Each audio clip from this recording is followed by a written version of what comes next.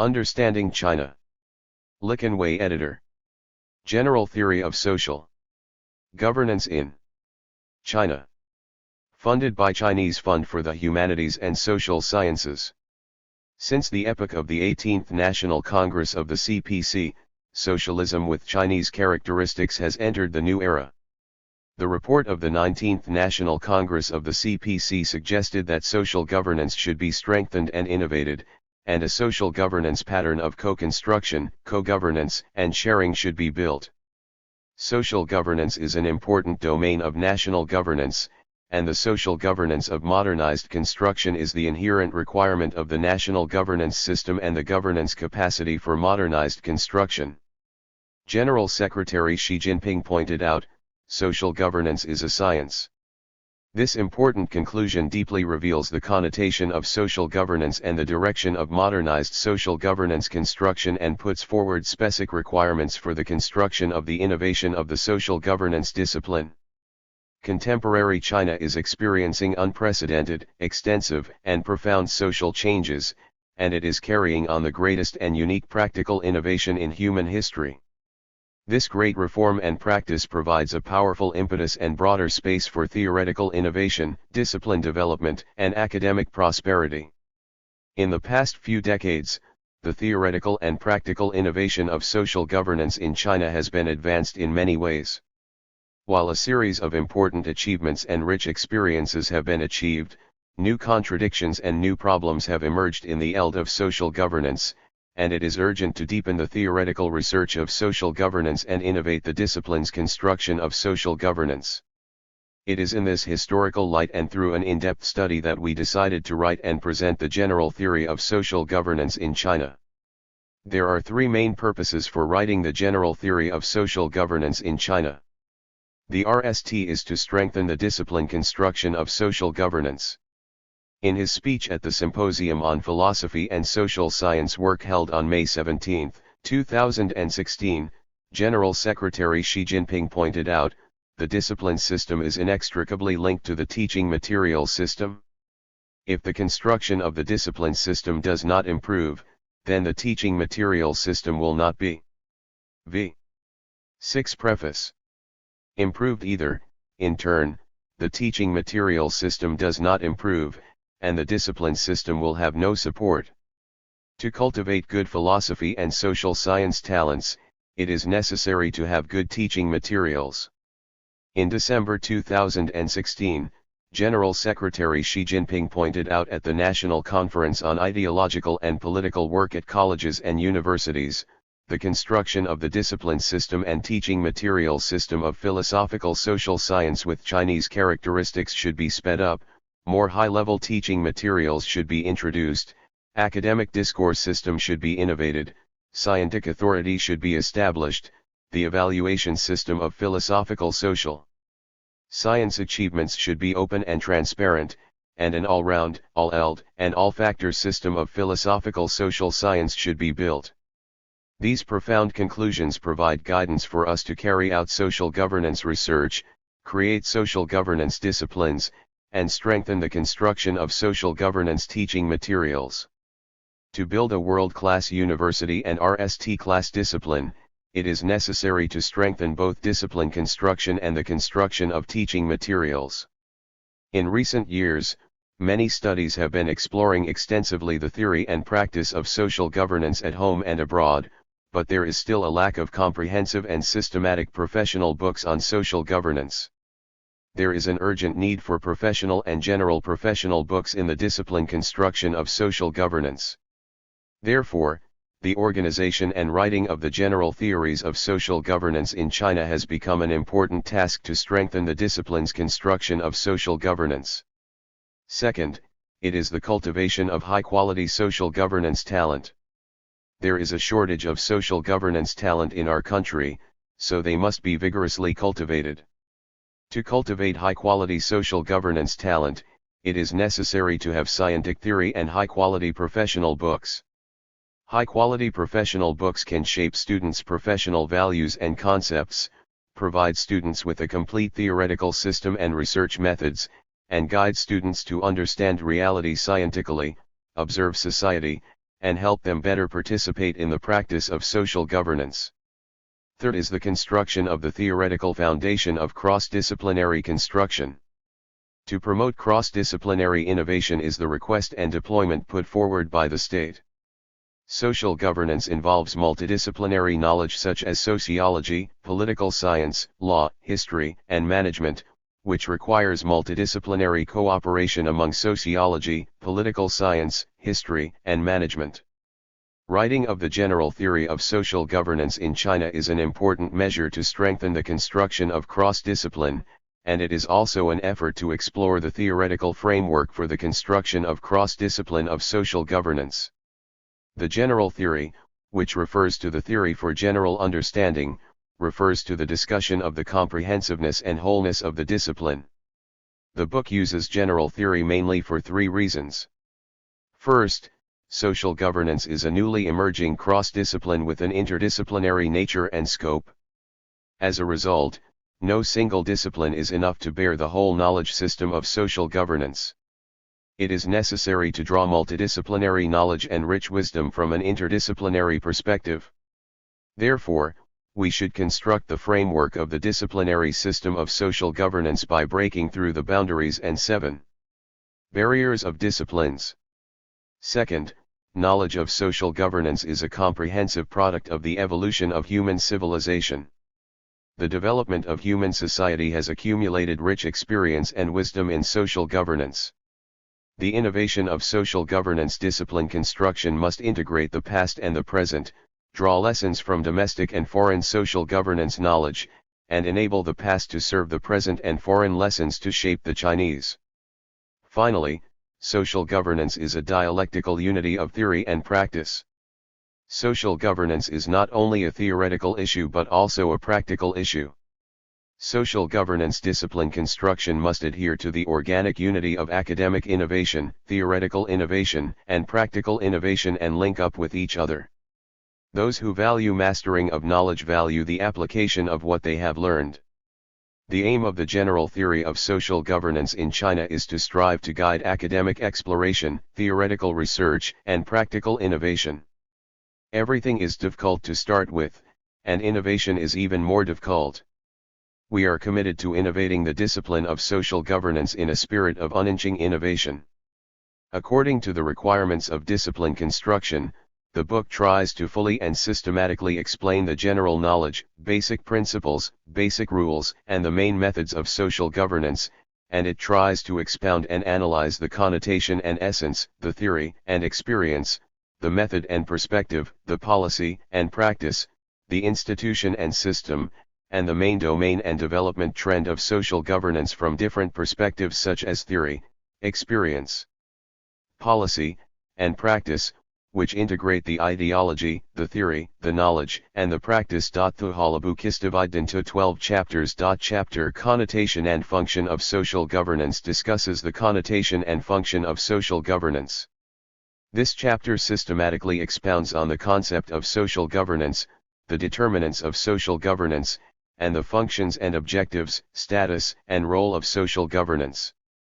Chapter Basic Theory of Social Governance in China discusses the basic theory of social governance in China. This chapter mainly explains the thought of social governance of Marxism, Mao Zedong, and socialism with Chinese characteristics, especially the important exposition of General Secretary Xi Jinping on social governance. Chapter Chinese Traditional Thoughts on Social Governance discusses the thought of traditional Chinese social governance. This chapter addresses the thoughts of social governance in ancient and modern China. Chapter Social Governance Reform in China discusses the reform of social governance in China. This chapter mainly analyzes the system of innovation, rich practice and experience enlightenment of Chinese social governance and shows the historical process of Chinese social governance change and reform innovation. Chapter Chinese Social Governance System discusses the Chinese social governance system. This chapter mainly elaborates the basic connotation and interrelationship of the social system and social governance system and then discusses the main body framework of the social governance system and the country, market, and social relations supporting this framework. Chapter Basic System of Social Governance in China discusses the basic system of social governance in China. This chapter systematically discusses the basic system of social governance, including the population system, household registration system, employment system, land system, education system, medical aid preface, and health system, social security system, and income distribution system. Chapter The System of Social Governance in China discusses the social governance system in China. This chapter focuses on the main systems of social governance, including the social organization system, public service system, public security system, social security prevention and control system, disaster prevention and relief system, environmental safety system, emergency management system, social credit system, and social psychological service system. Chapter National Security Construction discusses national security construction. This chapter focuses on the significance of national security construction, the basic connotation of the overall national security outlook, and the national security system and tasks. Chapter Field of Social Governance in China is about the field of social governance in China. This chapter focuses on the main field of social governance, including family governance, community governance, rural governance, urban social governance, and network social governance. Chapter Chinese Social Governance Modes discusses the modes of social governance in China. This chapter focuses on the main aspects of social governance modes, including law governance, moral governance, cultural governance, and scientific and technological governance. Chapter The Ability to Build Social Governance in China discusses the capacity building of social governance in China. This chapter mainly elaborates on the connotation of social governance capacity and the promotion path. Chapter Evolution Trend of Social Governance discusses the trend of social governance. This chapter focuses on the development trend of China's socialist modernization and global governance, as well as China's contribution to global governance. The important characteristic and innovation of this book lies in the comprehensive, systematic, and panoramic elaboration of Chinese social governance.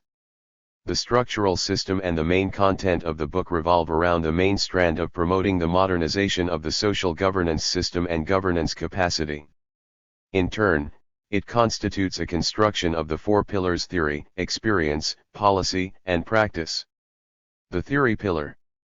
The whole book has provided profound research and exploration on the theory of social governance.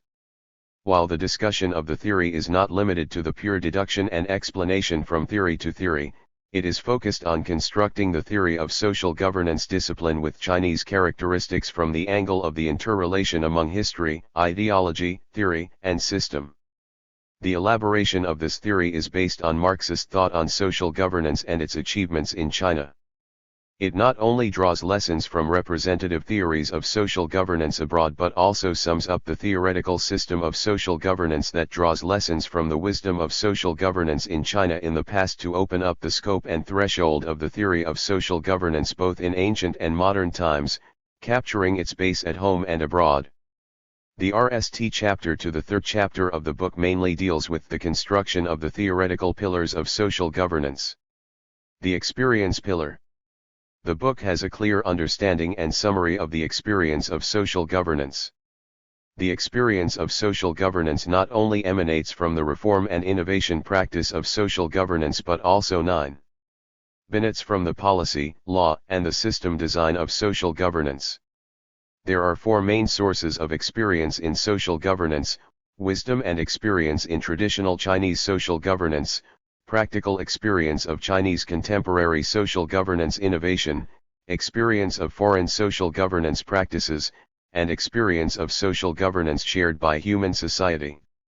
Each chapter of this book, especially from the fourth to the sixth chapter, runs through and embodies the empirical analysis of social governance and focuses on constructing the Chinese path of the modernization of social governance.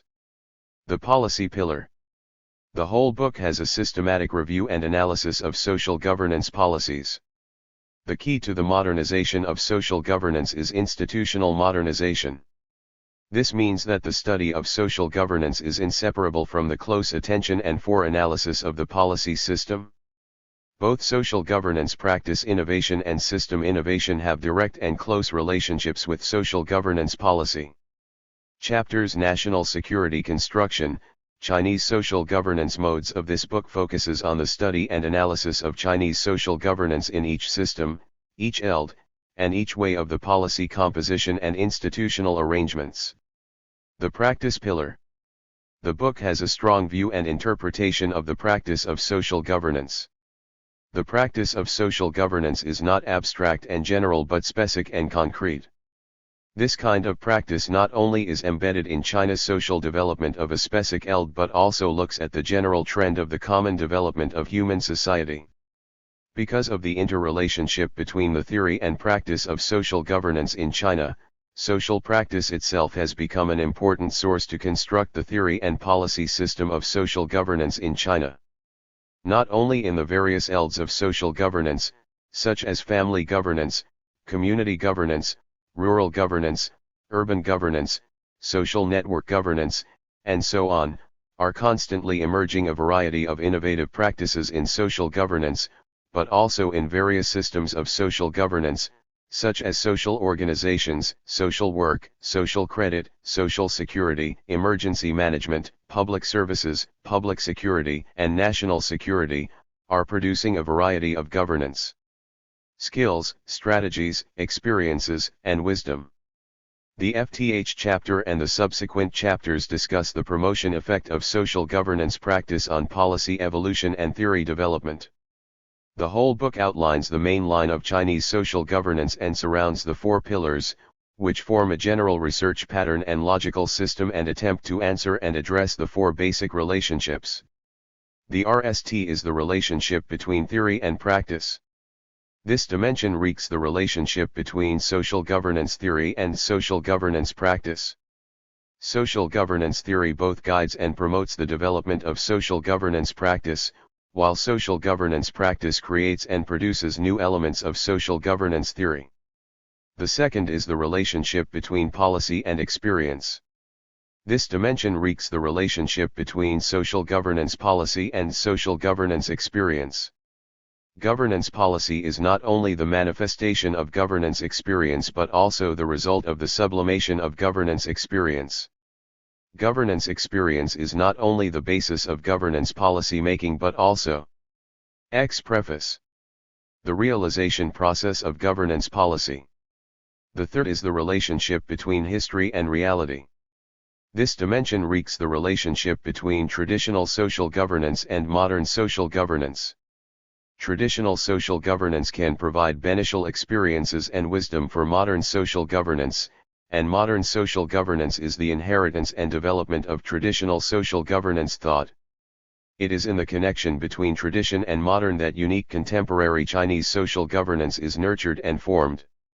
The fourth is the relationship between foreign countries and China. This dimension reeks the relationship between foreign social governance and Chinese social governance. Chinese social governance is a theoretical and practical innovation based on China's national conditions as well as a reference for the study of foreign social governance theory and practice. 4 goals should be achieved when studying this book. First, we grasp the categories, principles, rules, connotations, and other basic knowledge of the social governance discipline and strive to grasp the characteristics and laws of the social governance discipline. Second, it aims to grasp the basic norms, systems, and policies of social governance and strive to grasp the mode of operation of social governance. Third, we grasp the historical evolution and reality of Chinese social governance and strive to grasp the progress and trend of Chinese social governance. Fourth is to grasp the research methods of social governance, strive to grasp the scientific way of thinking, improve the self-awareness of research on and promote the modernization of social governance, and enhance the ability to observe, analyze, and solve problems in the ELD of social governance. Finally, we expect readers to be able to understand the 4 methodological principles of social governance by studying this book. First, we insist on the combination of theoretical exploration and empirical analysis. The research of social governance has the dual characters of theory and experience, which requires us to not only focus on condensing and extracting the real problems of social governance from the live practice of reality, but also to explore and construct the theoretical system of social governance with Chinese characteristics on the basis of empirical research. Second, it adheres to the combination of multiple disciplines and cross-disciplines. We should examine social governance from different academic perspectives and form a relatively independent academic knowledge system. At the same time, we should realize the cross-focus of the interdisciplinary perspective to end the greatest common divisor between different disciplines on social governance. Third, we adhere to the combination of macro-perspective and micro-perspective. Social governance in practice is a continuous unity from the micro to macro level. Only by combining macrovision and microvision can we solve the difficult problems of social governance in the dual meaning of academia and practice. Fourth, it adheres to the combination of academic research and policy research. Social governance research should closely combine basic theory and policy research to realize two-way reciprocating and spiraling up from learning theory to policy and from policy to learning. 11. Theory to continuously promote theoretical innovation, academic innovation, and practical innovation. Beijing, China. Liqun Wei. Introduction of Chief Editor. Liqun Wei is a member of the Communist Party of China, professor and doctoral supervisor. He is currently Dean of the Chinese Academy of Social Management / School of Sociology, Beijing Normal University. He successively served as a member and Secretary General of the party leading group of the State Planning Commission, Deputy Director of the Office of the Central Financial Leading Group, Secretary and Director of the Party Group of the Research Office of the State Council, Secretary of the Party Committee of the National Academy of Governance, member of the 11th National Committee of the Chinese People's Political Consultative Conference, CPPCC, Deputy Director of the Committee on Literature, History and Learning, and member of the 16th and 17th Central Committee of the Communist Party of China. He has participated in or presided over the drafting of a large number of important documents and important speeches by the Party Central Committee and the State Council. He has presided over many major research projects and achieved a large number of valuable scientific research and political consultation results. He mainly studies the theory and policy of economic and social development, as well as the theory and policy of administrative system reform. He has been appointed professor and doctoral supervisor of Renmin University of China, Beijing Normal University, National Academy of Governance, and China Center for International Economic Exchange. 13. Contents. 1. Liqun Wei. Basic Theory of Social Governance in China. 21 Liqun Wei. 49 Liqun Wei. 65 Liqun Wei. 127 Liqun Wei. 143 Liqun Wei. 211 Liqun Wei. 269 Liqun Wei. 283 Liqun Wei. 353 Liqun Wei. 15. 16 Contents. 393 Liqun Wei. Evolution Trend of Social Governance. 415 Liqun Wei. Postscript. 445. About the translator. Dr. John Qian Wang obtained his Ph.D. in translation studies from Hong Kong Baptist University, has rich knowledge of translation theory and practice. He has translated more than 1 million words, published more than 30 academic papers on translation, and has translation projects at the national and provincial levels. 17. Connotation and function of social governance. Liqun Wei. Overview. This chapter focuses on the basic concepts of social governance. The basic concepts of social governance include social governance, the subject of social governance, the end of social governance, the system of social governance, and the mode of social governance. It also covers the function and goal of social governance. The reader can obtain a preliminary understanding of the basic theory and knowledge about social governance in this chapter. 1. The origin of the concept of social governance. 1.1 The intellectual evolution of the term social governance. Social governance and governance are two different but related concepts. The term governance, which was derived from the Latin and Greek languages, originally meant controlling, guiding, and manipulating. It has long been used together with the word government in management and political activities relating to the state and public affairs. The term governance, as used by ancient Chinese scholars, is mostly referred to as government, but currently, governance and government are not used interchangeably. Usually, governance refers to a kind of activity in which multiple social subjects participate and support a common goal. It involves cooperation and coordination among multiple subjects. Since the term governance crisis was used by the World Bank in 1989 in response to the challenging situation in Africa, the term governance has been widely used in solving complicated issues or relationships between countries and societies. In the early 1990s, there was an emergence of governance theories in the world. As a result, the term governance was given new meanings. Concepts of governance under different disciplines emerged. These include social governance in sociology, government governance in political science, interstate governance in international relations science, global governance, and so on. Research on governance in Chinese academic circles that mainly introduces Western governance theory began in the middle and late 1990s. Generally, the academic explanation of governance can be summarized as follows: A process of cultivation and development in the social eld. B. The internal structure of government and institutional reform. The decision of the Central Committee of the Communist Party of China on major issues on comprehensive deepening reform adopted at the third plenary session of the 18th Central Committee of the Communist Party of China in 2013 explicitly used the concept of social governance in the official documents of the party for the RST time, pointing out that the overall goal of deepening reform is to improve and develop the socialist system with Chinese characteristics and promote the modernization of the state governance system as well as governance capacity. After the third plenary session of the 18th Central Committee of the Communist Party of China, China's academic circle further deepened the research on the connotation of social governance, holding that the transition from social management to social governance embodied the transformation from the top-down management of the state to governance with top-down interaction, the combination of the state and society, and the development of functions of multi-social subjects. Additionally, they held the opinion that social governance emphasized the participation of various social forces. With just a difference of only a word, social governance and social management have both internal relations and important differences. The differences are mainly embodied in four aspects. First, the subjects are different.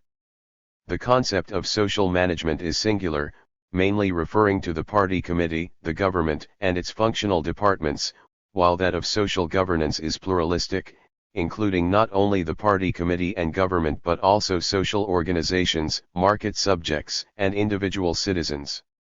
Secondly, the contents are different. Social management is based on administrative control, but social governance is under the unit leadership of the party. Governments, enterprises, and social organizations work together to provide all kinds of public services for members of society, coordinate social relations, maintain social order, resolve social contradictions and promote social harmony and progress. Thirdly, the modes of operations are different. Social management is mainly controlled by administrative means, while social governance requires a comprehensive use of economic, legal, moral, cultural, scientific, and technological means and administrative means, emphasizing consultation, democracy, openness and transparency. Finally, purposes are different. The main purpose of social management is to maintain social stability. 3. But social governance serves many purposes, including safeguarding rights, cohering consensus, and realizing co-construction, co-governance and sharing. The rich and deepening connotation of social governance is a reaction of its social reality. During the RST 10 years of the 20th RST century, profound changes in the Chinese social eld have gradually taken place. These changes were manifested in diverse aspects, including the new urbanization level of the population, the frequent occurrence of social contradictions, the prominent shortboard effect of people's livelihood, and the pluralism of public opinion. In the face of these profound changes, many proposals for reform in the social eld have emerged.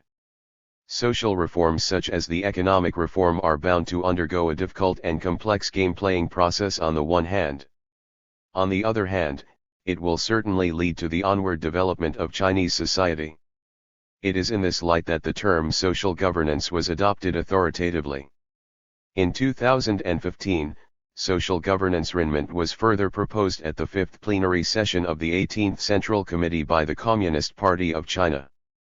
In the outline of the Third Five-Year Plan for the National Economy and Social Development of the People's Republic of China adopted at the 4th session of the 12th National People's Congress in March 2016, a total of 4 chapters in one article, Article 17 Strengthening and Innovating Social Governance, were devoted to the state's deployment and policy of social governance. So far, social governance has been shifted from concept to practice. In 2017, the report of the 19th National Congress of the Communist Party in China proposed to raise the standard of ensuring and improving people's livelihood, and to strengthen as well as innovate social governance. For the RST time, they explicitly proposed building a pattern of social governance of co-construction, co-governance and sharing. This transformation originated from the strong need for social practice and was the people's new expectation of a better life. At the national level, social governance is mainly embodied in 4 aspects. First is the construction of social governance system. It mainly includes the system of national social governance, the basic system of social governance, the system of urban and rural communities, the system of social organization, the system of social regulation, the system of public participation, the protection system of the rights and interests of the masses and the mechanism of resolving social contradictions. Second is the construction of a social credit system. It mainly includes credit information management systems, information disclosure and credit lease systems, credit encouragement and punishment systems, credit service markets and supervision systems. Third is the construction of public safety system. It mainly includes a comprehensive management system of production safety, disaster prevention, mitigation and relief systems, social security prevention and control systems, and emergency response systems. Last is the construction of national security. It mainly includes the system of national security guarantees, the security guarantee mechanism of state power and 4. Sovereignty, the mechanism of preventing and defusing national security risk, and the legal system of national security. In general, social governance at the state level is the top-level design of social public affairs. At the local level, social governance has been expanded to different perspectives. Taking Beijing and Shanghai as examples, in the social governance plan of Beijing in the 13th five-year plan period, social governance was summarized into 6 aspects. I. Social services. It includes the construction of a public service system, a new social service model, i.e., government-led, social participated, multi-supplied, and a grassroots community service system. 2. Social management. It includes urban service management and social governance system reform. 3. Social mobilization. It includes public participation, grassroots consultative democracy, corporate social responsibility, social organization development, the professionalization of professional teams for social work, volunteer organization development and so on. 4. Social environment. It includes the construction of a social integrity and social responsibility system, the education of socialist core values, the guidance of social civilization, the standardization of social governance and public affairs according to law and so on. V. Social relations.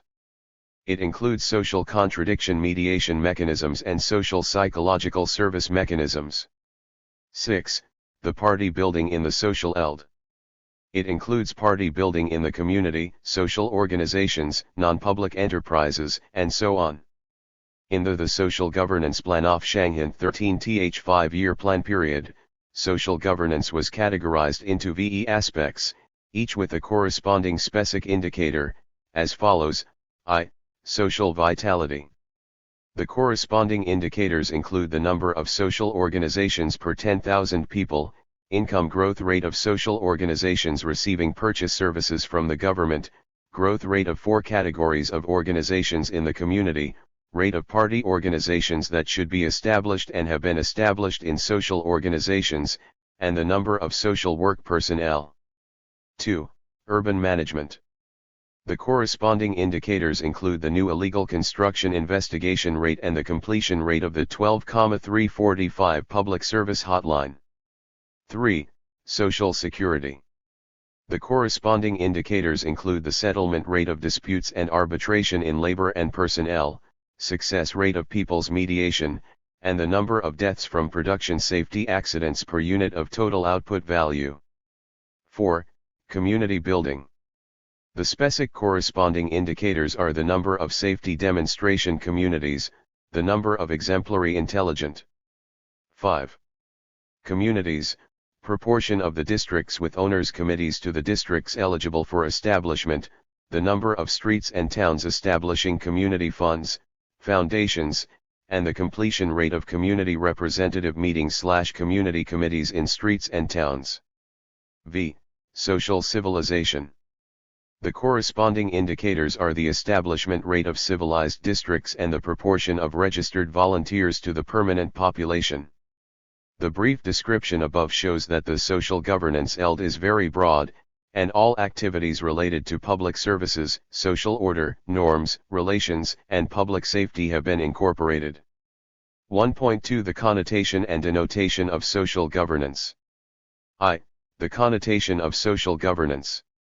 Social governance is a practice activity involving multiple social subjects aimed at maintaining social order, promoting social equity, coordinating social relations, stimulating social vitality and promoting social progress. Social governance mainly includes the social governance subject, social governance ELD, social governance system, social governance mechanism, social governance mode, social organization governance, grassroots governance, spatial environment governance, public safety governance, network society governance, and so on.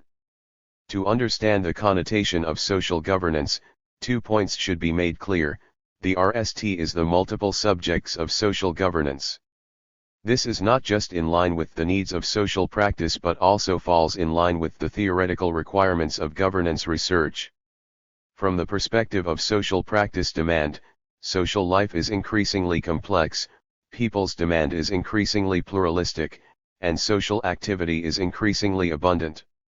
It is impossible to get used to social changes by relying solely on government management. It is therefore necessary to actively encourage other social subjects and the public to participate extensively in public affairs. Viewed from the theoretical requirements of governance research, the concept of governance is proposed to solve the problems in traditional social management. Only by emphasizing multiple subjects can the situation of single government management be broken. Second is the public's right to participate in public affairs. This is not the only need of social practice but also the theoretical requirements of governance research. From the perspective of the needs of social practice, with the quickening process of social reform in China, the public's desire to participate in public affairs is becoming increasingly stronger, and it is a general trend to actively encourage and guide the public to participate in public affairs. From the theoretical requirements of governance research, governance is not merely management. The so-called management is a top-down mode of management and control. The development of 6. Modern society needs to take various forms and organize multiple subjects to handle public affairs together. The connotation of social governance highlights the epochal significance of social governance in practice, including 3 aspects. I. Society is progressive. Social governance is people-oriented, emphasizing interactive, cooperative, and consultative relations and solving problems according to law. 2. Society is equal.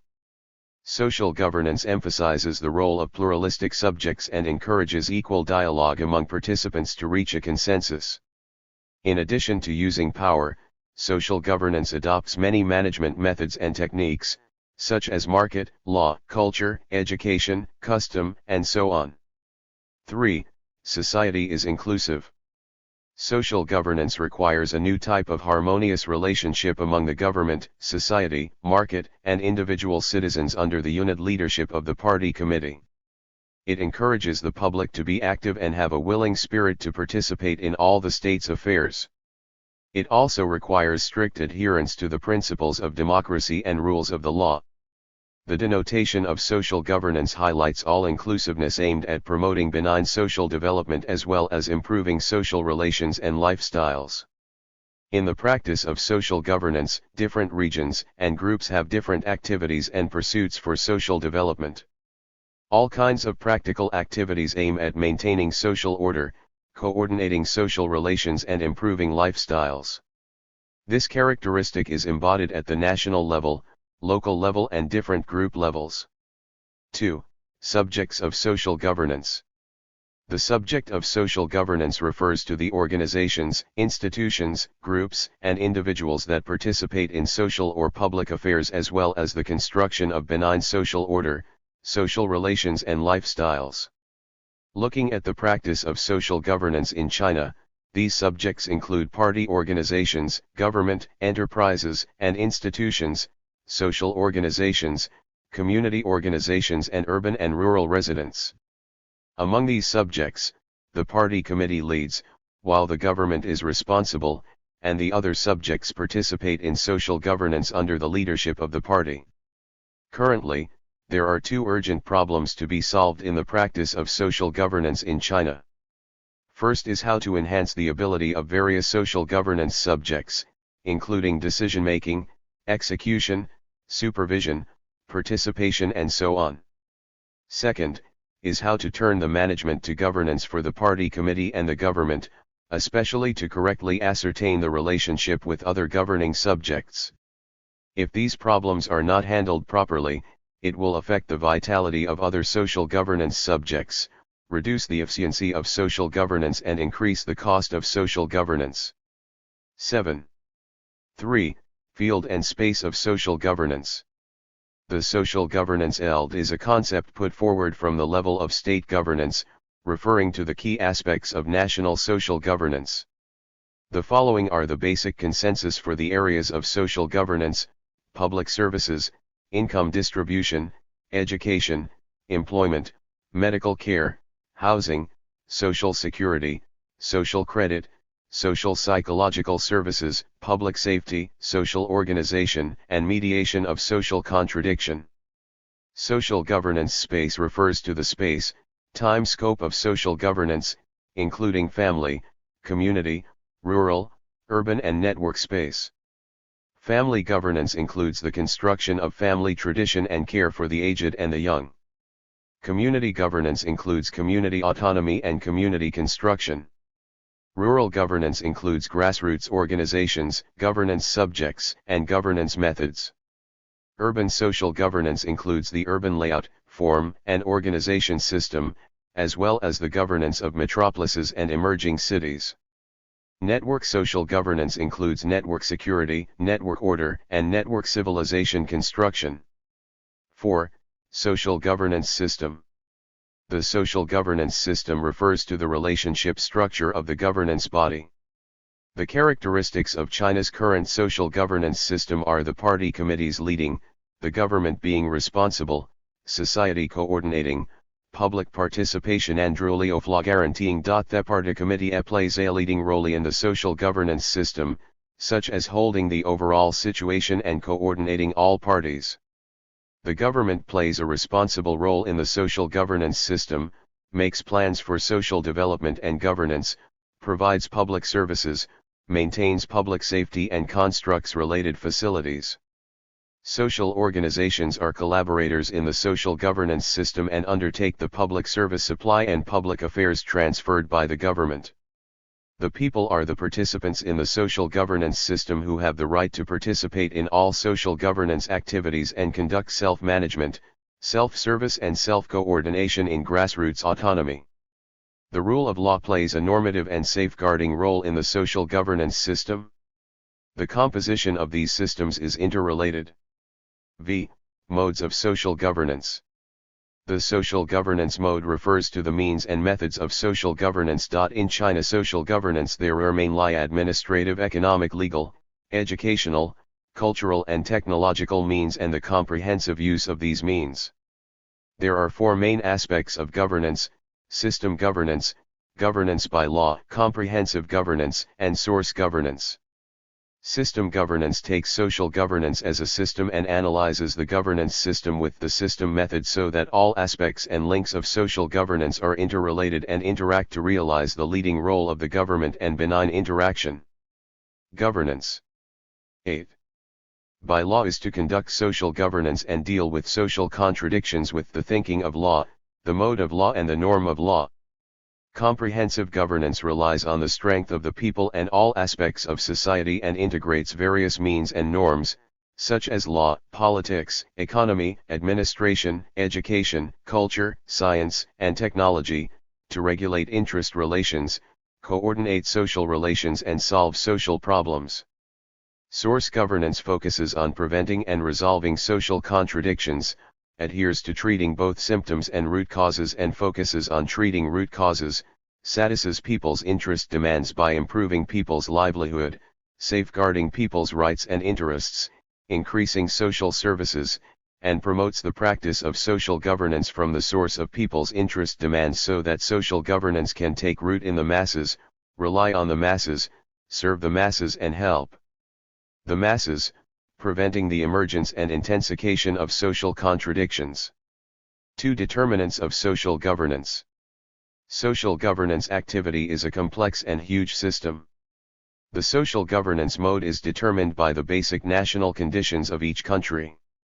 The social system, historical evolution, cultural tradition, and development level of a country or region determine and stipulate the corresponding social governance mode. The thoughts, tasks, ways, and levels of social governance are determined by many factors in the process of social development. For a country in different historical periods, due to the differential levels of economic and social development, social governance will show different characteristics. Fundamentally speaking, the basic determinants of social governance are productivity, production relations, economic base, and superstructure. 2.1 Productivity and production relations. Marxism holds the view that material productivity is the material premise of the whole social life, and the sum of productivity and the production relations corresponding to productivity at a certain stage constitutes the social economic base. Productivity is the most active and revolutionary factor in promoting social progress, and it is also the decisive factor of social governance. Productivity was originally deemed as the ability of laborers to produce material products. With the abundance of social material products and the deeper understanding of social development, the ability to produce spiritual products is also added to the category of productivity. In modern society, science and technology have become the RST productivity and the most active factor in productivity.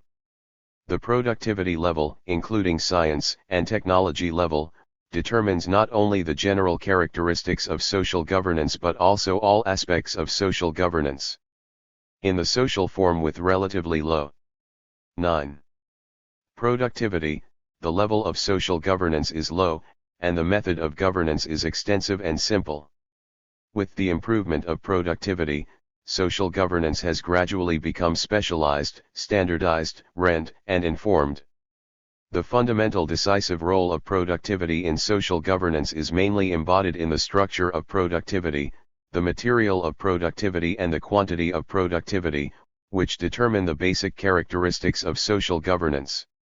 The structure of productivity determines the role and level of social governance in every social progress. The productivity structure includes many aspects, among which the industrial and technical structures are the most important. The industrial structure is basically of 3 divisions, namely, the primary industry, secondary industry, and tertiary industry.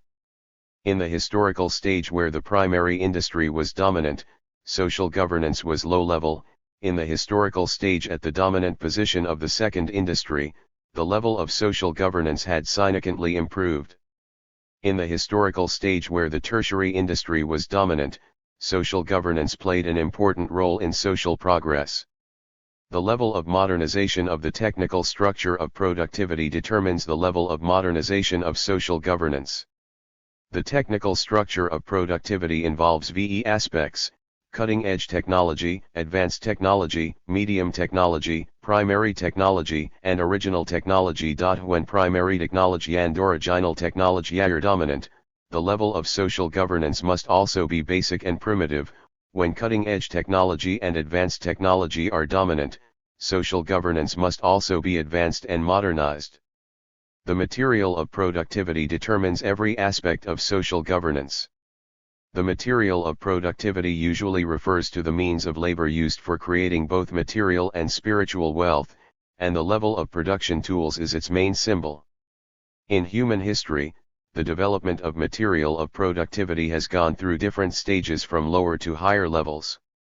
Generally, it has gone through the Stone Age, Bronze Age, Iron Age, Steam Age, Electrical Age, and now it has entered the Information Age.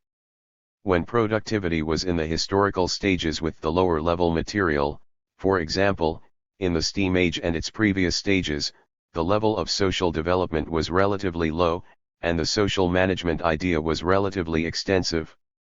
Only productivity is in the historical stage with higher level material, that is, in the Electrical Age and the Information Age, the social development level is relatively complex, and social management has the foundation to turn to social governance. The quantity of productivity determines the level of social governance. In the null analysis, the quantity of productivity is labor productivity in essence, which is to the degree of material and spiritual wealth created by the amount of the means of labor, i.e. big or small, much or little. In the historical stage with low labor productivity, it was the common task of the whole society to try to satisfy the basic survival needs of the social members, and the social governance level was relatively low. In the historical stage with high labor productivity, after the basic survival needs of the social members have been fully met, how to better meet the people's growing needs for a better life has become an important task for the whole society. In 10. Such a historical stage, the importance of social governance has become even more prominent. Production relations are the fundamental determinants of social governance. Production relations usually refer to the social relations formed by laborers in the process of producing material and spiritual products. To date, human society has experienced VE basic forms: primitive society, slave society, feudal society, capitalist society, and socialist society. The production relations of different social forms have different essential characteristics, which play a decisive role in social governance. Before the emergence of capitalist relations of production, social governance was basically partial and piecemeal. The emergence of capitalist relations of production greatly promoted the progress of social governance, especially large-scale industrialized production, providing the material base and technical conditions for the systematization of social governance. The establishment of socialist production relations has promoted the fundamental progress of social governance. The basically decisive role of production relations on social governance is embodied in the four basic links: production, distribution, exchange, and consumption. Production is the process in which workers use production tools to create products. The labor division relationship that people form in the production process is the basic relation that social governance must depend on. Different social groups have different interests and demands. Social governance must coordinate the relationship among different stakeholders. Distribution refers to how labor products are distributed among members of society and the proportion of distribution. The income distribution relationship is an important adjustment mechanism of social governance. The income of the laborers should be gradually and rationally increased, and the minimum living standard of the disadvantaged groups or short of income through social governance should be guaranteed by regulating the income level of social members through social governance. Exchange, also known as circulation, in a broad sense includes the exchange of productive activities and productive capacity.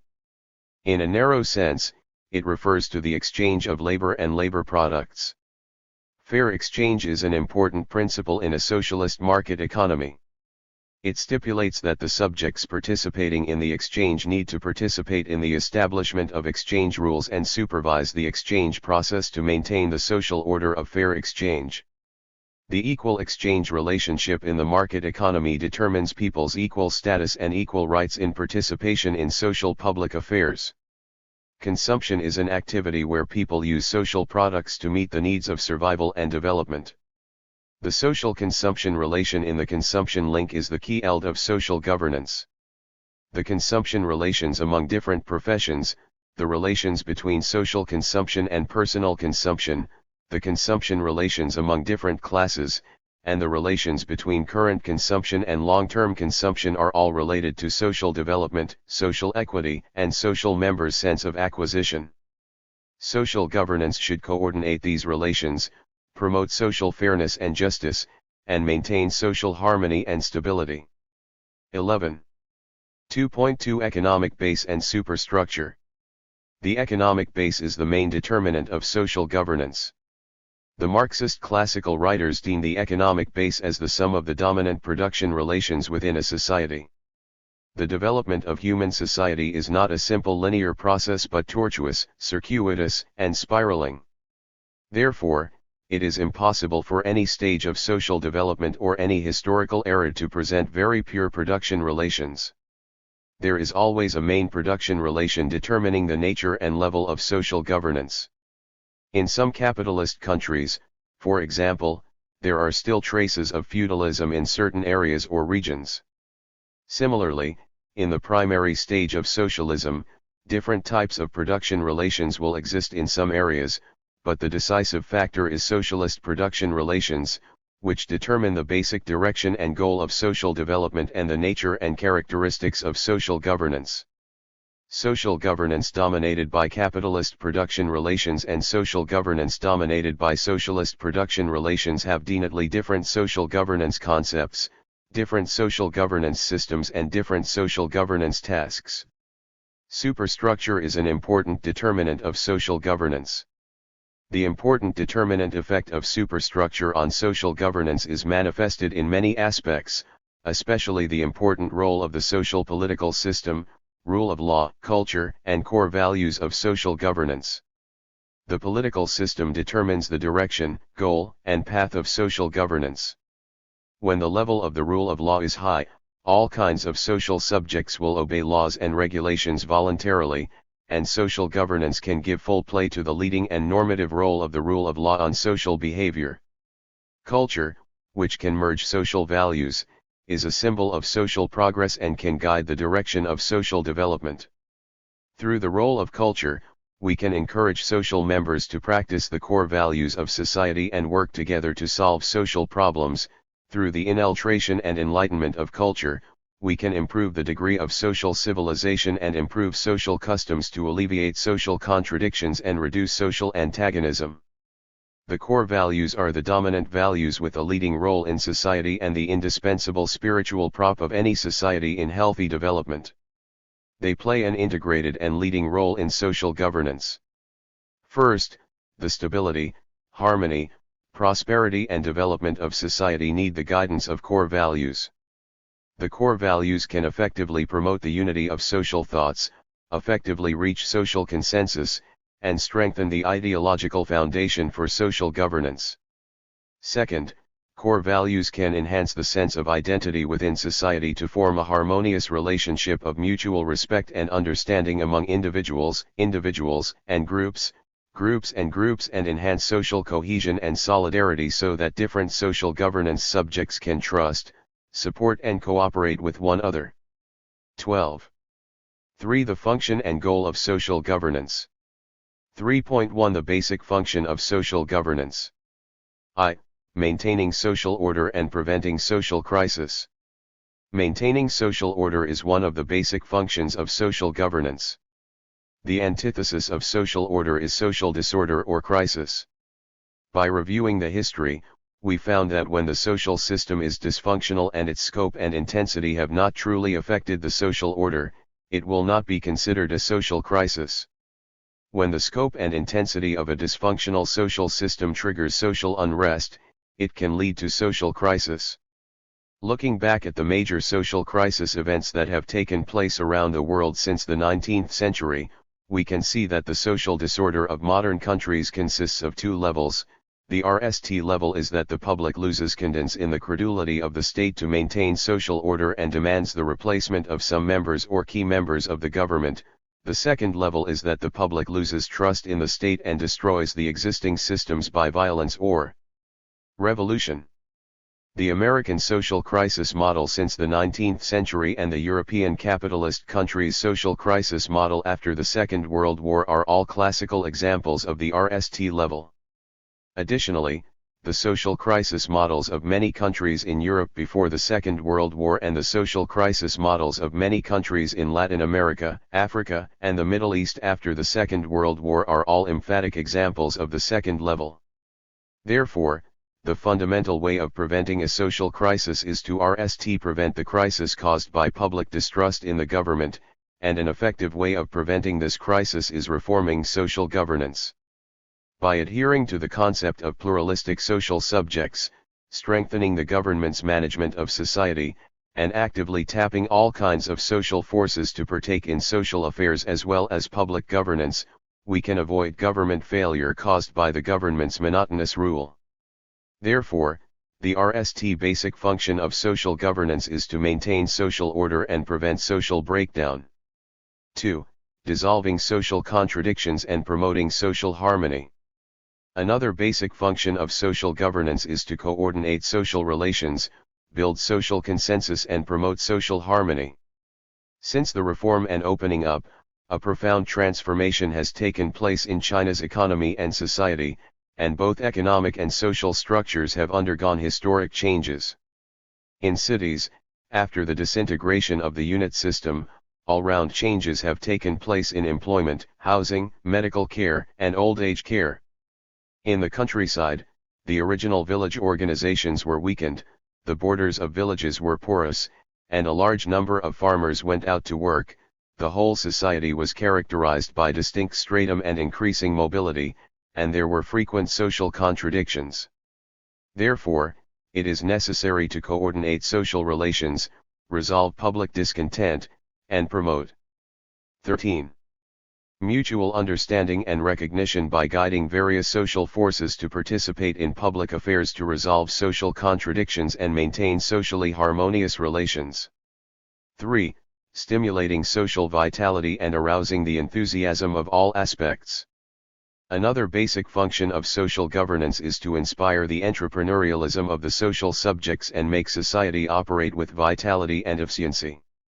If the social forces are active and the broad masses of the people take active part in social governance, many seemingly difficult problems can be solved smoothly.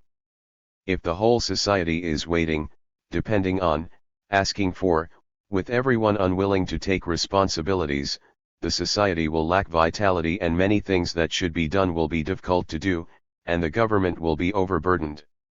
Therefore, it is necessary for social governance to effectively stimulate social vitality and constantly encourage the initiatives and enthusiasm of the people and grassroots units to participate in public affairs. 4. Promoting social progress and demonstrating social fairness and justice. Another basic function of social governance is to promote all-round social progress and raise the level of social civilization. In social construction, fairness and justice are important symbols of social progress and social civilization. The realization of social justice depends on effective social governance. If social governance is an institutional mechanism of co-construction, co-governance, and co-enjoyment of multiple governance subjects, then it will provide a system guarantee for the realization of social justice. It is necessary for social governance to build a governance system with equal opportunities and equal results. This is in a bid to transcend the competitive public order under free social mobility in the early stage of Western modern society, whose essence is to contest between the social structures with relatively equal opportunities and the social structure with unequal results. 3.2 The main goals of social governance. I. Constructing harmonious society. Constructing a harmonious socialist society is an important goal of China's socialist modernization as well as the main goal of social governance. A harmonious society is a society where all the people build, govern, and enjoy together. To build a harmonious society is to solve the most concerned interests of the people in accordance with the general requirements of democracy and rule of law, fairness and justice, honesty and fraternity, vitality, stability and order, and a harmonious coexistence between man and nature, so as to make the people's living more perfect, the rule of law more sound, and fairness and justice more compact. To build a harmonious society is also to build a society where all members do their best, play their proper roles. 14. Build and share the fruits of development. The rural, urban disparity and income gap will be narrowed, and absolute poverty will be eliminated. All social undertakings develop in an all-round way, and the social security systems are fully covered. We will better realize the ancients' pursuit of the old can have good end results, the strong can have proper roles, the children can grow up healthily, and widowers, widows, lonely people, disabled people, unhealthy people all have support of life, liqun of Liji. This will help realize the ideal life, which has been reiterated many times by our party, as every child getting access to education, every kid being in school, everyone having work to do, every sick being treated, the elderly being taken care of, everyone having a roof over the head, and every weak being helped, and promote social equity and justice. Respecting virtue and etiquette, sincerely believing in charity, cultivating and disciplining oneself, respecting the elders and caring for children are generally accepted in society. In a harmonious society, political clarity, social harmony, family harmony, interpersonal harmony, kind mentality, and harmonious coexistence between man and nature will be realized. The construction of a harmonious socialist society will constantly take new steps. 2. Constructing safe society. Building a safe society means that people's sense of security is greatly enhanced and that they enjoy more peaceful lives in general. In a safe society, people live and work in peace, and society is led with peace. Justice is generally upheld, evil is resolutely punished, and the phenomenon of stealing and burglary is drastically reduced. In addition, the three-dimensional public safety system is sound, the ability to maintain public safety is enhanced, while the systematicness, integrity, and synergy of public security works. Public safety situations such as food and drug safety, traffic safety, residential safety, and environmental safety are also continuously improved, which guarantees an efficient working social order. 3. Constructing credit society. Constructing a credit society means that the whole society's credit consciousness and the level of credit are generally improved. People there are honest and respect promises, consciously keeping faith and maintaining harmony. The deception and weirdness phenomenon is reduced. In such a society, the credit reference system covering the whole society has been basically completed. The social credit law and the standard system have been gradually established. The credit infrastructure and the service market are relatively perfect.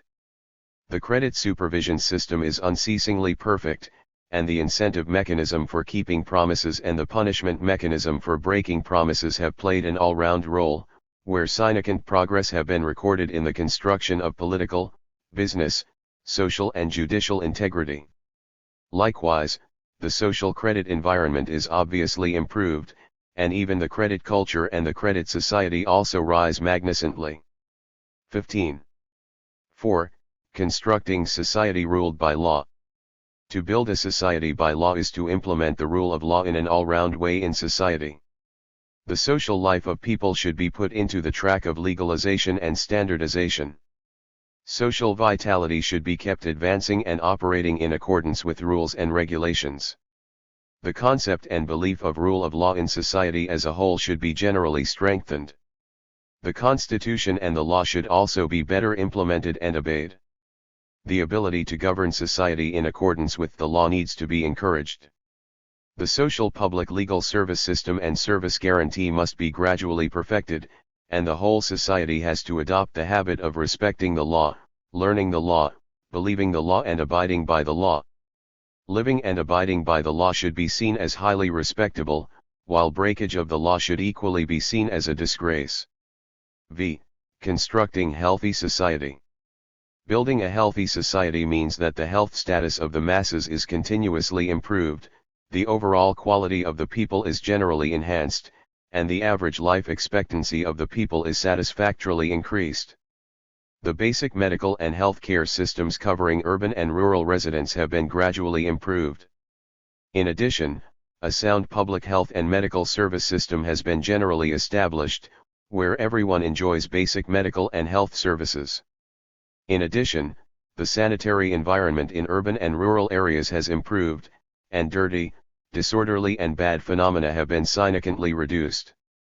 Furthermore, the national fitness-oriented society has been built, and the main indicators of physical fitness have reached the level of developed countries.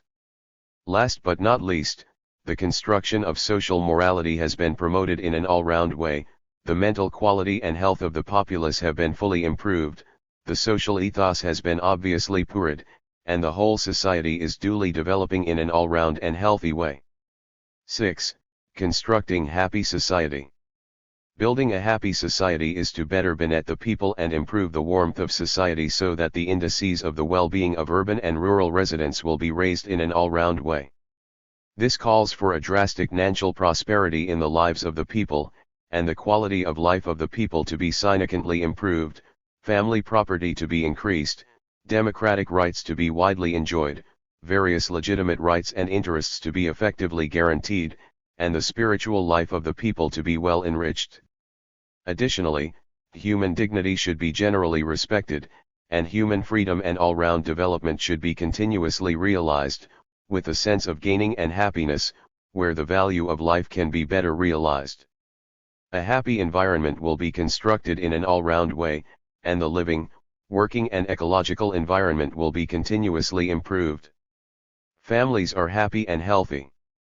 The general mechanism of all the elements of happiness is constantly expanding. Happiness will become the popular pursuit of the people, and the experience and satisfaction of happiness will be generally increased. 16. 4. Status and role of social governance. 4.1 The status and role of social governance in state governance. Social governance is an important organic part of state governance. First, the subjects of social governance are the legal persons or natural persons of the state. They are both the participants and service objects of state governance. In other words, the subjects of social governance are also the subjects of a state. Second, the objects of social governance are the important constitution of the objects of state governance. In all state public affairs, social order and social relations are indispensable basic elements. Without good social order, there is no social environment for any state public affairs. Without good social relations, there is no social basis for any state public affairs. The modernization of social governance is one of the goals of the modernization of state governance. First, the modernization of social governance will provide the basic conditions for the modernization of state governance. Modernization in the null analysis is man's modernization, and the core of man's modernization is the modernization of man's ideology. The subject of social governance has the characteristics of pluralism. In addition to the party organization and the government, enterprises, social organizations, and individual citizens are the subject of social governance. For these governance subjects, especially the governance subjects other than the party organization and the government, transformation from homey governance subject to the self-conscious governance subject is an important sign of social governance modernization. The process of modernization of social governance and the process of modernization of the subjects of social governance are moving forward together. With the advancement of the modernization of social governance, the degree of the modernization of the subjects of social governance is bound to be increasingly higher, which lays the foundation for humans and provides the subject condition for the advancement of the modernization of state governance. Second, From the logic of long-term development, the modernization of social governance is the inevitable result of the modernization of state governance. The modernization of state governance is essentially the modernization of state public affairs activities. The modernization of state public affairs activities is not an aim in itself, but the real aim is to make people's lives happy, make society energetic and operate orderly, and make social relations harmonious through the modernization of state public affairs activities. The essence and connotation of social governance modernization is people's happy lives, stable social order and harmonious social relations. Therefore, the modernization of social governance is one of the goals of the modernization of state governance. Whether or not, the modernization of state governance or the modernization of social governance will be a rather long historical process. In the meaning of the process, the modernization of social governance and the modernization of state governance match with and promote each other and are prerequisites of and based on each other. 17. 4.2 The status and role of social governance in social construction. Social construction is an important aspect of the overall layout of the national 5-in-1. 5-in-1 is the overall layout of economic construction, political construction, cultural construction, social construction, and ecological civilization construction. Social governance is an important component of social construction. To do a good job in social construction, we must do a good job in social governance. Without good social governance, there can be no good social construction. Economic governance can be divided into macroeconomic governance and microeconomic governance, and social governance can also be subdivided into macrosocial governance and microsocial governance. Macrosocial governance determines the overall level and general trend of national social construction. The aim of social construction is to make people enjoy better lives, better public services, and a better development environment. To promote social construction, macrosocial governance needs to optimize the leadership system of social governance, improve the mechanism of social governance, and straighten out the relationship between the different social governance subjects. To optimize the leadership system of social governance is to establish a relatively perfect leading system of social governance at every administrative level under the leadership of the Communist Party of China to avoid local and departmental separation. Perfecting the mechanism of social governance involves establishing a mechanism with functional cooperation and avoiding all kinds of problems caused by the fragmentation of governance. To straighten out the relationship among different social governance subjects is to fully promote social forces to participate in social governance and to actively encourage social organizations and individual citizens to take part in social governance while emphasizing the leadership of party committees and the responsibility of the government to avoid the marginalization of social organizations and individual citizens. The development of macro-social governance is a gradual process that needs to be constantly adjusted and changed according to the overall situation of economic and social development. We should not only avoid being eager for success and advancing blindly but also avoid following old routines and standing stills. Micro-social governance determines the quality and efficiency of social operation.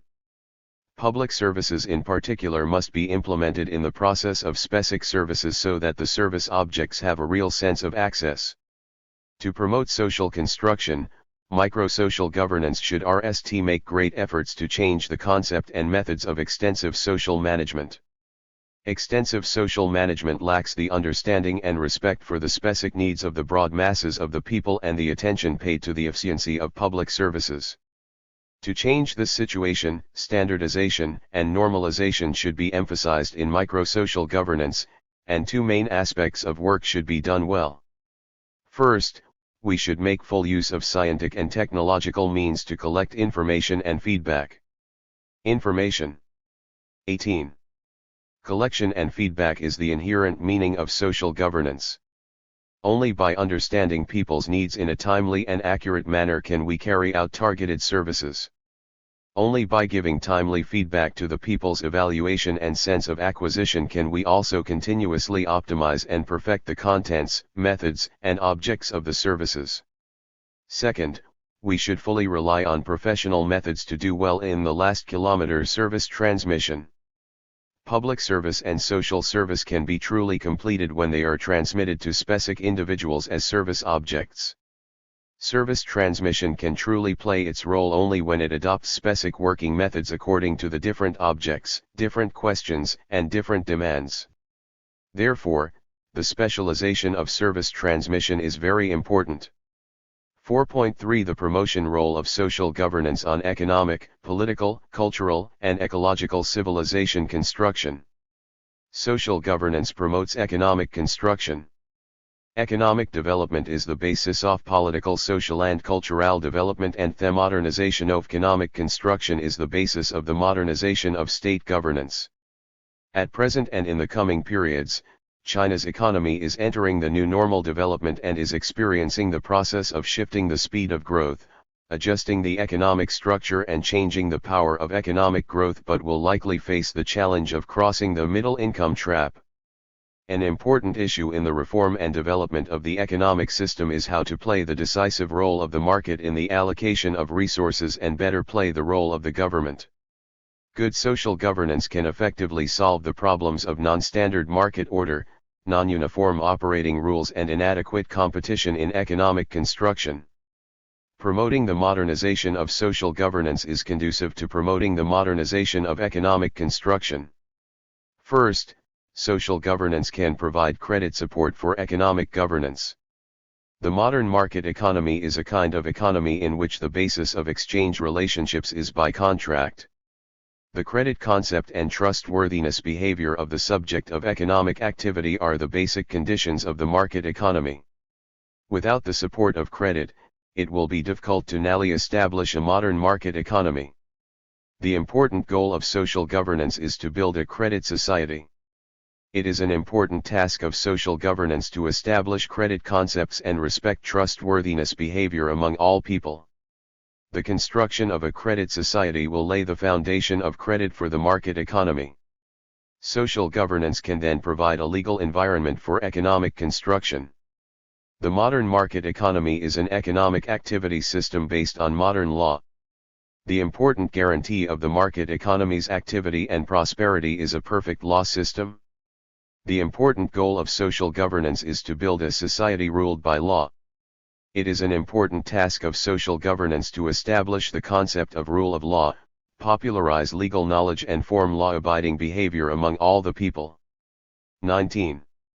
The construction of a society ruled by law will create a good legal environment for the market economy. Social governance has a catalytic effect on political construction. The modernization of political construction is an important part of the modernization of state governance. The core content of political construction is the construction of democratic politics, and the improvement of democratic politics is an important part of the modernization of state governance. To improve democratic politics, we need to adhere to the status of the people's subject and give full play to the role of the People's Congress in its fundamental political system.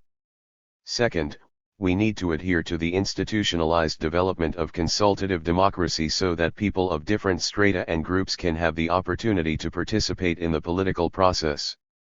Third, we need to fully develop grassroots democracy and actively support and encourage residents of urban and rural communities to participate in public affairs decision-making and consultation activities.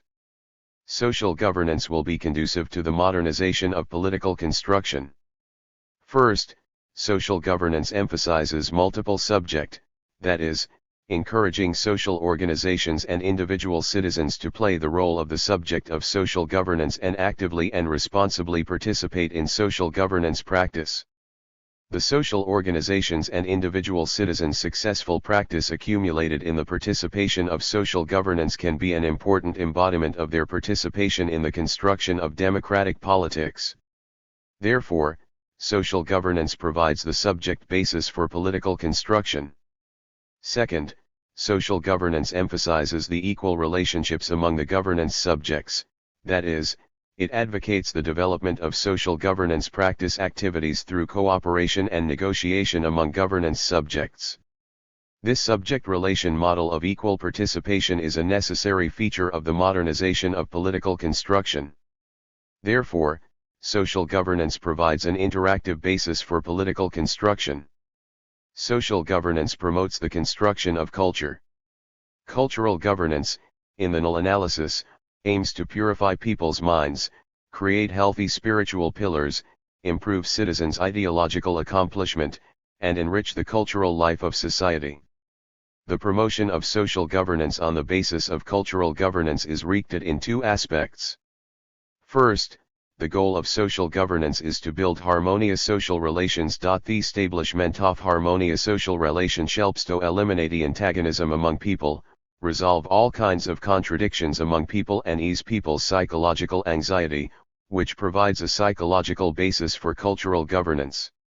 Second, social governance emphasizes renminment service, that is, to provide effective public service for the broad masses of the people and provide effective social service for the disadvantaged groups. Renminment is to specifically pay attention to and understand the uniqueness of each individual's needs and provide appropriate service content and service methods for this uniqueness. Renminment reeks respect for people and humanistic care. The universalization of renminment services will provide good spiritual incentives for cultural construction.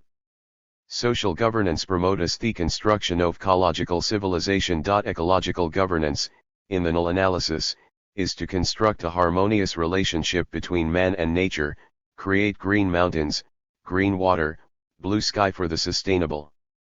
20. Development of the Chinese nation, and leave rich resources and a beautiful environment for future generations. The relationship between man and nature is an extension of the relationship between man and man. The relationship between man and nature cannot be truly harmonious without a harmonious relationship between man and man. Therefore, the success of eco-civilization construction must depend on the success of social governance. Through social governance, we can improve people's awareness of ecological civilization and build harmonious human-to-human relationships, providing social conditions for the construction of ecological civilization. In this sense, social governance will be the premise and guarantee of ecological civilization construction. Extended thinking 1.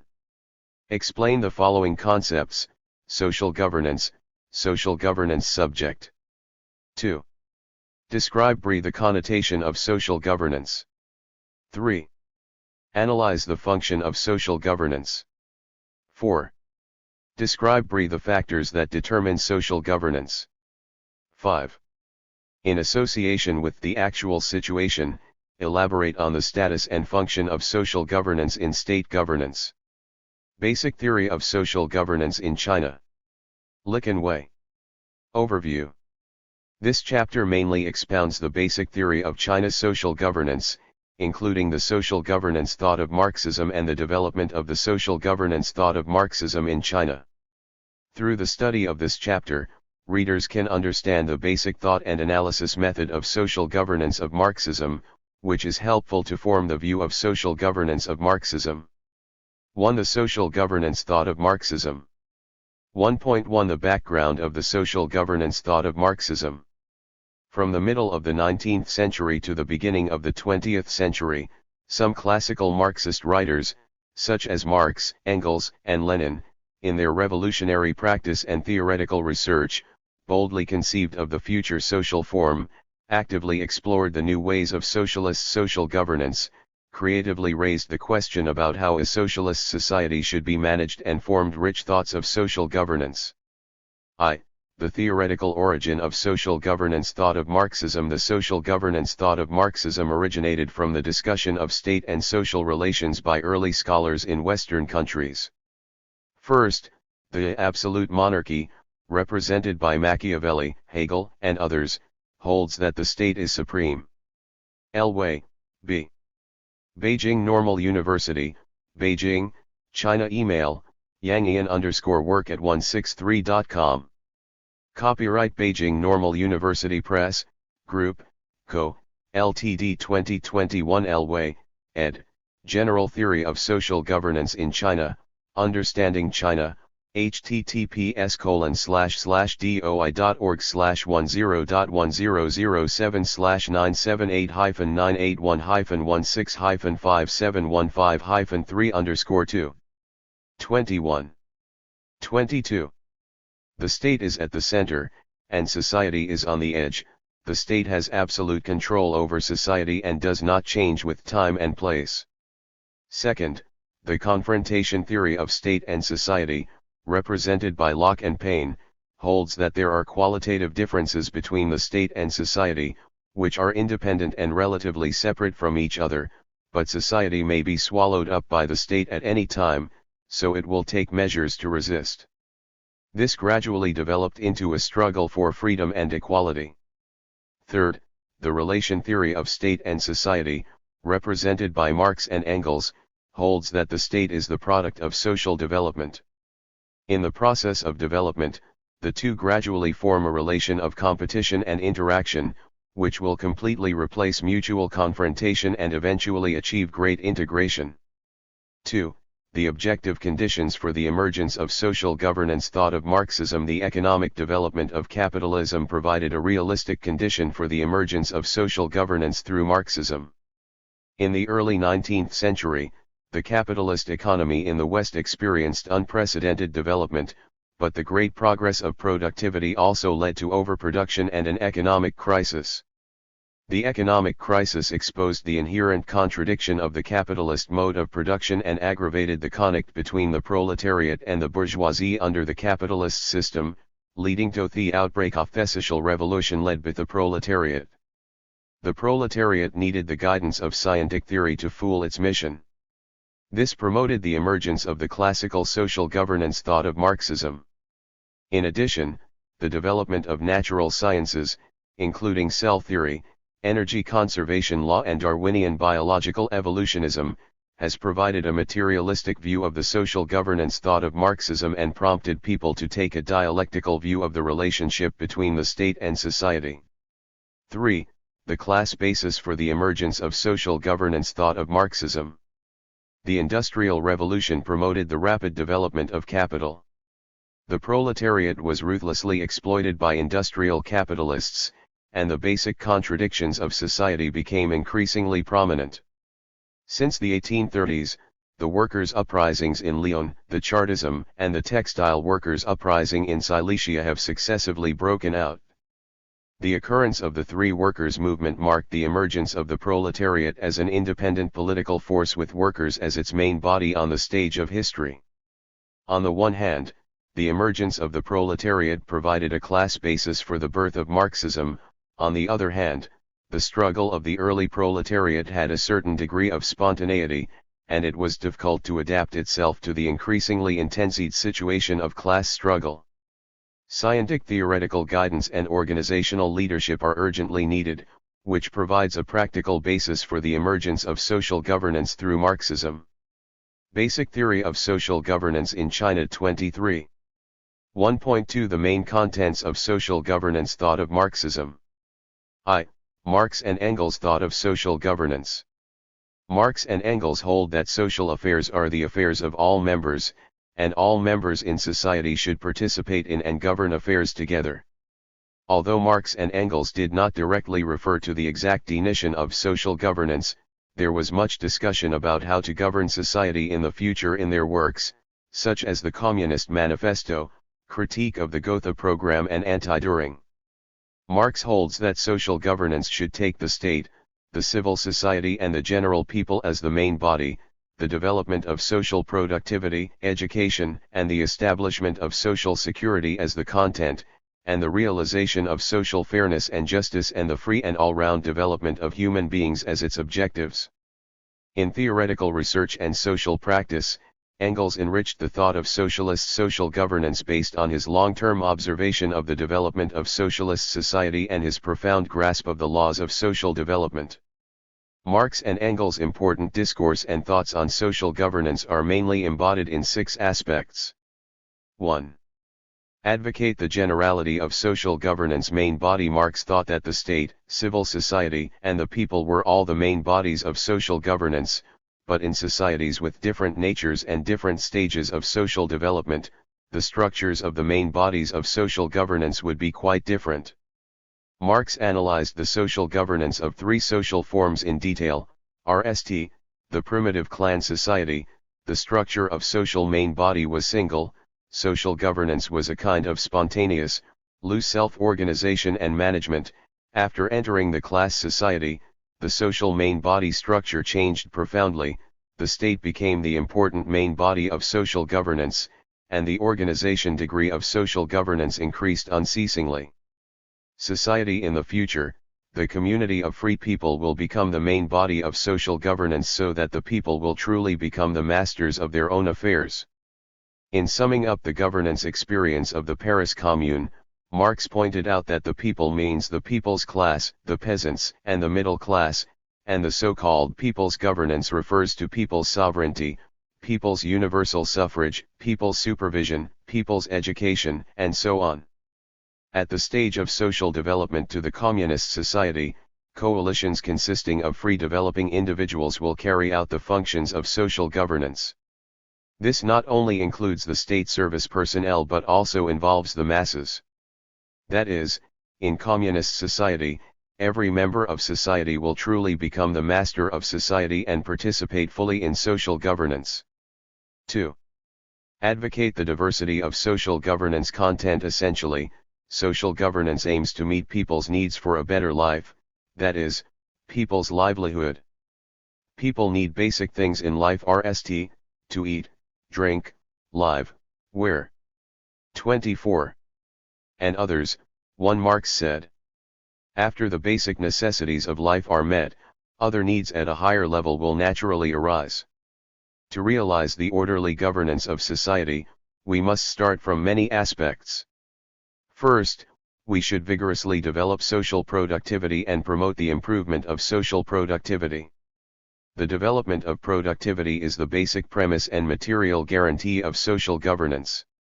Marx believed that if there was no rapid growth and high development of productivity, it would lead to the universalization of extreme poverty, and we must restart the struggle for necessities. Also, we should vigorously develop the cause of education and promote the overall development of human beings. The development object of education in Marx's ELDA view is mainly the working class and their children, especially the children. He criticized the use of child labor in bourgeois countries and advocated the abolition of the child labor system, free universal education for all children, and the strengthening of family education. Furthermore, we should set up reserve funds to guard against social risks.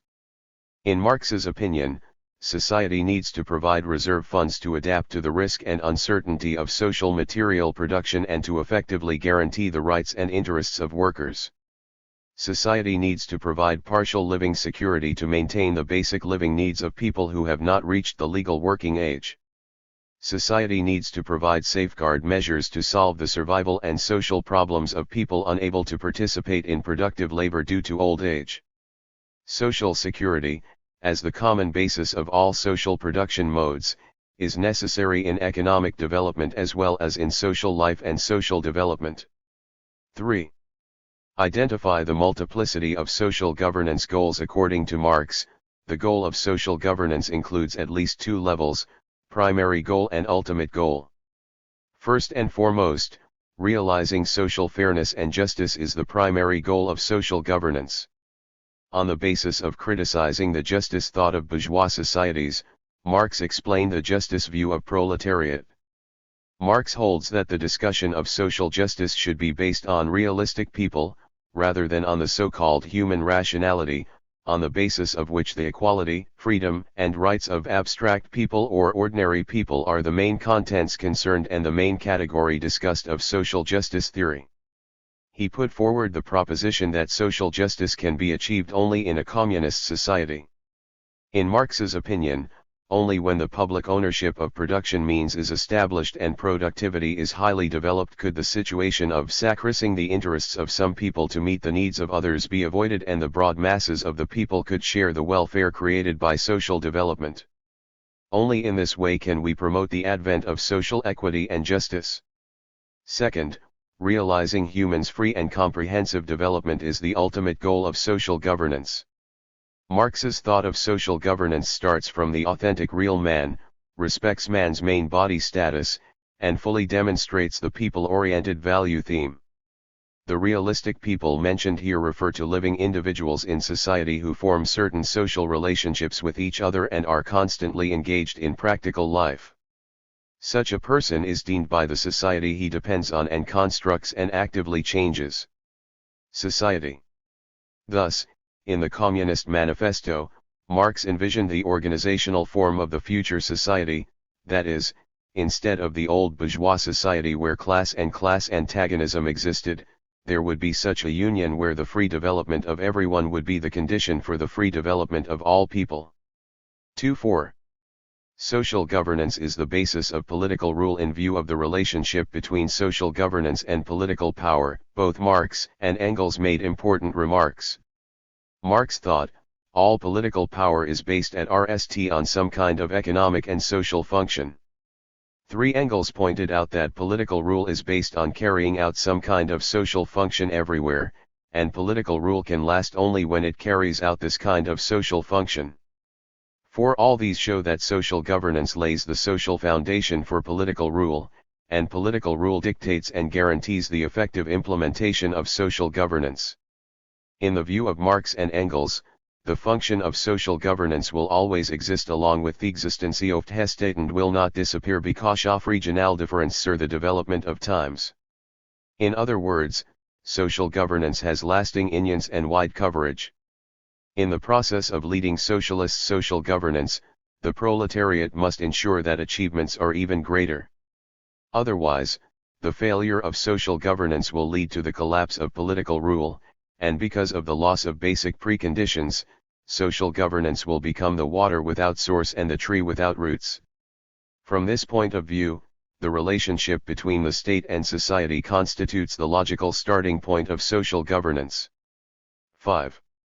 Social governance is a dynamic development process. When predicting and judging the future society, Engels placed special emphasis on the application of dialectical materialism views.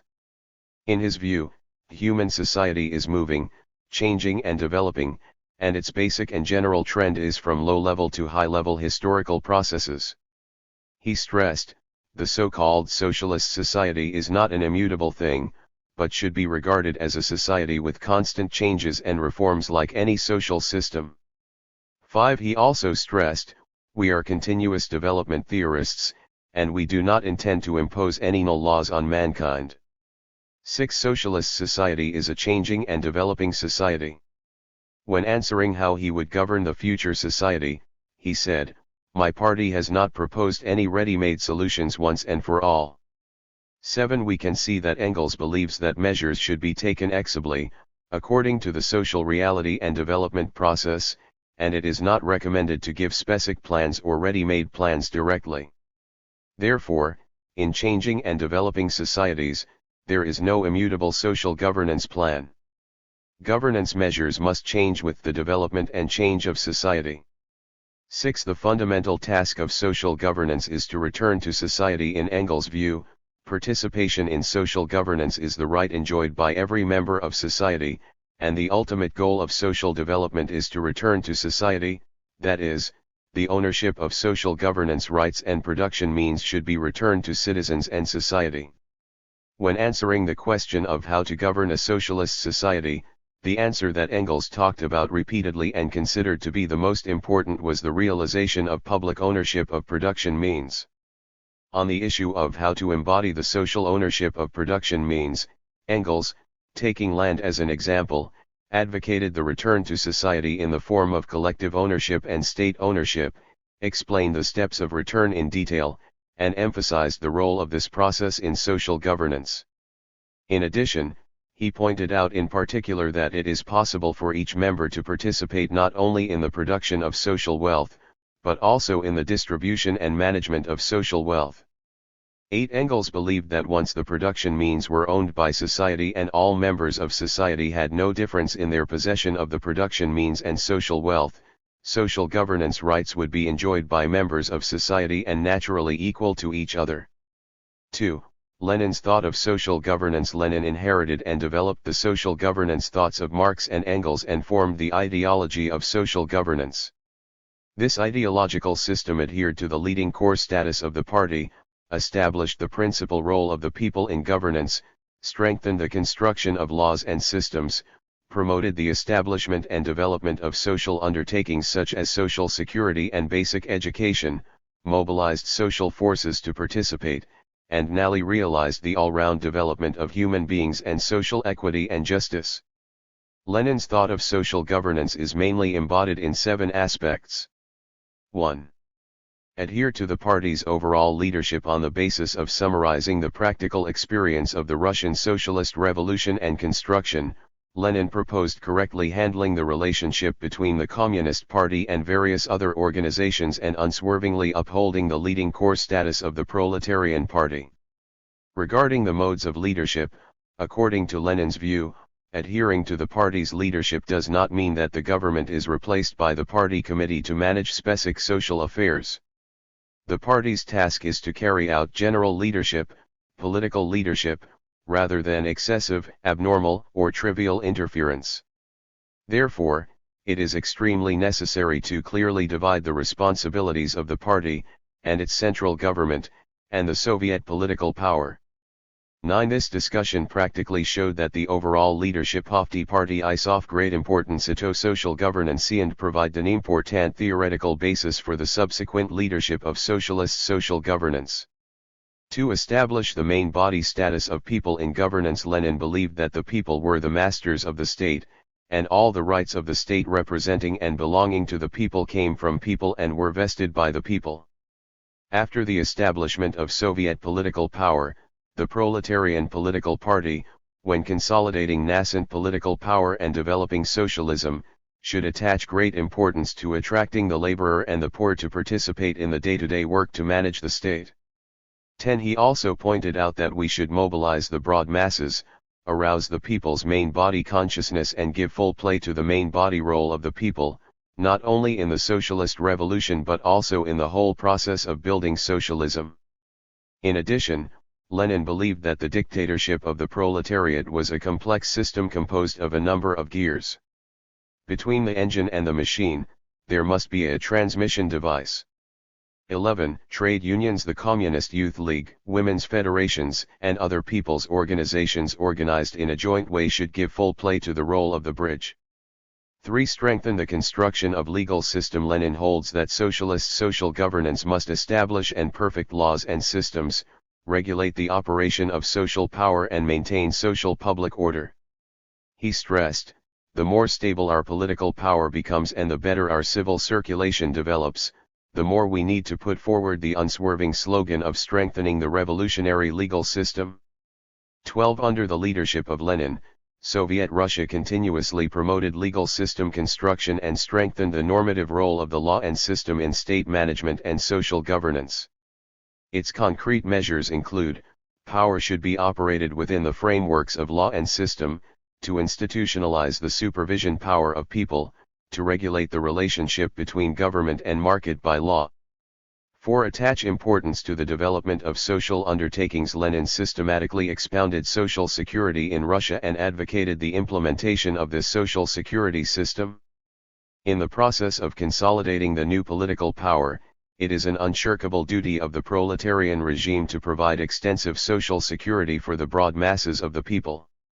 Only through legislation can we promote the implementation of the social security system, ensure its unity, equality, and effectiveness and win broad rights for the working masses, and only then can the social security system become a legal way to pursue freedom and liberation. On the basis of the above-mentioned considerations, he proposed the social security system for the working class for the RST time to ensure that workers obtain social welfare. At the same time, Lenin attached great importance to the development of social undertakings such as basic education, national literacy, prevention of poor. 28. Harvests, and elimination of famine. He put them in a prominent position in the social governance system, which highlighted the supporting value of the development of social undertakings to social governance. 5. Mobilize social forces to participate. Lenin believed that trade unions were the most extensive working class organizations and mass organizations of the proletariat and should actively participate in the construction and management of socialist countries. At the beginning of the establishment of the Soviet, Lenin pointed out that he hoped that the power of trade unions could be exerted and trade unions would fully assume state administration functions. Hitunay an opportunity to advocate the implementation of the policy of nationalization of trade unions. He stressed that if we wanted trade unions to be the main carrier for the realization of people's autonomy, we should make them communist schools where people will learn management skills and the representatives of all the working people. With the development of social productivity, people's management ability and level will be greatly improved under the education of trade unions, and they will eventually be able to manage the country and truly realize autonomy. 6. Promote the overall development of people. In Lenin's view, promoting the overall development of people is the proper meaning of social governance. He noted, eliminate the division of labor among people, educate, train and develop the people who have all-round development and are fully trained, that is, the people who can do all work. Communism is moving towards this goal, and we must move towards this goal, and we will certainly achieve it. 13. In the realization of the overall development of people, he emphasized the importance of education even more. By influencing and guiding the masses in ideology, organization, and education, society should cultivate a generation of young people who can contribute to the realization of communism and make sustained efforts for the eventual realization of human freedom and all-round development. 7. Pursue social justice and equality. Lenin holds that the elimination of class is a prerequisite for social justice and equality, and he especially emphasizes the consistency between the elimination of class and the elimination of social differences. If equality is not understood as the elimination of class, equality is an empty word. 14. He pointed out that, in the interpretation of different classes, the concrete content of justice and equality would be different.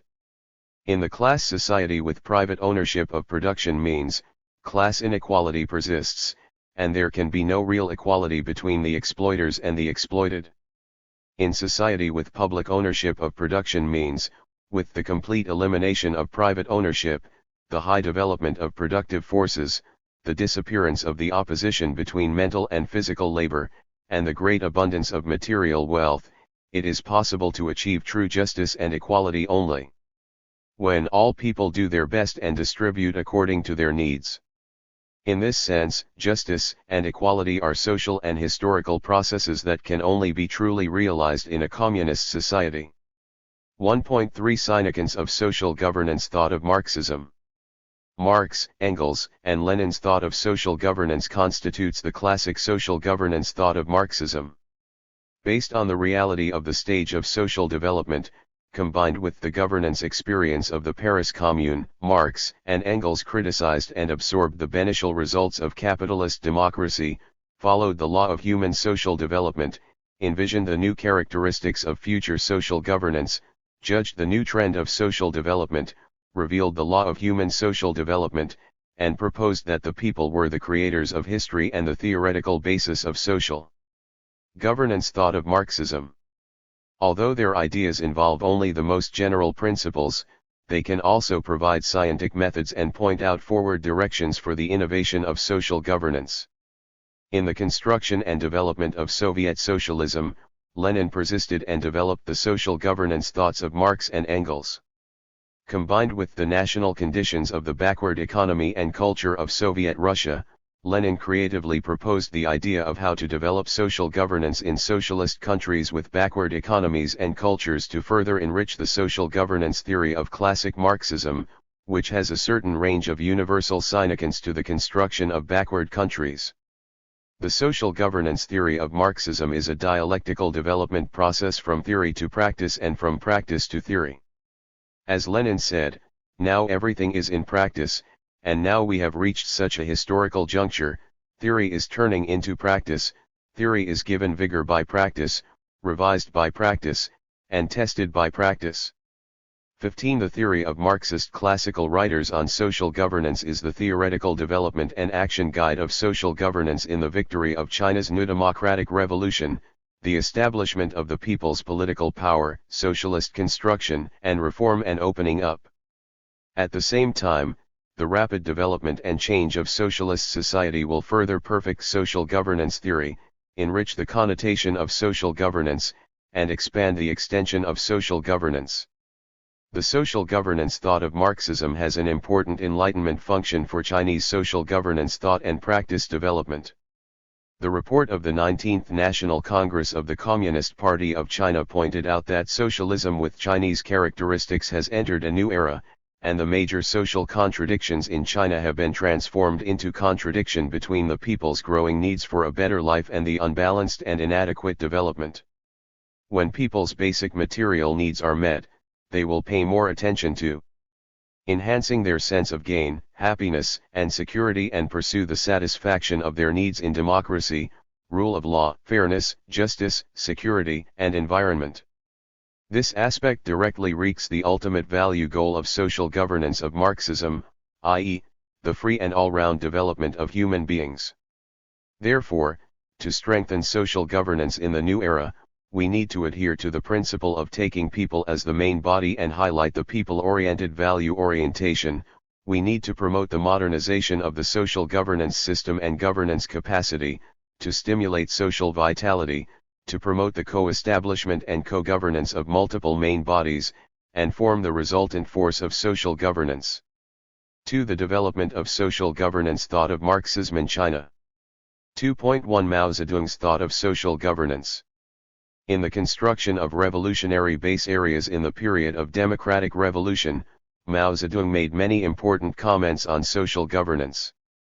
After the founding of New China in 1949, how to carry out state building and social governance became the main tasks of Chinese communists, mainly represented by Mao Zedong. In light of China's basic national, social, and people's conditions, Mao Zedong creatively proposed a series of social governance thoughts and realized the revolutionary transformation from new democracy to socialism. These thoughts provided a powerful ideological and theoretical weapon for solving the social problems of Tatperiod enriched and developed the social governance thoughts of Marxism, and made China's social governance enter into a new historical development stage. In summary, Mao Zedong's thoughts of social governance are mainly embodied in 6 aspects. The people are the real masters of social governance. Mao Zedong attached great importance to the important status and role of the people in social governance. In summing up the experience of the War of Resistance against Japan, Mao Zedong emphasized that the people, only the people, are the driving force for the creation of world history. 16 With the word only, he emphasized the main body role of the people in the creation of history. This provided theoretical support in the worldview for upholding people ruling and governing. The victory of the Chinese Revolution depends on millet plus rise and the broad masses of the people, and the people are the real source of power for social progress. After the 3 tasks of socialist transformation were basically completed, Mao Zedong put forward the proposition of after the issue of ownership is basically solved, the most important issue is management. 17 In his view, social construction and governance have become the most important issues of society, which must be taken seriously. Governance depends fundamentally on the masses, and governance is for the masses. It can be said that following the mass line and letting people directly manage state and social affairs is one of the originalities of Mao Zedong's thought and practice of social governance. 2. Income distribution is an important aspect of social governance. In social governance, Mao Zedong paid great attention to the issue of income distribution.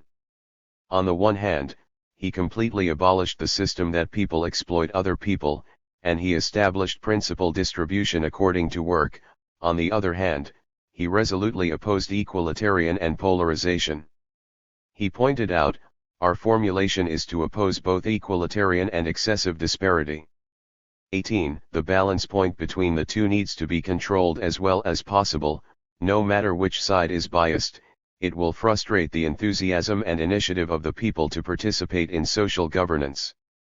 It will undermine the enthusiasm and initiative of the people to participate in social governance. Such efforts to narrow the distribution gap are wreaked not only in narrowing the gap in people's possession of production means but also in narrowing the gap in wages and incomes, and then seeking to achieve equality among people in a wider range and to a higher degree. At the same time, on the basis of emphasizing distribution according to work, and recognition of differences, Mao Zedong also attached great importance to the issue of distribution. We must take state, collective and individual interests into account. 19. This shows the harmonious unity of the relations of the state, the collective and the individual interests, which is the important foundation for the realization of social governance. In terms of China's basic national conditions, Mao Zedong has given more realistic and richer content to social justice and social equality. 3. Ideal education is the key link of social governance after the founding of New China. To highlight the important role of laws in social governance, the state accelerated the pace of building the socialist legal system. In September 1954, the RST Law of New China, Constitution of the People's Republic of China, which was formulated under the guidance of Mao Zedong, was promulgated and implemented. This was the RST time that the state's political, economic, military, cultural, educational, and other systems had been clarified in the form of national fundamental laws. It involved all aspects of social governance and social life, stipulated the basic rights and obligations of citizens, and provided strong legal support for the construction of the country. At the same time, Mao Zedong stressed that we should vigorously promote communist ideology and morality, educate the people with communist ideals. 20. He also pointed out that our country is not only a big socialist country, but also a poor country with economic backwardness. We should build our country with diligence and thrift, oppose extravagance and waste. Advocate hard work and plain living, and share happiness and sufferings together. 21. Under the scientific guidance of Marxism, Mao Zedong summarized and ran the lofty spirits of serving the people, industrious and thrifty and arduous struggle gradually formed by the Chinese communists in practice. These spiritual qualities became the moral ideal of that time. Through the propaganda and education of the communist moral ideal in the whole country, communist thoughts became people's action criterion and an effective way of social governance. 4. Grassroots organizations are the solid bulwarks of social governance. Mao Zedong attached great importance to the importance of grassroots organizations to social governance. In the 1930s, he had a vivid metaphor: if we want to build a strong tower, we need to start with a solid tower foot, and if we need to build a solid Soviet, we need to build a solid tower foot of Soviet, that is the urban and rural Soviet. 22. It can be seen that a solid China is built on a solid and powerful foundation of grassroots political power. Similarly, a stable and sustainable society requires strong grassroots organizations to guarantee. For the social construction after the founding of New China, one of its most important tasks is to organize the people. Based on this core goal, Mao Zedong proposed a series of grassroots organization thoughts, such as production cooperatives, people's communes, unit organizations, mass organizations, and household registration management systems. He pointed out, a lot of people, a lot of things, can be solved by social organizations or by the masses directly. They can come up with a lot of good ways. 23. Grassroots organizations and people's organizations play an important role in social governance.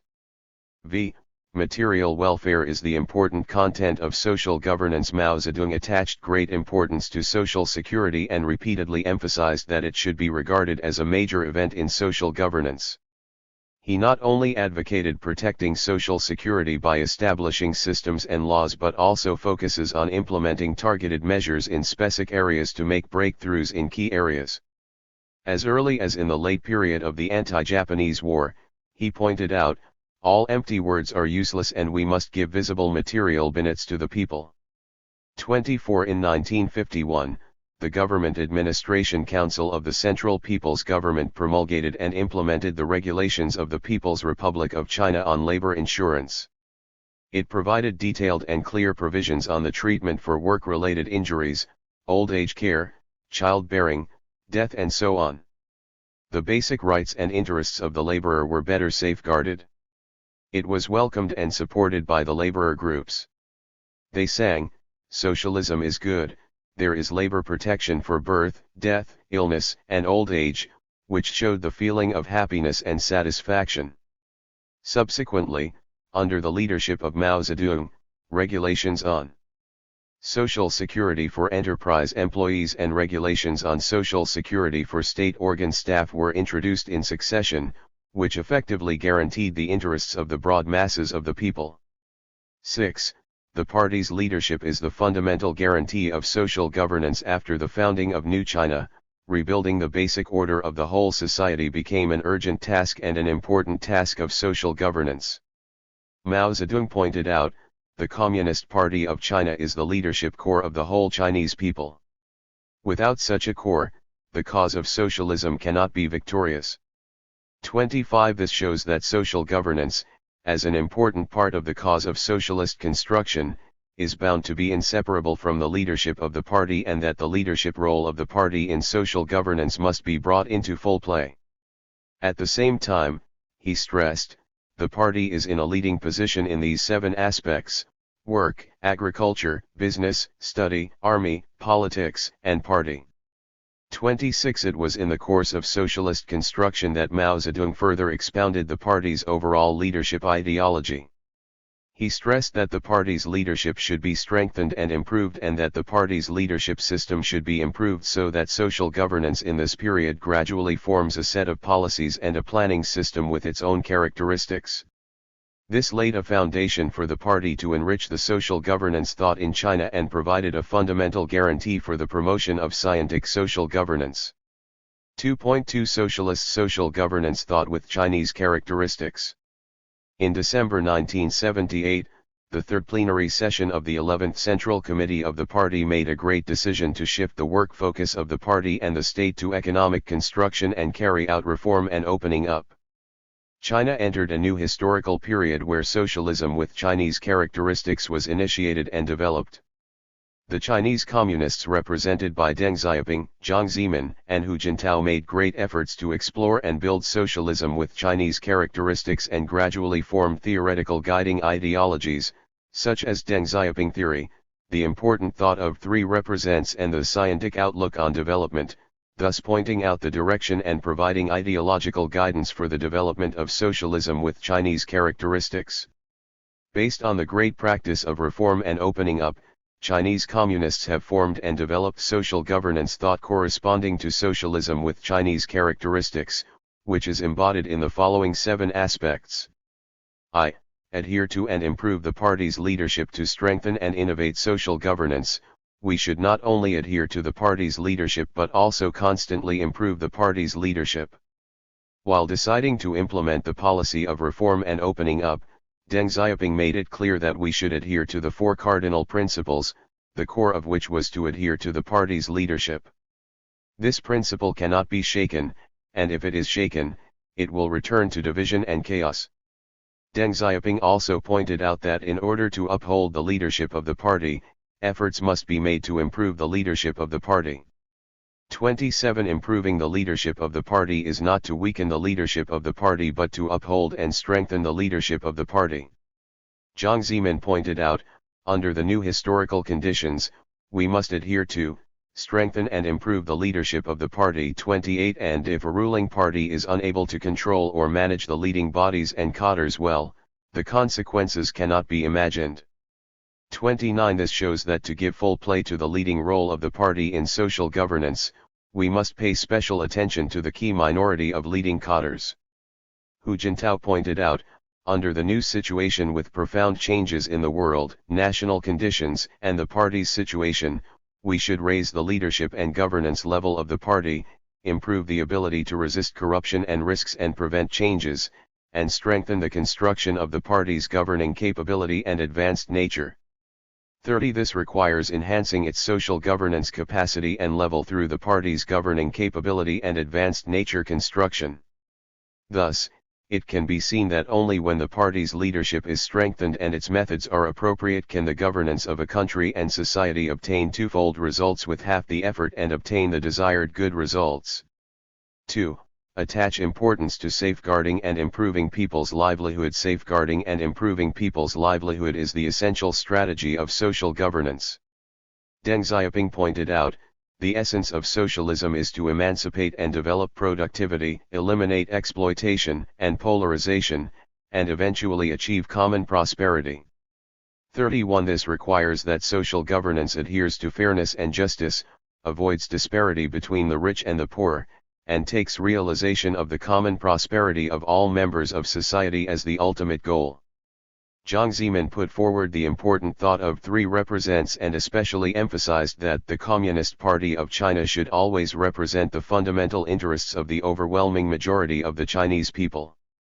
32. This thought deeply reveals the dialectical unity of development, governance, and people's livelihood and emphasizes that protecting and improving people's livelihood is an important cornerstone of the party's long-term governance. Hu Jintao pointed out that ensuring and improving people's livelihood is the starting point and the null goal for us to carry out revolution, construction, and reform, and also the fundamental requirement of upholding the party's purpose of serving the people wholeheartedly. 33. This shows that ensuring and improving people's livelihood is in line with the party's fundamental purpose. He also stressed, to strengthen social construction, we must focus on ensuring and improving people's livelihood. Improving people's material and cultural living standards is the fundamental goal of the reform and opening up and socialist modernization drive. 34. This requires strengthening the social construction focusing on ensuring and improving people's livelihood, dealing with all kinds of interests in a real and proper way, establishing and improving the mechanism for expressing interests, breaking down the barriers of interest solidification and realizing that the achievements of reform and development are shared by all people, and the sense of gain, fairness, and well-being of the people is constantly enhanced and improved. 3. Emphasize doing 2 jobs at once and attaching equal importance to each. Reform and opening up is a profound social revolution. Promoting economic development, reform, and opening up has a direct impact on all fields of society, including idealistic belief, social mentality, and values. This requires that while strengthening the construction of material civilization, we must strengthen the construction of spiritual civilization. It is a remarkable feature of socialism with Chinese characteristics to do 2 jobs of material and spiritual civilization at once and attach equal importance to each. Deng Xiaoping pointed out, for a long time in the past, we neglected developing the productive forces, so now we should pay special attention to building the material civilization. At the same time, we should also build a socialist spiritual civilization. 35. Adhere to doing the 2 jobs at once and attaching equal importance to each, and only when both civilizations are well developed can socialism with Chinese characteristics be achieved.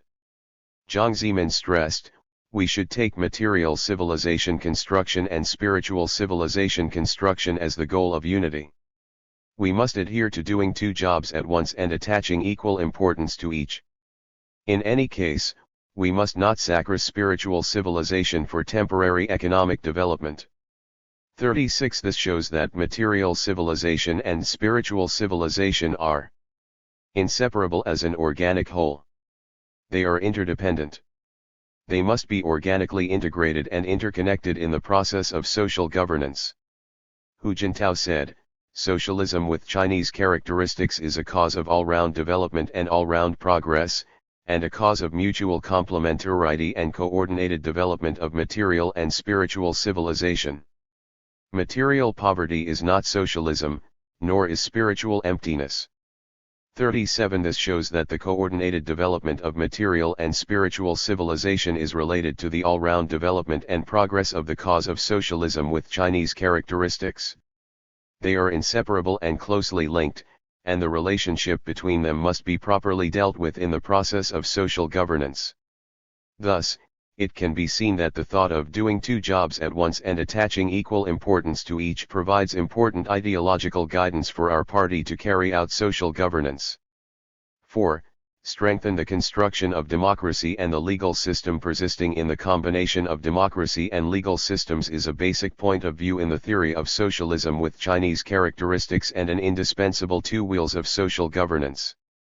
In the course of exploring the fundamental question of what socialism is, how to build socialism, Deng Xiaoping realized the important status and function of democracy and the legal system deeply and expounded for the Arstime principally of 16 words in the construction of a social system in our country, namely, There are laws to abide by. The laws must be observed, the laws must be strictly enforced, lawbreakers must be prosecuted. 38. He also stressed the need to deal with the relationship between the rule of law and the rule of man through reform. He pointed out, we need to strengthen the legal system if we want to strengthen democracy. Without broad democracy, we can't do it. Without a sound legal system, we can't do it. Democracy and the legal system must be both upheld. They are like two hands, neither of which can be weakened. 39. They complement each other and are indispensable. Regardless of which side is missing, they will not play their due roles. Jiang Zemin pointed out, building a high degree of socialist democracy and a complete legal system is one of our fundamental goals and tasks and the common aspiration of the people. 40. He further pointed out that the development of democracy must be closely combined with an improving legal system, and manage state affairs in accordance with the law. 41. This shows that to establish a high degree of democracy and a complete legal system, we must adhere to the basic strategy of managing state affairs in accordance with the law. Hu Jintao pointed out that democracy and the rule of law are important features of a socialist harmonious society. He stressed that democracy and the rule of law means that socialist democracy is fully developed and the basic strategy of governing the country by law is effectively implemented and all positive factors are widely mobilized. 42. All these statements show that for the governance of a country, we should attach importance to democracy as well as to the legal system. Both of them complement each other and promote each other. Neither of them can be omitted or biased. Do a good job in public security. Public security is the important content of strengthening and innovating social governance. In view of the severe situation of public security in China in the early stage of reform and opening up, Deng Xiaoping made a series of important remarks on how to do well in public security and maintain social stability. He pointed out, we should attach equal importance to both reform and opening up, and combating all kinds of criminal activities. We should not be merciful when cracking all kinds of criminal activities and eliminating all kinds of ugly phenomena. 43. According to Deng Xiaoping's series of important instructions, China has put forward and confirmed the basic policy of comprehensive management of public security. In view of the complex social environment, Jiang Zemin said, public security is not only a major social issue but also a major political issue. If public security is poor, the masses cannot live and work in peace, which will not only affect the image of the party and the government in the minds of the people but also affect the overall situation of reform, development, and stability.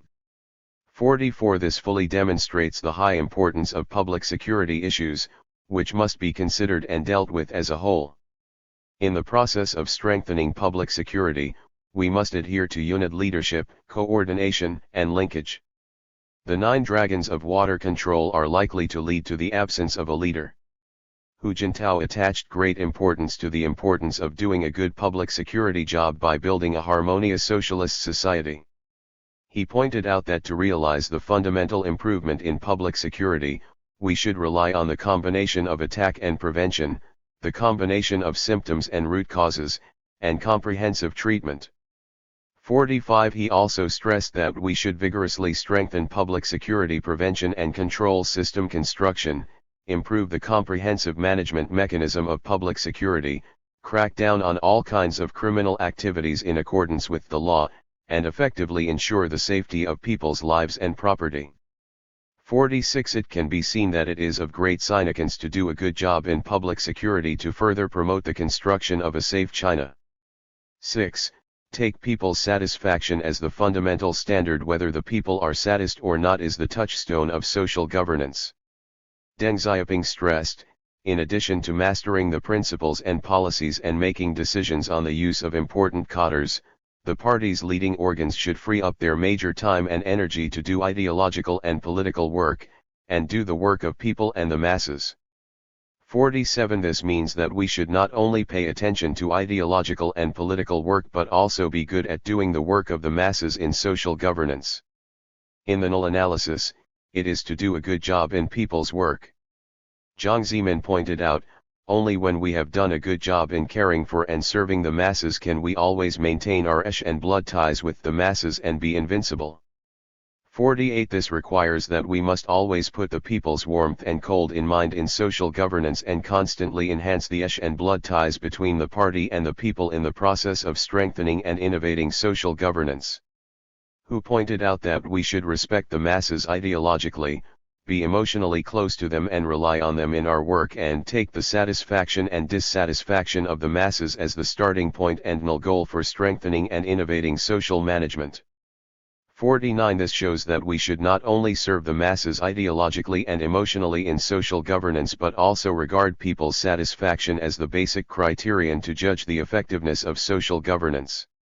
From this point of view, social governance is related to the well-being of the broad masses of the people, and we must always adhere to taking the people's interests as the center, the people's voice as the guide, and the people's satisfaction as the basis.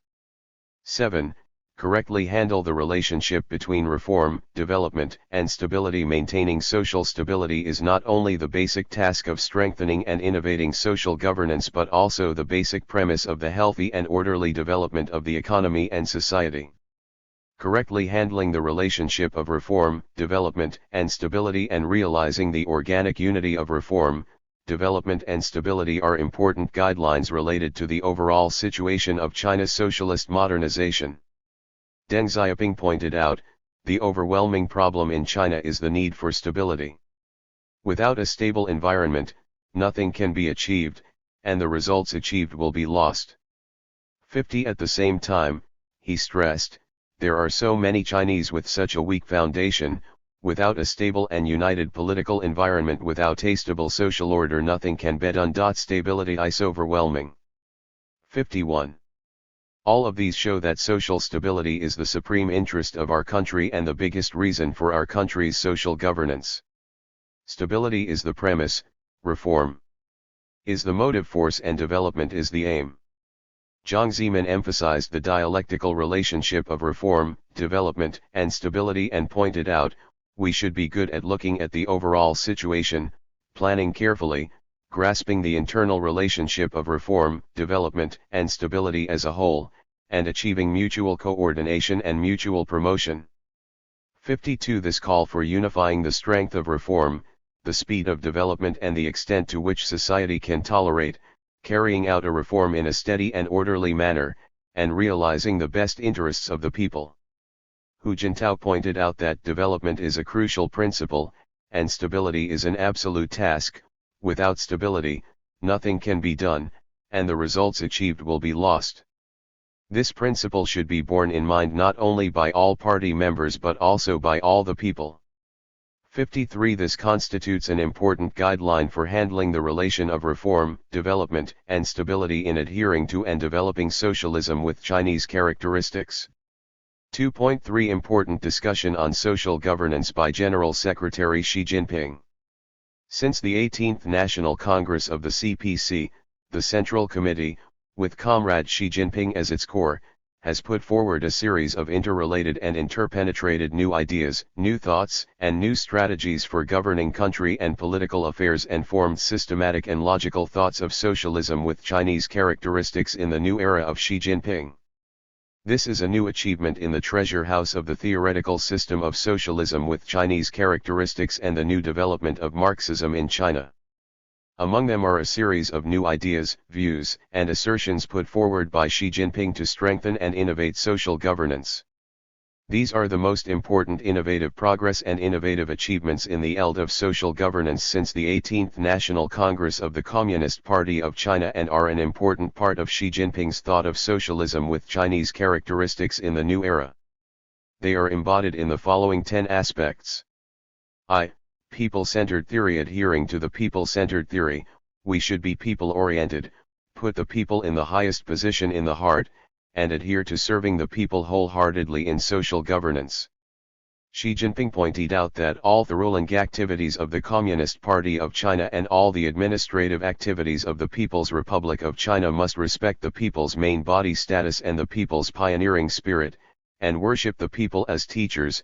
54. Xi said, to test the effectiveness of all our work, it is ultimately up to whether the people have really benefited, whether people's lives have been really improved, and whether people's rights and interests have been truly safeguarded. 55. To strengthen and innovate social governance, we must always listen to people's voices and respond to people's expectations. The core of the people-centered theory is that everything is for the people, everything depends on the people, it is for the everything of people, and everything is subject to the people's test. Such a view of the people is the core value in innovating social governance under the new historical conditions. It is also a new governance view that leads the cause of socialism with Chinese characteristics to move forward continually. It is the continuation and development of the major scientific assertion, the people are the masters of history, in Marxism and Mao Zedong's thought. 2. People's livelihood is the essence. Ensuring and improving people's livelihood has a fundamental role and is significant to innovating social governance. People's livelihood is the basis of people's happiness and the foundation of social harmony. People's livelihood is connected with the people's heart, which is related to the national fate. Xi Jinping stressed that we should actively promote the solution of basic people's livelihood problems, constantly strengthen and consolidate the material basis for social harmony and stability, and prevent and reduce the emergence of social contradictions from the source. 56. Ensuring safety in one place and maintaining public security are the basic needs of people's livelihood and the basic requirements of social governance. According to Xi Jinping, safety is the RST need for ordinary people after solving their needs for food and clothing, which is a very important people's livelihood and is also the most basic development environment. 57. A good ecological environment is the fairest public product and is the most inclusive welfare of the people. 58. Correctly handling the relationship between safeguarding the people's rights and interests and maintaining social harmony and stability is the fundamental requirement for innovating social governance. Xi Jinping pointed out, from the inside of the people and the general sense of society, safeguarding rights is the foundation of maintaining stability and the essence of maintaining stability is safeguarding rights. It is only when people's feelings are reassured that society can be stable. For the problems of maintaining stability involving safeguarding rights, we should solve the reasonable and legitimate interest appeals of the masses. If we simply maintain stability without solving the interest problem, we will have the order reversed, and it will be difficult to stabilize in the end.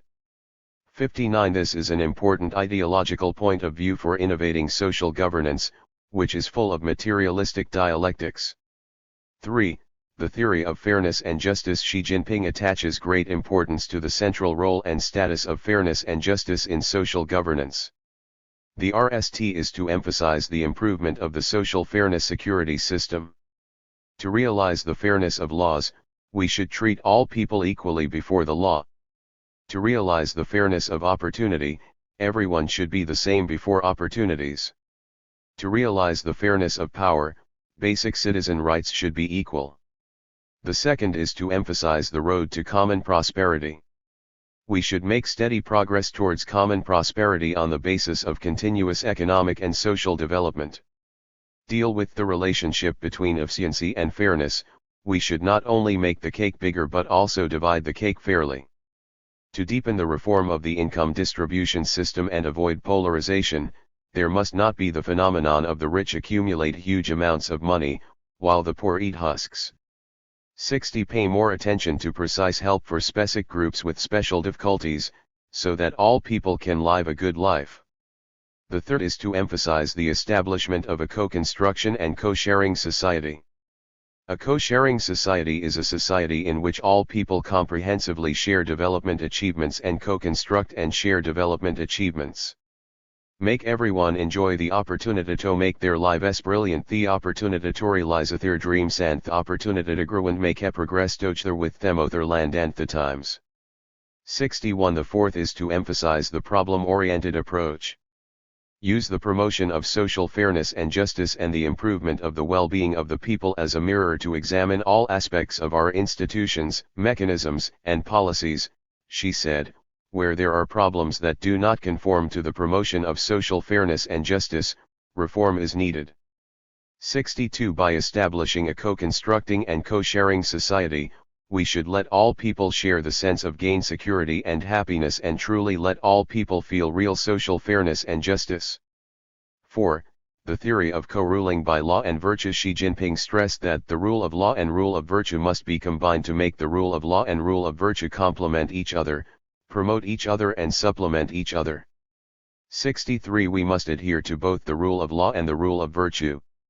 The rule of law is the basic way to govern the country. We should give full play to the guarantee, service, and promotion of the rule of law to social governance. We should RMLY set up the concept of the law-ruled society and adhere to the integrated construction of the law-ruled country, law-ruled government, and law-ruled society.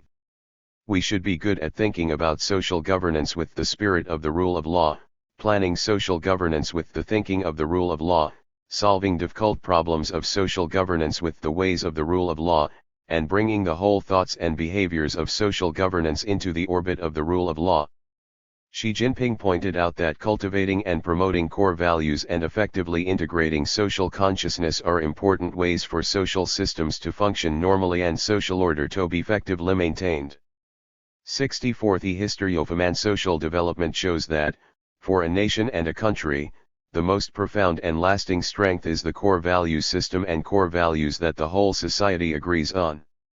Adhering to the common rule of law and virtue is a vivid embodiment of Xi Jinping's thoughts of governing the country in the eld of social governance. V. Theory of institutional innovation. The key to strengthening and innovating social governance lies in institutional innovation. 65. Xi said, the RST is to innovate the social governance system. The innovation of the social governance system is the fundamental innovation of the social governance mode. We should establish and perfect the social governance system with party committee leadership, government responsibility, social coordination, public participation, and the guarantee of the rule of law to ensure that society is both dynamic and harmonious and orderly. The second is to innovate the ways of social governance. Social governance is a science. 66. She said, it is a major change in the ways of governance from social management to social governance. The one-word difference between governance and management reeks system governance, legal governance, source governance, and comprehensive policy implementation. 67. With the development of the Internet, especially the mobile Internet, the social governance model is changing from one-way management to two-way interaction, from affine to the integration of online and affine, and from simple government supervision to governance that emphasizes social collaboration more. We must always think of danger in safety, strengthen bottom-line thinking, and further create a new situation of social governance. 68. The third is to innovate the mechanism of social governance. We should establish and perfect the mechanism for safeguarding the people's rights and interests, the coordination mechanism of social interests, the mechanism of preventing and resolving social contradictions, the mechanism of assessing social risk, and the mechanism of monitoring and warning emergencies, which are led by the party committee and guided by the government, to ensure the normality, long-acting, socialization and intelligence of social governance. 6. Not forgetting the original theory in light of inheriting and developing traditional Chinese virtues and excellent culture, Xi Jinping pointed out, we can open up the future only when we don't forget our roots, and we can innovate better only when we are good at inheriting. 69. Chinese culture is the foundation and soul of our nation, and we must forge ahead in the continuation of our national culture. To cultivate and carry forward, socialist core values must be based on China's excellent traditional culture. To discard tradition and throw away the root is to cut off one's spiritual lifeline. 70. Excellent traditional culture is the most profound foundation and source to innovate social governance. The creative transformation and innovative development of China's excellent traditional culture under new historical conditions will lay the most profound and vigorous force for promoting the modernization of social governance. Xi Jinping paid special attention to family construction, pointing out, no matter how much times have changed, no matter how much the pattern of life has changed, we should pay attention to family construction, pay attention to family education, pay attention to family customs, and make millions of families important basis for national development, national progress, and social harmony. 71 To cultivate and carry forward socialist core values, discarding good traditional culture is giving up the root, which is no different from seeking sh on trees. This emphasis on excellent traditional culture emphasizes the spiritual nourishment and directional navigation of traditional culture and core values to social governance with Chinese characteristics. 7. The mass work theory. Social management is primarily about serving and managing people, she said. After all, it is about doing the work of the masses. All social management departments are departments that serve the masses, all social management work is for the interests of the masses, and all social management processes are the process of doing the work of the masses. In this sense, working for the masses is the basic, regular, and fundamental work of social management. 72 Thus, it can be seen that social governance is essentially the work of the masses. The work of the masses of the party is a regular and basic task for the party to govern the country. We should effectively enhance the political, advanced and mass nature to better reach and serve the needs of the people. Ideological and political work is an important form of working for the masses and an important way to innovate social governance. These important remarks on strengthening working for the masses in social governance are the basic ideas that have innovated and developed the mass line of the party under the new historical conditions. 8. Grassroots is the focus. Xi Jinping attached importance to strengthening grassroots construction, focusing on stimulating the vitality of grassroots units, enhancing the capacity of grassroots units, strengthening the foundation status of grassroots units, and better playing the key role of grassroots management in the whole social governance system. Urban-rural community and social organization constitute the two basic carriers of modern social governance. The RST is the innovation of the governance of urban and rural communities. Urban and rural communities are the basic units of society, the intersection of various interest relations, the agglomeration of social contradictions and the focal point of social construction. Xi Jinping repeatedly stressed, grassroots is the cell of society and is the foundation of building a harmonious society. 73 The focus of social governance must be placed on urban and rural communities. When community service and management ability is strong, the foundation of social governance will be solid. 74 Therefore, good community governance is the basic link of social governance and an important breakthrough in innovating social governance.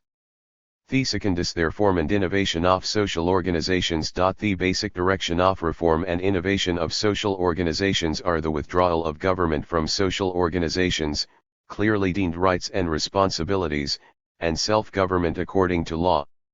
This requires accelerating the reform of the administration and the monopoly of social organizations, establishing and improving the excellent ecological system of social organizations and the management system of social organizations with Chinese characteristics, especially comprehensively promoting the party's construction on social organizations, and promoting the healthy and orderly development of social organizations. The third is to promote grid management, human-oriented service. Xi Jinping pointed out, we should deepen and broaden grid management, and put resources, services, and management into the grassroots as far as possible, so that the grassroots will have duties, rights, and things to provide accurate and effective services and management for the masses.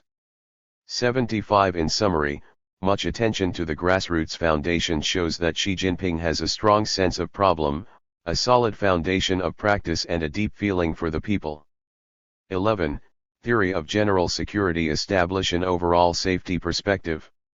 Xi Jinping pointed out that at present, the connotation and denotation of national security in our country is richer than ever in history, the space-time domain is wider than any other time in history, and the internal and external factors are more complicated than ever before.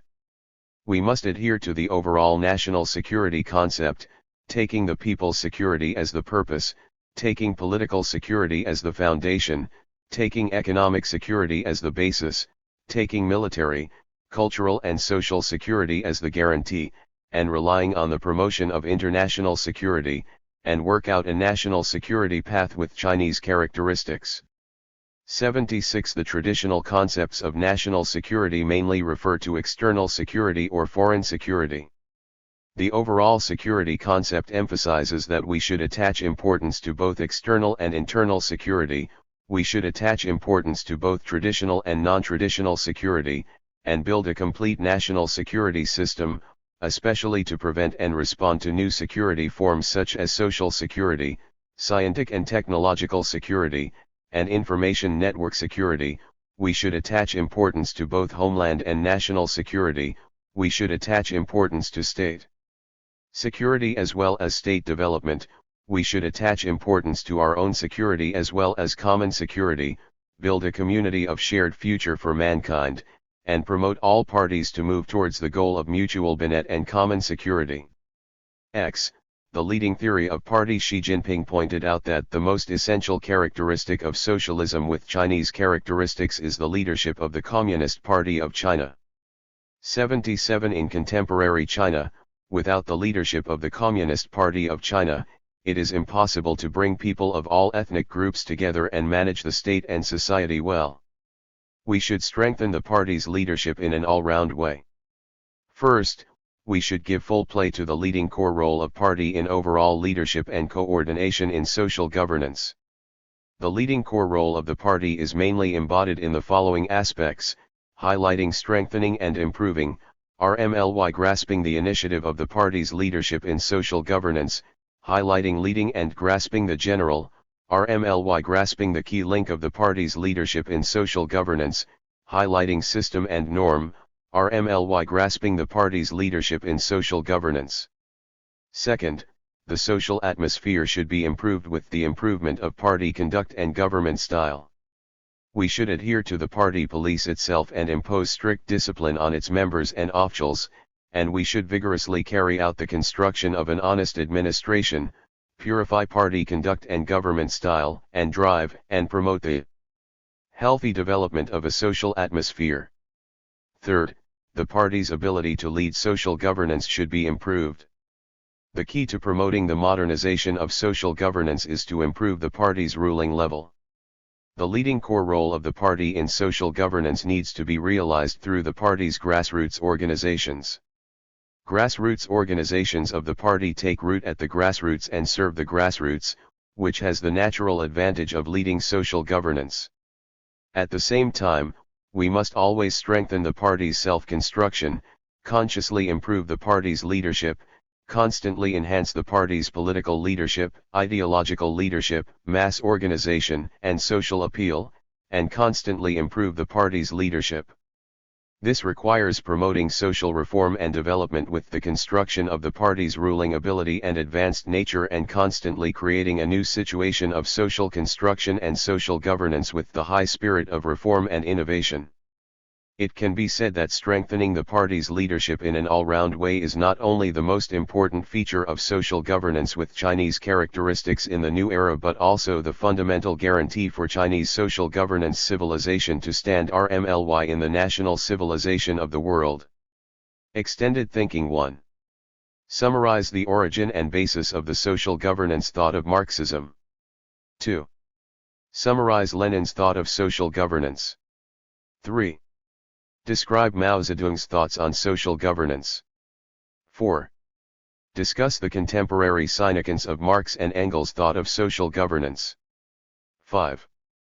Why is Secretary General Xi Jinping's important discourse on social governance the latest achievement of Marxism in China? Chinese traditional thoughts on social governance. Liqun Wei. Overview. Chinese traditional social thought is a rich treasure house, many of which influence the social governance of contemporary China. This chapter mainly expounds the thoughts of Chinese social governance before the May 4th movement. This chapter focuses on the content of respects social relations, social order, people's livelihood guarantee, and power operation in Chinese traditional governance thoughts. Through the study of this chapter, the readers will understand some representative discourses of the traditional Chinese social governance system. The cognition of Chinese ancient thinkers on society has rich connotation and expression. From the point of view of social governance, since the various schools in the pre-Qin period, the thoughts about social relations have been basically demonstrated in the following categories and frameworks, so we mainly discuss the thoughts of various schools. Their thoughts on social relations and social order still have some reference significance up to now. Thoughts on social relations. Being human is an important topic in the social relations held in the traditional Chinese social thought. The essence of being human is to learn to build healthy interpersonal relationships.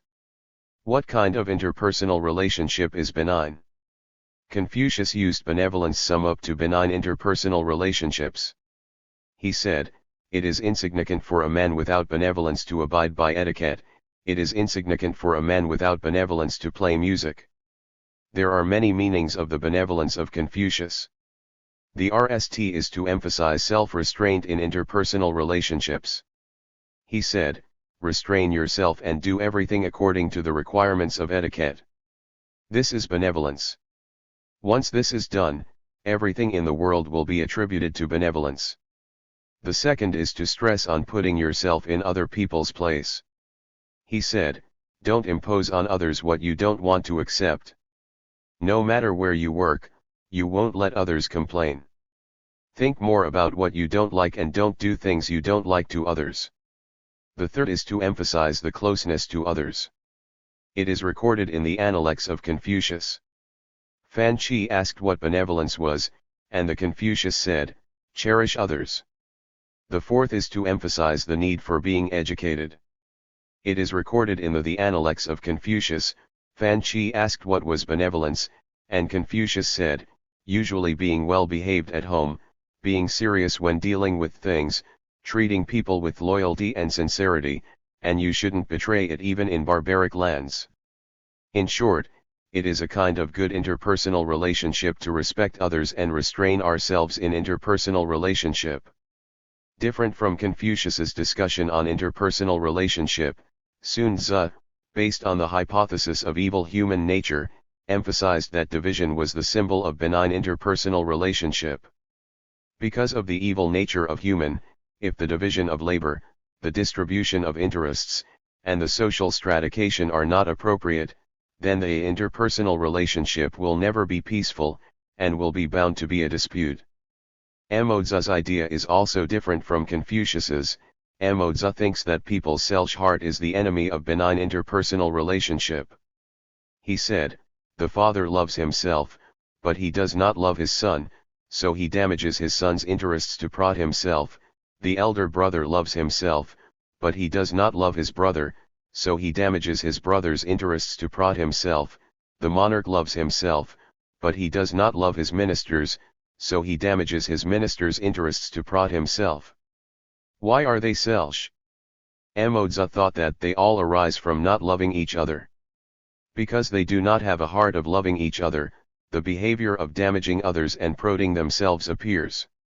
Therefore, in order to establish benign interpersonal relationship, we must solve the problem of not loving each other, so he put forward the idea of universal love, taking other people's bodies as your body, taking other people's family as your family, and taking other people's countries as your country.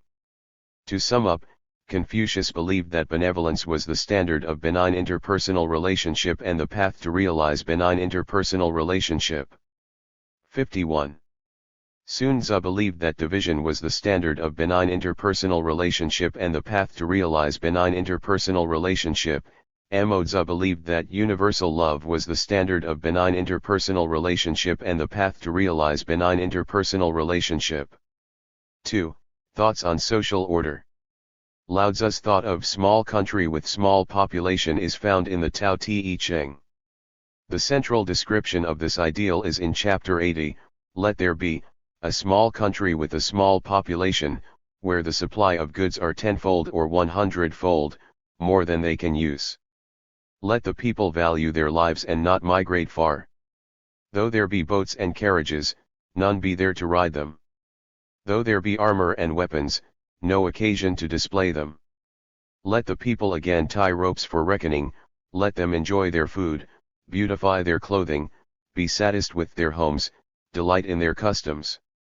The neighboring settlements overlook one another so that they can hear the barking of dogs and crowing of cocks of their neighbors, and the people till the end of their days shall never have been outside their country." Lao Tzu's social ideal is rich in connotation. including 4 levels of meaning, RST, limited type government. Small countries can be understood as the countries with a small territory, a small government size, and a light burden on the people. Second, the worship of peace. There are many discussions about soldiers in Lao Tzu's The Tao Te Ching, and the basic idea is to avoid war as much as possible. Although there are troops and weapons, it is better not to use them. Anti-war is an important idea of Lao Tzu. Neighboring countries watch each other and hear each other's voices is a description of a peaceful relationship. People in the neighborhood countries watch each other and do not disturb each other's peaceful lives. Third, advocating a happy life. Eating well, dressing well, and living comfortably, these yearnings for a better life are wreaked in the society of small country with small population. Fourth, advocating the simplification of social relations. On the one hand, not advocating too much social mobility, on the other hand, not advocating too much social interaction. Sun Tzu used group to express the essential characteristics of society, that is, people form an aggregation associated with each other through social interactions. He thinks that, if the group or society is in a good order, there must be division. This idea is embodied in the following 3 paragraphs of discussion. The peasants cultivate the lands distributed to them, the merchants sell all kinds of goods, the craftsmen work diligently, the scholar bureaucrats set their own positions to deal with political affairs, the vassal states guard the lands assigned to them, the 3 counselors govern all aspects, and the emperor just needs to bow his hands and sit upright. Sun Tzu Wangba. Therefore, the ancient saintly emperors made rights and righteousness for people to distinguish them, such as noble and lowly people, old and young people, intelligent and stupid people, and virtuous and incompetent people, so that each of them could undertake his own work and get his own place. Sun Tzu honor and disgrace. People can't live without social groups, but there will be scramble if there is no limitation of rank and place in social groups. Once there is a scramble, there will 52. Be turmoil, and once there is a turmoil, there will be a dilemma. Therefore, it is a great disaster for human beings to live without rank difference. It is the fundamental interest of the world to set rank difference. Sun Tzu rich country. The connotation of Sun Tzu's division is very rich. First, it has the meaning of rational social division of labor. Only by rational division of labor can social order be maintained in an orderly way. Whether engaged in agricultural production, business activities, handicraft labor, or management activities, the need for appropriate division of labor is necessary. Second, it has the meaning of rational distribution of interests. Only reasonable interests distribution can ensure the continuous stability of the group. It not only includes the division of labor, such as the division of land, division of goods, division of affairs, division of duties, etc., but also includes the calculation and distribution of results. Third, it has a meaning of reasonable social stratification. The high and low status, identity, the elder and the younger, age, the knowledgeable and the stupid, knowledge, the capable and the incapable, ability, and so on are important indicators of social stratification. Sun Tzu thinks that, according to these 4 indicators, distinguish people into different levels and let everyone carry out all kinds of social activities according to their own actual conditions, which will make everyone in the appropriate state. Sun Tzu believes that the basis of the benign operation of social order is division. If there is no reasonable division of labor, distribution of interests, and social stratification, the society will fall into a state with abnormal struggle, thus falling into poverty. Sun Tzu's thoughts imply the idea that a benign social order is the foundation of social prosperity. Hanfizi is the aggregator of the thought of the order of rule of law. Hanfizi's thought of the rule of law order includes 3 aspects: RST, the necessity of implementing the rule of law; second, the social function of the rule of law; and third, the way of realizing the rule of law order. With regard to the necessity of the rule of law, Hanfizi believed that it was necessary to recognize it from the characteristics of human nature. He also believed that, Based on the desire for survival, there will inevitably be self-heart in human nature, and there will inevitably be benet and harm concerns in interpersonal relationships. It can be seen from Hanfiza Jalal, humans don't have feathers, if they don't wear clothes, they will feel cold, they neither belong to the heaven nor to the earth, and they are based on their stomachs, and they cannot survive without eating. So, it is inevitable for people to have self-heart. Since it is inevitable that every own would have a desire for different desires will cause mutual calculation when they are extended to social relations. The relationship between parents and children, husband and wife, and monarch and minister are the same. About the parent-child relationship, Hanfiza said, therefore, parents and children also use the heart of calculation to treat each other, Hanfiza liqun. On the relationship between husband and wife, Hanfiza said, they don't have the affection of flesh and blood. If they love each other, they are close. If they don't love each other, they are not close, Hanfiza Binia. As for the relationship between the monarch and minister, Hanfiza clearly put forward the viewpoint of the emperor and the courtiers have different ideas in heart, and explained in detail the expression of different ideas. 53. He said, therefore, the monarch and minister are not unit. The monarch keeps his ministers by calculation. The ministers serve the monarch by calculation.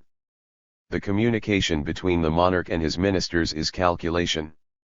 The ministers will not do the things that harm themselves but benet the country, the monarch will not do the things that harm the country but benet the ministers. It is no interest to harm the ministers themselves in ministers' original mind, it is no intimacy to harm the country in a monarch's original mind, Hanfiza Shiksi. It is based on the inherent desire for prot in human nature that Hanfiza believes that we must rely on law to maintain a good social order. On the social function of the rule of law, Hanfiza has a deeper discussion. Hanfiza praised law to the extreme. He said, therefore, in a country with a sage monarch, there is no unnecessary formalities, such as scriptures and classics books, and the law is regarded as the ethics to govern the country, the speeches must follow the laws, Hanfiza Wachan. In Hanfiza's opinion, law is not only the sole basis for state rule, but also the most important criterion for judging the right and the wrong.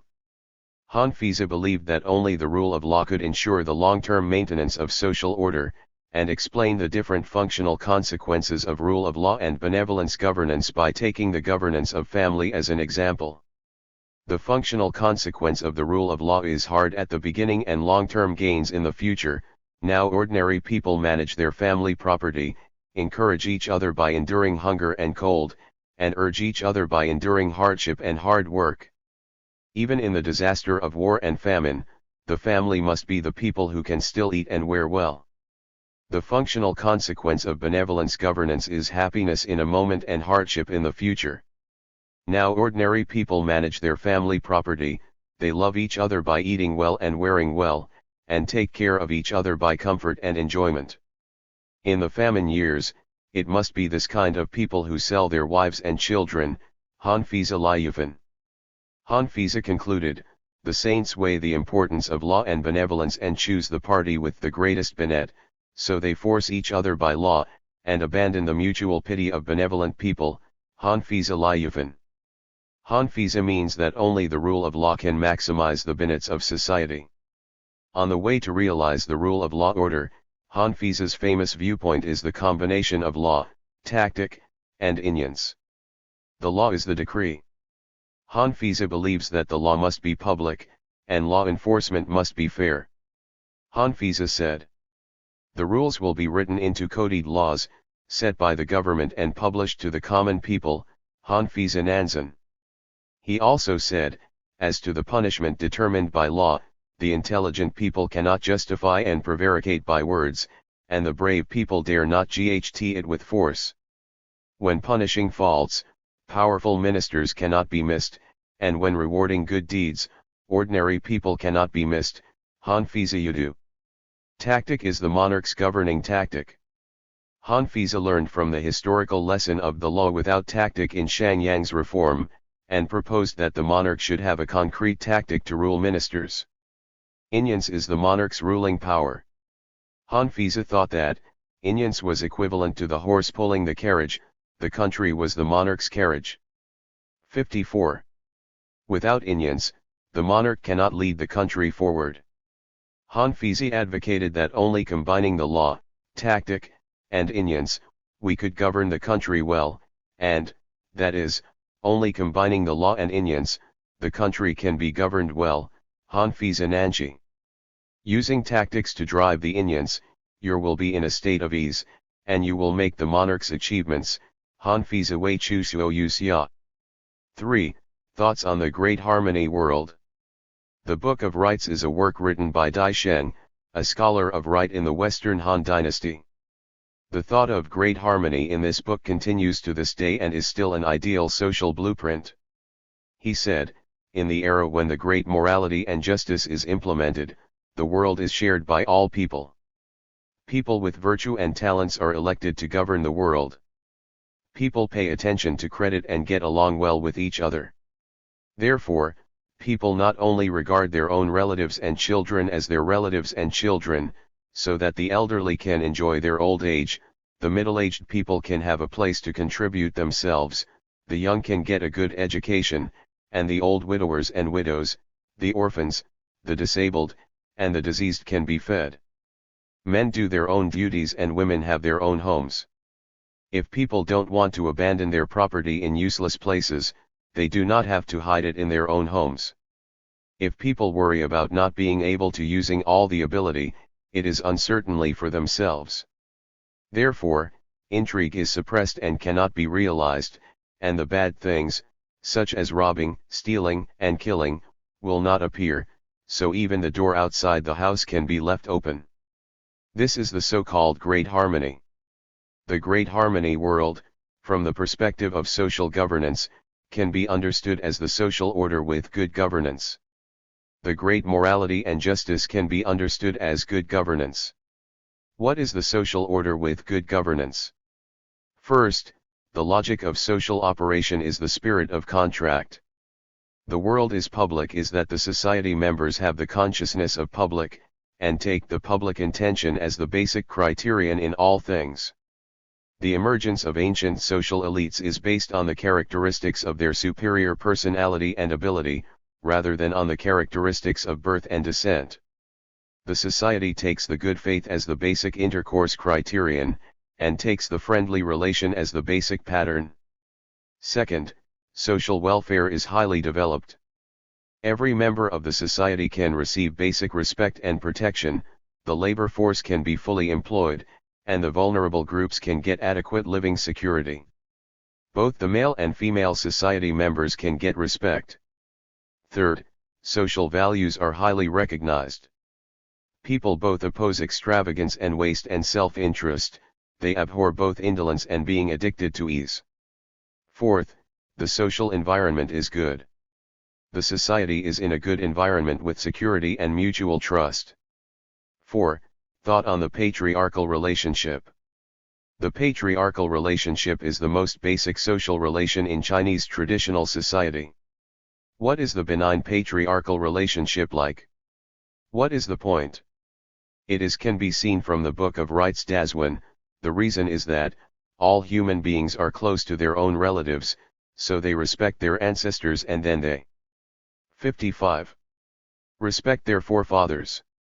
Because they respect their forefathers, they gather their clansmen together, and then they make strict systems of ancestral temples, and then they have respect for the country, and then they love the common people, and then there is appropriate reward and punishment, so that the common people can be stable, and then the country's wealth becomes sufficient, and then the ideals can be achieved, and then the etiquette, customs, and punishment can be formed, and then the governance of the country can be contending. Obviously, the benign patriarchal relationship is, family members are close to each other, they have a respect for ancestors, and they are united? There is good inheritance of patriarchal culture. It is the basis and premise of traditional social harmony, people's stability, rich life, and strict standard. Taking benign social relations as the basis of benign social order is not only the viewpoint of the Book of Rites, but also that of other thinkers. Confucius's monarch and monarch, ministers and ministers, fathers and fathers, sons and sons directly juxtaposed the patriarchal relationship with the effectiveness of state rule. In the Han Dynasty, Jia Yi directly copied the patriarchal relationship to the level of state rule. It is difficult to attach to the people in high position, and it's easy for the people in low position to be bullied. This is the situation. Therefore, the ancient holy monarchs set a number of status. There are high-ranking officials inside the court, and nobilities outside the court, and then small officials and common people, but the emperor is above all these people, so his dignity is hard to match. How to realize the benign patriarchal relationship? In the Chinese traditional thought of social governance, filial piety is the only way. It is said in the Book of Songs, people should always adhere to filial piety and respect for the elderly. Filial piety is the principle of life, the Book of Songs Diaziao. The most famous exposition about filial piety is Confucianism and Neo-Confucianism. The common point of Confucianism and Neo-Confucianism is to deem the relationship between the subject and the object of filial piety, and they both emphasize the respect and obedience of children to their parents.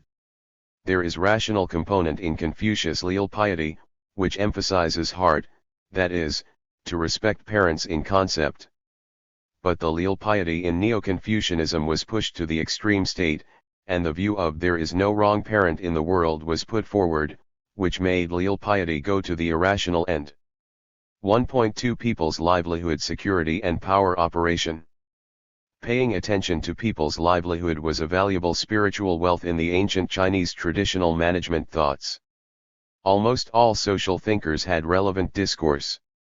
Mencius thought of benevolent government and Guanzhong's thought of three people were the gathering place and representative of the livelihood thought. When we attach importance to people's livelihood, we must attach importance to people. Therefore, the thought of public power relation in Chinese. 56. Traditional social governance thoughts mainly focused on the relationship between monarch and people. Of course, it was impossible to produce the democratic thoughts only in the modern society under the concept of divine right of kings, but there were also some views with social governance significance in these discussions. Thoughts on benevolent government. Mencius' thought of benevolent government is rich in connotation. Mencius proposed that the RST task of benevolent government is to respect the old and love the young, which was called push grace. Under the social condition at that time, it was a difficult task for the majority of families to support the aged and the young. Therefore, Mencius put forward that respect your elders, and extend this respect to other elders, love your children, and extend this love to other children, and then the world will be in your hands. It was a countermeasure that Mencius put forward to the people in power. He wanted them to treat well the elderly and children of his family as well as the old people and children all over the world. This is similar to the universal welfare of modern society. Only when the problems of the old and the young have been solved, the middle-aged people can engage in all kinds of social activities at ease, so Mencius believed that the strategy of push grace can be used to get the world. Mencius suggested that the second task of benevolent government was to increase the wealth of the people. He said, there is a basic situation about people, only those who have a certain amount of property income have certain moral concepts and codes of conduct, and those who do not have a certain amount of property income will not have certain moral concepts and codes of conduct. If they have no certain moral concept and code of conduct, they will act recklessly and do anything bad. Mencius believes that the wealth of the people determines the stability and harmony of the society. He also put forward specific countermeasures on how to increase the wealth of the people. The RST is to solve the land problem. To implement benevolent government, we must start from dividing the eld boundary. If the eld boundary is not well divided, the area of the well eld will be uneven, and the land rental income as salaries will be unfair. Therefore, tyrants and corrupt officials must disturb the boundary of the eld. If the eld boundary is correctly divided, then the distribution of the well-eld and the establishment of the salary standard can be done easily. They are not allowed to leave the township even for death, burial and relocation. The elds in the township are all well-eld system. People go in and out of work with each other, help each other when resisting bandits, and take care of each other when there are diseases and accidents, so that the people will be friendly and harmonious. There is a well-eld in a circumference of 800 li, and it is 900 mu. The middle one of the well-eld is a public eld, and each of the 8 families takes 100 mu as a private eld, but they should arrange the public eld together. Only after finishing the work in the public eld, they can do private work, which is the way to distinguish farmers. Mencius 10 Guangong the Part 1. The solution to the problem of land is to restore and rebuild well-eld system through land reform. The second is to solve the problem of economic supply. He proposed, planting mulberry trees in a VEMU residential space. The people in their fties can wear silk fabrics, raise chickens, pigs, 57, and dogs, and do not delay their breeding time. The old people in their 70s can eat meat, do not delay the cultivation season of 100 mu eld, and a family of several will not suffer from hunger. Set up school education conscientiously, and repeat the principle of respecting parents and brothers to the common people, and then the old men with white hair and beard will not walk on the road with heavy load. The people in their 70s can wear silk fabrics and eat meat, and there are no common people suffering from hunger and cold. If someone can realize these ideals, he can certainly unify the world and become the monarch. Mencius Liang Huivong the Part 1. The third is to solve the problem of taxation. Mencius advocated the reduction of taxes. He said, farmers only need to help cultivate public land without paying extra taxes. In this way, farmers all over the world will be willing to cultivate in such elds. 2. Thoughts on people's livelihood. Guanzhong put forward rich thoughts of people's livelihood, which can be summed up as the 3 people's thoughts: follow people, enrich people, and help people. Guanzhong's thought of follow people's will is still an important idea of governing the country. Following people's will is the ideological basis for the development of people's livelihood. He said, the reason why a decree can be carried out is to conform to the people's will. The reason why a decree may be broken is to go against the people's will. If the people are afraid of hardship, I will make them happy. If the people are afraid of poverty, I will make them rich. If the people are afraid of danger, I will make them stable. If the people are afraid of extinction, I will make them fruitful. Following people's will is to take the people's difficulties and needs as the goal, so as to ensure the people's support. Guanzhong's thought of enriching the people mainly answered the question of the importance of enriching the people. First, he believes that prosperity is the foundation of civilization. He said, only when the granary is full can the people understand the etiquette system, only when the food and clothing are sufficient can the people know the honor and shame. Second, he believes that affluence is the foundation of social stability. He said, when the people are rich, they will be satisfied with living in the hometown and cherish their homes, then they will respect the king and fear the crime of punishment. Therefore, it is easy to govern. Therefore, a monarch who is good at running a country must enrich the people and then govern them. Third, he believes that people's prosperity is the foundation of a strong country. He said, if the people are unable to defend their land, the city defense will not be consolidated. If the people are hungry, they will not be able to engage in war. Guanzhong's thought of helping people is mainly embodied in 9 aspects of benevolent government. These 9 aspects are, respecting the old, loving the young, compensating the orphans, feeding the sick, matching the single, visiting the sick, reporting the poor, aiding the people in need, and continuing the terminating. 9 aspects of benevolent government is the social welfare system of Guanzhong edition. Respecting the old is that the state should be responsible for the old age care of the elderly over the age of 70. Loving the young is the government's special care policy for families with 3 or more young children, such as 58. Exemption from military service, subsidies, etc., Compensating the orphans is that the government should be responsible for the social care of orphans, and encourage the family for adopting orphans. Feeding the sick is that the government should take care of the disabled. Matching the single is that the government should solve the marriage problem for widows and widowers, and allocate farmland and houses to help them improve their lives. Visiting the sick is that government officials should visit the sick people. Reporting the poor is to provide assistance for homeless couples or poor guests. Aiding the people in need is disaster relief. It is giving relief to those suffering from disaster, and continuing the terminating is for the people who died for the country. It is to help their friends and relatives continue the temple. 3. Thoughts on loving people and fearing people. During the Western Zhou dynasty, the thought of loving people had already come into being. For the people, the former emperor encouraged them to correct and improve their morality and conduct, opened up the ways to gain money to meet their needs, made them use satisfactory utensils, showed them gains and losses, educated them by etiquette, so that they could pursue advantages and avoid disadvantages, feel the kindness of the emperor and fear the majesty of the emperor. Therefore, the former emperor was able to extend his inheritance from generation to generation and keep growing. Kuyu's Huayu the Part 1, which is an emphasis that only by educating the people, making them have good moral character, and using various strategies to guide the people's behavior and values can the country continue. This is to emphasize that loving the people is the foundation of governing the country. Jia Yi of the Han dynasty put forward that, the monarch who chooses the method of etiquette and justice to govern the country will accumulate the etiquette and justice, and the monarch who chooses the penalty to govern the country will accumulate the penalty.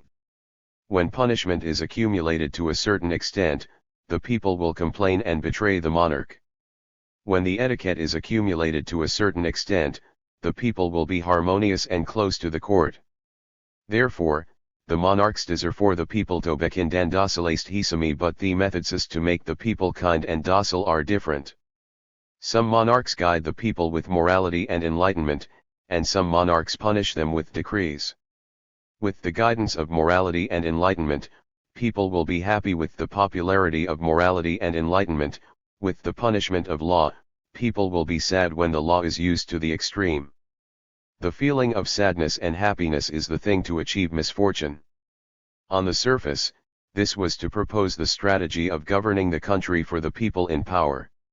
In essence, it was to emphasize that only by the way of moderate education, rather than severe punishment and cool law, can people really identify with the country. It is still to deal with the relationship between the monarch and the people by the idea of loving the people. The thought on fearing people was actually a warning to those in power not to take rash actions, and it also came into being in the Zhou dynasty. The harm of preventing people's criticism is more serious than the good caused by blocked rivers. If the river breaks after being blocked, it will hurt a lot of people, so will the people. Therefore, the people who govern water dredge the river to make it smooth, and the 59. People who govern people can only enlighten the people to let them speak freely. Kuyu's Huayu the Part 1, which required the people in power should allow common people to express their opinions and should not block the opportunities for the people to speak, otherwise the country will be defeated. 4. On the thought of people-oriented. People-oriented thought is one of the most important ideas in China. Lao Tzu's governing by non-interference and Mencius the people are more important than the monarch are both important viewpoints of the people-oriented thought.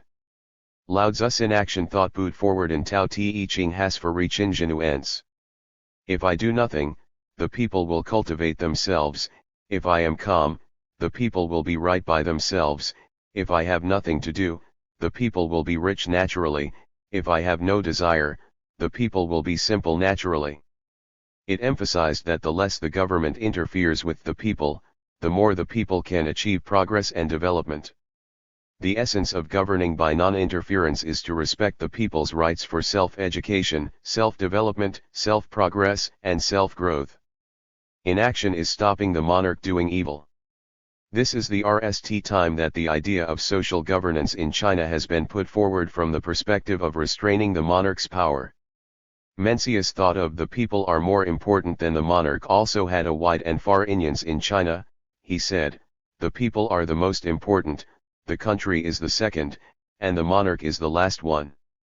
Therefore, with the support of the people, you can be the monarch, with the support of the monarch, you can be the princes, with the support of the princes, you can be the senior officials. If the princes damage the country, you should change it. In terms of the significance of social governance, this proposition is the first time in the history of Chinese social governance a thought to clearly discussed the characteristics of the dialectical relationship between subject and object in the power relationship. That is to say, the power subject can exercise power depending on the partner with the power object.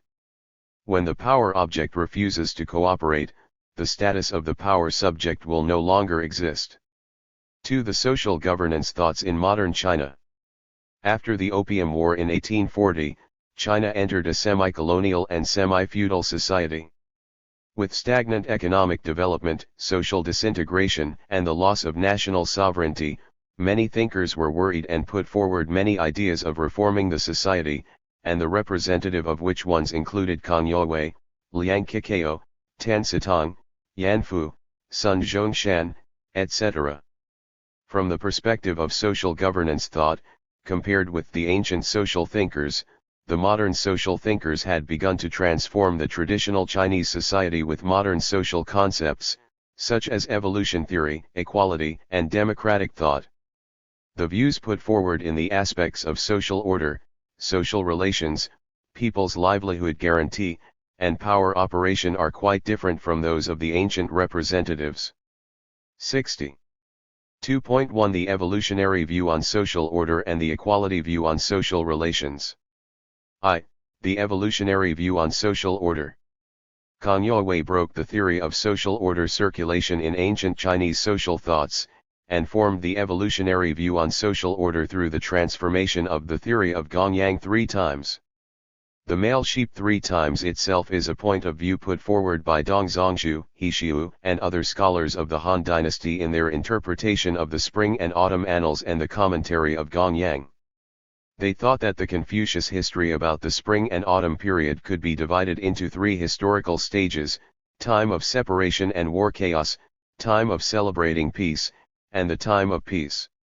The time of separation and war chaos is the time from hearsay, the time of celebrating peace is the time heard, and the time of peace is the time seen. Gongyang school extended it and thought that social history was the continuous cycle of these 3 times. Before Kang Youwei, Gongzhihen of the Qing dynasty also reformed the theory of 3 times. On the one hand, it followed the viewpoint of the ancient Gongyang school, and held that the ancient times was separation and war chaos time, the Shang dynasty was in the celebrating peace time, and the Zhou dynasty was in the peaceful time. On the other hand, it has been developed, and held that the social order was developed in 3 forms of peaceful times, chaotic times, and declining times, while the middle of the Qing dynasty was in the declining times. Kang Youwei incorporated the evolution thought into the theory of 3 times, combined with the well-off and the great harmony thought of the Book of Rites liqun, and formed a historical evolution with a unique 3 times theory. Kang Youwei believed that the social history was evolved along the path of the time of separation and war chaos, the time of celebrating peace, the time of peace, and it couldn't be overstep. In the time of separation and war chaos, the human being is multi-ranked, the hierarchical differentiation among people is strict, the relationship among people, races, and countries is oppressive and enslaved, and there is no equality. Some scholars think that the time of separation and war chaos is equivalent to the absolute monarchy time. The time of celebrating peace is well-off time, there is less classes of humans, that is to say, compared with the times of separation and war chaos, there is relative equality among people, races, and countries, but there is inequality still. Some scholars believe that the time of celebrating peace or well-off time is the era of constitutional monarchy proposed by Kang Youwei. The time of peace is the great harmony time, there is no classes for people, the equality has been fully realized among people, countries, and races, there is no difference between noble and lowly races, everyone is equal, and the world's nobles are completely abolished. Kang Youwei believes that the development process of the three times is irreversible, but the development process cannot be overstepped. The so-called born in a turbulent world, the way forward is very difficult. Although I inwardly want to 61. Achieve peace, the world has not yet been in the celebrating peacetime and the chaos has not been eliminated. The owing water cannot owe forward without ling the holes on the way. Everything needs to be done step by step, liqun zugzu. If we try to transcend the historical stage to develop, it will bring about the destruction of social order.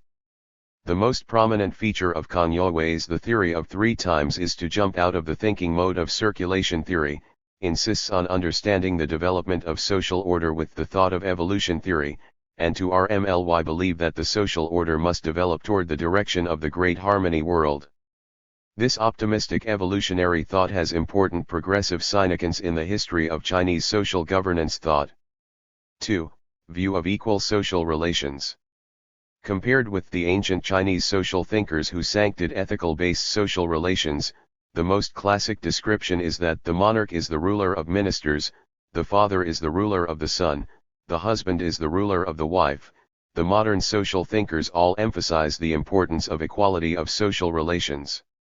Kang Youwei's Great Harmony world is a society in which all people are equal, men and women are equal, races are equal, and there is no distinction between the high and the low. In the discussion of the importance of equality in social relations, Tan Sitong's view of equality was the most representative. Tan Sitong borrowed the concept of benevolence to discuss the importance of equal social relations. He believed that the essence of benevolence is accessibility and the appearance of the accessibility is equality. This was to associate the modern concept of equality with benevolence, and to emphasize that equality is the real benevolence. The equality advocated by Tan Sitong is all-round, including the equality among the people of different countries, the political equality within the country, the equality between men and women, and the equality of individuals' rights and interests. It is the so-called accessibility between China and foreign countries, accessibility between the high and the low status, accessibility between men and women inside and outside, and accessibility between other people and me. 2.2 The principle of people's livelihood and democratic thoughts. The principle of people's livelihood. Chinese modern social thinkers have inherited the tradition that ancient social thinkers attached importance to the people's livelihood security and raised the people's livelihood to a new level. The most representative one is Sun Yat-sen's thought of people's livelihood. 62. Sun Yat-sen's principle of people's livelihood started from the promotion of economic equality, and he said that the so-called implementation of people's livelihood is due to the inequality between the rich and the poor. This view is quite different from the viewpoint of people's livelihood in the ancient Chinese thought of social governance. The people's livelihood in ancient China was always put forward under the premise of maintaining the feudal dynasty's rule, that is, the decline of people's livelihood will lead to the demise of the dynasty, and people's livelihood will be emphasized if they want to maintain the dynasty's rule. The starting point of Sun Yat-sen's principle of people's livelihood is to prevent the polarization between the rich and poor within the people, which has the significance of social equity. There are two main points in Sun Yat-sen's principle of people's livelihood. The one is making land ownership average, the other is controlling private capital and developing state capital. In terms of the equalization of land ownership, he mainly emphasized that land prices should be controlled by the state. The controlling method is to determine a land price as the reference frame before the development of industry and commerce, and when the price of land rises after the development of industry and commerce, the state can purchase land according to the price set before the increase of land value and manage it by the state. The state will then use the proceeds after the increase of land value increment to fund social undertakings and promote the equal distribution of social wealth. In controlling the private capital and developing the state capital, he believes that the excessive development of the private capital will lead to the increase of the polarization between the rich and the poor, leading to the concentration of capital and wealth in the hands of a few people, and the solution to the overdevelopment of the private capital is to develop the state capital. To develop state capital, according to Sun Yat-sen's understanding, is to develop state industry by using foreign capital.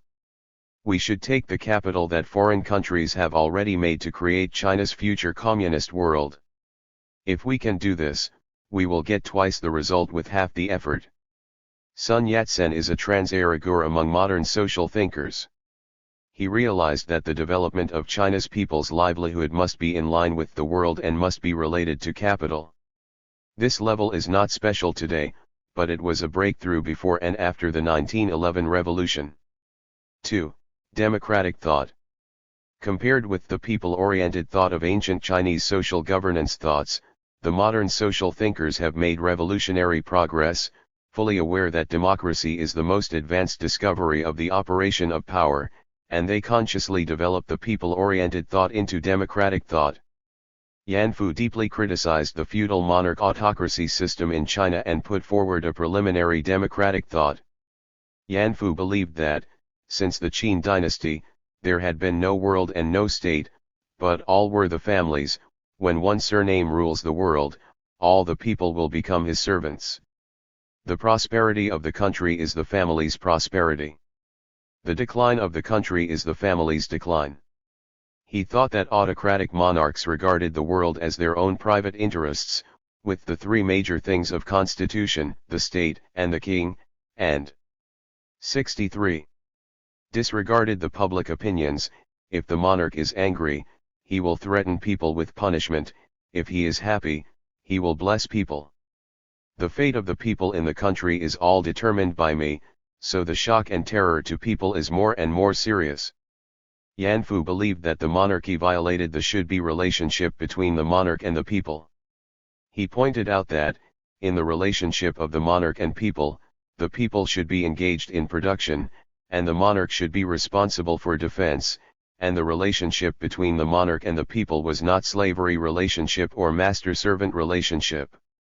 Based on this, he drew lessons from the Western contract theory and proposed that the people are the masters of the country, the state, the public property of the people.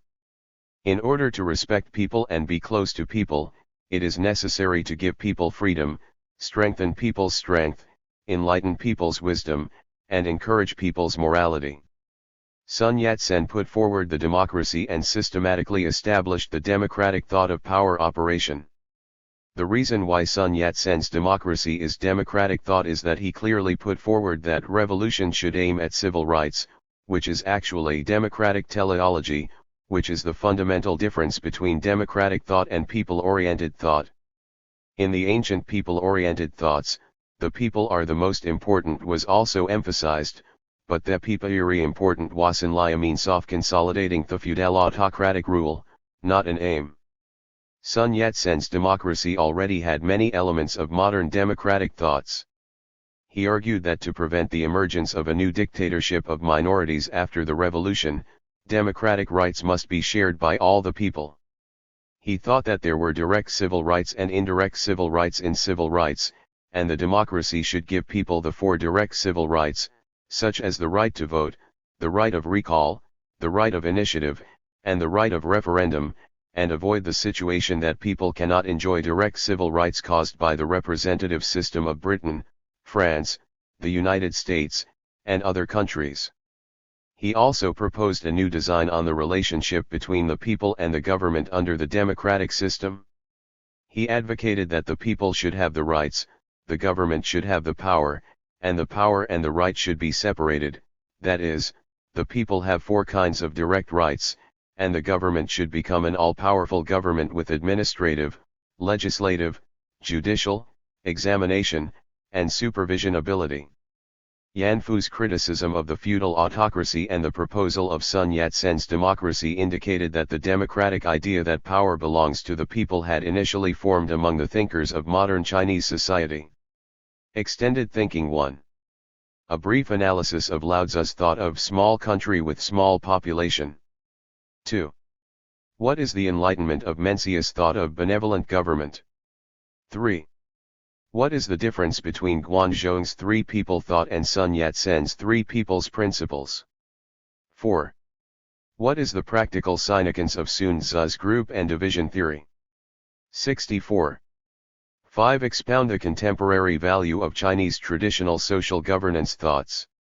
6. Expound the connotation and important significance of Sun Yat-sen's social governance thoughts. Liqun Wei. Overview. This chapter expounds on the characteristics and evolution of traditional Chinese social governance, describes the changes and progress of social governance at different development stages in New China, and analyzes the characteristics of social governance at different development stages in New China.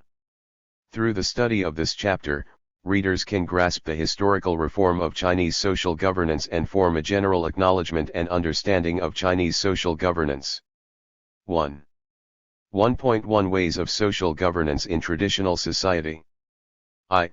Self-discipline and social governance of family units. Since the Zhou dynasty, China's society has experienced turmoil, changing the socio-economic formation and regime changes in the country many times. The foundation of China's society is patriarchal, that is, a family maintained by the ties of blood. For the patriarchal clan, all male descendants of the same ancestor belong to the same clan group and are generally members of the clan. The kinship relationship was the deep structure of the social interpersonal relationship in ancient China. In ancient Chinese society, every family member could end his or her own status, which was inborn and immutable. Parent rights were mainly embodied in two aspects. First, the power of decree: parents have the power to educate and govern the family. Second, property rights, and parents have the right to control family property. If the parents are alive, the kids dare not have their own way, dare not keep personal wealth. The Book of Rights Fangji. Family is regarded as the basic unit to constitute political law. The patriarch is the representative of each family and is responsible for the state.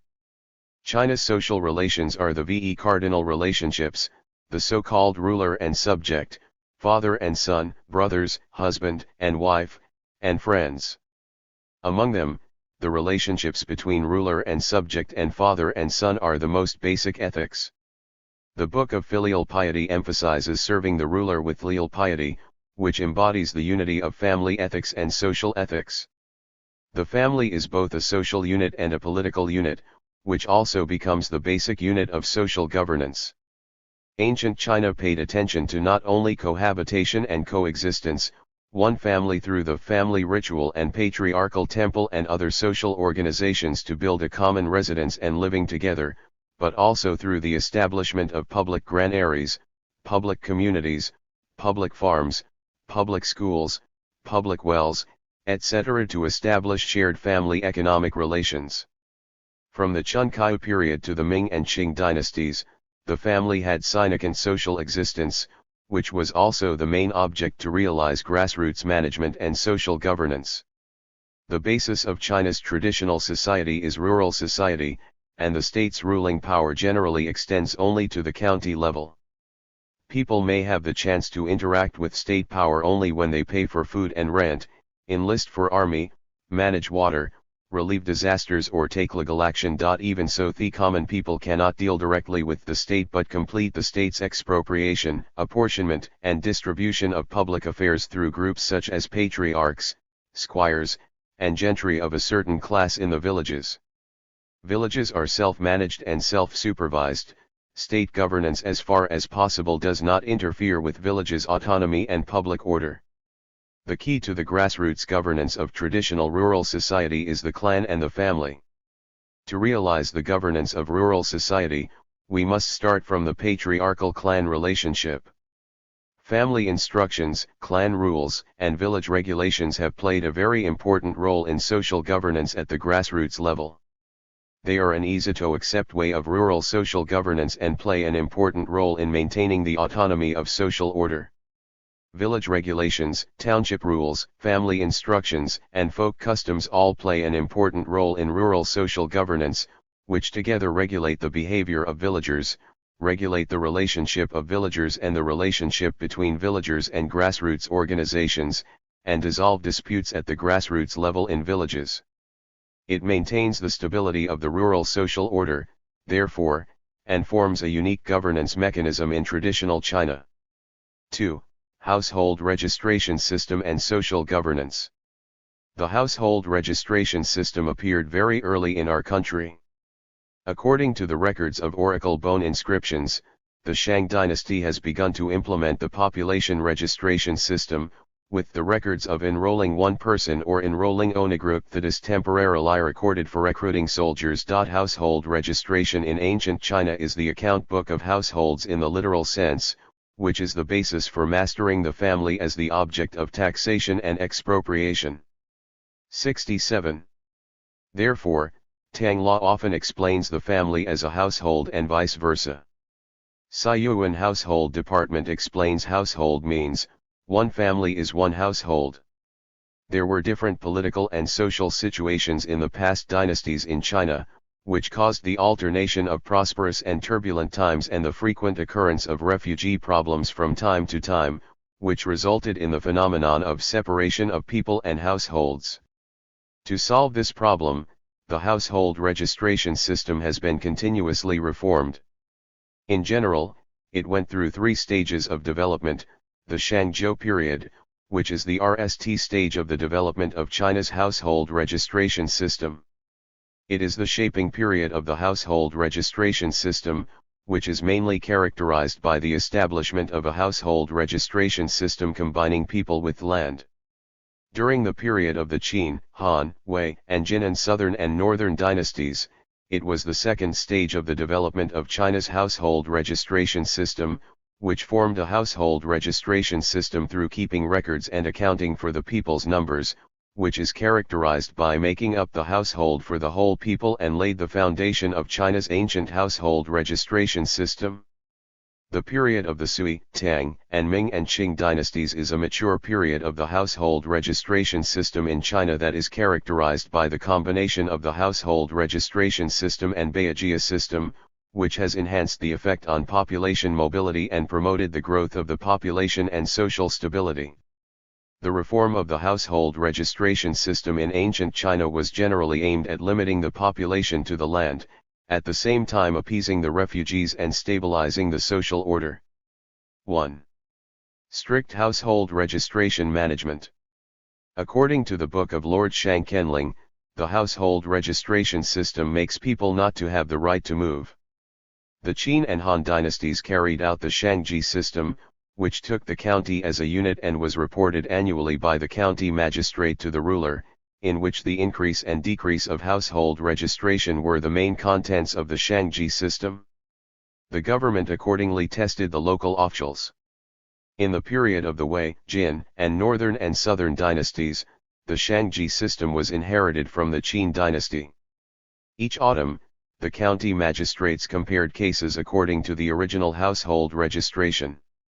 The common people helped the elderly and the children go to the county government, gathered in the court, waiting for the master to check.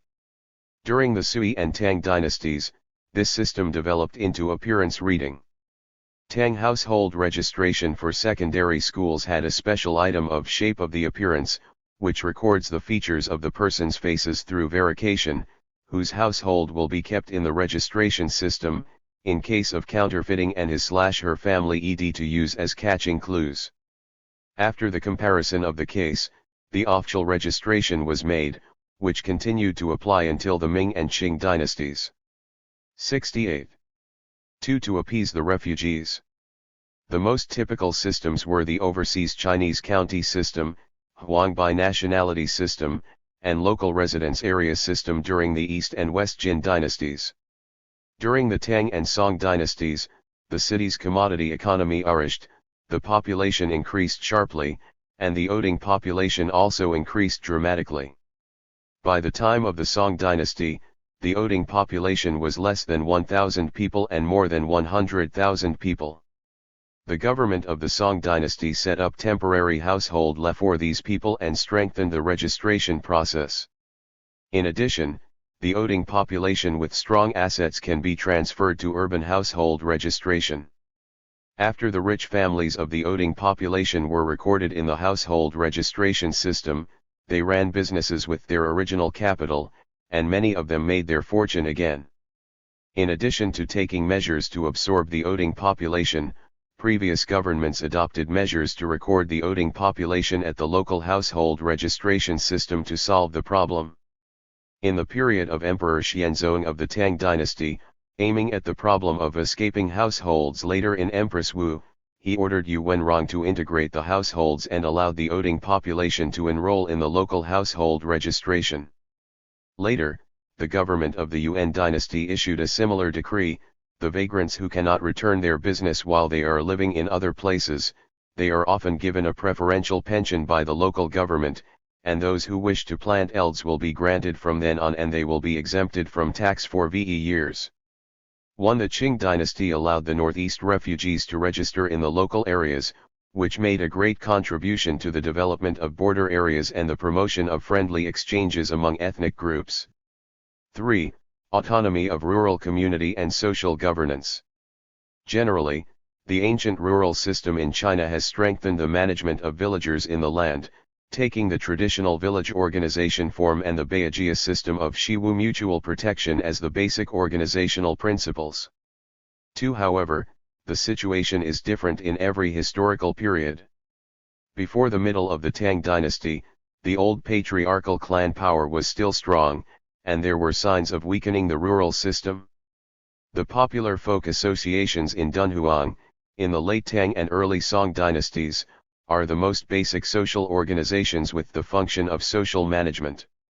In fact, the main carrier to realize the management function is social provision, also known as social regulation.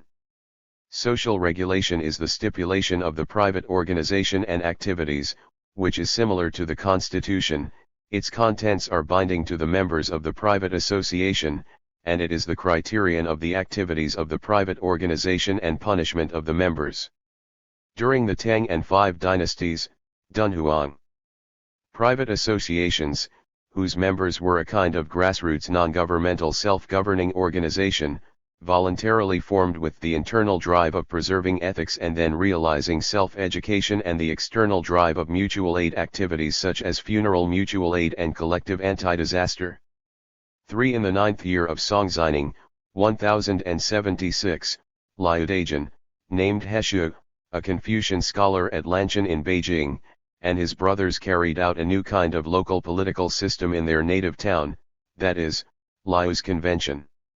The text of Liu's Convention has a total of 1,630 words, with 4 general principles: advise others on virtue and work, discipline others when making faults, make friends with etiquette and customs, help others during disasters. Using popular language stipulates the basic rules to deal with the relations between neighbors and parties, as well as the code of conduct that the villagers should follow in their self-cultivation, career building, family unity, as well as the etiquette and customs that should be followed in greeting and sending, marriage and funeral and other activities. For example, in relation to helping others when in difficulties, we summarize 7 disasters in the village, including water and stealing and robbery, disease, death, loneliness and weakness, injustice, and poverty, advocating that people help each other and work together to maintain social peace. Later, it was updated by Zhu Shi of the Song dynasty. The content was more abundant and complete. It is the rule that the gentry tries to educate and organize the peasants as leaders and the organization that combines for the people automatically. This is what Liu Heshu said: the villagers are guided by the rules, which is the small good. In the Song and Yuan dynasties, with the gradual disintegration of the old patriarchal clan system and the new patriarchal clan system has not been established, the government strengthened the control and management of the village, the Beijia system came into being, and the role of the township regulations and social rules were gradually valued and utilized by the rulers. 4. City guild system and social governance. China's guild system, RST, recorded in historical documents in the early years of the Tang dynasty, was formed on the basis of thousands of years of industry and market management systems from Zhou to Sui. The markets were standardized since ancient times according to the business of the same industry. Rights of Zhou local official business leader contains. Each of the business leader holds the political order of their own industry, to show their goods, those with similar names but different utilities are laid far away from each other, while those with similar utilities but different names are laid closer, with accurate category and fair prices to collect the taxes of the industry and manage the decree of the industry. The business is the industry. In the inscription of the great Prajnaparamita Sutra of the Fangshan Stone Sutra in Tianbao and Yuanhe of Tang Dynasty, we can see dozens of activities of saluting Buddha, such as the industries of rice, silk, pig iron, charcoal, cloth, meat, scarf, slaughtering, ve foods, fruits, grinding, boots, groceries, oil, and others. For in reminiscences of the eastern capital written by the elder Men Yuan of the Song dynasty, there are also recorded the fruit business of Bianliang, now Kaifeng, ginger shops, silk shops, cattle shops, horse shops, big and small groceries, meat shops, sh shops, as well as an embroider shops and embroideries works. Tang, Song, Yuan, in addition to the name works, refers to the handicraft industry guild, others called shop, group, public offices, and a number of other business organizations. Mengliang Lu Tuanxing recorded in the southern Song dynasty linen, Hangzhou, the city's perfume shops, tailor shops, antique shops, ower shops, wine shops, rice shops, pharmacy, etc., all belong to the Common Service Industry Guild. Its society said the music club, the sound club, the puppet club, the poor rich gambling club, the football, ball, shooting water club, etc., belonged to the Common Entertainment Industry Guild. In Song, Yuan, Ming dynasties, such as Yongjia Book Club, Jushan Book Club, Guohang Book Club, Woolen Book Club, etc., also belong to the common entertainment such as guilds. There is a line in the drama, The White Rabbit story in the Yuan dynasty, when you look at it from the left, you raise the banner of the army with me, and call the people in the neighborhood, and do business in the 360 industries, you are willing to sign up for the army, and sign up for it. Through the spread of drama, the theory of 360 industries is widely known. 5. First, the guild plays a social role in serving the needs of the government in traditional society. In the early Tang dynasty, the guild system was established in the name of the government, and the main purpose was to carry out the decrees through various business leaders and to assist in the collection and payment of taxes, purchases, recruitment, and other public affairs. At the end of the Tang and 5 dynasties, there was a kind of service called the business owner should supply for free, which means that if the official needed any goods or services, they went directly to the guild and asked the guild to supply them free of charge. The guild will distribute to each individual merchant one by one according to official requirements. However, with the development of history, the work content of the guild is increasing, such as coordinating internal disputes, balancing the interests of all parties, holding groups to warm up, negotiating with the government together, stressing conditions, negotiating with the opponents, forming a kind of monopoly in a sense, and seeking greater benefits for themselves. Second, the guild has the function of representing the government's will to manage business. At that time, the head of the guild was mostly appointed by the government, that is, the person who was elected by the industry must also receive official recognition. Zhao Su, a scholar of the Yuan dynasty, in the 9 Essentials for the Government, said, when the county magistrate arrived at the office, he should investigate the spies and thieves in private plot unknown business, secretly inquire the gossipers, leaders of tea house, wine bars, brothels, food shop, shop for storing and lending the valuables and money, horse shop, pawn shop, bank, hotel, whom must be informed of the situation from different levels, with confidential report, so that they know everything. New officials can inquire for the leaders of the industries to understand the local conditions and business operation, which will help to improve the efficiency of business management and the level of social governance. Third, the guild bears the social function of self-governance in business organizations.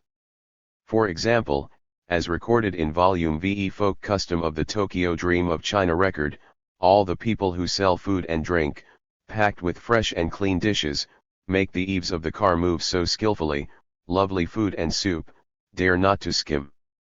Salespersons for medicine and hexagrams were all dressed formally. As for beggars, there were also specifications. It seemed to be a little slack, which is not allowed by all.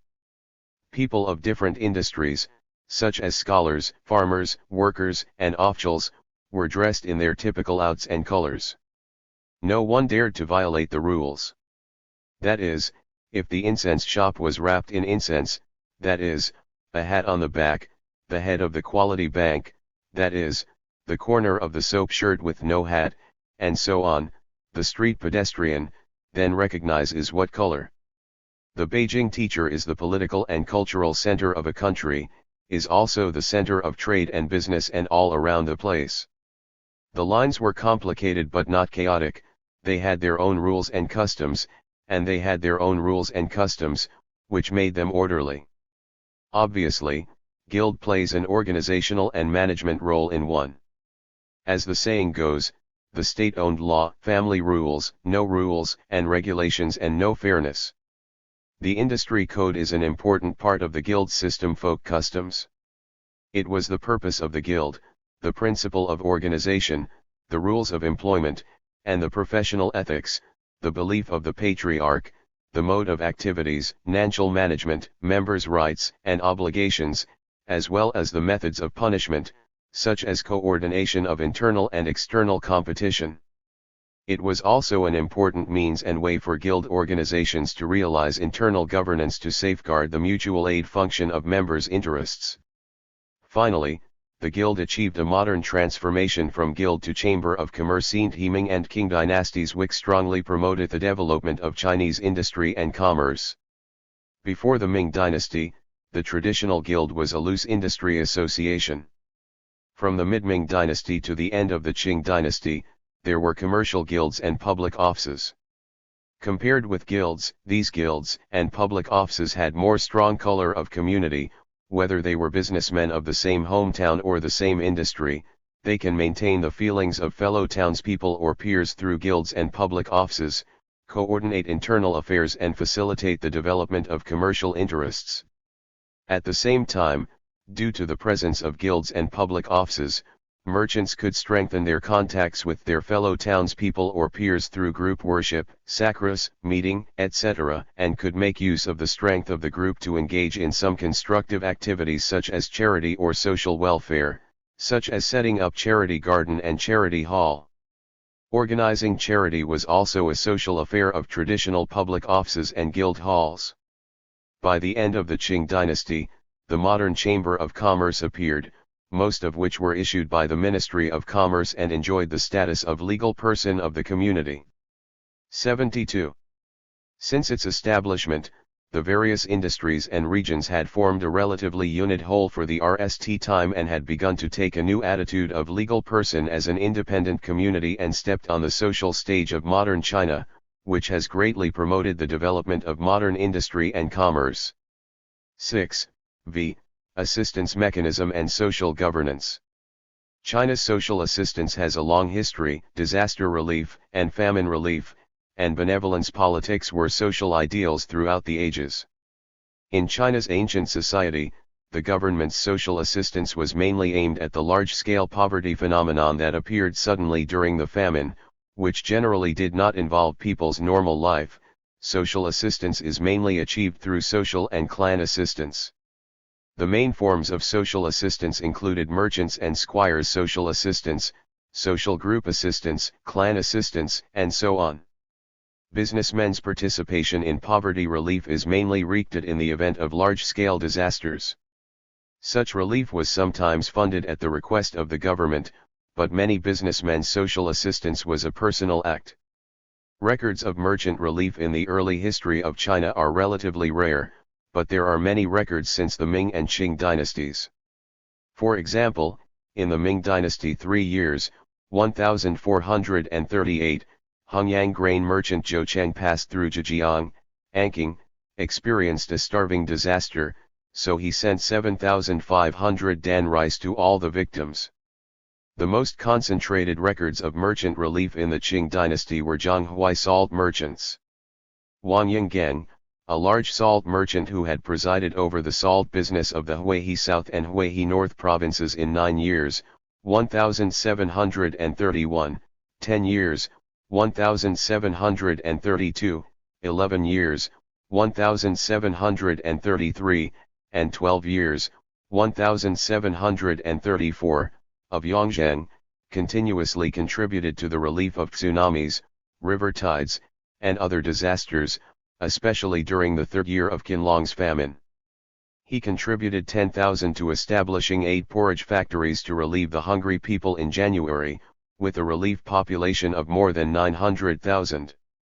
This shows that businessmen in the Ming and Qing dynasties, as a social force, played a very important role in social assistance.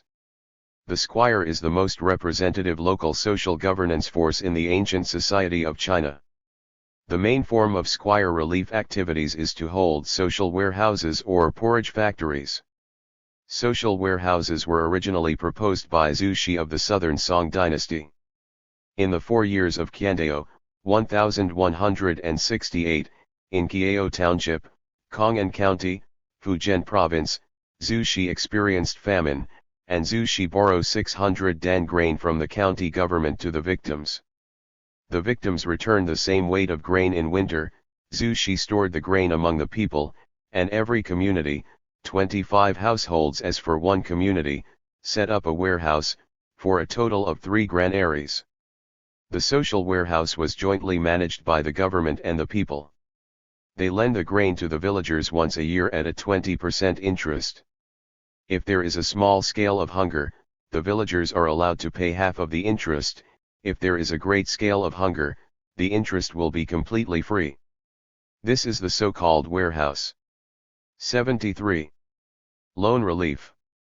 Under the Inyans of Zhu Shi, some places in Fujian, Jiangxi, Suzhou, and Hunan also set up social warehouses. In the late period of the Ming and Qing dynasties, the social warehouse was large, but it was already the folks' own grain gathering and silo. Thus, it can be seen that social loans are actually a kind of social assistance form of folk mutual assistance that is led by squire. Social organizations organized charities to raise money for their relief of the victims, the poor and their peers, which existed in ancient times and nourished in modern times. For example, in the late Qing dynasty and early Republic of China, the liqun Association often raised money by hosting voluntary plays to help with disaster relief. These voluntary or duty plays that the liqun Association performs are recommended by a famous steward to discuss the stage code Togther. Once the stage code is released, all the actors in the class will follow to play. Obligatory play is mainly performed by public welfare causes, such as the relief of Jingzhaoud obligatory play and the restoration of Miaofeng Mountain Joy Temple obligatory play. The liqun Association also often held relief peer duty play, known as Waoda duty play. The ancient religious organizations of our country can be divided into 2 categories: legal monk groups recognized by the government and illegal secret groups that are not approved by the government. Both groups play a certain role in poverty relief activities in traditional societies. According to the book of Southern Qi Dynasty biography of Prince Wenhui, the prince and the Prince Jingling were well off and had set up 6 houses to support the poor. Some of the rich and influential Buddhist temples in history have implemented some measures to relieve the poor. Most of the ancient secret group carried out various kinds of poverty relief. For example, the original Taoism Celestial Masters, Way of the Celestial Master, founded by Zhang Daoling at the end of the Eastern Han Dynasty, was to attract believers at the lower levels of society by treating diseases by using calligraphy as a symbol and to organize people to help themselves. Clan assistance is one of the main ways of assistance in traditional Chinese society. The history of clan assistance for poverty is far earlier than that of the government. Ordinary people do not have the power to solve the problem of daily life, mainly resort to the clan. The forms of the clan's poverty relief are various, not only free relief but also non-gratuitous aid, as well as inter-clan mutual assistance. Saving the weak and helping the poor are the traditional virtues of the Chinese nation and the ideal carrier of Chinese Confucianism's benevolent government. Social assistance at different times and forms is an organic supplement to the traditional mechanism of social governance and an effective way to achieve long-term social stability. 6. Cultivation of etiquette and customs and social governance.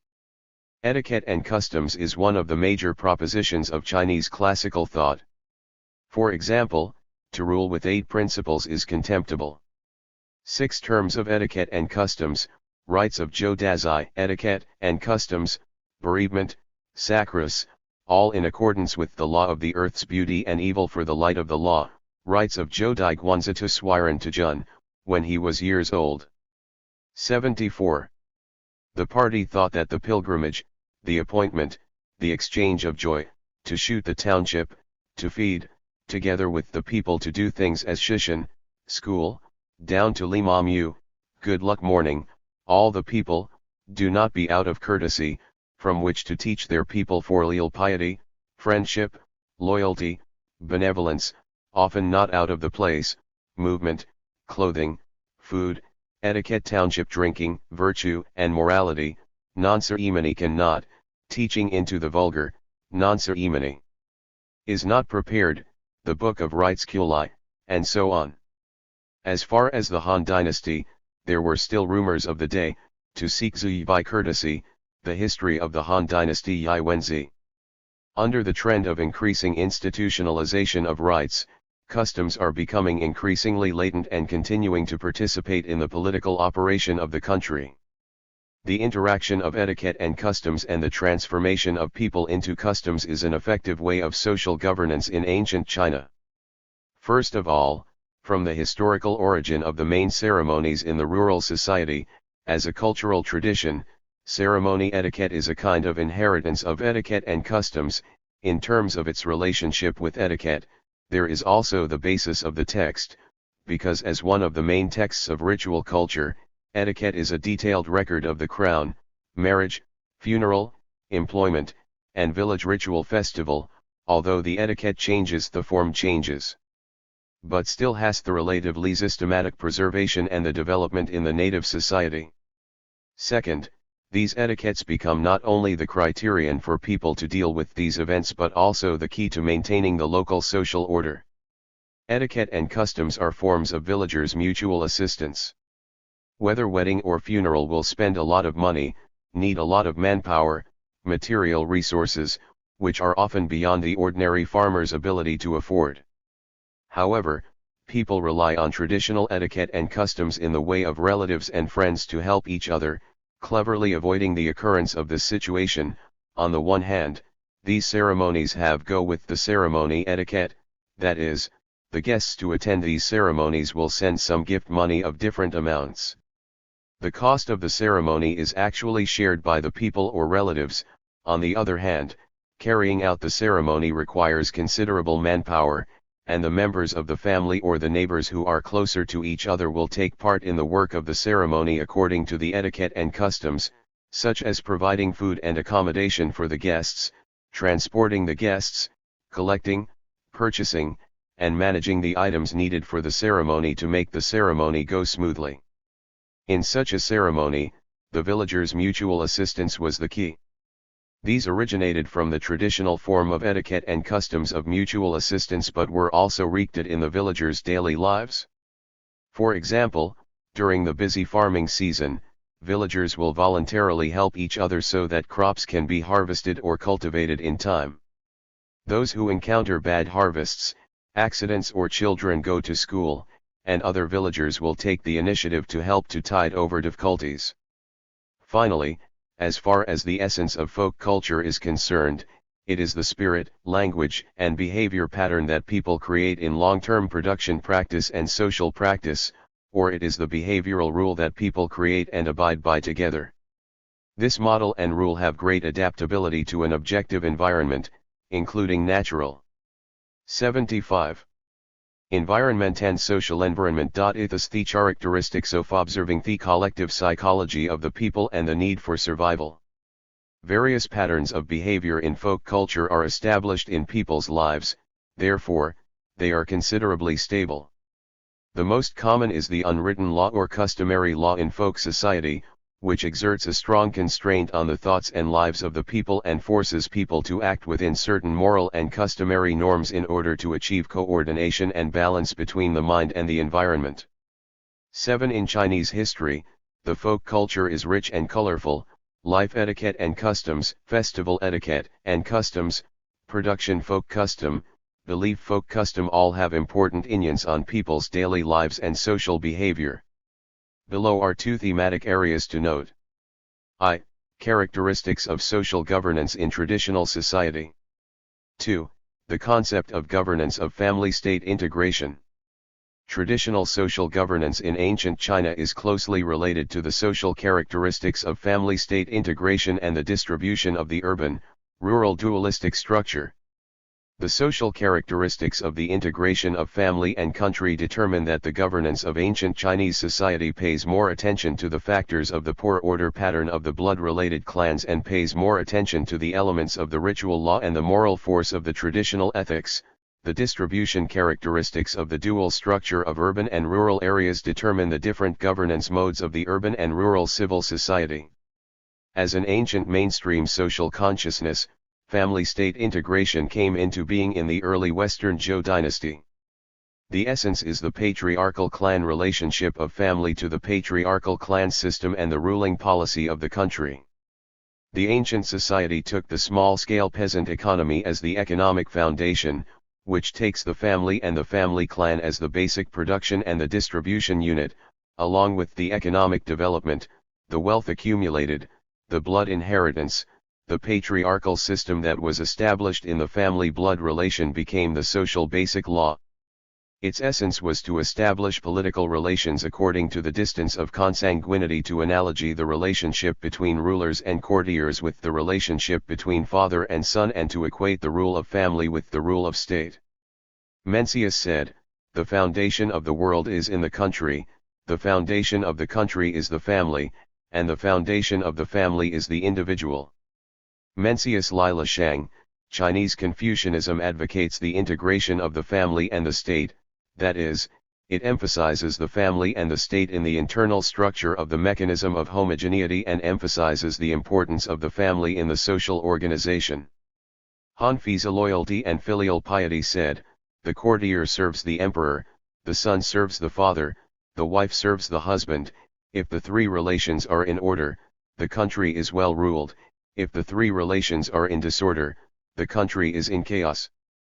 The Book of Filial Piety said, "To love the father and in the same way to love the mother, to serve the father and in the same way to serve the king, that is, to show respect to the country. Therefore, to love the mother and to respect the king, to both love and respect the father.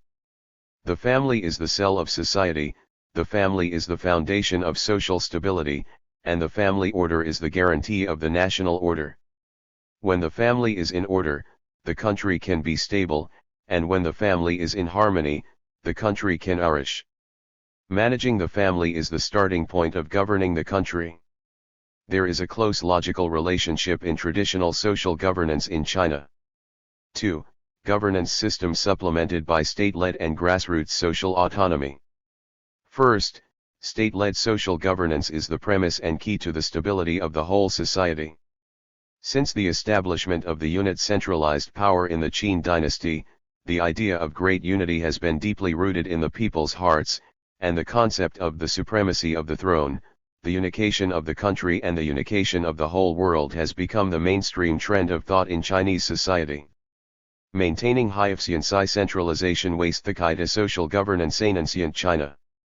In China's history, when the power of the central government was weakened, the whole society often fell into turmoil, even the separation of the Tibetan towns. There is a close relationship between social security and the ruling power of the central government. The security of the whole country is determined by royal power, which is a remarkable characteristic of social governance in ancient China. Second, state forces and social forces combine to govern society.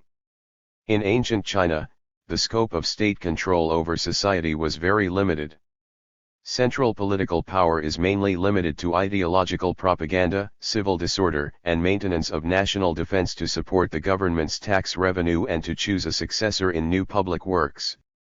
In terms of social governance, the state not only pays attention to the control of rural society and the close combination of state power to realize the control of rural society but also pays attention to the use of rural talented people to govern rural society. Custom, squire, and local people with high moral values also play a very important role in the daily management of the village economy, etiquette activities, and so on. 3. Governance means the parallel between rule of law and education. The parallel rule of law and etiquette education is another basic feature of traditional social governance. The Analects of Confucius Wei's Hung Records, the Confucius said, "To govern the people with government orders and to rectify them with criminal law, the people only want to be free from crime and punishment, but have no sense of shame. To guide the people with morality and assimilate them with etiquette, the people will not only have a sense of shame, but also a sense of obedience." The main characteristics of social governance in the Shang and Zhou dynasties are the ritual and music civilization and the penitentiary. Additionally, our country's traditional society, which governed the basic thought, laid the ancient Chinese society, which governed the basic form and the pattern. The ritual and music civilization originated very early in China, and the bronze ceremonial instruments since Xian Shang dynasties were endowed with the sacred ritual function of coordinating with the upper and lower, connecting the heaven and 77. The West by the superclass society. The Book of Rights Quli says, morality, benevolence, and justice can't be achieved without the standard of propriety, educating people to be correct without propriety can't be complete. Debating and arguing can't be solved without the intervention of propriety. The fame and propriety among monarchs and ministers, superiors and subordinates, fathers and sons, and brothers can't be solved without propriety. Going out to study and worship a teacher, without propriety, there will be no intimacy and harmony. Arranging the rank of the court and regulating the army. If there is no ceremony, the officials can't establish their authority. If there is no ceremony, the ritual and routine ritual can't wreak piety and solemnity. The systematization and institutionalization of etiquette also make the rights and obligations among the members of the society clear, can be followed, reduce the internal competition and conflict, and increase the stability of the society. Law is the result of ancient social etiquette and customs becoming culture, standardization, and institutionalization. It is a mandatory tool to maintain the ruling order and adjust social relations. Guanzi I 7 courtiers and 7 masters. Law is used to promote meritorious efforts to deter violence.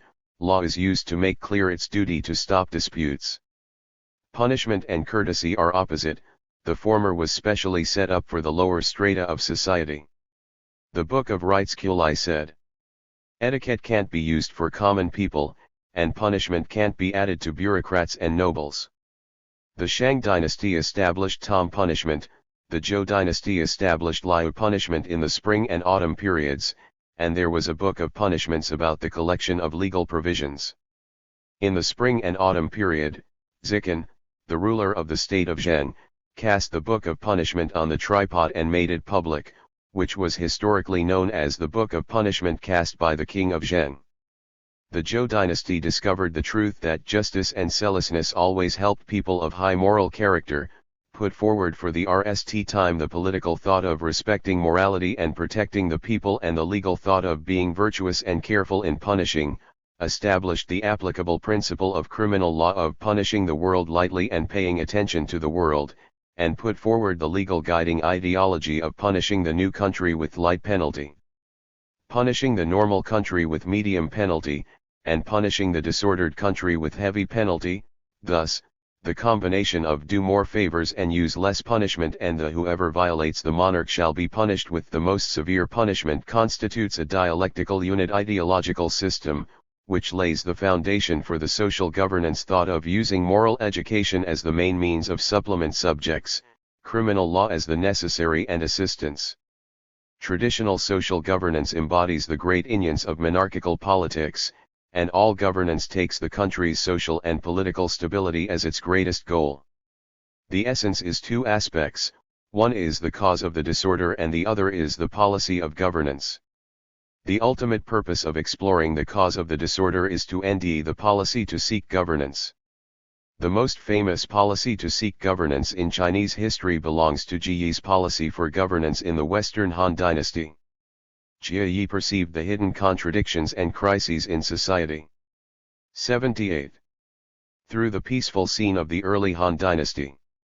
In view of the great power of the separatist powers of the kings, he put forward the measures of building up kings with less strength against the power of the kings and suggested solving the problem by weakening the separatist powers of the kings to solve this problem. Chu Kao Kungming also explained the way of governing the world in the memorial on sending out the troops.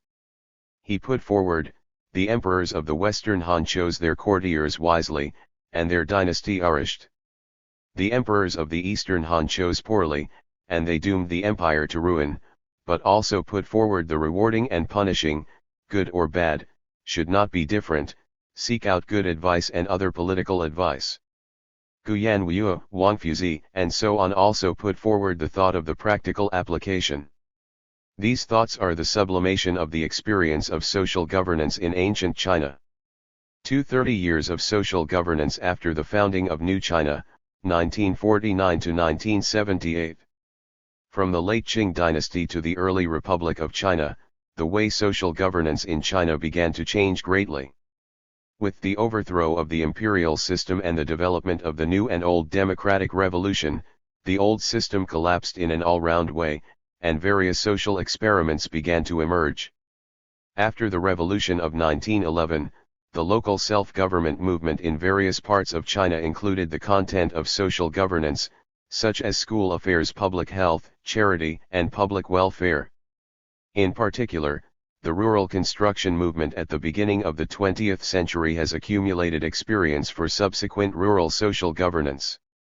According to statistics, by 1934, there were more than 600 rural construction groups throughout the country, and experimental sites were established in more than 1,000 villages throughout the country.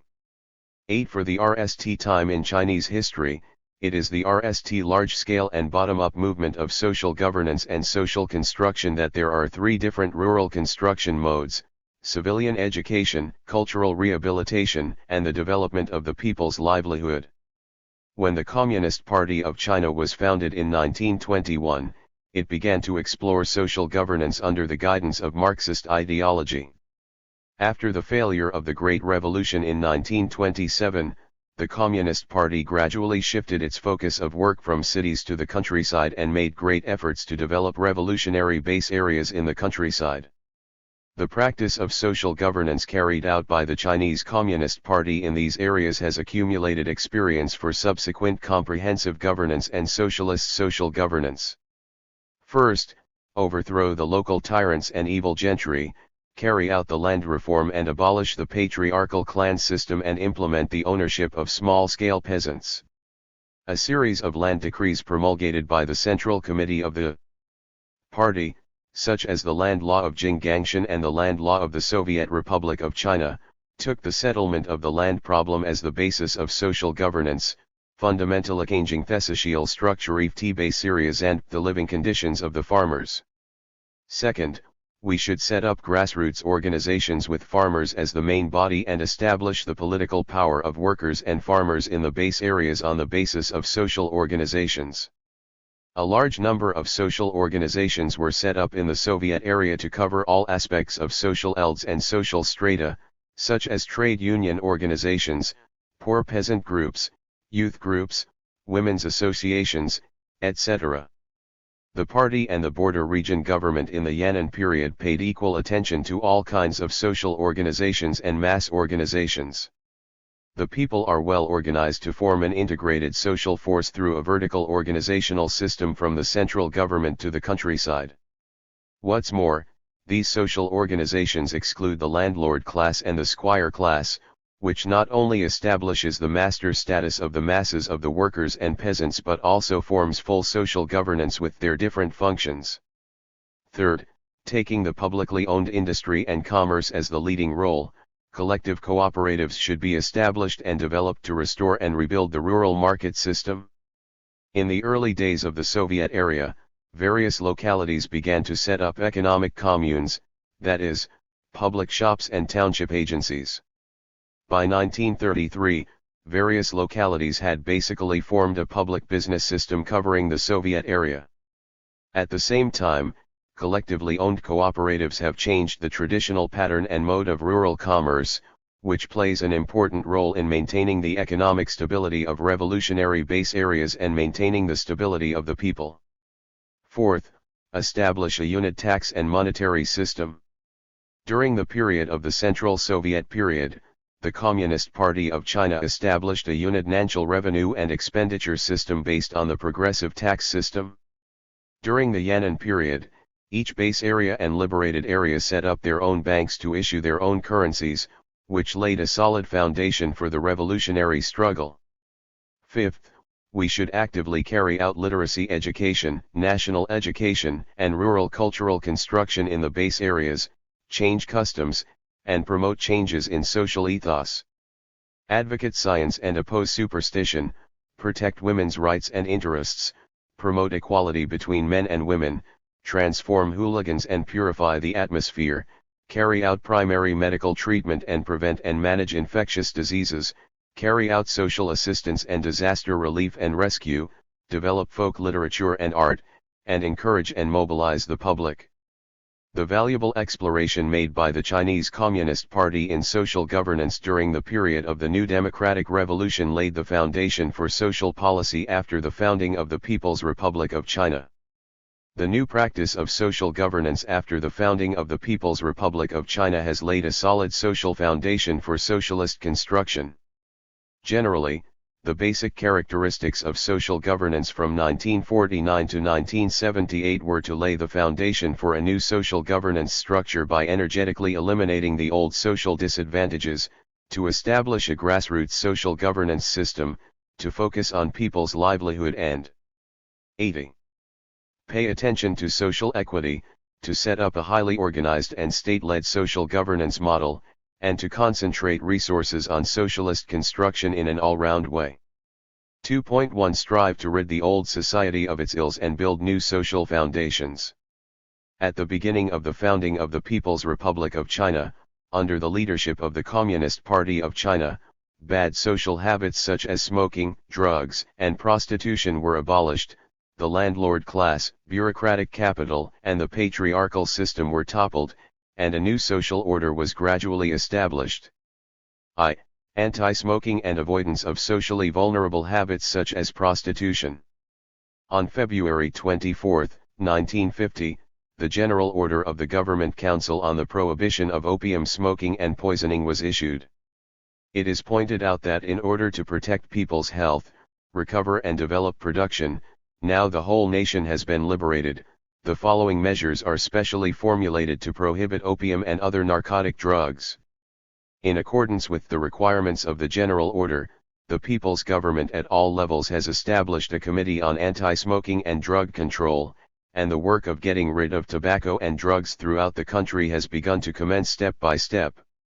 On April 15, 1952, the instruction of the Central Committee of the Communist Party of China on the elimination of the drug epidemic required all localities to use the forces already organized in the 3 anti and 5 anti-campaigns, as well as the clues and information available, to carry out an unprecedented anti-drug campaign mainly aimed at drug trafficking. By the end of 1952, tobacco poisoning had been largely wiped out, and social ethos had been purged. At the beginning of the founding of the People's Republic of China, when political power took over, cities began to ban prostitution, mainly Beijing and Tianjin. The Beijing model takes decisive action to concentrate on closing brothels and dealing with bosses and prostitutes when conditions permit. For the owners and leaders, the Public Security Bureau and the People's Court shall form a trial committee for interrogation and handling, and the Public Security Bureau and the Civil Affairs Bureau shall form a property handling committee to register and investigate the property and confiscate and dispose of the property as the case may be. In the case of prostitutes, the Municipal Women's Federation, the Civil Affairs Bureau, and the Health Bureau shall organize women's production and rehabilitation centers, which shall be responsible for the education and transformation of prostitutes, the treatment of sexually transmitted diseases, and the organization of production. Another mode of work, represented by Tianjin, was that the number of prostitutes attached to the industry was too large, and the national nance was limited. Therefore, the policy of confinement to limits was adopted, through administrative management, to restrict. 81. The development of brothels and the increase of the number of prostitutes, so that the industry gradually shrinks. When the conditions were mature, the brothels were closed again. By 1954, open brothels in public were completely prohibited, and women's foster homes were set up throughout the country until approximately 1956. By the mid-1950s, the GHT against prostitution had won full victory. 2. Promote land reform, confiscate bureaucratic capital, and form the basis of a new society.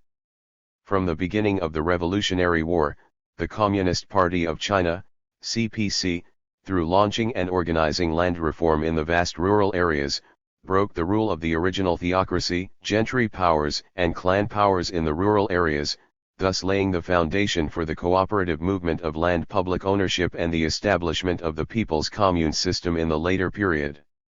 Before the founding of New China, land reform in the liberated areas had been basically completed, but approximately 265 million agricultural people lived in East China, Central South China, Southwest China, and Northwest China, and no land reform had been carried out. After the founding of New China, land reform progressed rapidly. In the winter of 1949, land reform was completed in the suburbs of North China, most of Henan province and in some other areas with mature conditions. In other areas, a great campaign of eliminating bandits, fighting against hegemonic democracy, and reducing rent and interest rates was launched to create conditions for comprehensive land reform. On June 28, 1950, at the 8th meeting of the Central People's Government Committee, the Agrarian Reform Law of the People's Republic of China was adopted, and on 30th, Mao Zedong issued an order for the Central People's Government to be formally promulgated and put into effect. From 1949 to the spring of 1953, except for some minority areas, approximately 7 million people, where the central government decided not to carry out land reform temporarily, the land reform, in most areas of the country, was completed in succession. More than 300 million farmers without or having less land, including farmers from the old liberated areas, had acquired approximately 700 million worth of land and a large number of means of production free of charge. In the process, the Central Committee has established land reform committees and set up land reform committees in local people's governments at or above the county level to strengthen leadership in land reform work. Regulations on punishing landlords' sabotage have also been promulgated in various localities to give full play to the role of the people's courts. Each batch of land reform has generally gone through such steps of mobilizing the masses, dividing classes, confiscating land, distributing fruits of victory, reviewing, and summarizing. It has been carried out relatively smoothly and effectively, strengthened the control of state power over rural society, and gradually pushed rural areas into a highly organized and nationalized road. After the founding of New China, in the cities, the bureaucratic capital was confiscated for the people's ownership, the 3 anti and VE anti campaigns were carried out, and democratic reforms in the enterprises were carried out, thus laying the foundation for the establishment of a new urban governance system. Since 1950. 82. The party and the government have carried out relatively centralized and comprehensive reforms in bureaucratic capital enterprises, which are generally divided into 2 stages. The RST stage is democratic reform, and the second stage is production reform. At the beginning of 1951, the state administration of the Central People's Government of the People's Government of the People's Republic of China formulated and promulgated measures for the liquidation of public shares in private enterprises and the confiscation of shares and property of war criminals, traitors, bureaucrats, and counter-revolutionaries in private enterprises. From the end of 1951 to October 1952, an anti-corruption, anti-waste, anti-bureaucracy campaign was carried out among the staff of the party and government organs, and the three anti- and VE campaigns were carried out among the private industry and commerce workers, including anti-bribery, anti-tax evasion, anti-fraud of state property, anti-jerry building, anti-theft of state economic intelligence.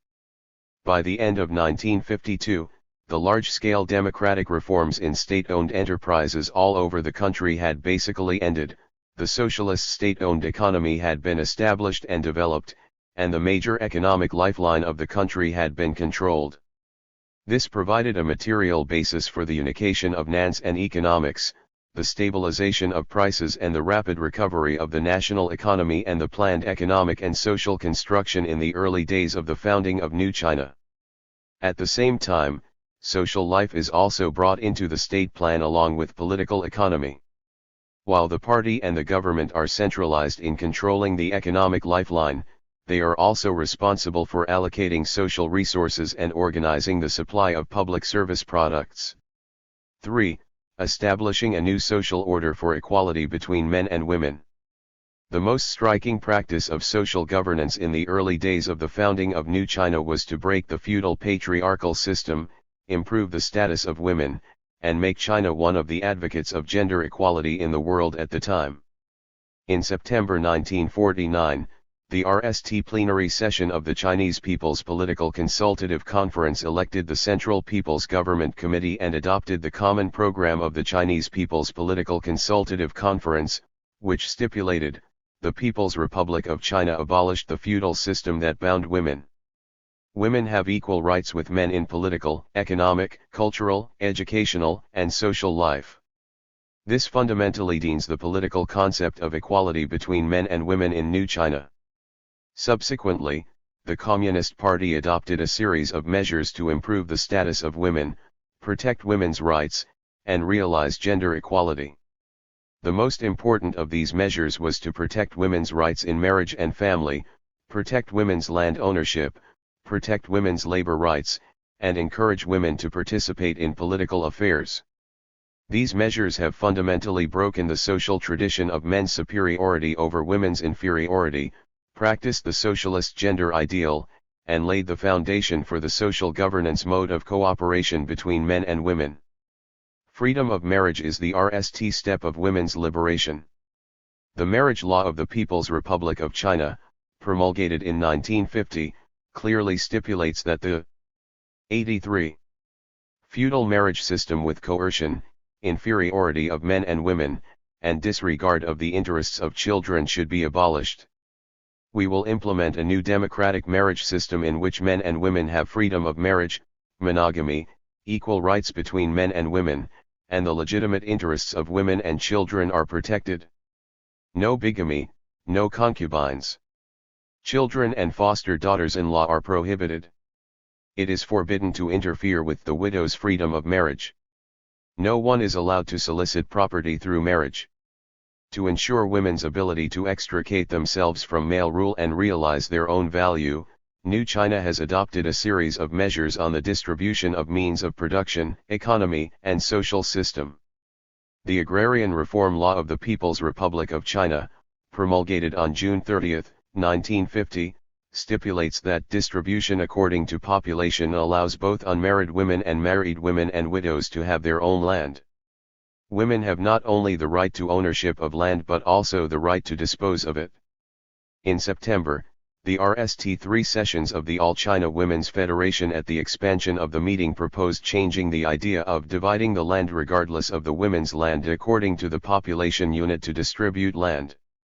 Since then, rural women have the same ownership of means of production as men. In cities, in addition to vocational education for women and the protection of women's labor rights and interests, a series of labor protection regulations have been formulated for women, such as the Notice on the Production Holidays for Women Workers issued by the State Council in 1955 and the Regulations on the Protection of Women Workers of the People's Republic of China issued in 1956. With the promotion of these measures, the number of female workers increased rapidly. From 1949 to 1957, the number of female workers increased from 600,000 to 3,286,000. After 1952, the average annual growth increased by 12.7%, and the proportion of female workers in the total number of workers gradually increased from 7.5 to 13.4%. By 1982, the third census data showed that the proportion of females in the working population in China had reached 43.7%. The Constitution of the People's Republic of China, promulgated in 1954, clearly states that women in the People's Republic of China enjoy equal rights with men in all aspects of political, economic, cultural, social and family life. Marriage, family, mother, and children are protected by the state. Equality between men and women has been written into the fundamental law, which is an important achievement of social governance in New China. 2.2 Basic Social Governance System. Grassroots health institutions and grassroots health organizations. The health work in New China has established 4 principles, facing workers, farmers, and soldiers, giving priority to prevention, uniting traditional Chinese and Western medicine, and combining health work with mass movement. 84. Since farmers accounted for more than 85% of the population at the time of the founding of New China and the lack of medical treatment in rural areas was the most serious, the establishment of rural grassroots health organizations became the focus of medical and health work in New China. In August 1950, the Ministry of Health proposed improving county-level medical institutions in a planned way. By 1952, county-level health centers had been established in addition to ethnic minority areas. However, in rural areas below the county level, health centers will be set up in the districts, health committees will be established in the administrative villages and graded medical organizations will be set up in the villages. Meanwhile, health personnel and midwives who are not separated from production should be trained to supplement medical professional resources. In the period of the People's Commune, most of these joint clinics were converted into commune health centers, while in the production brigade, large-scale health centers, cooperative medical stations, were formed, thus forming a 3-level rural grassroots health network of county-level medical institutions, township/commune health centers, and village/brigade health centers. Prevention RST, especially it should focus on the establishment of epidemic prevention systems and epidemic prevention. In 1950, the Ministry of Health of the Central People's Government issued the Instruction on Medical and Political Work in 1950, requiring county health officers to make epidemic prevention the RST task. By the end of 1950, 88 professional anti-epidemic teams and 12 plague anti-epidemic teams had been set up in China, and special guidance systems and research and control institutions had been set up for some major epidemics, such as schistosomiasis, hookworm, malaria, and black fever, throughout the country. In January 1953, the Government Council approved the establishment of health and anti-epidemic stations throughout the country and established anti-epidemic organizations and networks at all levels according to administrative divisions. In 1957, there were 1,626 health and anti-epidemic stations, and specialized prevention and control stations increased from 11 to 66. Epidemics such as schistosomiasis are basically under control. The combination of health work and mass movement is a major feature of New China's medical and health work. In 1952, the Patriotic Health Campaign was launched throughout the country, with the main contents of eliminating 4 evils, emphasizing hygiene and eliminating diseases, and hundreds of millions of people took the initiative to take part in this mass movement of changing customs. Patriotic health campaigns have adopted the method of a combination of surprise cleaning and regular cleaning. On the eve of holidays or at certain times, everyone starts to clean. Usually, special emphasis is placed on regular cleaning work. 2. Preliminary establishment of the social security system. After the founding of New China, the working class became the leading class, and the construction of its treatment laws and regulations became the most important task of social governance at that time.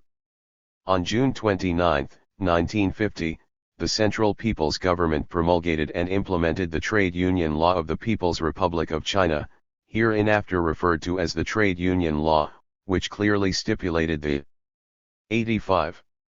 Nature, functions, tasks, rights, and responsibilities of China's trade unions.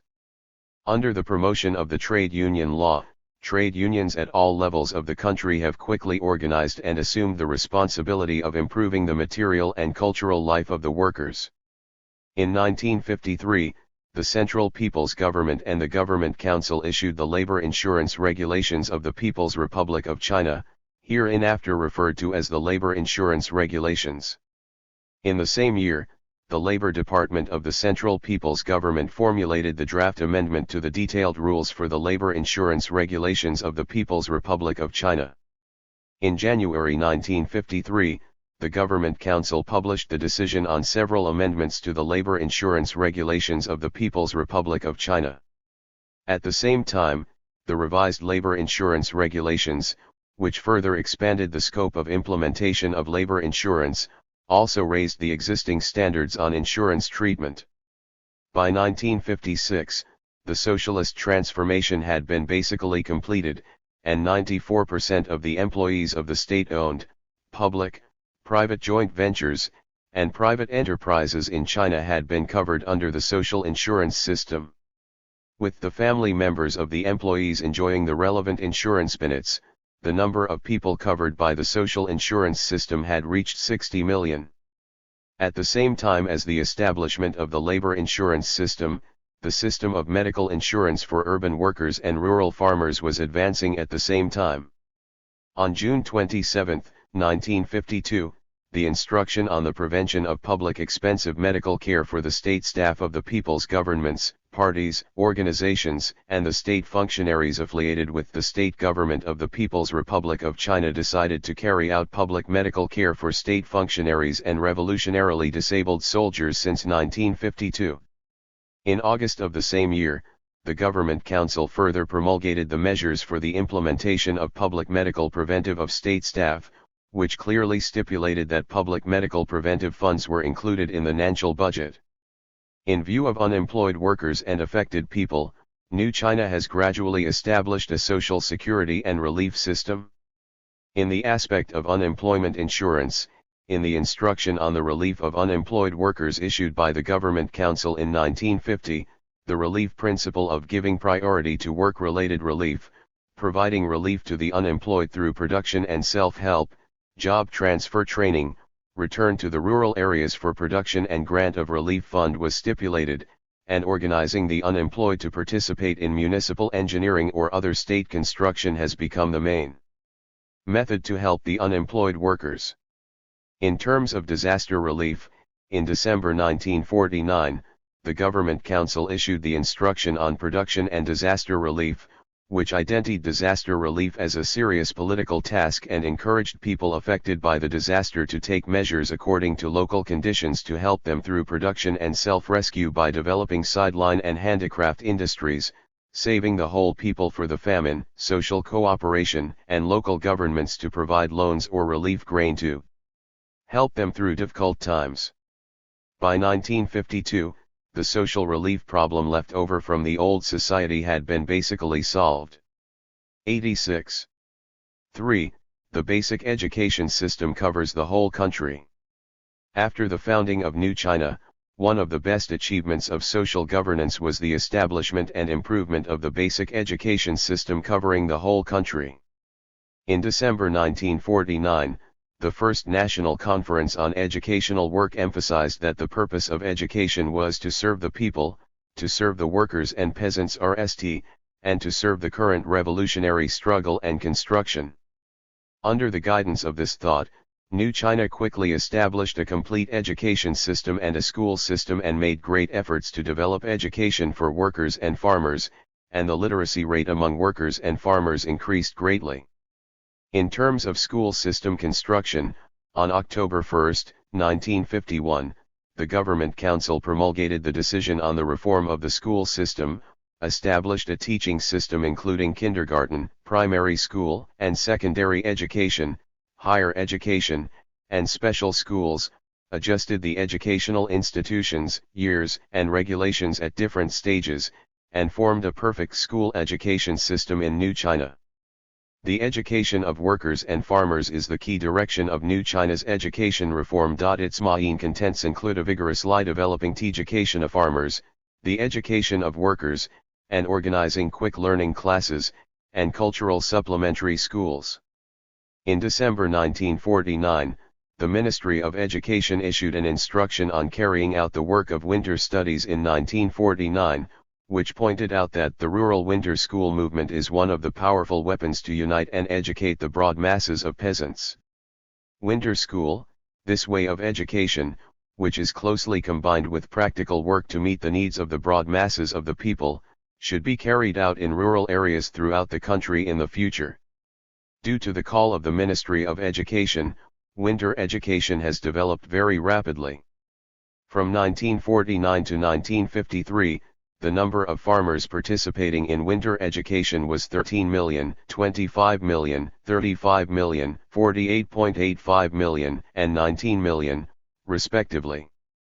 In June 1950, the Government Council issued the instruction on the development of amateur education for staff and workers. By 1951, the number of urban workers taking part-time study had increased from 500,000 in 1950 to 1.35 million. In March 1958, the Fourth National Education and Administration Conference of the Ministry of Education proposed that agricultural secondary schools, industrial secondary schools, and handicraft secondary schools should be organized vigorously, i.e., urban vocational education should be carried out. The city vocational school becomes the main body that trains the labor or the technical reserve forces. It is also an important means to solve the problem of grassroots education for New China by using spare time to hold fast-growing secondary schools for workers and farmers and providing fast food education for them. In December 1950, the Government Council issued the instruction on the establishment of a quick learning middle school for workers and peasants and a supplementary school for workers and peasants cotter culture. By 1954, 87 quick learning middle schools had been built nationwide, with more than 64,700 students enrolled. In May 1952, the Ministry of Education issued a notice to popularize the quick literacy method created by Qi Jianhua, a cultural teacher in the southwest military region of China. In 1953, nearly 20 million people took part in literacy studies in urban and rural areas. By 1954, there were 1.3 million illiterate workers, 8.5 million farmers, and 360,000 citizens throughout the country. 2.3 A highly organized and state-led model of social governance. After the founding of New China, the governance mode of the state, government, controlling society in an all-round way was formed. The formation of this all-round system has historical and practical reasons. There are three important aspects. First, the national conditions of China's semi-colonial and semi-feudal society since modern times require a strong country to resist foreign humiliation and revitalize China. Second, before the founding of New China, social productivity was greatly destroyed, society was depressed, and autonomy was low. Finally, the catch-up national development strategy promotes the strengthening of the overall social management model. On the countryside, the traditional squire classes were replaced by the party going to the countryside, and the party organization became the main body of power in rural governance. In cities, the state realizes the control and integration of society by taking the unit system as the main part and the street system as the supplementary part. Under such a model, the masses of the people are highly organized and closely linked, and at the same time, the party and government departments at all levels are the only subjects of social governance. The pattern of economic and labor employment in the unit plan of the state. In the early days of the founding of New China, with reference to the Soviet Union's management model, a highly centralized control over the country's political, economic, ideological, and cultural and social life was established, and a system of distribution of the labor force was established to ration food and other necessities of life as planned, a unit national wage system and a unit national plan. On October 16, 1953, the Central Committee of the Communist Party of China made the resolution on the proposed purchase and supply of grain. On November 19, it issued the order on the proposed purchase and supply of grain by the Central People's Government and the Government of the People's Government. The whole rural area began to implement grain purchases and sales in December 1953. Since then, it has carried out the purchase and marketing of oil materials and cotton cloth. In addition to living materials, income distribution and employment are also under the unit management of the state. In 1956, the state carried out the second wage 88 reform, in accordance with the differences in units, industries, departments, and regions, unit provisions of wage level standards. As with income distribution, employment is basically managed by the state. The state has established the principle of RST adjustment, then recruitment RST city, then rural areas, emphasizing the unit recruitment and allocation of labor force. Graduates of institutions of higher learning and vocational schools shall be uniformly distributed and uniformly arranged for employment, and the pension benefits enjoyed by workers shall be determined according to their working years. Such centralized management objectively not only avoids unemployment and other social problems but also makes the unit the only way to obtain employment. 2. Unit system and street settlement system in the city. After the founding of New China, the city established a social management system with a unit system as the main body and a street system as the supplement, and realized social integration and control with the government as the main body from the top to the bottom. The political struggle and economic situation in the early days of the founding of New China led the party and the government to adopt unit management measures in the field of social governance, forming the dominant system structure of the state to society, controlling the skulddeficit, cracking down on speculative activities, stabilizing the market and prices, and at the same time laying the foundation for a highly centralized economic system. The establishment of the state and social integration structure also makes the authority of the state permeate into the basic level of society. The unit wage system and unit labor force distribution system make the fate of the individual completely dependent on the country, which laid the foundation for the emergence of the unit system. The most important stage in the formation of the unit system was the establishment of the urban industrial system during the first 5-year plan period. On June 15, 1953, Mao Zedong proposed the gradual transformation of capitalist industry and commerce into a rigorous and efficient socialist economic unit. In 1955, the State Council's report on the first 5-year plan for the development of the national economy proposed that we should concentrate our main forces on industrial construction centered on 156 construction units designed by the Soviet Union for our country, consisting of more than 694 units, to establish the preliminary foundation for China's socialist industrialization. A number of the most important industrial units in New China actually emerged. In 1955, the Central Committee's resolution on the reconstruction of capitalist industry and commerce was adopted by the Political Bureau of the Central Committee of the Communist Party of China, which established a strip management system with urban units as the main body. Since then, enterprises have become units attached to the administrative system. Almost all the areas of public culture and private life in New China cities have been branded after the establishment of the system of units. However, units do not cover all urban populations. According to statistics, in 1952, Shanghai's non-unit residents accounted for 2/3 of the city's population, and in 1954, they accounted for approximately 3/5 of the city's population. For these non-unit 89 residents, the government needs another form of grassroots organization, which not only realizes the comprehensive control of state power at the grassroots level but also meets the needs of residents' survival and life. In this case, the Urban Residence Committee came into being. The Urban Residence Committee originated from all kinds of social organizations related to grassroots public life, such as clean and sanitary committees, winter defense committees, and water management committees, most of which have a single function. Later, cities such as Hangzhou, Tianjin, and Shanghai gradually emerged with comprehensive functions of resident organizations. In 1952, many cities began to establish the pilot work of establishing grassroots mass organizations, but with different names and different forms of organizational structure. On December 31, 1954, the Standing Committee of the National People's Congress adopted the Regulations on Organization of Urban Residence Committees, hereinafter referred to as the Regulations. For the RST time, it clearly deemed the Residence Committee in the form of law, which marks the formal establishment of the urban residence street system in China.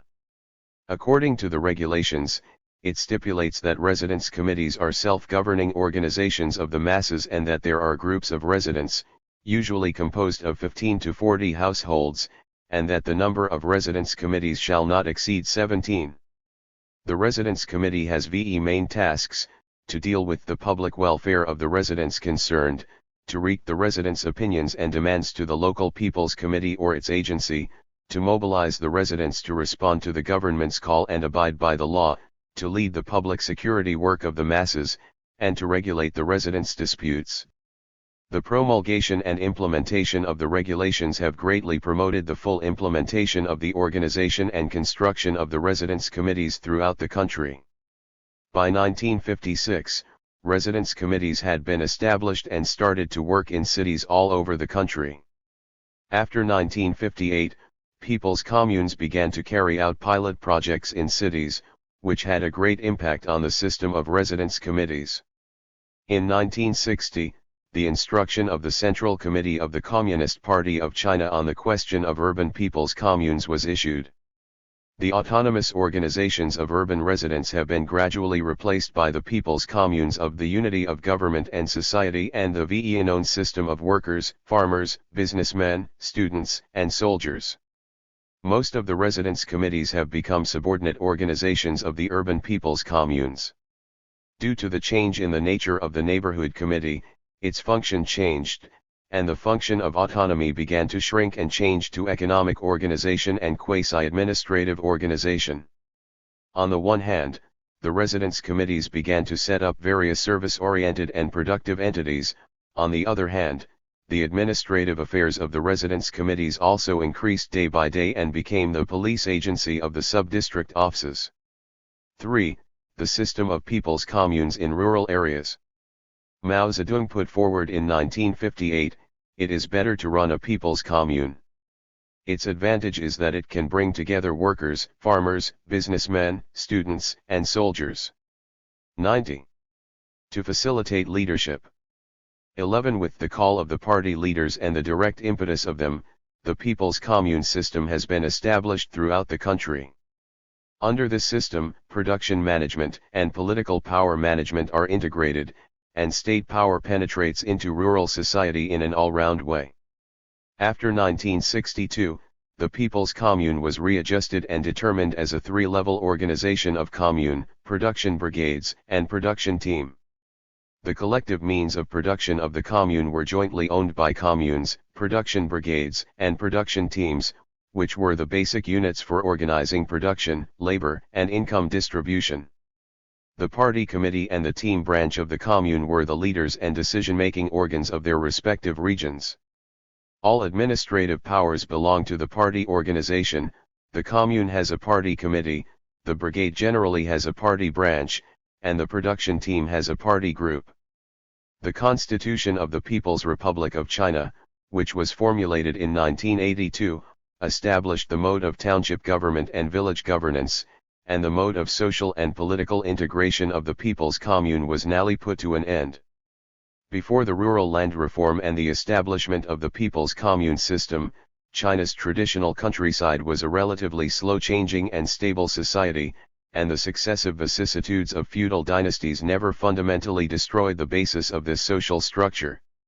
After the founding of New China, a series of rural revolutionary movements destroyed this tradition in two ways: RST, destroying the material basis on which the tradition relies, such as decomposing clan property, dissolving clan organization, restriction of geomancy, legal affairs, Taoism, and other activities, providing space for the intervention of strong ideology, and second, breaking down the spiritual core of traditional culture through strong ideological propaganda. For example, advocate science, break superstition, advocate new literature and art, break old drama, advocate class struggle, and break the original interpersonal relations, and so on. The People's Commune system established on this basis is to subvert the traditional natural village system through the integration of powerful political organizations, but at the same time, it continues the rural tradition in the aspects of collective economy, close interpersonal relationship, and so on. It is the result of historical development to replace the traditional natural village with the People's Commune system. After the founding of New China, the primary task of rural governance was to rebuild the social order in rural areas and establish socialist public ownership. At the same time, it is necessary to absorb rural resources efficiently and support the process of urban industrialization with the minimum administrative cost and the most rent political mobilization mechanism. The People's Commune system is a product of this background. Prior to this, the reform of both economic and social systems laid the foundation for the emergence of the People's Commune system. On the economic side, after the completion of the land reform, socialist public ownership of the means of production was realized in the vast rural areas. Land is collectively owned by the working people, and the right of land use by the peasants has been implemented. The Constitution of the People's Republic of China of 1954 clearly stipulates the dominant status of public ownership in China's social economy. The corresponding social system and administrative system were also established. In April 1951, the directive on the work of the Council of Governors on the construction of the people's democratic and political rights required that where the land reform was carried out, the scale of district and township administration was reduced to facilitate the management of the government and improve administrative efficiency. However, it also made it more difficult for the county government to work. In January 1954, the Ministry of Internal Affairs promulgated the Instruction on Improving the Organization of Political Power at the Township Level, which provides for the establishment of township-level political power organizations and democratic operation procedures. In September 1954, the Law of the People's Republic of China on the Organization of Local People's Congresses and Local People's Committees at the local level further regulates the system of political power at the grassroots level in rural areas, making it clear that the People's Committees at the township level shall establish only working committees for civil affairs, public security, armed forces, production cooperation, finance and grain, culture and education, mediation, and, if necessary, one more person can be appointed as a document. To date, the county-township grassroots political power structure has been basically determined and has continued until the People's Commune system appeared. 3 Social governance reforms: the After Reform and Opening Up, 1978 to 2012. 3.1 Background of the change in social governance. In 1978, when the third plenary session of the 11th Central Committee of the Communist Party of China was successfully convened, a new period began in the history of socialist modernization construction. The focus of the walk of the party and the state realized a major shift from taking class struggle as the key point to taking economic construction as the center, and made a major decision to implement reform and opening up. This provides a new historical condition and social environment for the reform of social governance in China. Deepening on the transformation of the economic system. With the gradual expansion and deepening of reform and opening up, the originally planned economy has been transformed into a socialist market economy, and the originally closed and semi-closed economy has been transformed into an all-round opening up pattern. These two major change shape promoted the reform of the administrative system, and the mode of social governance gradually loosened the control of the social eld, released social vitality, made society active, gradually established a framework of social governance compatible with the socialist market. 92.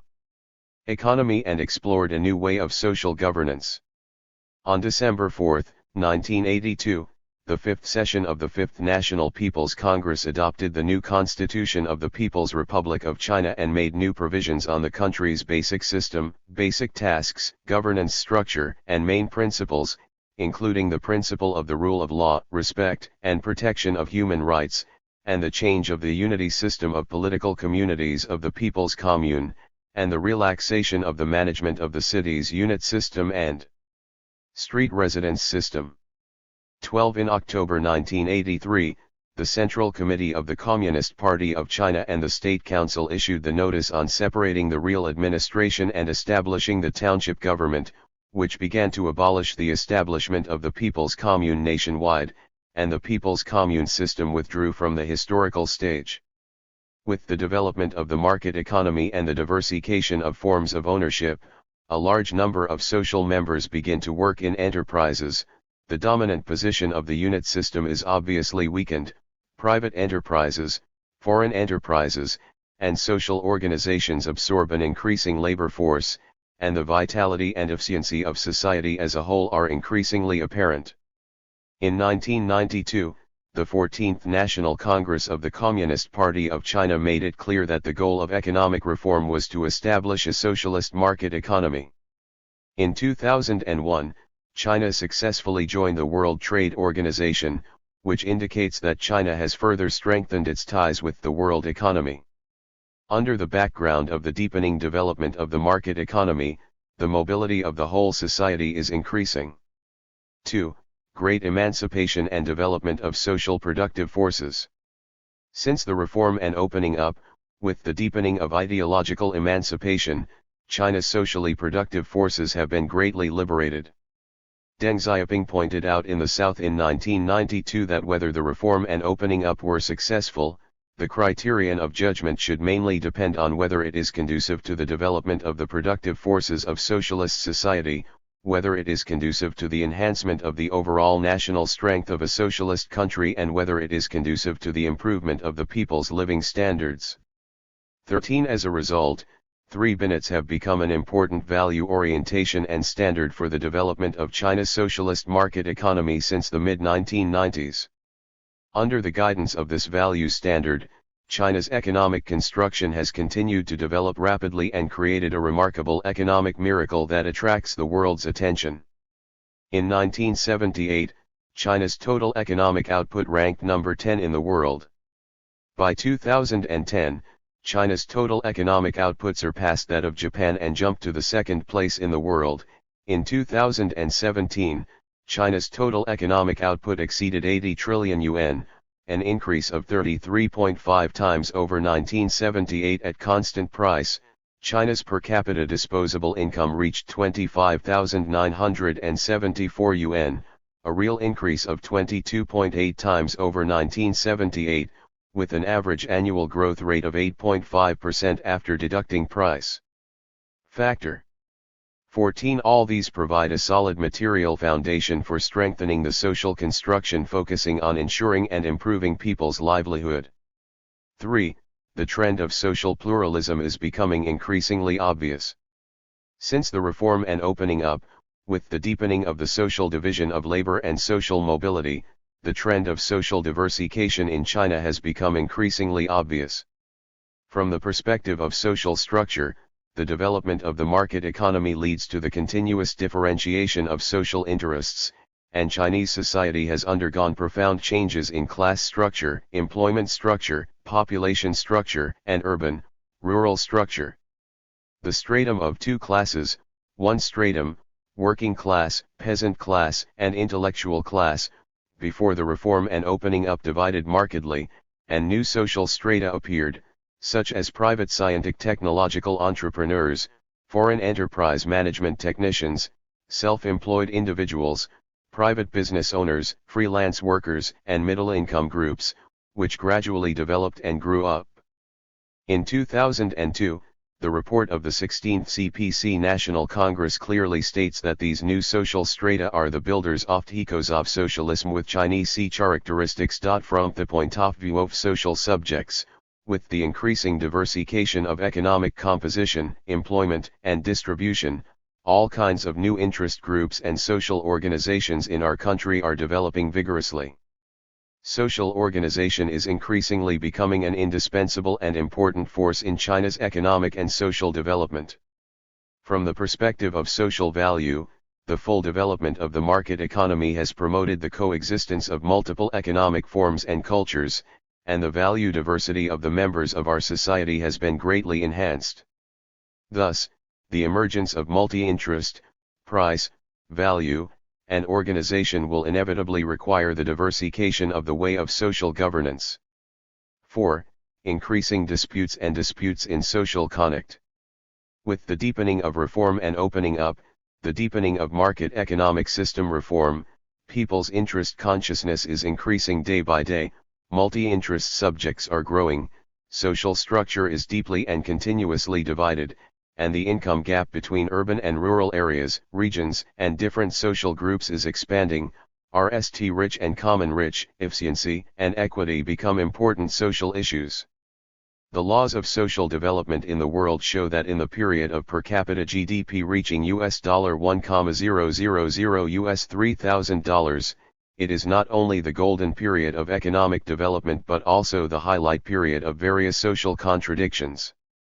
In 2003, China's per capita GDP exceeded $1,000 for the RST time, which marks a new stage of development of China's modernization drive. In this new stage of development, various kinds of social contradictions and social disputes are easy to break out in a concentrated way, and the reform gradually enters the deep water area and key period, in particular, the incompatibility between economic and social development, the rapid economic development and the lagging social development resulting in the increasingly prominent problem of one leg long and one leg short.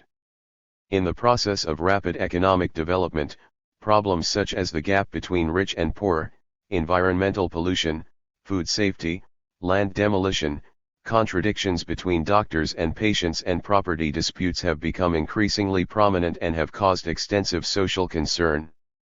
This requires the implementation of the scientific outlook on development, the adherence to the people-oriented, the establishment of a comprehensive, coordinated and sustainable development concept, and the promotion of the overall development of the economy, society, and people.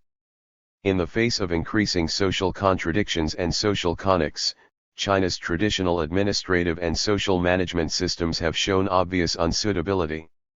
This fully illustrates that profound changes in the social structure of our country will inevitably make it necessary to accelerate the construction of a harmonious socialist society and effectively maintain social stability and unity.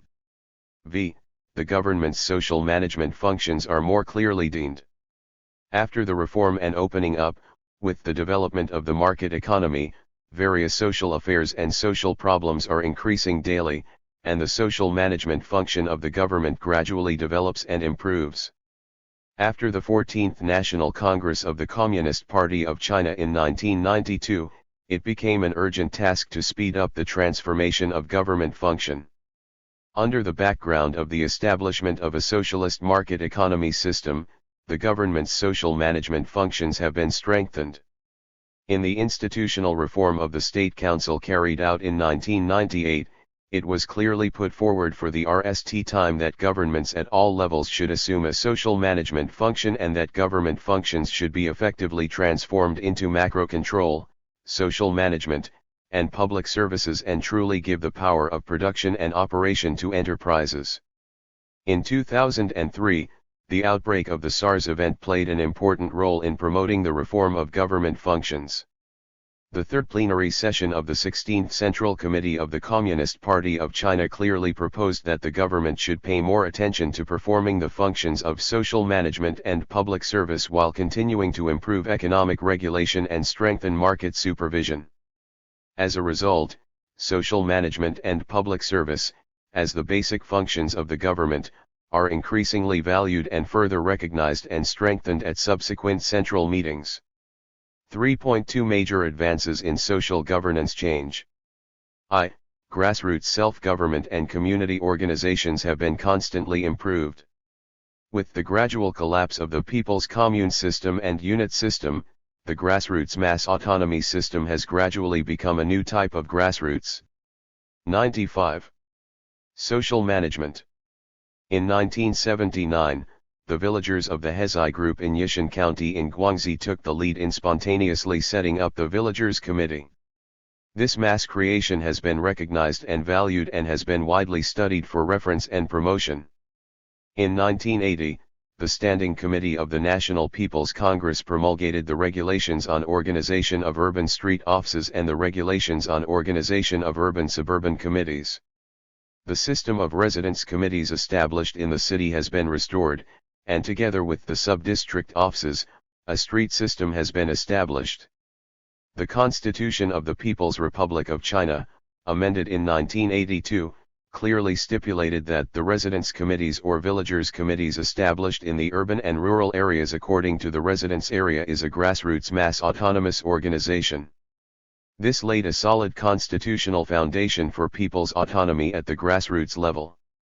Since then, the Organic Law of the Villagers Committees of the People's Republic of China, THIRD, was promulgated and implemented in 1987, and the Organic Law of the Urban Residence Committee of the People's Republic of China was promulgated and implemented in 1989. Therefore, the grassroots mass autonomy represented by village committees and residence committees has gradually entered into the orbit of institutionalization, standardization, and legalization, which has also opened up a new path for social governance at the grassroots level.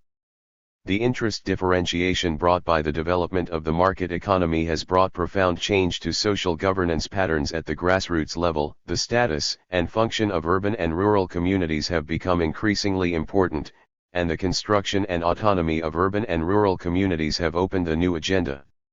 China's community construction began in cities and gradually expanded to the countryside.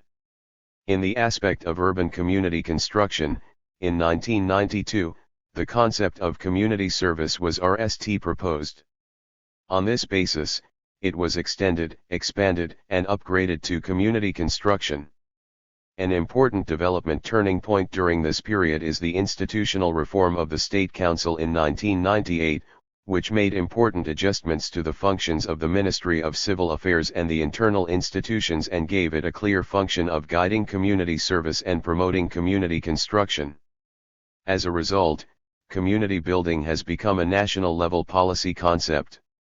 By 2000, the General Office of the CPC Central Committee and the General Office of the State Council forwarded the opinions of the Ministry of Civil Affairs on promoting urban community construction throughout the country. This is a leading document in the history of urban community construction, marking the beginning of the comprehensive development of urban community construction in the country. Community health, community culture, community environment, and community public security have become the focus of construction. While the construction and autonomy of urban communities have achieved positive results, the construction and autonomy of rural communities have been carried out steadily and have made a series of new breakthroughs. In 1998, the third plenary session of the 15th Central Committee of the Communist Party of China adopted the decision on certain major issues in agriculture and rural work, which is an important document on the construction and 96. Autonomy of rural communities. The document explicitly calls for all-round promotion of democratic elections, decision-making, management, and supervision at the village level, so as to further expand and improve the democratic autonomy of the people at the grassroots level in rural China. In the same year, the National People's Congress deliberated and adopted the Organic Law of the Villagers Committees of the People's Republic of China. The results of the 10-year trial efforts rose to a high legal level. Thus, Chinese villagers' autonomy entered a new stage of standardization and legalization. Since the 16th National Congress of the Communist Party of China, CPC, in 2002, grassroots community autonomy represented by village committees and neighborhood committees has entered a new stage of development. Regarding rural villagers' autonomy, In July 2002, the General Office of the CPC Central Committee, Notice of the General Office of the State Council of the further doing good in the re-election of villagers committees further emphasized and guaranteed the right to vote of the farmers. In 2004, the opinions of the General Office of the CPC Central Committee and the General Office of the State Council on improving the management system of village affairs and democracy clearly proposed protecting peasants' right to know, decision-making, participation, and supervision. In terms of urban residents' autonomy, in 2010, the General Office of the CPC Central Committee and the General Office of the State Council issued the opinions on strengthening and improving the construction of urban community resident committees, further strengthening and upgrading the capacity building of urban community residence committees. With the deepening of China's housing commercialization reform, an increasing number of commercial housing residential areas are under construction, following the autonomy of village committees and residence committees. In 2003, the State Council issued property management regulations. In 2007, the fifth session of the 10th National People's Congress of the People's Republic of China deliberated and approved the Real Right Law of the People's Republic of China. In 2009, the Ministry of Housing and Construction issued the Home Ownership Conference and Ownership Committee Guiding Rules. As a new form of self-government, industry committee autonomy entered the stage of institutionalization and legalization and became an important force of social autonomy at the grassroots level. 2. The reform and development of social undertakings have been carried forward in an all-round way. After reform and opening up, the state attached great importance to the development of various social undertakings and the social welfare and social security system began to undergo social reform. When starting to study and formulate the 6th National Welfare Plan in 1980, the National Economic Plan in the RSTVE plans was changed to the National Economic and Social Development Plan. Since the implementation of the 6th VE-year plan in 1982, social development has been added to both the medium and long-term and annual plans. This shows that the party and the state began to attach great importance to social development, and the development and reform in the fields of education, science and technology, health and social security, and other fields were strengthened. Generally, the reform and innovation of the social 97 undertakings in this stage were mainly carried out as an important supporting part of the economic system reform in the RST half and gradually developed into a relatively independent important reform field in the second half. In the field of education, after the reform and opening up, the college entrance examination system was RST officially restored. In May 1985, the decision of the Central Committee of the Communist Party of China on educational reform was promulgated, which clearly stated that the basic idea of educational reform was to serve socialist construction, face the modernization, the world, and the future. The fundamental purpose of educational reform was to improve the quality of the nationalities, to produce more talents and to produce better talents.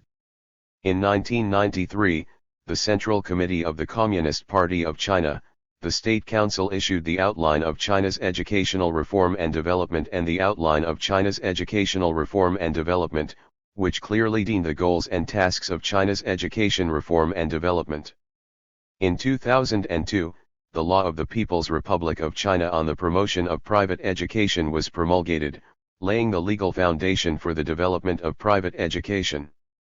In 2003, China held the RST National Conference on Rural Education Work since the founding of New China, which put rural education in the prominent position of education reform and development.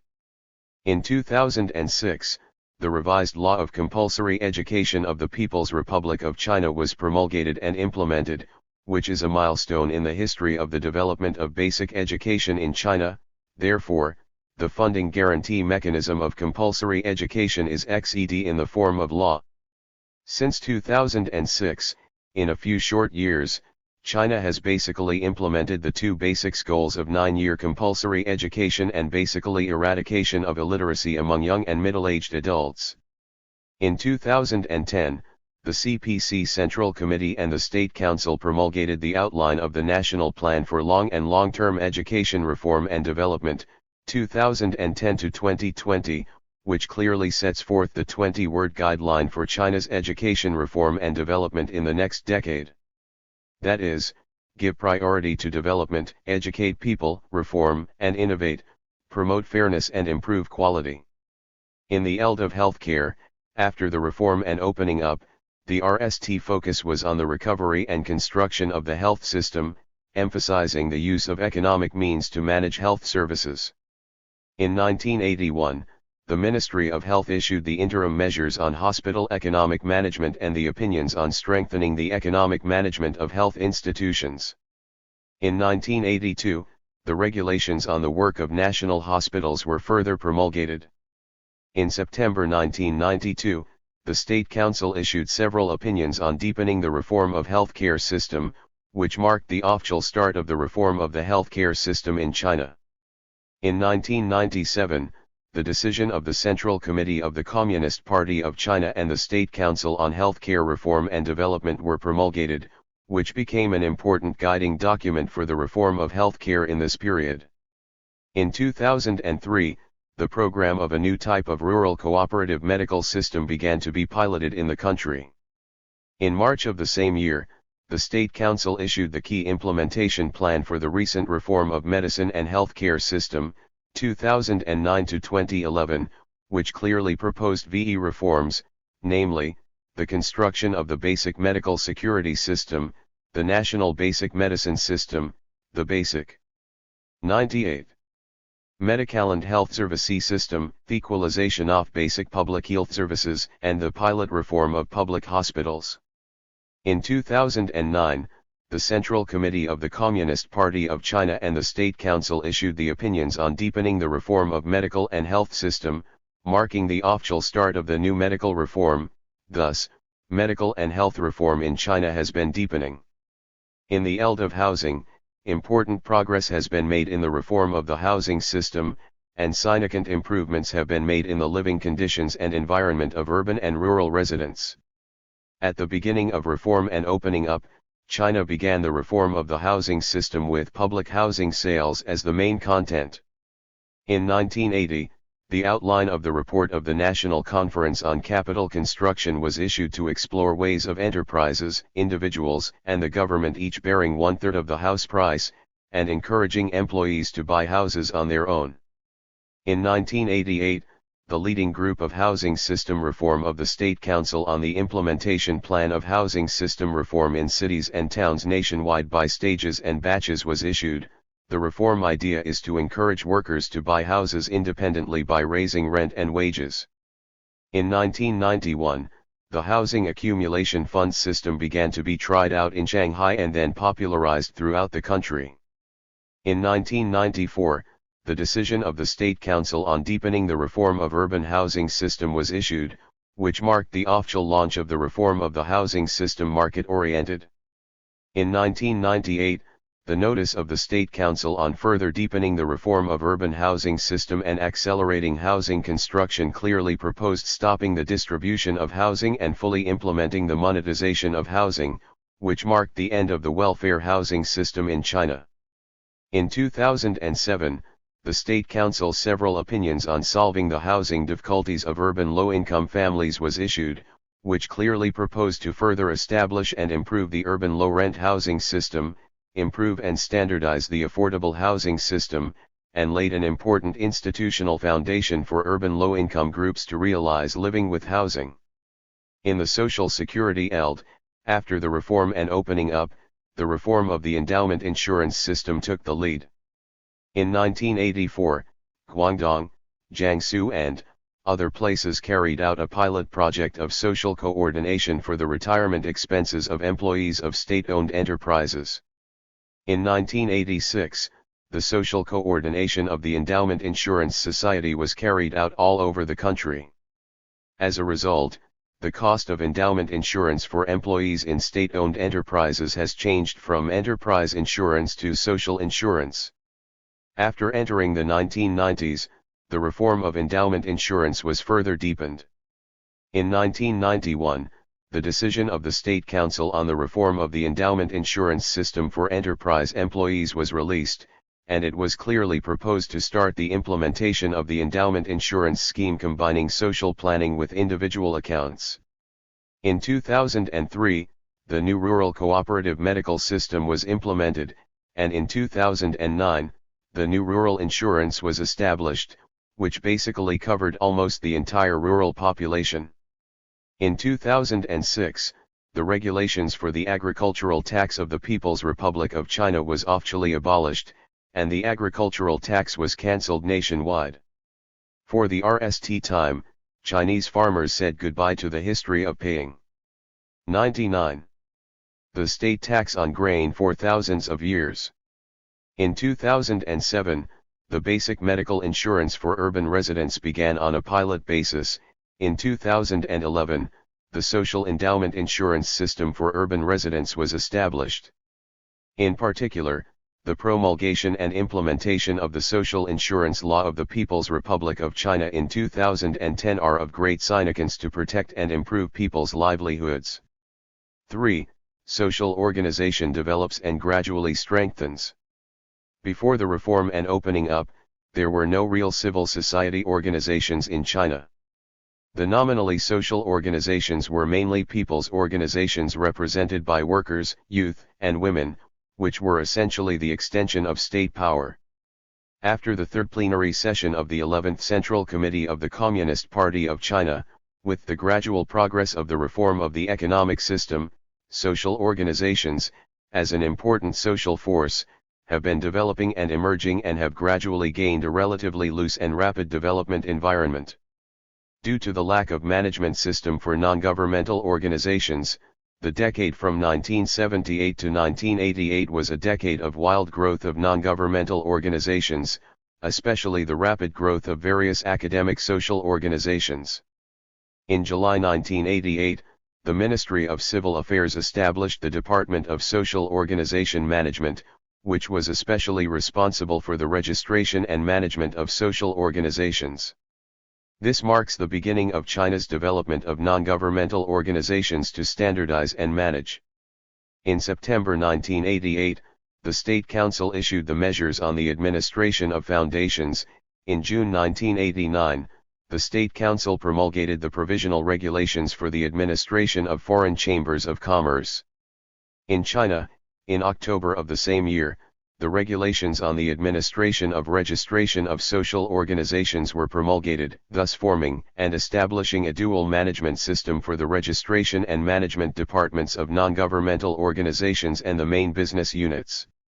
This dual management system has a profound impact on the development of social organizations in China.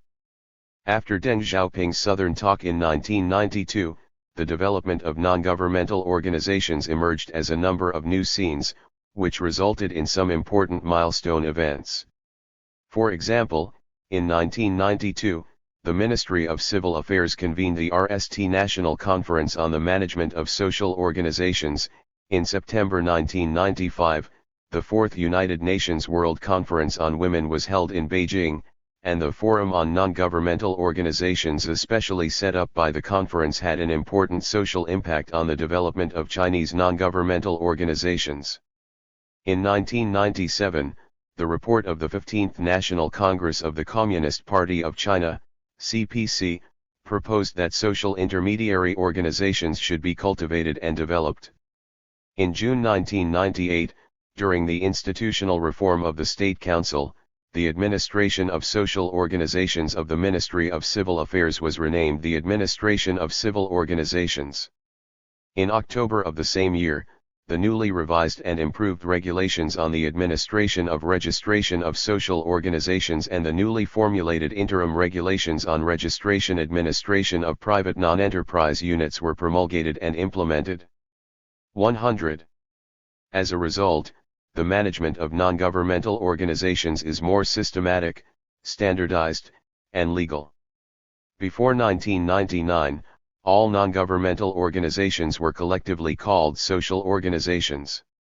Later, private non-enterprise units were added, and the foundation was differentiated. Thus, the type of non-governmental organization has changed from one category to multi-category.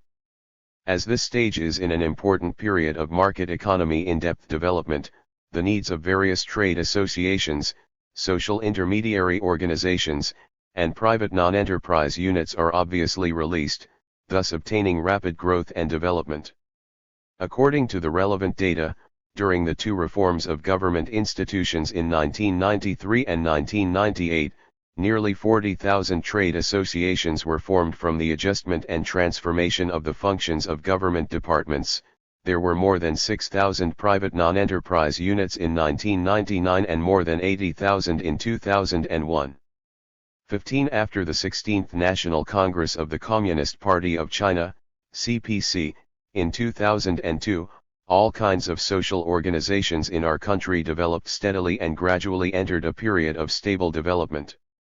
In terms of quantity, according to relevant data, there were 244,000 social organizations, private non-enterprise units and foundations registered with the Ministry of Civil Affairs in 2002, which soared to 462,000 by 2011.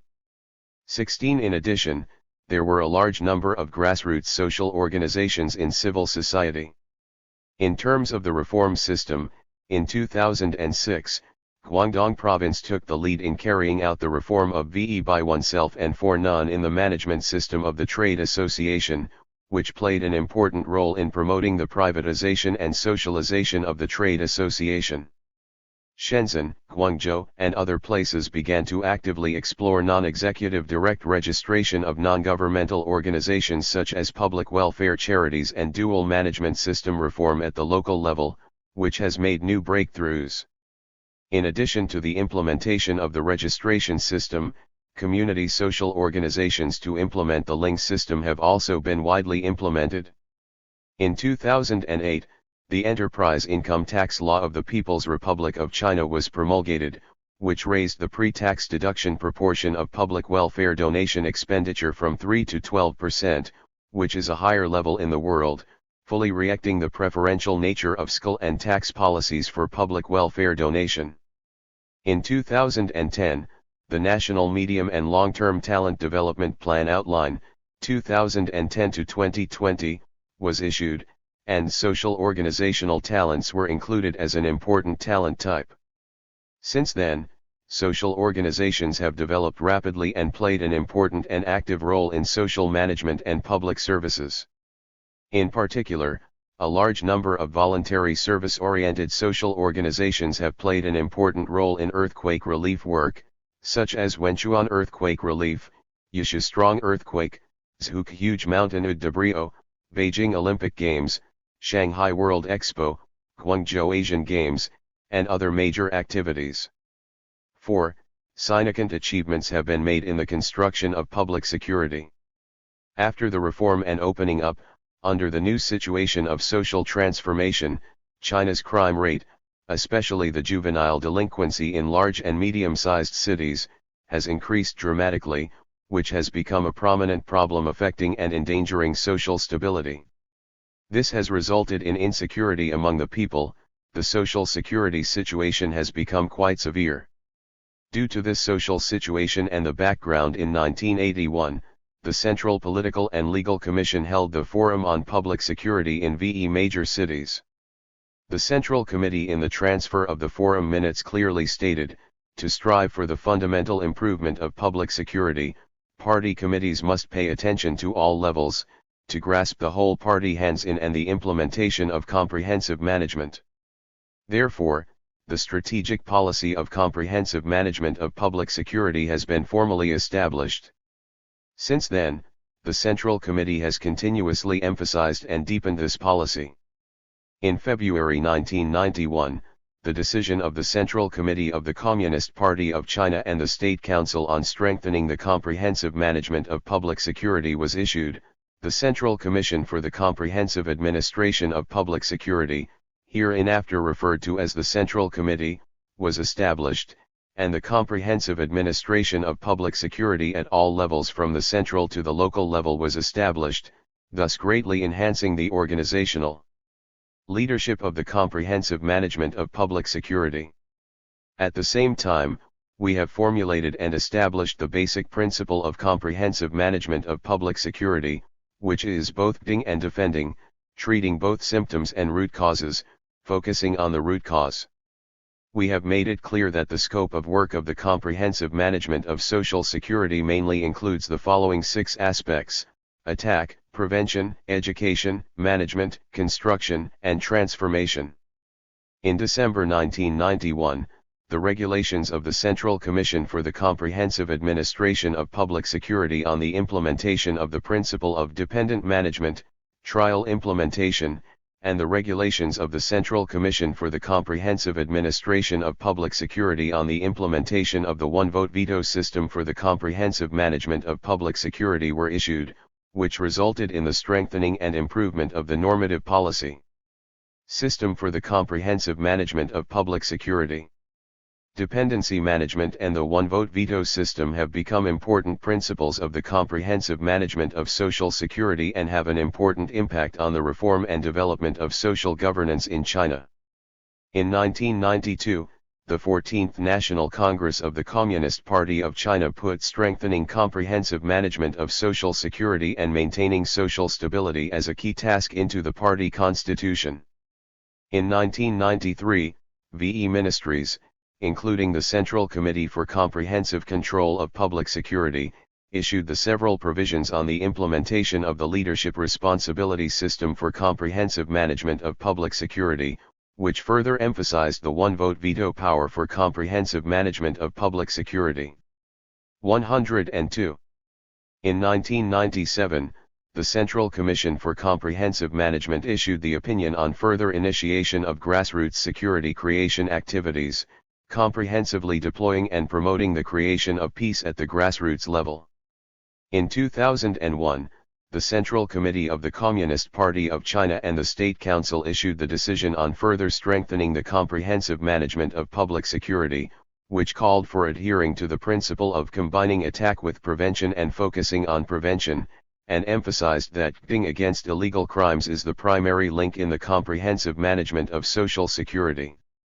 In 2002, the 16th National Congress of the Communist Party of China, CPC, further emphasized this principle, calling for the implementation of various measures for the comprehensive management of public security, the improvement of social management and the maintenance of good social order. In 2003, all regions began to explore and carry out safety construction.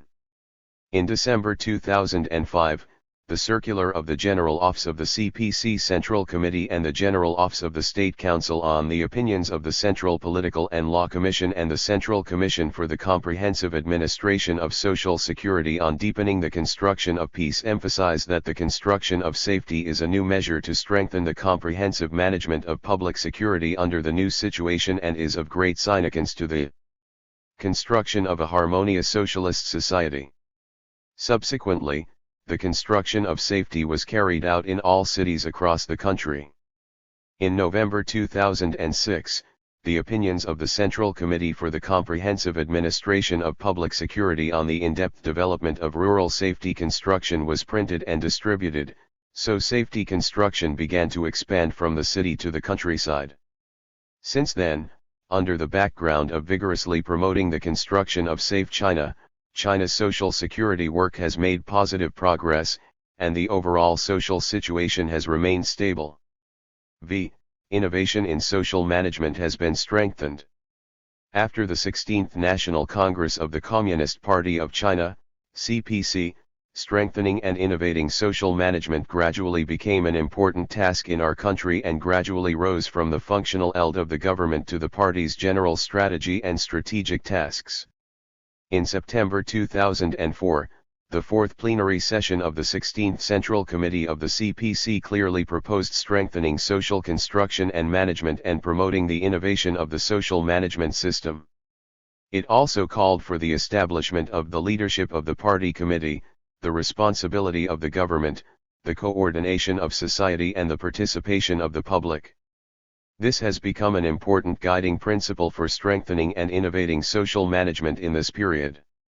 In 2007, the 17th National Congress of the Communist Party of China, CPC, expanded the 3-in-1 overall layout of socialism with Chinese characteristics into a 4-in-1 layout. Social construction, as an independent ELD, was clearly proposed, and social management is an important part of social construction. It also proposed a plan to strengthen social construction focusing on ensuring and improving people's livelihood, which clearly deemed the importance of establishing 103. And improving the basic pattern of social management. In 2009, the National Conference on Political and Law Work emphasized the three key tasks of social conflict resolution, social management innovation and enforcing the law with integrity, and social management innovation as a special key task was further deemed. In October 2010, the Central Political and Law Commission and the Central Comprehensive Control Commission identified 35 cities and counties as the national comprehensive pilot of social management innovation in the whole country. All regions actively carried out the exploration and practice of social management innovation and made great efforts to build the system and mechanism of social management innovation on the basis of trial experience. In February 2011, the Central Party School of the CPC held a seminar on social management and innovation of major leading cadres at the provincial and ministerial levels. Party and state leaders attended and delivered important speeches. In March of the same year, social management innovation was separately written in the outline of the 12 THVE year plan. In July of the same year, the Central Committee of the Communist Party of China and the State Council issued the opinions on strengthening and innovating social management, which further deemed the guiding ideology, basic principles, objectives, tasks, and main measures for strengthening and innovating social management. In 2012, the report of the 18th National Congress of the Communist Party of China proposed that to strengthen social construction, we should reform the social system and accelerate the reform of a social management system with the leadership of the party committee, the responsibility of the government, social coordination, public participation, and the guarantee of the rule of law. All these results indicate that social management innovation has been included in the important strategic plan of the state. 3.3 Empirical Enlightenment of Social Governance Reform. Since the reform and opening up, great progress has been made in the reform and opening up of China's social governance, which has achieved great historic transformation from agricultural society to industrial society, from closed society to open society, and from shortage society to abundant society.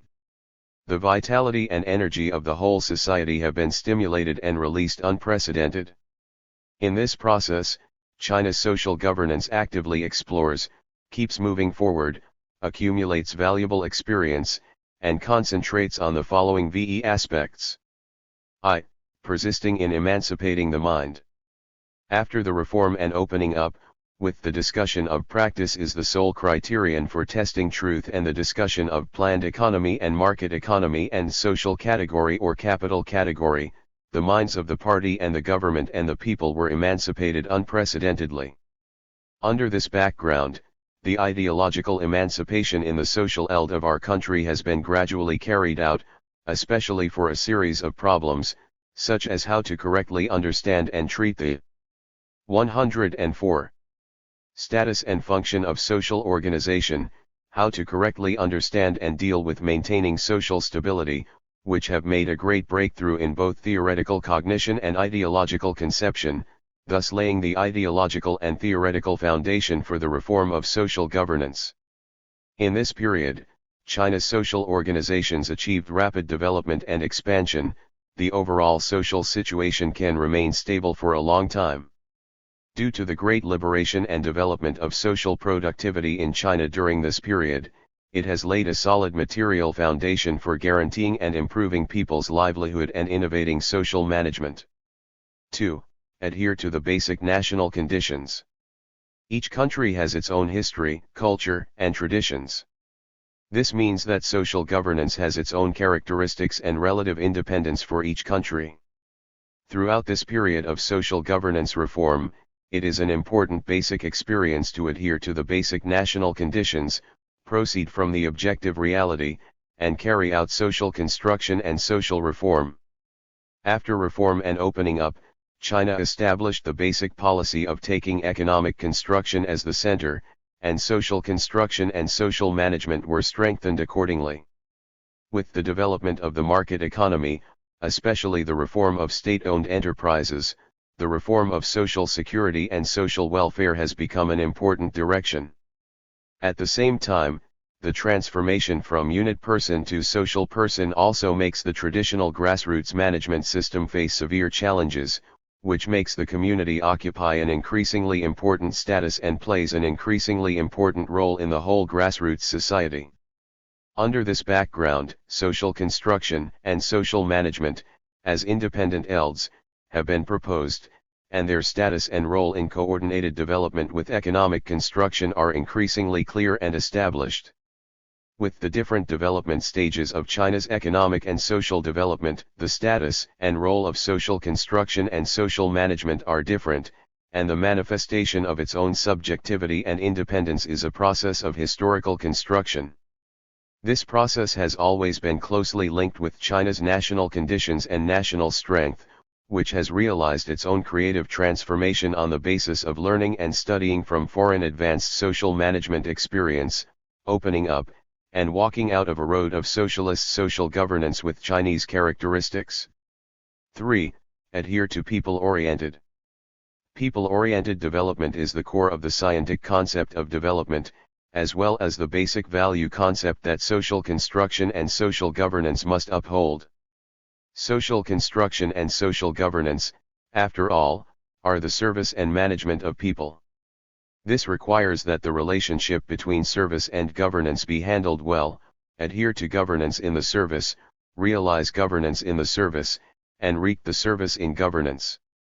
Social construction and social governance must insist on the development for the people, the development depends on the people, the development achievements are shared by the people, we must take the realization of humans' all-round development as the goal, earnestly respect the people's realistic interest, demand, and the dignity of personality. 105. Values. In this sense, the people are not only the starting point of social construction and governance but also the foothold. At the same time, we should see that the masses are historical, concrete, and realistic, with different strata, interests, and characteristics. This requires that social construction and social governance aim at different groups, strata and groups and implement differentiated, diverse and individualized demand programs. Under the baptism of the market economy, people's factors become increasingly profound and liberating, which makes people the most fundamental factor in social construction and social governance. 4. Adhere to safeguarding and improving the people's livelihood. The issue of people's livelihood is the origin of social construction and social governance. Since the reform and opening up, with the rapid development of China's market economy, especially the full implementation of the tax-sharing reform system, the central government's fiscal revenue has also achieved rapid growth and accumulation, which also provides the basic conditions for the state to guarantee and improve people's livelihood. Therefore, China's livelihood has achieved important development.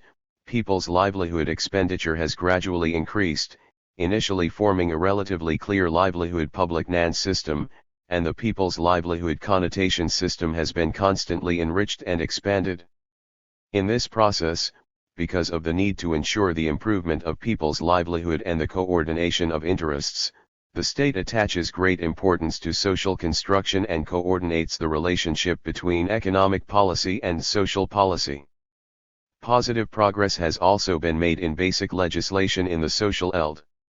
The basic goal of social construction and social governance is to constantly ensure, improve, and optimize people's livelihood through various social policies and regulations to realize the masses of the people: kindergarten for the children, the education for the students, job for the graduates, get paid after work, hospitals for the sick, pensions for the old, houses for the residents, supports for the weak, and to realize the achievements of reform and development to build and share together. The value of social equity and justice is fully demonstrated and embodied. V. Adhere to strengthening and perfecting the party's leadership. Reform and opening up is a great decision of the Communist Party of China. It is precisely because of the implementation of the reform and opening up policy that the focus of the party and the country's work has achieved a major historic change and the whole society has re-entered the track of sustainable development. It also provides the basic environmental conditions and institutional soil for the reform and innovation of social governance in China. Obviously, it is impossible to produce social construction and social governance in the modern sense under long-term adherence to the principle of class struggle. At the same time, it should be noted that social construction and social governance are long-term and systematic complex projects, and the party must give full play to the overall situation and coordinate the leadership of all parties. Since the 16th National Congress of the Communist Party of China, CPC, the party's leadership system has been strengthened from the central level to the local level in light of social construction and social governance. At the central level, the 106 Central Committee has strengthened its member units and leadership. In some places, party and government functional organizations have been set up that are specifically responsible for social construction and governance and the work of the masses. The establishment of these specialized agencies has greatly enhanced and promoted the improvement of the leadership system of social construction and social governance, provide a strong organizational guarantee for their form and development of China's social eld, and enabled social construction and social management to be better implemented. 4. New progress in social governance in the new era, 2012 to now. 4.1 Major progress in social governance in the new era. Since the 18th CPC National Congress, socialism with Chinese characteristics has entered a new era. Under the guidance of Xi Jinping's socialist ideology with Chinese characteristics in the new era, great progress has been made in the practice and innovation of social governance in China. In accordance with the goal of building a well-off society in an all-round way and improving the socialist social governance system with Chinese characteristics, from macro-social governance to micro-social governance, from system governance in all elds to community governance in both urban and rural areas, we have made great efforts and made all-round and in-depth progress, making new breakthroughs, new progress, and new achievements. Works to improve and safeguard the people's livelihood. To build a harmonious and safe society and to form a new pattern of social governance that is shared by the whole people, the most important thing is to ensure and improve people's livelihood. The Central Committee of the party, with Comrade Xi Jinping as the core, places greater emphasis on ensuring and improving people's livelihood. In accordance with the needs of specific historical periods, we adhere to the policy of synchronizing residents' income growth with economic growth, increasing labor remuneration, improving labor productivity, and generally continuing to increase the income of urban and rural residents. At the same time, the principle of sticking to the bottom line emphasizes the key points: improving the system, guiding the expectation, paying attention to the fairness of opportunity, building the people's livelihood guarantee, and improving the project. The RST is to carry out the anti-poverty project. The Central Committee of the Communist Party of China, CPC, takes povertyaliviatushan as the bottom line taskans symbol of building a well-off society in an all-round way and launches a nationwide battle to tackle poverty. The strength, scope, and incidence of poverty alleviation are unprecedented. In November 2015, the Central Committee of the Communist Party of China convened a conference on poverty alleviation and development, issued the 107 Decision of the State Council of the Central Committee of the Communist Party of China on combating poverty and fighting against poverty, and made a comprehensive plan to combat poverty. The State Council issued the 13th Five-Year Plan for Eradication of Poverty, detailing the implementation of the Central Decision-Making Plan. The General Office of the Central Committee and the General Office of the State Council issued 11 supporting documents. The relevant departments of the central government and state organs issued 118 policy documents or implementation plans. The 6 precision and VE batch plans were implemented. Through the establishment of a set of effective responsibility systems, policy systems, investment systems, and so on, for poverty alleviation, various decisions and arrangements of the central government have been implemented. From 2013 to 2016, the number of people living in poverty rural areas dropped by more than 10 million years. A total of 55.64 million people have gotten rid of poverty. The poverty-stricken areas have improved significantly and have promoted social harmony and stability. The second is to promote employment and entrepreneurship. Employment is the foundation of people's livelihood. Adhere to the employment priority strategy, implement more active employment policies, create more jobs, encourage entrepreneurship to promote employment, and focus on solving structural employment conflicts.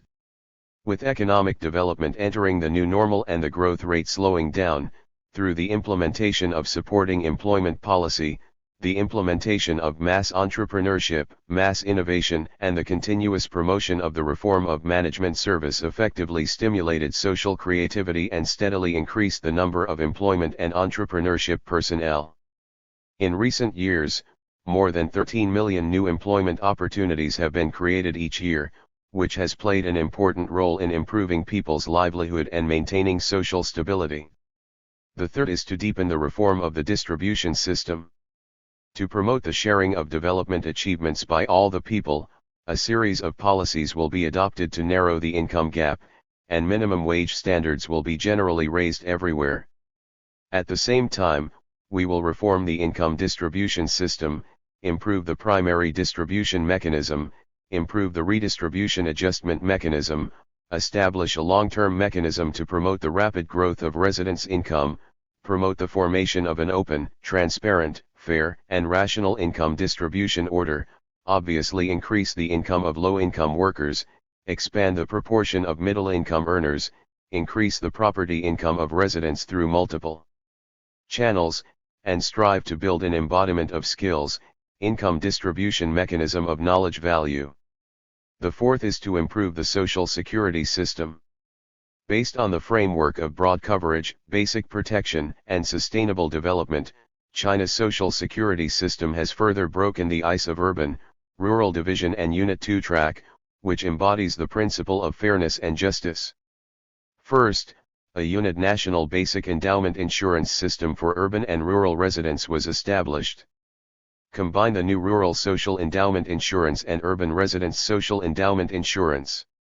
At present, all provincial governments in China have formulated new opinions on the implementation of social security for urban and rural residents, basically. 108. Realizing the four-unification of system name, policy standard, handling service, and information system. Continue to raise the basic pension standard for endowment insurance. The second is to carry out the reform of the pension system. The two-track pension system, which has been implemented for more than 20 years, has been formally abolished. The basic pension insurance system, which combines social planning with individual accounts, has been implemented by government institutions and enterprises. Pension benefits and contributions are not linked to rank. Third, promote social assistance as a whole.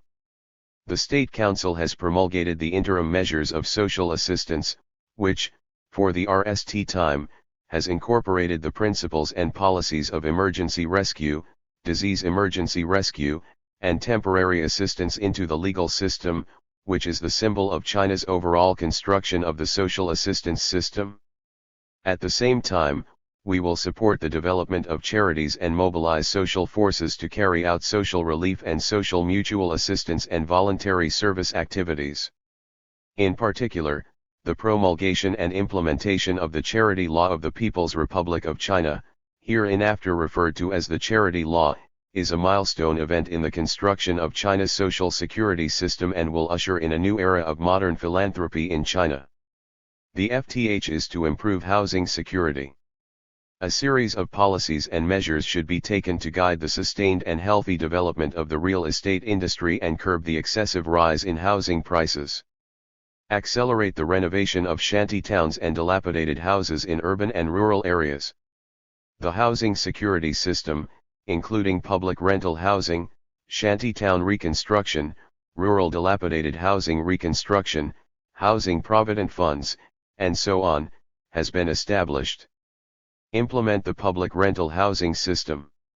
It is clearly pointed out that public rental housing and low-cost rent housing will be combined everywhere since 2014, which will be collectively referred to as public rental housing, and public rental housing will be expanded to the urban non-household population.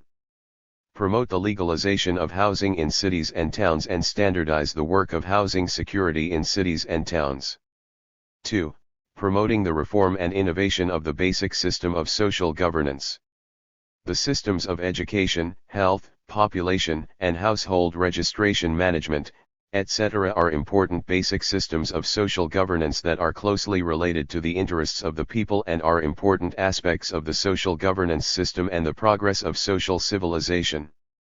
To promote social equity and justice and better meet people's needs, the state has adopted a series of major decision-making arrangements and institutional arrangements. In the field of education, vigorously promote the construction of educational equity systems. Promote the balanced development of compulsory education, gradually exempt tuition and miscellaneous fees for secondary vocational education, improve the financial aid system for students with family financial difficulties, establish an effective mechanism to expand the coverage of high-quality resources by means of information technology, and gradually narrow the gap between regions, urban and rural and schools. Improve the systems of government subsidies, government purchase services, student loans, fund awards, and incentives for donations, and 109. Encourage social forces to set up education. To promote the reform of the examination and enrollment system, it is proposed to basically establish a modern educational examination and enrollment system with Chinese characteristics by 2020, to form a model of class-seed examination, comprehensive evaluation, and multiple admissions, and to improve the institutional mechanism for promoting fairness, scientific selection and effective supervision to fundamentally solve the chronic problems in the field of education and meet the needs of the people for better education. In the field of medicine and healthcare, the establishment of a modern medical and health system should be emphasized. First, the basic medical security system covers the whole population. At present, China's basic medical insurance covers more than 95% of the population and weaves the world's largest basic medical care network. The World Health Organization praised the achievements of China's medical reform, which has attracted worldwide attention. Second, the system of insurance and medical assistance for major diseases should be improved. Carry out medical assistance for serious and major diseases comprehensively and effectively link basic medical insurance, major disease insurance, medical assistance, emergency medical assistance, commercial health insurance, and charitable assistance. Third, deepen the reform of the medical and health system, implement the linkage of medical care, medical insurance, and medicine, promote the separation of medicine, and implement hierarchical treatment to break down the mechanism of medical support by drugs in public hospitals and to promote the reform of public hospitals completely and optimize the distribution of medical and health institutions. Fourth, the construction of a healthy China should be thoroughly promoted. In October 2016, the CPC Central Committee convened the National Conference on National Sanitation and Health, and the CPC Central Committee and the State Council issued the outline of the Plan for Healthy China 2030, which proposed the strategic position of giving priority to health development, speed up the transformation of the mode of development in the field of health, maintain and guarantee people's health in an all-round and full-cycle way, greatly increase the level of health and significantly improve health and equity. These are historic decisions and institutional arrangements. In terms of population development, the family planning system should be improved. Implement the strategy of population development and promote the balanced development of the population. Fully implement the policy that a couple can have 2 children. The promulgation of the 2-child policy is a major adjustment to the family planning policy implemented since 1983 in China, which is related to the reproduction and sustainable development of the future generations of the Chinese nation. At the same time, actively carry out action to cope with the aging of the population, establish an aging population response system supported by fertility policy, employment systems, pension services, social security systems, health security, talent training, environmental support, and social participation, actively study and formulate a gradual policy to delay retirement age, and speed up the improvement of the pension service system and the development of the elderly service industry. Carry out special actions for the construction of the service quality of nursing homes. 110. Throughout the country and implement the plan for the development of elderly education. The innovation of population policy is an important sign of the innovation in the practice of social governance. In the field of household registration management, a unit household registration system has been established in urban and rural areas throughout the country. In July 2014, the State Council's opinion on further promoting the reform of the household registration system was promulgated, which eliminated the distinction between agricultural and non-agricultural household registration, unit registration as the resident household, and steadily promoted the urbanization of the permanent residents of basic public services in urban areas. In January 2016, the State Council promulgated and implemented the interim regulations on residence permit, replacing the temporary residence permit, so that residents can enjoy basic public services and various conveniences in their cities.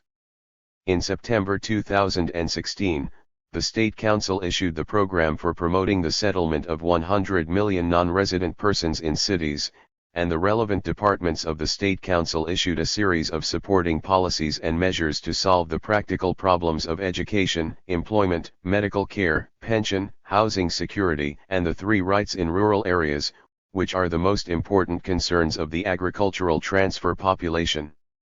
The reform of the household registration system is an important innovation of the basic system of social governance in our country. 3. Constructing a state security system. This is an important symbolic measure to strengthen and innovate social governance. National security is the foundation of stability and the premise of social stability and progress. To address the increasingly complex and diverse domestic and foreign security situation and implement the overall national security concept, the Central Committee of the Communist Party of China, CPC, decided to establish a centralized, unit, and efficient national security system and adopted a series of important measures. This to establish the National Security Committee. The third plenary session of the 18th Central Committee, held in November 2013, clearly proposed that a national security committee should be established to improve the national security system and national security strategy and ensure national security. In January 2014, the Political Bureau of the CPC Central Committee decided to formally set up a National Security Committee. The main functions of the National Security Committee are to coordinate the decision-making and deliberation of national security work, to study, formulate, and guide the implementation of the national security strategies and relevant major principles and policies, to coordinate the major national security matters and important work as a whole, and to promote the construction of national security and the rule of law, at the same time, to play a coordinating command role in dealing with major emergencies. National security includes military, public security, judicial, diplomatic, financial, and other aspects of security systems, including traditional security and non-traditional security areas. The establishment of the National Security Committee is an important institutional arrangement to meet the challenges of times when the security situation tends to be severe and complex. Second, formulate the outline of national security strategy and opinions in strengthening national. 111. Security work. The guiding ideology, major principles, and key tasks for maintaining national security under the new situation are planned, and the work of national security in all fields is emphasized. The third is to amend and adopt the new State Security Law of the People's Republic of China. The law focuses on China's economic and social development and the actual needs of maintaining national security and defines the specific systems of duties and tasks for maintaining national security, the national security system, the national security guarantee, the obligations and powers of citizens and organizations, etc. The establishment of the National Security Committee, the formulation of the outline of the National Security Strategy and the State Security Law of the People's Republic of China play an important role in maintaining national security and social security. 4. Improve the public security system. Building a safe China is the primary goal of strengthening and innovating social governance, the basic project of building a well-off society in an all-round way and building a powerful socialist country in an all-round way, and the hope of the people throughout the country. Only when the country is strong, it can bring peace to the people. Since the 18th National Congress of the Communist Party of China, CPC, safe construction has been mentioned as a new historical height. To further promote the construction of safety, the public security system, institutional and mechanism reform measures in food and drug safety, production safety, disaster prevention and mitigation, prevention and control of public security, and network security should be improved. A unit and authoritative food safety supervision institution was established, a strict supervision system covering the whole process was established, and a series of policies and measures for food and drug safety and quality safety were introduced. Continue to deepen the reform of the system of production safety management, establish a management system for hidden danger investigation and prevention and control, and strive to contain major production safety accidents. Improve the system for disaster prevention and mitigation and relief. The emergency management system has been constantly improved, and the ability to deal with crises and risks has been greatly improved. Strengthen the comprehensive management of social security, innovate a three-dimensional system for the prevention and control of social security, formulate and implement a sound leadership responsibility system for the comprehensive management of social security, improve the network for the prevention and control of social security, improve the scientific and technological level of the system for the prevention and control of social security, and strictly prevent and punish all types of illegal and criminal activities in accordance with the law to improve the ability of the activities for the prevention and control of social security. New steps have been taken in the comprehensive management of social security, new breakthroughs have been made in the settlement of social conflicts, the work of the masses has been strengthened and innovated, and the risk assessment mechanism of social stability for major decision-making has been improved. Improve the leadership system of network and information management, formulate and implement network security strategies and strengthen network market supervision. To meet the requirements of the Internet era, social members should be guided. 112. To establish the concept of joint risk prevention and control, promote the renminment of social security work, and achieve the common governance of social security affairs.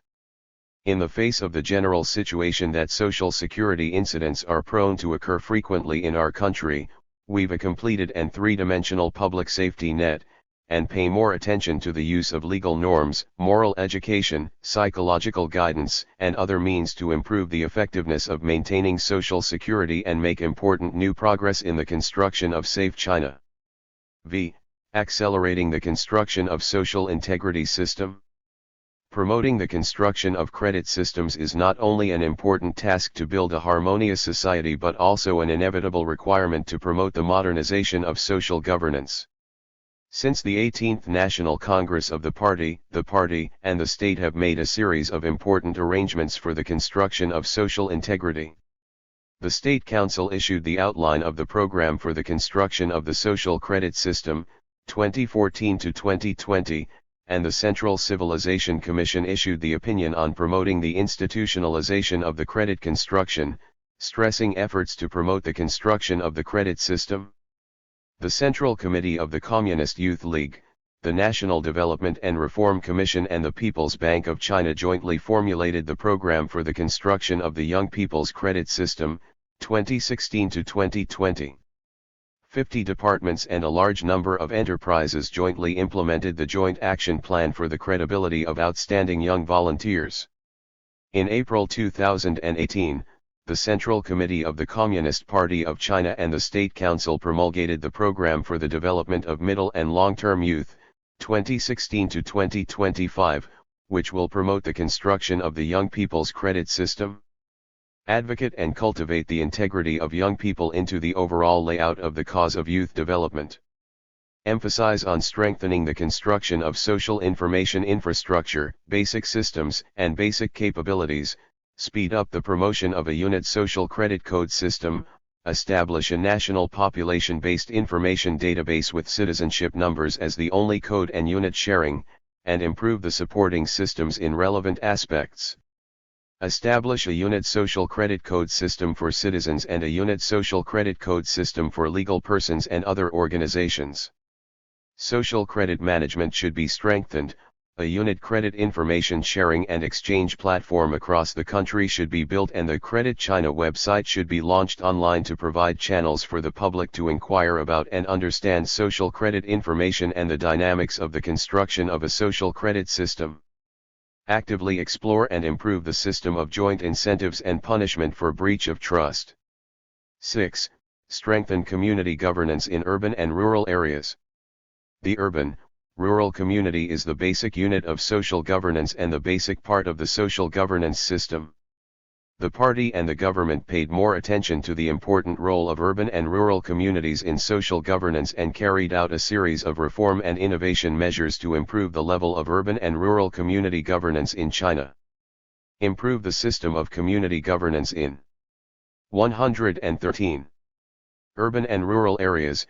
Give full play to the leading role of grassroots party organizations, effectively play the leading role of grassroots governments, strive to play the basic role of grassroots mass self-governing organizations, and give full play to the coordinated role of social forces.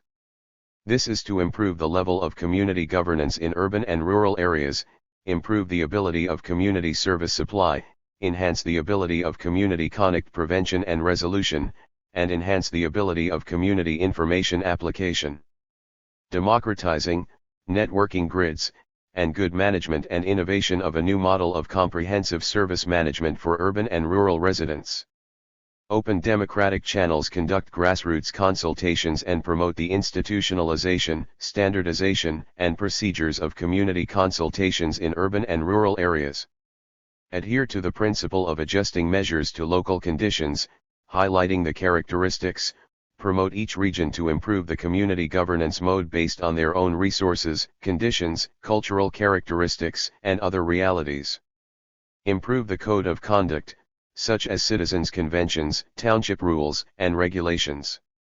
Many urban and rural areas attach great importance to the dissemination of excellent traditional culture, and in some places, councils of rural sages have been set up to carry forward the new culture of rural sages, improve the level of rural social organization, and enhance the ability of self-governing organizations. Vigorously carry out the construction of rural style, village style, family style, pass on the positive energy of improving by strengthening the protection of ancient villages, compiling genealogies and family instructions.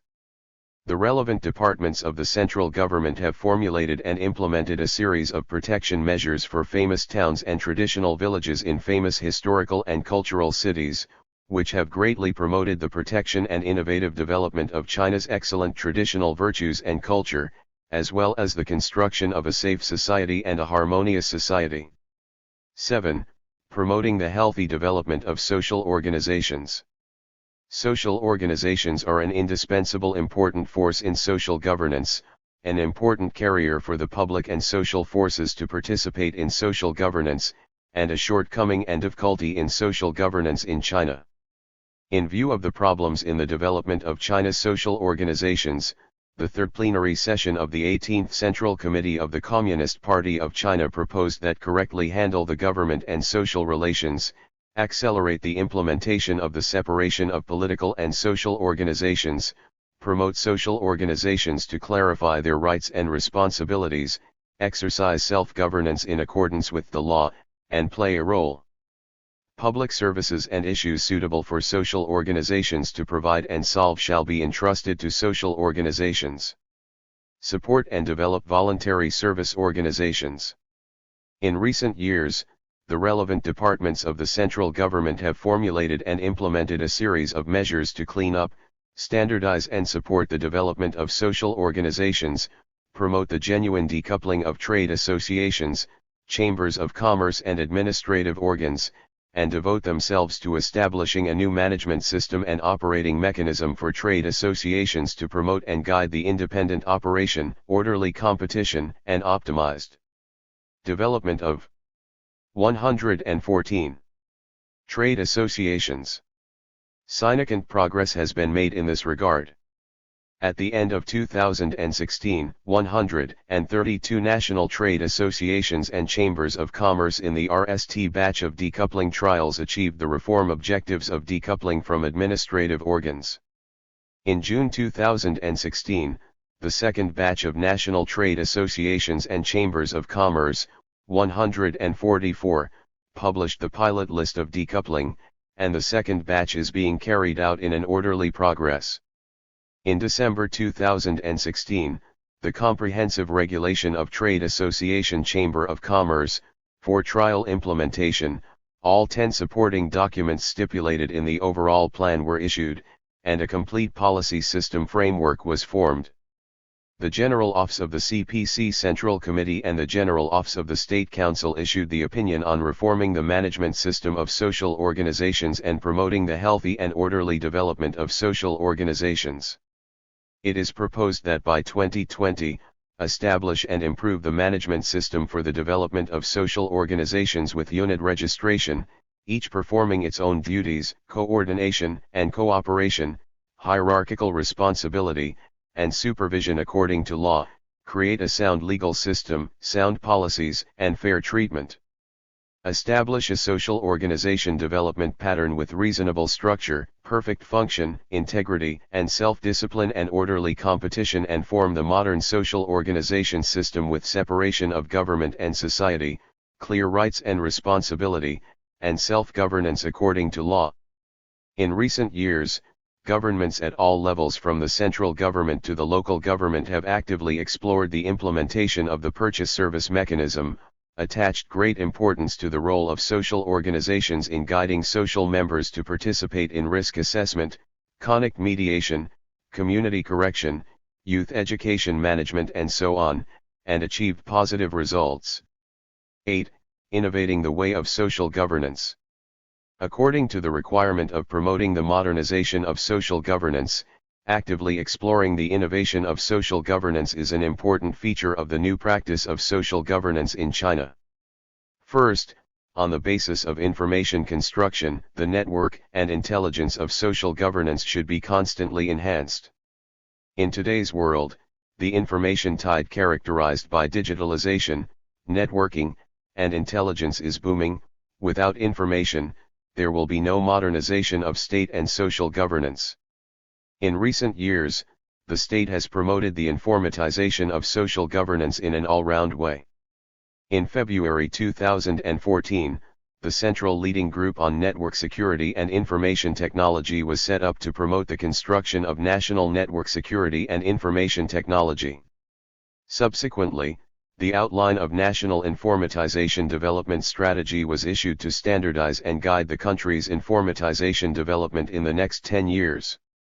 The 13th 5-year plan for national informatization was formulated to make it clear that it carries out the strategy of network power, big data strategy, and the Internet Plus model, integrates concentrated resources, and provides a digital power engine for promoting the modernization of national and social governance systems and governance capability.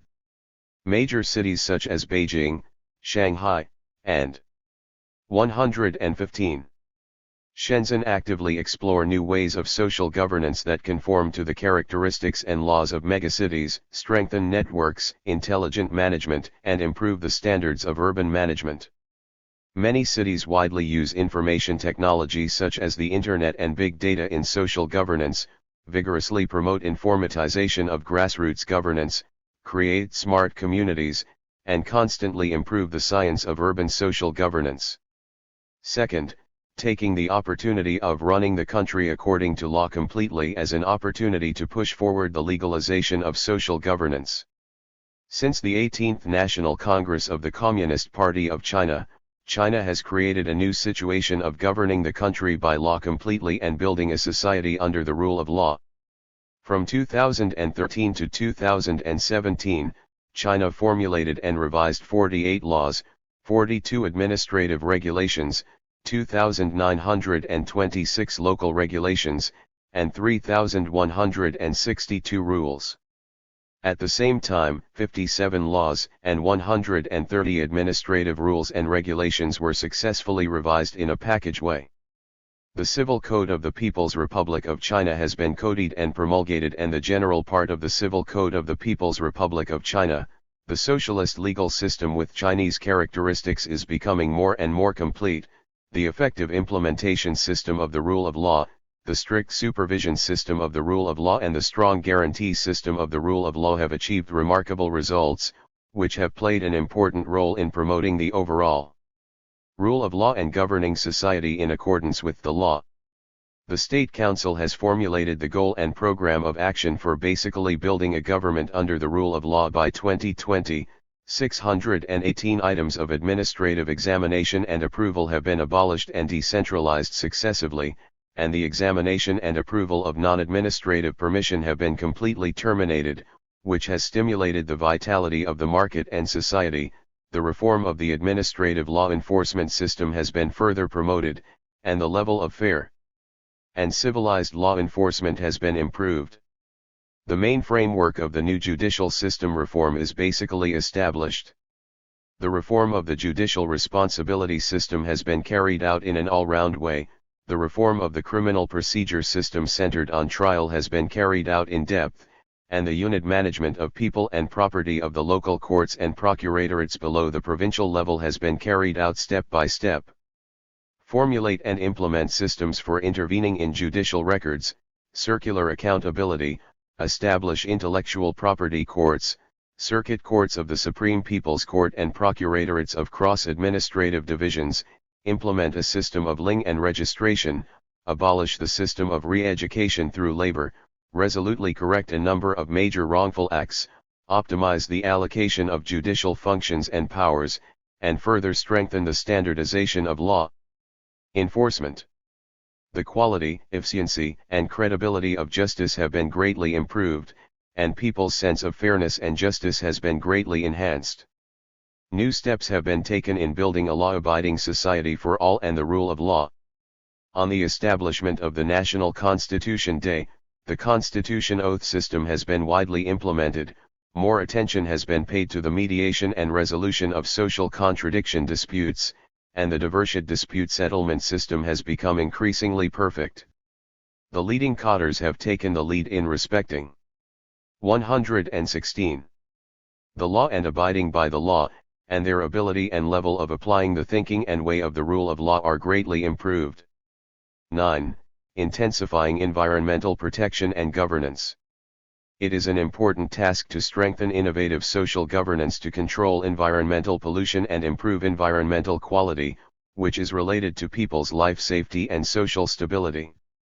The CPC Central Committee and the State Council pay more attention to environmental protection and governance and make great efforts to solve environmental problems that affect people's physical and mental health and social stability, build beautiful cities and villages, improve the quality of the living environment, and eliminate hidden dangers of social risks.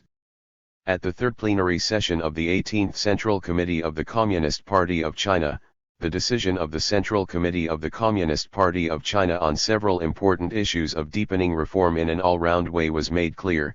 We must establish a systematic and complete system of ecological civilization, implement the strictest system of source protection, damage compensation system and responsibility, investigation system, improve the system of environmental governance and ecological restoration, and protect the ecological environment with the system. In the 13th 5-year plan of the People's Republic of China, the state has made a comprehensive plan and deployment for improving the ecological environment and forming an environmental governance system under the joint governance of the government, enterprises, and the public. In recent years, great efforts have been made to reform the management system and basic system of ecological and environmental protection, strengthen the rule of law for environmental protection, carry out environmental supervision and inspection, carry out comprehensive prevention and control of pollutants and environmental treatment, promote the transformation of water into toilets and garbage disposal, and establish an organized system for environmental protection that strictly supervises the discharge of all pollutants so as to GHT the three major battles of prevention and control of air, water, and soil pollution in order to gradually build and improve the working system of environmental quality step by step. Fully launch strong supervision and strict accountability in the control of pollutant emissions. Innovate the environmental protection supervision system and decide to establish an environmental protection supervision mechanism. In July 2016, the RST batch of Central Environmental Protection Supervision work was launched, and 8 Central Environmental Protection Supervision teams were set up responsible for the environmental protection supervision work of 8 provinces, autonomous regions. Since 2017, all environmental protection inspectors have been conducted in 31 provinces and municipalities, districts, in 2 years. Those Central Environmental Protection Supervision not only promoted the local party committee government's environmental protection responsibility but also promoted the solution of a large number of environmental problems and promoted the local establishment of a long-term environmental protection mechanism. There was a general clean-up scattered, disorderly, dirty enterprise. The toilet revolution initiated by the National Tourism Department has been greatly promoted in the national tourism system, which has not only effectively changed the local tourism environment but also promoted the toilet. 117. Revolution of society as a whole. Many places have also launched innovative public space governance actions, notably improving the living environment in urban, rural areas and improving social order and social ethos. X. Strengthen the party's leadership in social governance in an all-round way. Strengthening the party's leadership in an all-round way and strictly governing the party is the most distinctive feature of running the country since the 18th National Congress of the party and the most prominent symbol of practical innovation in the field of social governance. The style of the party determines the style of government, society, and the people. To govern the country, one must govern the party, and to govern the party, one must be strict, which is an important institutional and organizational guarantee for the modernization of China's social governance system and governance capacity. Experience has shown that it is the most important social governance system to punish corruption from the strict governance of the party, and it is the fundamental action to straighten out the people's will, realize the long-term governance of the party and ensure the long-term stability of society. Over the past few years, major measures to strictly govern the party have been closely linked: tigers, eyes, mosquitoes getting together, and a large number of corrupt elements being punished, which has played a major role in rectifying the party's style of work, upholding justice, halting unhealthy practices, winning the hearts and minds of the party and the people, greatly improving the political, social and people's style, but also promote the innovation and development of social governance. In view of the outstanding problems existing in the organization should be reformed vigorously. The Central Committee of Communist Party of China, CPC, convened a meeting of the party's mass organizations, and the Central Committee of the party formulated and implemented the reform plans for trade unions, the Communist Youth League, the Women's Federations, and the Federation of Literary and Art, and put forward a series of reform plans and measures, which effectively promoted the smooth progress of the reform of the mass organizations and enabled them to better implement the mass line, serve the masses, and play a more effective role as a bridge and link between the party and the government and the people. In recent years, we have also made great efforts to strengthen the construction of service-oriented party organizations at the grassroots level so that the party's construction covers all kinds of enterprises and institutions, all kinds of social organizations, and all urban and rural grassroots units and strengthens the leading core role of the party organizations. These measures have played an important role in strengthening the party's leadership over social governance in an all-round way. 4.2 Some enlightenment of social governance innovation in the new era. Since the 18th National Congress of the Communist Party of China, CPC, the innovation of social governance in China has clearly embodied the institutional orientation of fairness and justice as the core value, reacting the new ideas and strategies of the 118. CPC Central Committee, which takes Comrade Xi Jinping as the core to govern the country. The innovation and reform of social governance in recent years profoundly show that it is necessary to correctly understand and deal with the following relations to promote the modernization of social governance. I. Relationship between vigor and order. To promote the innovation of social governance, one must deal with the relationship between stimulating social vitality and maintaining social order. Xi Jinping pointed out that a good society should be full of vitality and harmonious and orderly. 17. The third plenary session of the 18th Central Committee of the Communist Party of China clearly proposed that speed up the formation of a scientific and effective social governance system to ensure that society is full of vitality and harmonious and orderly. Order represents the order, harmony, and stability of society, while vigor implies the rich and diversity of social life, both of which are dialectically unit and mutually complementary. In the process of social governance, there should be an organic balance between vitality and order, especially to avoid the appearance of either a pool of stagnant water or rough waves. 18. This requires that the promotion of social governance should be transformed from a single administrative means to the comprehensive use of the rule of law, economy, administration, and other means, from a major use of coercion, punishment, and other punitive means to more use of consultation, dialogue, and other means. 2. The relationship between the protection of rights and the maintenance of stability. To promote the innovation of social governance, one must deal with the relationship between protection of civil rights and maintaining social stability. The so-called rights protection is to solve the legitimate and reasonable interests and demands of the masses so that the people sincerely feel that their rights and interests have been treated fairly and effectively protected. Maintaining stability means that when the legitimate interests of the people are settled, the people will naturally follow their wishes, and society will be harmonious and stable. Cannot simply rely on suppression and control, hard to maintain stability, but also pay attention to facilitation and resolution, exible to maintain stability. 19. In this sense, innovative social governance to realize the transformation from maintaining stability to protecting rights, maintaining stability internalized in protecting rights, is the party's 18th Party Congress since China's social governance concept innovation of major achievements. 3. The relationship between rule of law and rule of virtue.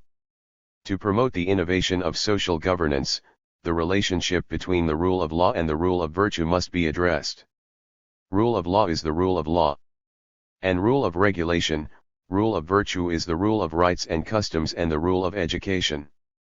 The decision of the Central Committee of the Communist Party of China on several important issues concerning the comprehensive advancement of the rule of law adopted at the fourth plenary session of the 18th Central Committee of the Communist Party of China, proposed, must adhere to the construction of a country under the rule of law, a government under the rule of law and a society under the rule of law, and realize scientific legislation, strict law enforcement, fair justice, and law-abiding by the whole people, so as to promote the modernization of national governance system and the ability of governance. The rule of law is the basic way of governing the country and is also the most effective mode of social governance. This requires the use of legal thinking and legal ways to plan, guide, and implement social governance and then in the legal track to achieve good social governance. In the meantime, the effective operation of social governance is also inseparable from the internal support of moral values. The core values of socialism are the important spiritual force of innovative social governance, which can effectively enhance the cohesion, centripetal force, and appeal of society. This requires that the cultivation of the core values of socialism starts from focusing on family, family education, and family style and be turned into practical action among the members of the whole society. 4. Relationship between co-construction and sharing. To promote innovation in social governance, one must deal with the relationship between co-construction and sharing. In May 2015, Xi Jinping investigated Zhejiang province and pointed out, social construction should take co-construction and sharing as the basic principle together and plan systematically in terms of institutional mechanisms and policies, from the protection and improvement of people's livelihood, and stick to what the masses think and what we do. 20. The so-called co-construction emphasizes that the motivational force of social governance comes from the people and requires the joint participation and active dedication of multiple subjects. Sharing emphasizes that the achievement of social governance should benet the masses of the people, so that the people's sense of achievement and well-being will be enhanced constantly, and then form a vivid situation in which everyone participates, everyone tries his best and everyone has a sense of achievement. 21. Co-construction is the basic premise of sharing, and sharing is the inevitable requirement of co-construction, both of which run through the whole process of social governance. V. The relationship between co-governance and self-governance. To promote the innovation of social governance, one must deal with the relationship between co-governance and self-governance. Co-governance and self-governance are the core meanings of modern social governance, both of which are related and different. Co-governance mainly refers to the cooperative co-governance between the government and society in the field of public affairs. Self-governance emphasizes the self-organization mechanism of society, which mainly manifests in the grassroots mass autonomy represented by neighborhood committees and village committees and the autonomy of various social organizations. The basic mechanism of social co-governance is consultative democracy. The basic mechanism of social autonomy is voluntary trust.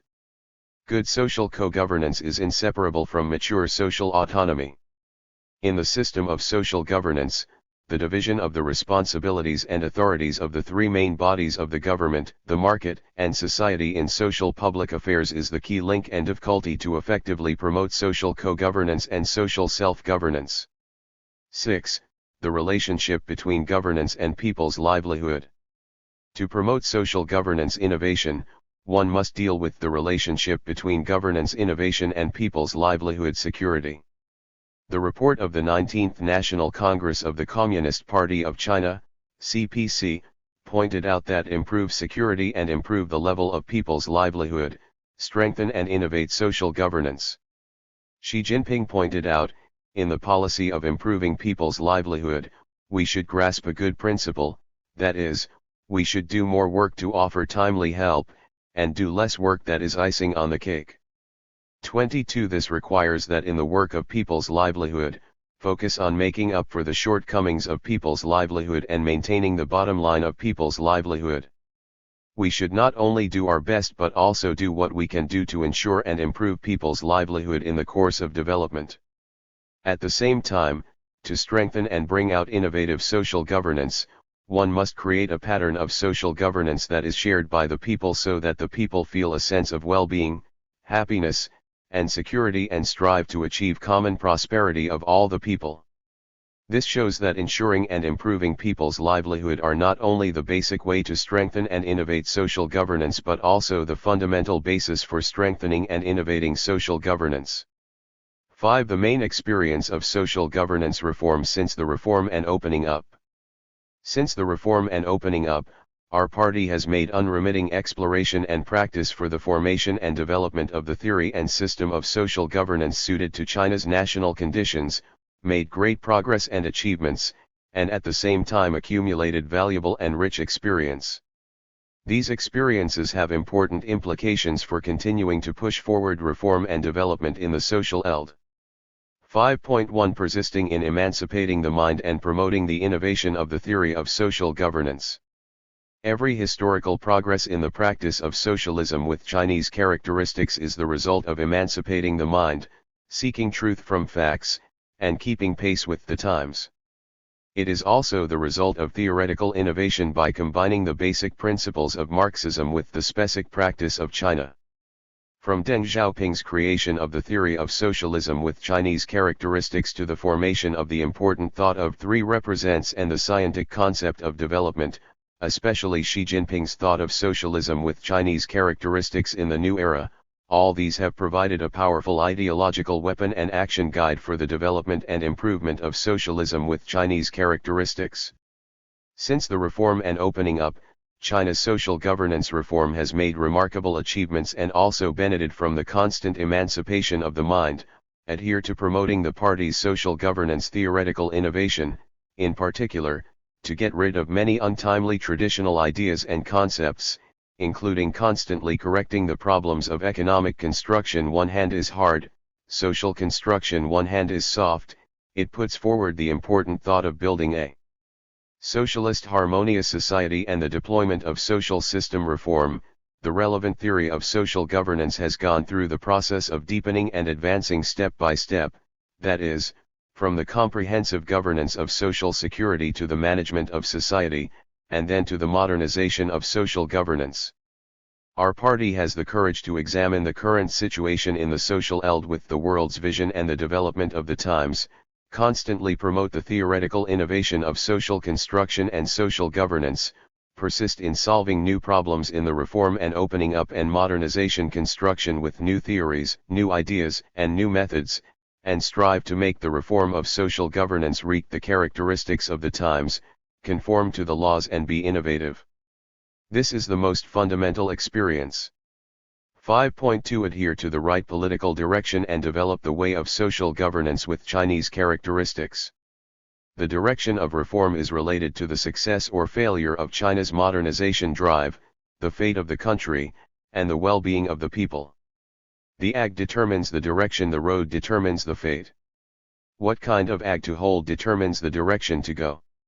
Since the third plenary session of the 11th Central Committee of the Communist Party of China, our party has always held high the great banner of socialism with Chinese characteristics, led the people of the whole country on the road to socialism with Chinese characteristics, and constantly improved and developed in practice.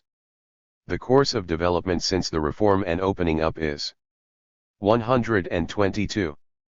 The process of upholding and developing socialism with Chinese characteristics from the perspective of China's national conditions, adhering to the principle of integrity and innovation.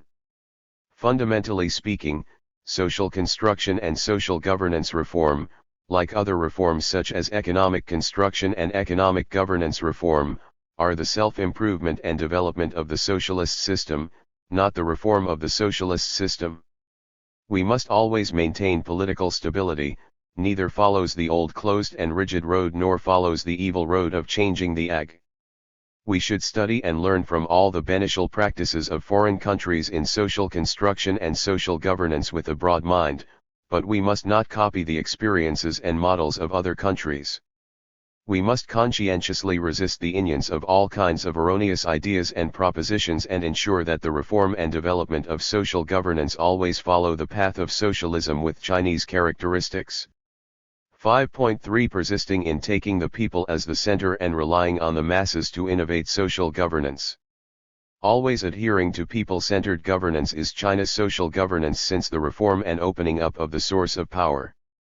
The people are the creators of history, the masses are the real heroes. To insist on the people as the center is to insist on the people's main body status. The people are not only the main body to create social material wealth and spiritual wealth but also the main body to carry out social governance reform. People's desire, will and strength determine the relations of production, economic base, and superstructure in the historical period and fundamentally determine the direction of historical development. Since the reform and opening up, China has achieved a series of achievements in social governance reform. The reason is that our party has always adhered to the people's position and put the people's interests above everything else to look at and deal with problems. At the same time, we should widely mobilize and organize the people to manage state and social affairs in accordance with the law, adhere to the mass line and make social governance work for the sake of the masses and rely on them. Only by effectively protecting the legitimate rights and interests of the people and giving full play to the enthusiasm, initiative, and creativity of the masses can effective social governance be truly realized. 123. 5.4 We will continue to deepen reform in an all-round way and work hard to promote innovation in the system of social governance.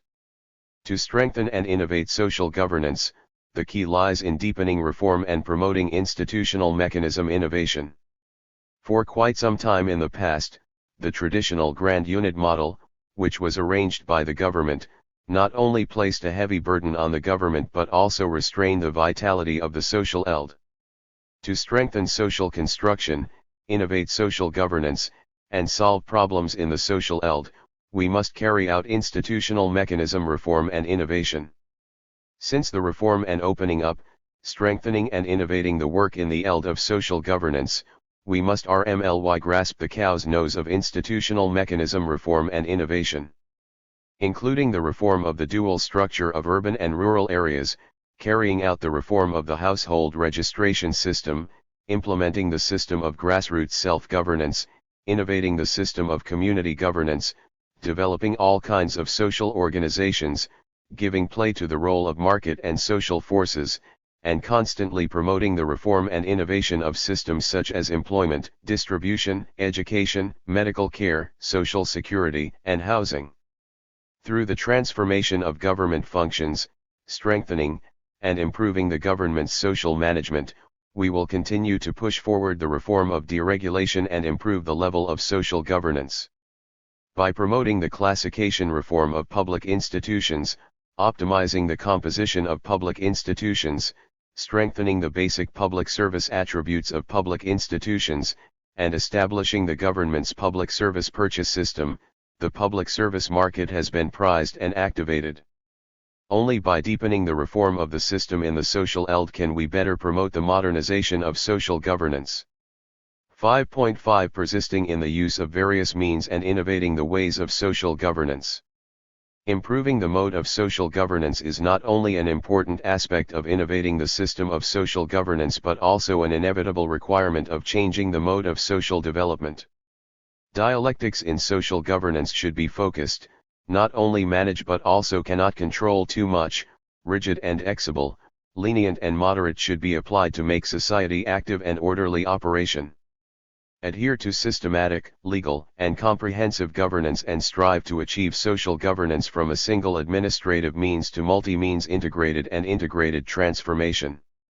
Especially in the information age, China has formed a large-scale, complex, diverse network society whose complexity and risk are unprecedented. 124.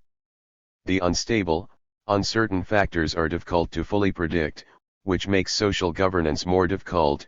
We must attach great importance to the use of modern information technology, to create the Internet Plus model social governance model, to standardize, the intelligentization and specialization run through the whole process of social governance, combine the reform of system mechanism with the application of modern science and technology, effectively utilize the information means such as big data, cloud computing, Internet of Things, artificial intelligence, and so on, and continuously improve the quality, efficiency of social governance. 5.6 Adhere to overall planning, coordination, and promotion and build a solid foundation for innovation in social governance. Social construction and social governance are part of national construction and governance. Social governance innovation cannot be separated from the support of basic social conditions, infrastructure, and cultural construction. Only by promoting economic construction and creating more social wealth and material conditions can we provide a solid material basis for social construction and social governance. Since the reform and opening up, with the sustained and rapid development of China's economy, the cause of social construction and social governance has been further developed. From the practice of many places in recent years, the construction of social governance systems and governance ability must have a corresponding material basis and economic strength. At the same time, the social governance of socialism with Chinese characteristics is a long-term and complex systematic project that cannot be accomplished in a single step overnight but must be closely combined with the economic governance, political governance, cultural governance, and ecological governance of socialism with Chinese characteristics to promote and complement each other to realize the overall improvement of the state governance of socialism with Chinese characteristics. Social harmony and stability, multi-subject, abundant vitality, will also provide good conditions and guarantees for other aspects of governance innovation. This requires that the whole view, the system view, and the synergy view be RMLY established in the process of promoting the reform of social governance. 125. 5.7 Persisting in strengthening and improving the party's leadership and giving full play to the party's central role in social governance. Xi Jinping pointed out that the most essential feature of socialism with Chinese characteristics is the leadership of the Communist Party of China. The great achievements of the reform and opening up, including the eld of social governance, are fundamentally the result of persisting in the party's leadership and constantly strengthening and improving the party's leadership. History and practice have eloquently proven that in contemporary China, without the leadership of the Communist Party of China, it is impossible to unite the people of all ethnic groups and to govern the country and society well. The reform of social governance is an arduous and burdensome historical task. To advance this important task smoothly, it is necessary to give full play to the leading core role of the party's overall command and coordination of all parties and RMLY grasp the right direction of social governance. The ruling status of the Communist Party of China also decides that the reform of social governance must be carried out under the leadership of the party. At the same time, we should strengthen the party's self-construction, conscientiously improve the party's leadership, constantly enhance the party's political leadership, ideological leadership, mass organization, and social appeal, constantly improve the party's leadership level, and promote the great social revolution with the party's self-revolution. This is also the most important experience of social governance reform since the reform and opening up. The above-mentioned 7 points are the understanding of the basic experience of reform and development in the eld of social governance in China since the reform and opening up. In summary, one must RMLY follow the road of social governance with Chinese characteristics, insist on giving full play to the superiority and political superiority of the socialist system in the course of reform and opening up, correctly grasp the law of social operation and change, properly handle and coordinate the relations in all aspects, and lead an orderly progress the reform and development of the eld of social governance in China to move forward. Extended Thinking 1. Bri. We describe the main characteristics of traditional Chinese social governance. 2.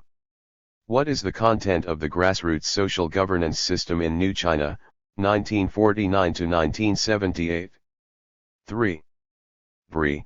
We describe the experience of social governance after reform and opening up, 1978 to 2012. 4. What new developments have been made in social governance in the new era since the 18th National Congress of the CPC? Liqun Way. Overview.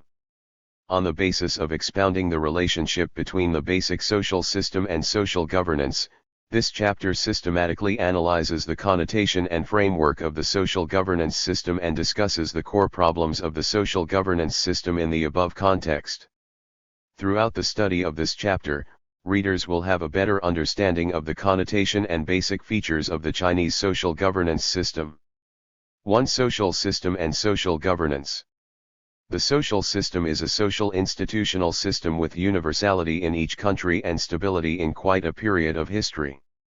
Marx categorized the basic practical activity of human beings, namely, production, as the starting point and understood the essence of the social system as the specific social relations of production formed by people in the process of production, that is, the social relations formed by different groups, different ranks, and different classes in the whole social division and the cooperation system.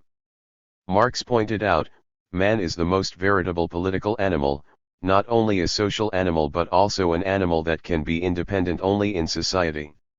One that is, the existence of human beings is the existence of society. Humans cannot leave society, and their survival, progress, and development must be carried out in historical social activities. Most humans rely on the manifestation of society, that is, social relations. Only within the scope of these social contacts and social relations will there be their influence on nature and production. Two different social systems have different functions. The social system determines the nature of social form and is the main basis for formulating various systems. The social system has the following functions. The RST is the function to guarantee social operation. The social system determines the direction of social development and the mode of social operation, which is the basis of formulating specific systems in various elds of society. The second is the function to regulate social order. The social system regulates and coordinates social activities, coordinates human relations, plays the role of social organizations, and establishes the order of social operation. The third is the function of inheriting and creating culture. The social system promotes the level of social civilization by inheriting and carrying forward the excellent traditional culture, creating the culture of the times and spreading the advanced culture. The fourth is the function of guiding the behavior of social main bodies. The social system stipulates the rights and obligations of the social main bodies and provides ideological and behavioral norms to prevent and resolve social contradictions and conflicts. 1.1 Evolution of social system and change of social governance. The social system is the premise and foundation of social governance since the development of human society, v.e. social systems, social form, have been formed: primitive society, slavery, feudalism, capitalism, and socialism. The fundamental motive force driving the change of the basic social system of human society is the contradictory movement between productivity and production relations.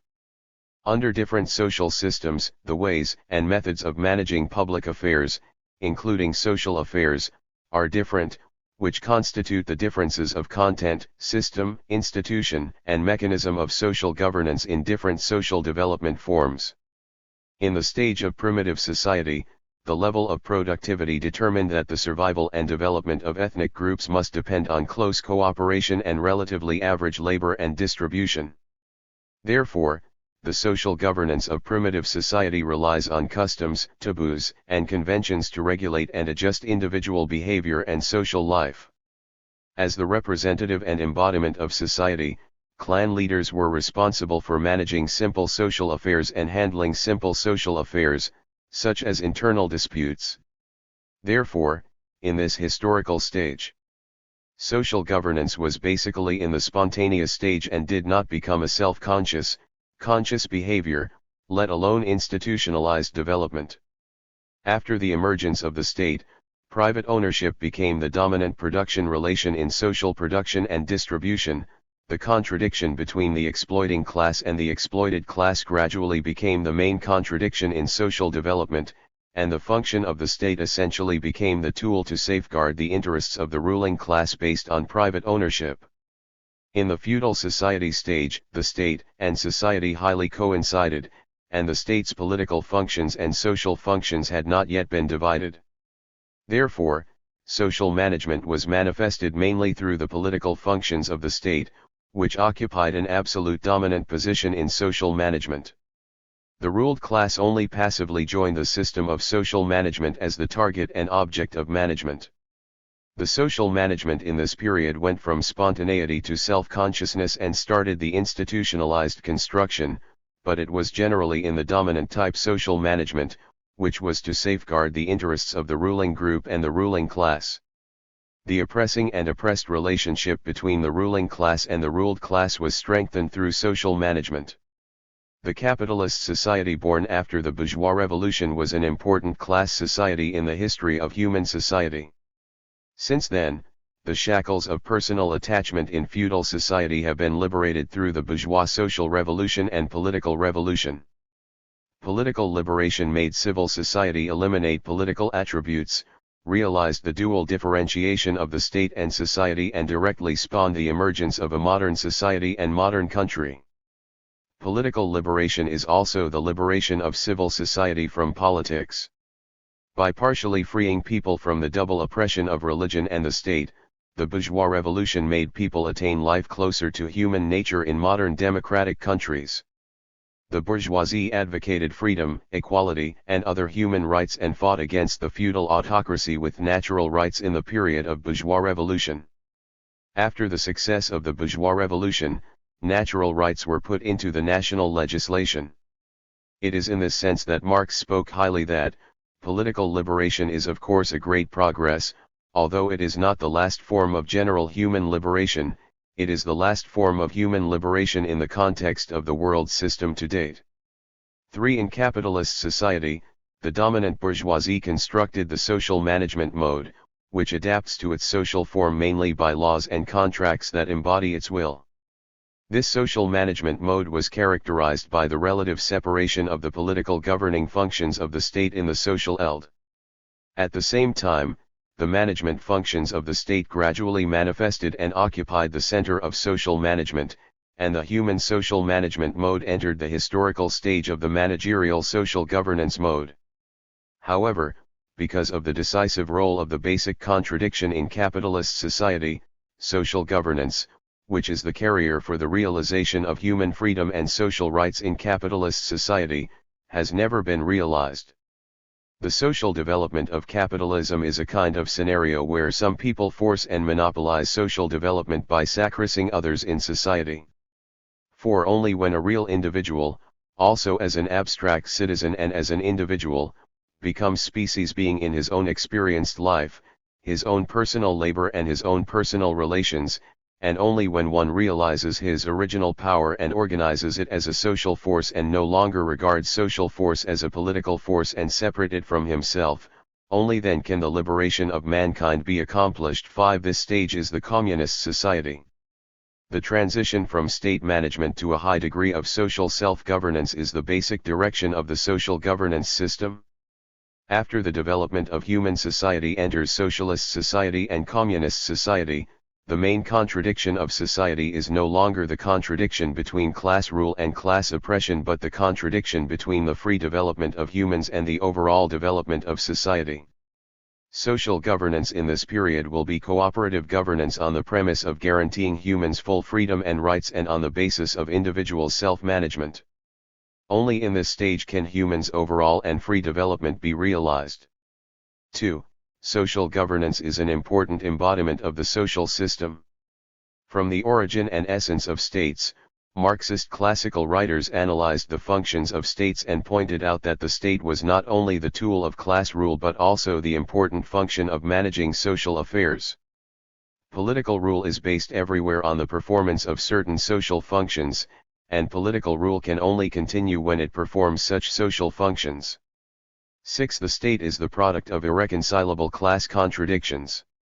To safeguard the interests of the ruling class, it is necessary for the state to exert the function of social management to adjust social contradictions and connects and maintain the stability and orderly operation of a basic social system.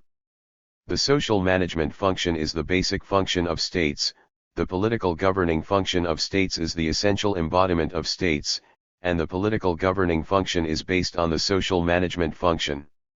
Only after performing the above two functions can states achieve sustainable development and basic social systems maintain stability and orderly operation. At the same time, the political governing functions of states will be adjusted and will tend to die out with the development of productivity and the transformation of production relations, but the social management function of states will continue to exist and be strengthened day by day. The rule of man will be replaced by the management of things and the leadership of the production process. 7. Thus, it can be seen that social governance is the stabilizer of the basic social system and the eternal theme of the development of human society. 1.2 Relationship between China's social system and social governance. 1. China's social system and its connotation. The social system of our country is a socialist system with Chinese characteristics. The RST paragraph of Article 1 of the Constitution of the People's Republic of China clearly stipulates, the People's Republic of China is a socialist country under the people's democratic dictatorship led by the working class and based on the alliance of workers and peasants. The socialist system is the fundamental system of the People's Republic of China. The leadership of the Communist Party of China is the most essential characteristic of socialism with Chinese characteristics. This is a constitutional norm of the nature of China's basic social system. The socialist system with Chinese characteristics is the inevitable result of the historical logic, theoretical logic, and practical logic that Chinese people have struggled for a long time since modern times and is the inevitable requirement of upholding the party's essential attribute and carrying out the party's fundamental purpose. The 18th Party Congress expressed the socialist system with Chinese characteristics as follows. The socialist system with Chinese characteristics is the fundamental political system of the People's Congress system. The basic political systems, such as the multi-party cooperation and political consultation under the leadership of the Communist Party of China, the system of regional ethnic autonomy and the system of grassroots mass autonomy and so on, the socialist legal system with Chinese characteristics, the basic economic system with public ownership as the main body and multi-ownership economy developing together, and the economic system, political system, cultural system, social system, and other specific systems are based on these systems. 2. Social governance and its characteristics under the socialist system with Chinese characteristics. The socialist system with Chinese characteristics is the foundation and premise of social governance in China. What kind of governance system a country chooses is determined by the country's historical heritage, cultural tradition, and level of economic and social development. And the people of the country, Xi said, China's national governance system today is the result of long-term development, gradual improvement, and endogenous evolution on the basis of China's historical heritage, cultural tradition and economic and social development.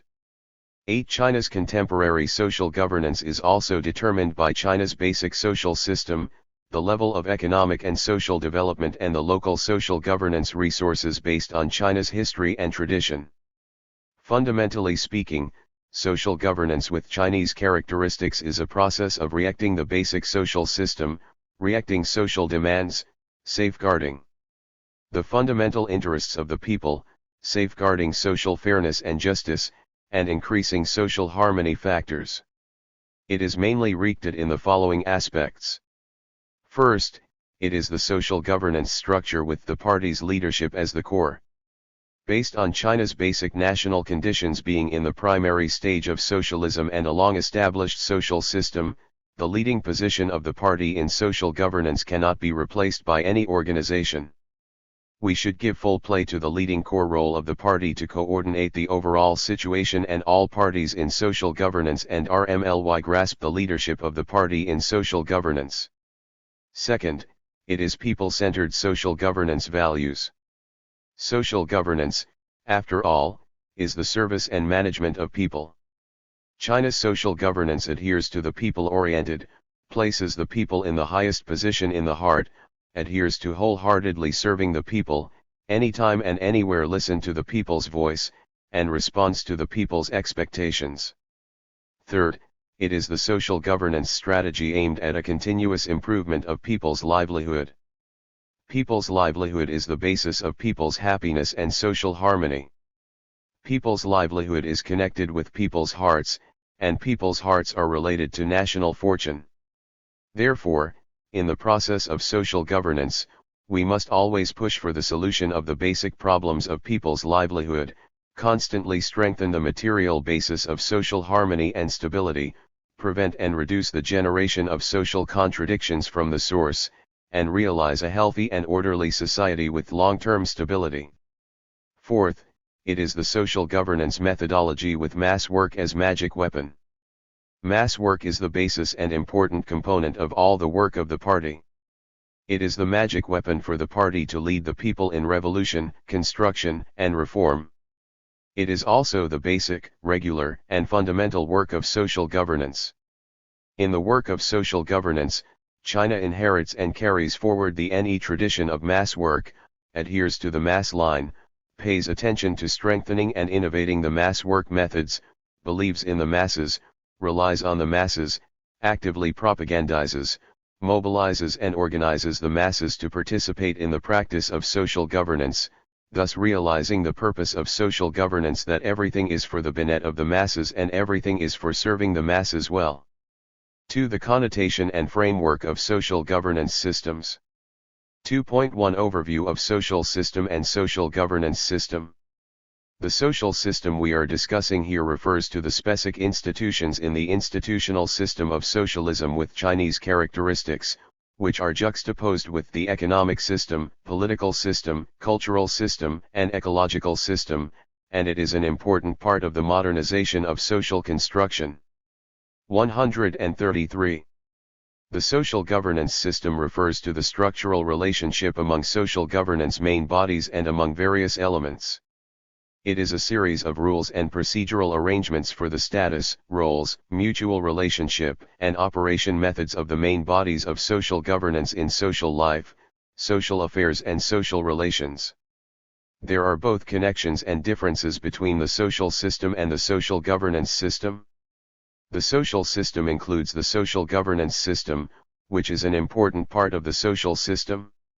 The report of the 19th National Congress of the Communist Party of China, CPC, put forward, to build a social governance pattern of co-construction, co-governance and sharing.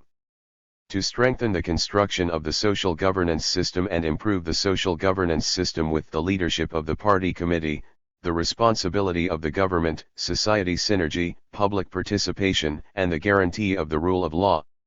It can be said that this is both a basic requirement and basic goal of China's social system reform in the new era. It also generalizes the relationship between the social system and the social governance system. Building a social governance pattern of co-construction, co-governance and sharing is an inevitable requirement for building a harmonious society and realizing the modernization of social governance. Co-construction means adhering to the people's dominant role and relying on all the people to build a harmonious society. Co-governance means optimizing social governance patterns and supporting social forces and people's participation in social governance. Sharing means to let all the people enjoy the fruits of development and governance together. Under the large framework of the social system, the social governance system focuses on denning the status and role of all kinds of social main bodies. 2.2 Basic framework and key link of social governance system. The basic framework of the social governance system of 5-in-1. The main frame of the socialist social governance system with Chinese characteristics is the leadership of the Party Committee, the responsibility of the government, society synergy, public participation, and the 5-in-1 guarantee of the rule of law. Party Committee leadership is the core of our country's social governance system. This is to give full play to the leading core role to direct the overall situation and coordinate all parties of the party committees at all levels in social governance. Party committees at all levels should conscientiously implement the party's line, principles, policies, and work arrangements, support the administration and management of the government according to law, guide various social organizations, mass organizations, autonomous organizations, and the people to actively and orderly participate in social governance, and give full play to the role of grassroots party organizations and party members in social governance. Rationally allocate the social governance responsibilities and authorities of the party and government departments and effectively solve the problems of multi-management, decentralized management, and of culting. 134. In forming effective joint forces. While adhering to the party's leadership, we should constantly improve the party's leadership, give full play to political advantages, be good at guiding public opinion, give full play to the role of various media, and constantly improve our ability to prevent and resolve various social conflicts and build a harmonious society. The responsibility of the government is to neither strengthen the government's social governance function, so that the function keeps in place, neither offside nor absent. The government should push forward the delegating, governing, and serving reform in the field of social governance. For all problems that citizens, legal persons, and other social organizations can solve through self-discipline and that can be solved by industry associations and intermediary organizations, the government should fully delegate its powers to them. At the same time, the government should control and manage the affairs that should be managed by the government and take supervisory responsibility during and after the event by improving and implementing the laws and regulations in the social fields. Society synergy means playing the role of various social organizations and organizing social forces to participate in social governance. Grassroots units are the foundation of society synergy governance. We should strengthen grassroots construction focusing on urban and rural communities, construct an overall social governance system at the grassroots level, and effectively solve social problems and social contradictions. All kinds of social organizations are important forces for society synergy governance. We should give full play to the role of social organizations, promote the development and expansion of all kinds of social organizations, including social organizations, trade organizations, intermediary organizations, volunteer groups, etc., persist in encouraging development and supervision and guidance, strengthen the construction of social organization management and service systems, and give full play to the roles of various social organizations in providing services, reacting demands and regulating behaviors. Enterprises and institutions have the important responsibilities of social governance. We should strengthen the social governance responsibilities of all kinds of enterprises and institutions, encourage and support them to continue to assume the responsibilities related to social governance and social services, including giving full play to the roles of all kinds of ownership enterprises in community construction, safe production, handling labor relations, developing charity, promoting social harmony and stability. Public participation means giving full play to the people's management of state public affairs and social activities and guiding citizens to participate in social governance rationally and orderly in accordance with the law. We should vigorously cultivate the consciousness of citizens' participation, fuel the citizens' duties, optimize the mechanism and way of citizens' participation in social governance, widen the channel of citizens' participation, and create conditions for citizens' participation in social governance. The guarantee of the rule of law is to give full play to the guarantee role of the rule of law in social governance. Modern society is a society under the rule of law. Only by applying the principle of rule of law can we effectively embody fairness and justice, and we truly build democratic politics. We must fully implement. 135.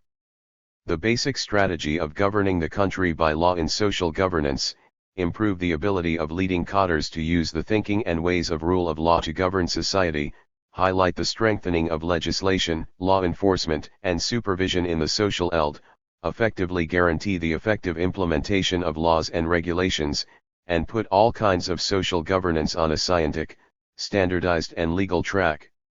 2. Key links in the system of social governance. Social governance is more prominent than social management in three aspects: more prominent in the co-participation and positive interaction of multiple social main bodies under the leadership of the parties committee and the guidance of government, more prominent in democracy and the rule of law, and paying attention to the use of deliberative democracy and the rule of law thinking, more prominent in source governance, comprehensive policy. Implementing, tackling the problem and sound mechanism. This marks the transition from the traditional social governance system to the modern social governance system that meets the needs of the times. To realize the transformation of the modernization of social governance, we must accurately grasp the internal logic of the benign operation of China's current social governance system, especially grasp the VE key links of good governance of the government, cooperation and co-governance, grassroots autonomy, social rule of law and moral governance of the whole people. 9. Good governance of the government means innovating the governance methods of government and playing the leading role of the government. As the executor of public power and the manager of public affairs, the government must fulfill the basic function of social governance. In modern society, which is highly complex and full of risks and uncertainties, the important role of government in social governance can only be strengthened and cannot be weakened. However, government governance must be innovated and must achieve scientific governance, governance according to law, good governance, and effective governance. The leading role of government in social governance is mainly embodied in formulating relevant social governance rules, policies, and standard systems, formulating and implementing general plans and special plans for social construction, providing social governance infrastructure and public product services, administering and supervising according to law, maintaining good social order and ensuring public security. Cooperation and co-governance, to stimulate the vitality of social organizations and give play to the bridging role of social organizations. Social organization is an indispensable main body of modern social governance and an important energy source to liberate and stimulate the vitality of social development. Modern social governance needs to pay more attention to fully mobilizing and giving full play to the bridging role of social organizations to realize cooperation and co-governance between government and social organizations. The bridging role of social organizations is mainly embodied in, social organizations act as the middle zone and Cross-border cooperation platform between the government and people, which can not only effectively aggregate, communicate and express the interests demands of people but also absorb and transmit the government's governance intention and policy measures in a timely manner to people and provide convenient and efficient public service. Grassroots autonomy, attach importance to grassroots social autonomy and give play to the basic role of mass participation. The participation of the masses in social governance is the basic requirement of upholding the main body status of people. In a sense, social governance needs social members' self-organization and self-management, which is an automatic adjustment mechanism to maintain social harmony and stability and social normal order. Good social autonomy can stimulate grassroots social vitality and effectively reduce the cost of social governance, thus enhancing the efficiency of social governance. We should actively explore new ways and forms of social governance to form a vivid situation in which everyone participates in social governance and shares the results. Social rule of law, promote the construction of the law-ruled society, and give play to the guarantee role of the rule of law. The rule of law is the basic criterion and means of social governance, and carrying out the rule of law in an all-round way is an important sign to realize the modernization of social governance.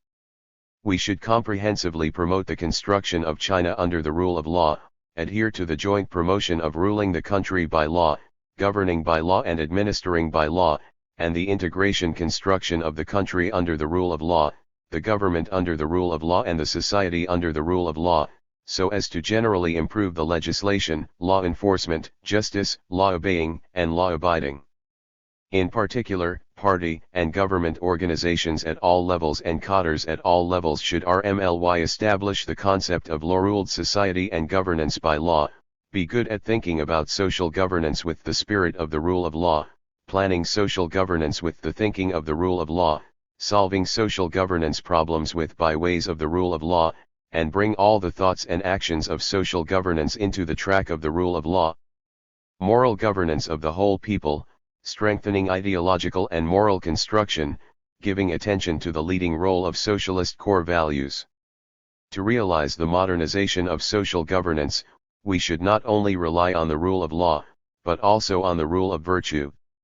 To realize the modernization of social governance, we should rely not only on the rule of law but also on the rule of virtue. The history of the development of human society shows that the most profound and lasting force for a country and a nation is the core value system and core value concept that the whole society agrees on. The history of the development of human society shows that the most profound and lasting force for a country and a nation is the core value system and core value concept that the whole society agrees on.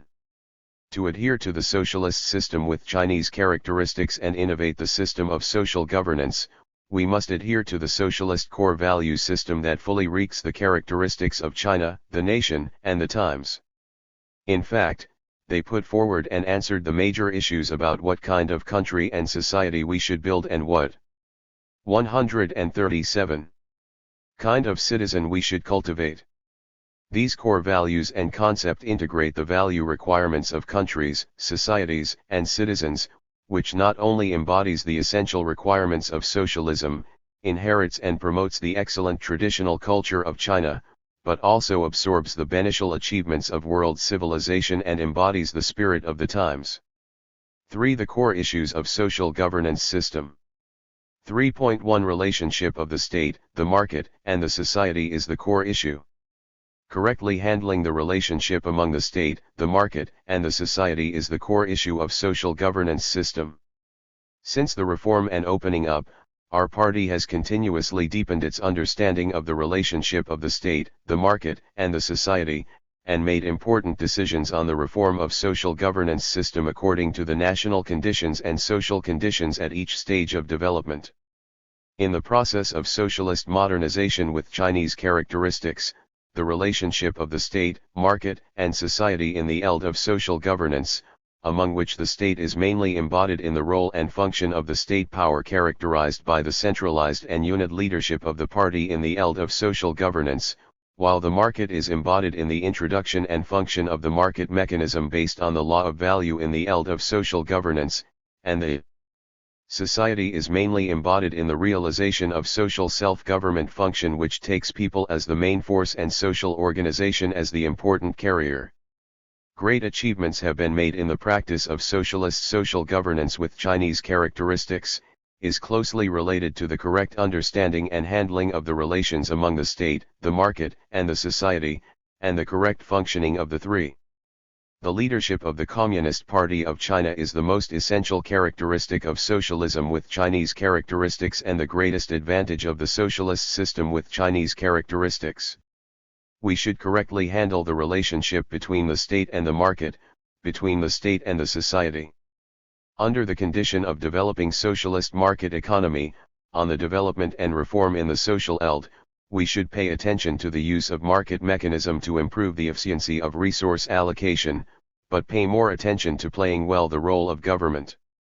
Under the condition of developing a socialist market economy, on the development and reform in the social eld, we should pay attention to the use of market mechanisms to improve the efficiency of resource allocation, but pay more attention to playing well the role of government. 138. 3.2 Correct understanding of state, market, social functions, and advantages. In the system of social governance, the state has the coercive power and it is the main undertaker of the social governance responsibility. The government makes laws and guarantees the execution of laws with coercive power and ensures the normal operation of social order. The government makes laws and guarantees the execution of laws with coercive power and ensures the normal operation of social order. Mao Zedong pointed out in his book on the correct handling of contradictions among the people, is it necessary to put everything under the government's control? Of course not. Many people, many things, can be worked out by social organizations, or worked out directly by the masses, and they can come up with many good ideas. 10 In the process of providing public goods, the government will also have the problems of low efficiency and high cost. This requires the cooperation of government, society, and market. The government should cooperate with social organizations and be supervised by social organizations to avoid corruption such as power rent-seeking. To properly handle the relations among the state, the market, and the society is to give full attention to their respective advantages and avoid the disadvantages caused by overemphasizing the functions of one aspect. The market is a mode of resource allocation based on the basic guiding principle of value law, which has advantages in resource allocation and efficiency. The market is a mode of resource allocation based on the basic guiding principle of value law, which has advantages in resource allocation and efficiency. However, there are obvious deficiencies in the market. The spontaneous action of the market mechanism can easily lead to social imbalance and fluctuation and waste of resources. In terms of social security, social undertakings development, eco-environmental protection, and the provision of public goods, the market lacks function or capacity, so the government is mainly responsible for these. Compared with the efficiency advantage of the market, the main advantage of the state, government, in the eld of social governance is to correct the problems in the elds of fairness and justice, public service, and environmental protection caused by market failure. The state or government has irreplaceable responsibilities in guiding the direction of social governance and formulating laws and policies for social governance, and in the important social elds involving social equity and the supply of basic public services. As the maintainer of social order and social justice, in order to minimize administrative cost and improve administrative efficiency, the government also needs third-party force, that is social force. We should give attention to the role of social forces in the management of social affairs, because there are some things that the government cannot manage or cannot manage well, and we can let the masses exercise self-management and self-service in accordance with the law, she said. 11. Social organizations are established in accordance with laws and different needs of society. Social organizations are established in accordance with laws and different needs of society. There are two functions of social organizations. The RST is to realize social autonomy and reduce the work pressure of government. There are two functions of social organizations. The RST is to realize social autonomy and reduce the work pressure of government. They can play an important role in many aspects, such as community governance, social assistance, labor disputes and environmental protection. The second is to participate in government decision-making and supervision to ensure scientific and fair government decision-making. Social organizations are not omnipotent either. Social organizations are not omnipotent either. They have no coercive force and cannot replace the government's governance of society. The above analysis shows that the state, market, and social organization has its own advantages and disadvantages in the social governance activities. They should give full attention to their respective advantages, reasonably exercise their respective responsibilities, authorities, and scope of activities, realize the benign interaction among the three, and achieve the multiplier effect, thus promoting the modernization of social governance and then realizing the modernization of state governance. 3.3 Basic Principles for Handling State, Market, and Social Relations. China is a large country with a population of more than 1.3 billion. It is of great significance to deal with the state, market, and social relations. It is of great significance to address state, market, and social relations. I adhere to proceeding from the national conditions, emancipating our minds, seeking truth from facts and keeping pace with the times throughout the ages. There have been various theories and practical models on the relationship of state, market, and society. We should pay attention to studying and researching all the beneficial ideological and theoretical achievements and practical methods of human society in dealing with the relationships with the three. However, we must not copy the experiences and patterns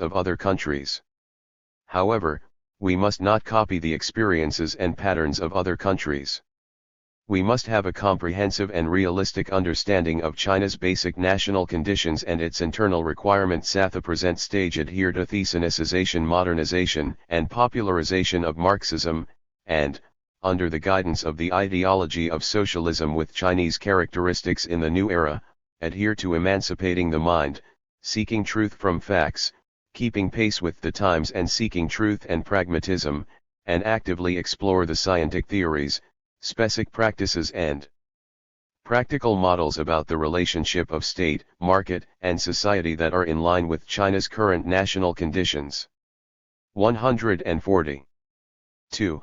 Adhere to the correct direction of reform, active and steady, make solid progress, and pay attention to actual results in the process of building the social governance system of socialism with Chinese characteristics.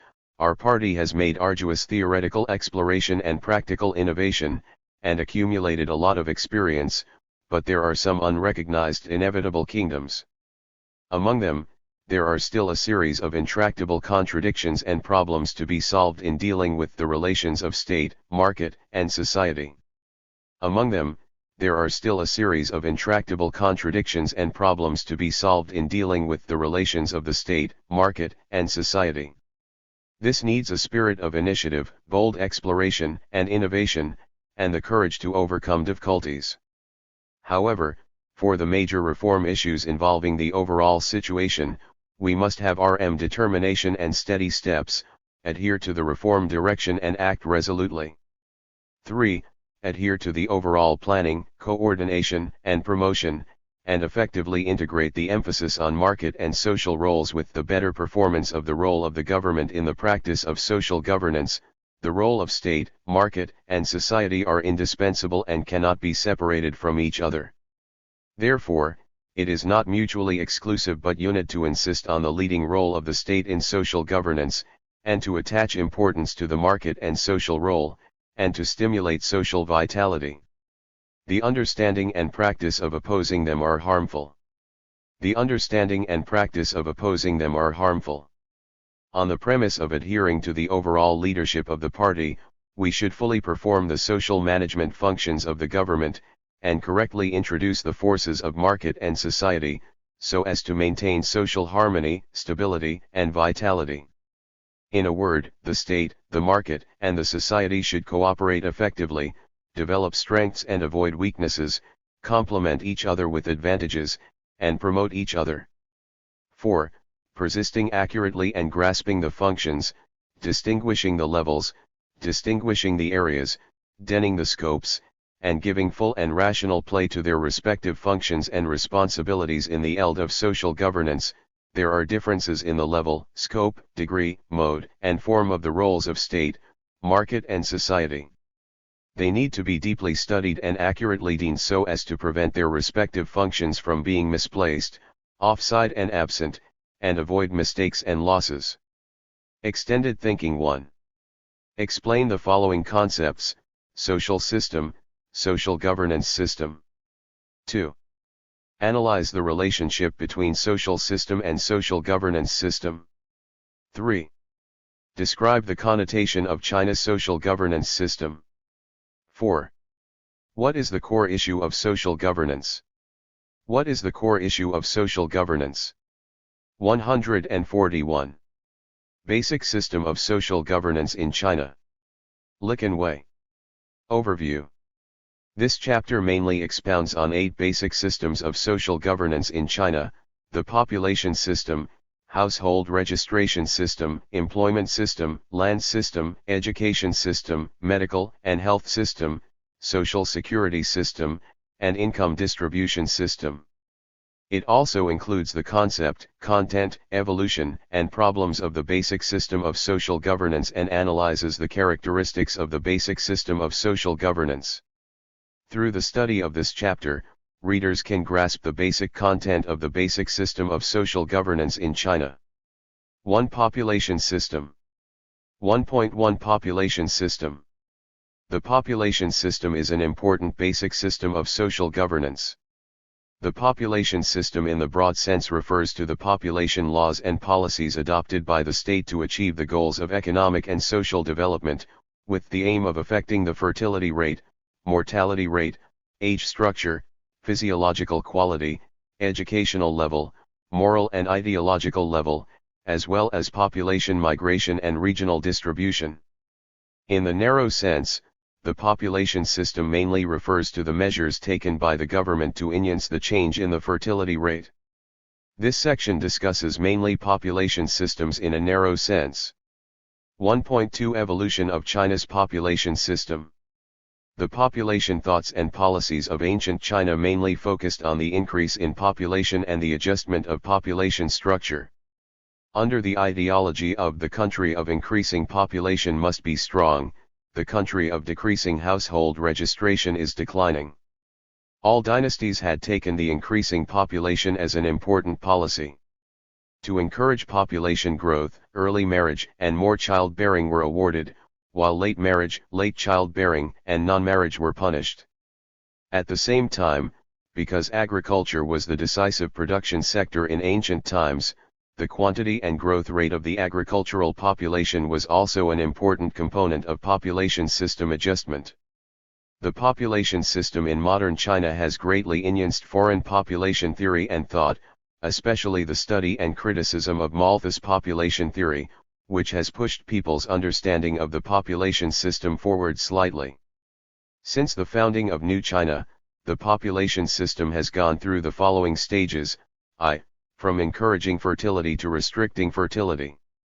After the founding of New China, with economic recovery and the stability of basic life, China's population situation changed, the birth rate increased, the death rate decreased, and the population increased rapidly.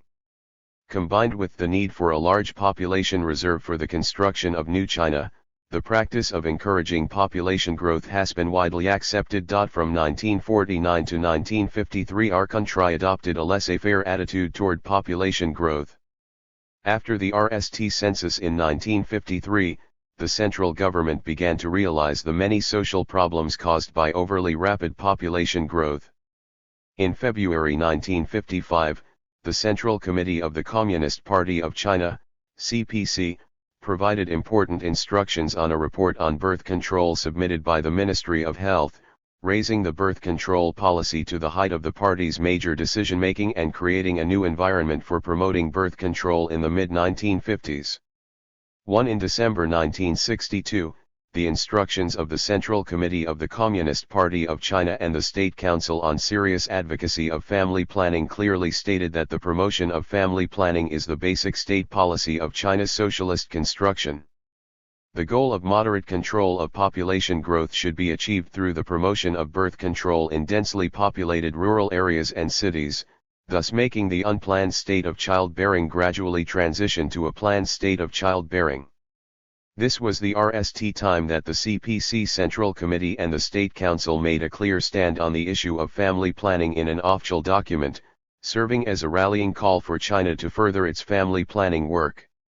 It was also the RST time that China made clear the policy of birth control. To bring the birth control population system into effect, the State Council established a Family Planning Commission, which was headed by the then Secretary General of the State Council. During the same period, provinces, cities, districts, prefectural and municipal levels, and some larger counties began to set up corresponding family planning work institutions and were equipped with full-time staff, and the family planning work became active. Nevertheless, at this time, family planning was the only voluntary work to promote birth control, not the real sense of family planning. Due to the lack of rigidity of policy, between 1962 and 1970, China's average total fertility rate was still around 6, that is, 6 children per woman. From 1970 to the beginning of 1980, based on early practice, China began to carry out the family planning policy of late marriage and late childbearing, sparse, interval between 2 births, and less childbearing, in an all-round way. Through vigorous administrative intervention, the basic goal of controlling population growth and readjusting population structure had been achieved, and the total fertility rate has gradually fallen to the lowest level in history since the founding of the People's Republic of China. During this period, birth policy played a dominant role in many factors affecting population development. The gradual implementation of the late, sparse, and less population adjustment policy marks the beginning of China's family planning policy in an all-round way. 2. Carrying out family planning in an all-round way.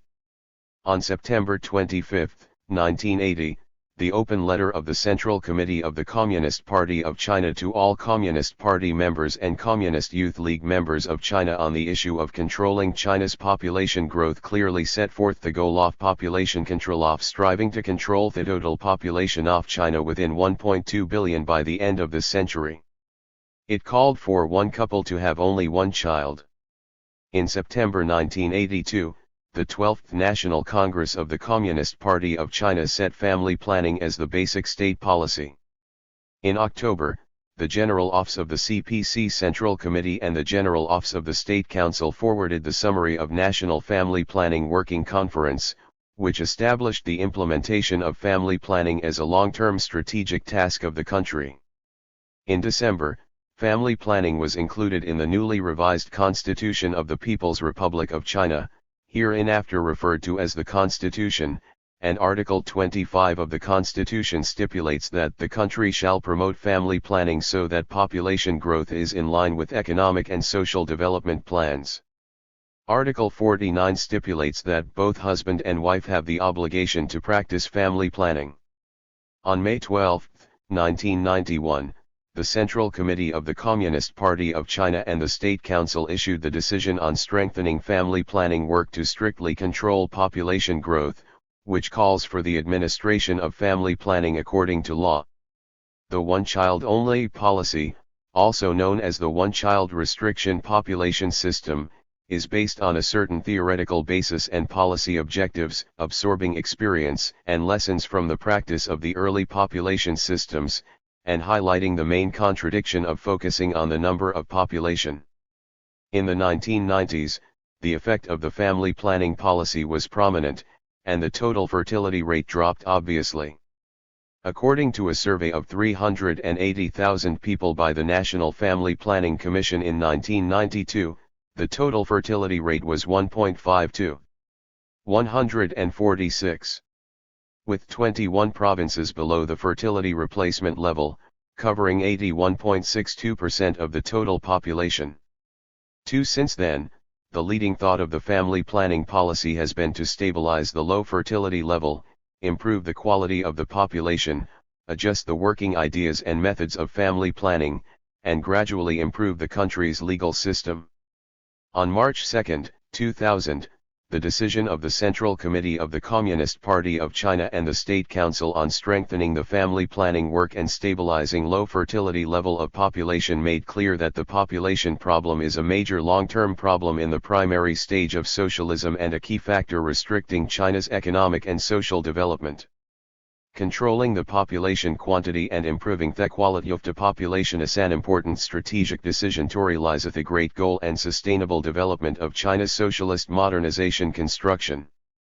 The Population and Family Planning Law of the People's Republic of China, which came into force on September 1, 2002, clearly stipulates that the country shall establish and improve basic endowment insurance, basic medical insurance, and other social security systems to promote the implementation of the responsibilities and obligations of family planning work. On December 17, 2006, the decision of the Central Committee of the Communist Party of China and the State Council on the comprehensive strengthening of population and family planning work and overall solving of the population problem were put forward to solve the population problem comprehensively. Efforts were made to stabilize the low fertility level, greatly improve the quality of the birth population, comprehensively govern the problem of a high sex ratio of the birth population, continuously improve the ODing population management service system, and actively respond to the aging of the population. 3. Implementing the two-child fertility policy for couples where either the husband or the wife is from a single-child family.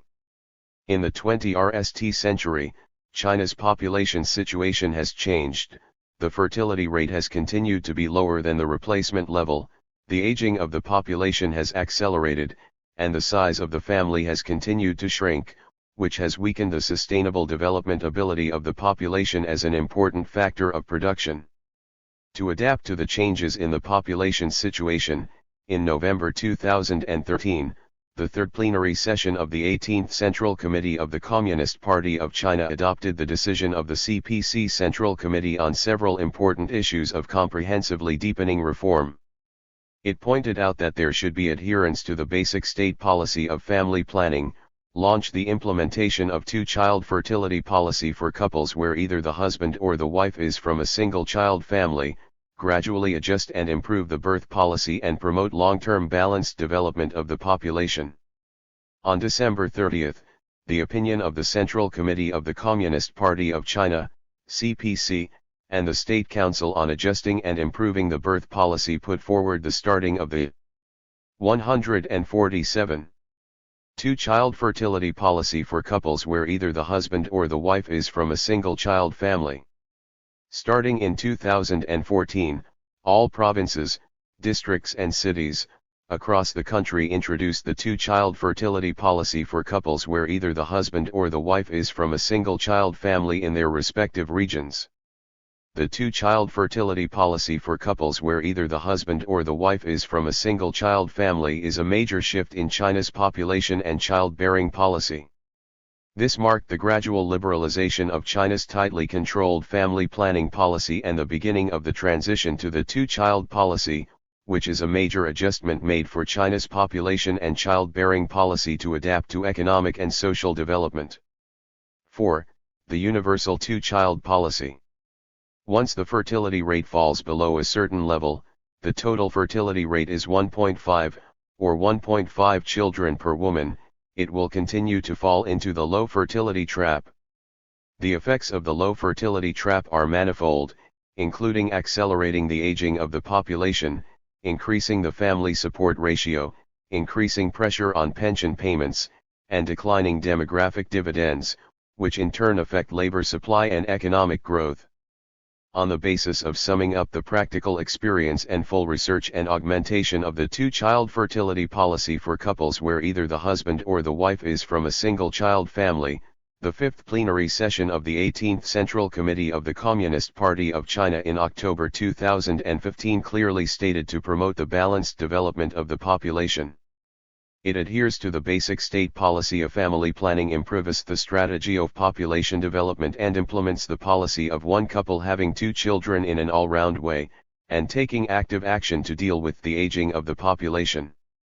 The universal two-child policy is an extension and expansion of the two-child fertility policy for couples where either the husband or the wife is from a single-child family, which is conducive to optimizing the population structure, alleviating the pressure of aging and increasing the supply of labor force. It is also conducive to better adapting to the will of the people to have children, promoting the happiness of the family and the harmonious and stable development of society. Of course, these functions cannot be realized in the short term. The universal two-child policy has promoted the balanced development of the population. According to statistics, in 2016, 17.86 million people were born in the whole year, with a birth rate of 12.95%. In 2017, 17.23 million people were born in the whole year, with a birth rate of 12.43%. The birth number and birth rate both declined slightly, but in 2017, the number of second children increased by 1.62 million compared with 2016, and the proportion of second children accounted for 51.2% of all births, exceeding the number of RST childbirths. 148. 1.3 Effectiveness of China's population system and existing problems. Since the founding of the People's Republic of China, China's population system has experienced the process of laissez-faire birth, encouraging family planning to full family planning and then gradually releasing family planning. This is a process of continuously exploring the development of a population system suited to China's national conditions, with both experience and lessons. First, the effect of the population system is obvious. It has successfully controlled the overly rapid growth of the population, alleviated the pressure of the population burden, improved the quality of people's livelihood, and provided important guarantees and basic support for modernization construction. The birth rate fell from 32.6% in 1955 to 12.95% in 2016. The natural growth rate fell from 20.32% in 1955 to 5.86% in 2016. The total fertility rate for women of childbearing age fell to 2 in 1993, below the internationally recognized replacement level of 2.1, and has continued to decline since then, falling to 1.047 by 2015. After the two-child policy, the total fertility rate rose to 1.7 in 2016. Second, the population system regulates both population quantity and quality, and the quality of the population can be improved. The average life expectancy increased from 41 years in 1955 to 76.5 years in 2016.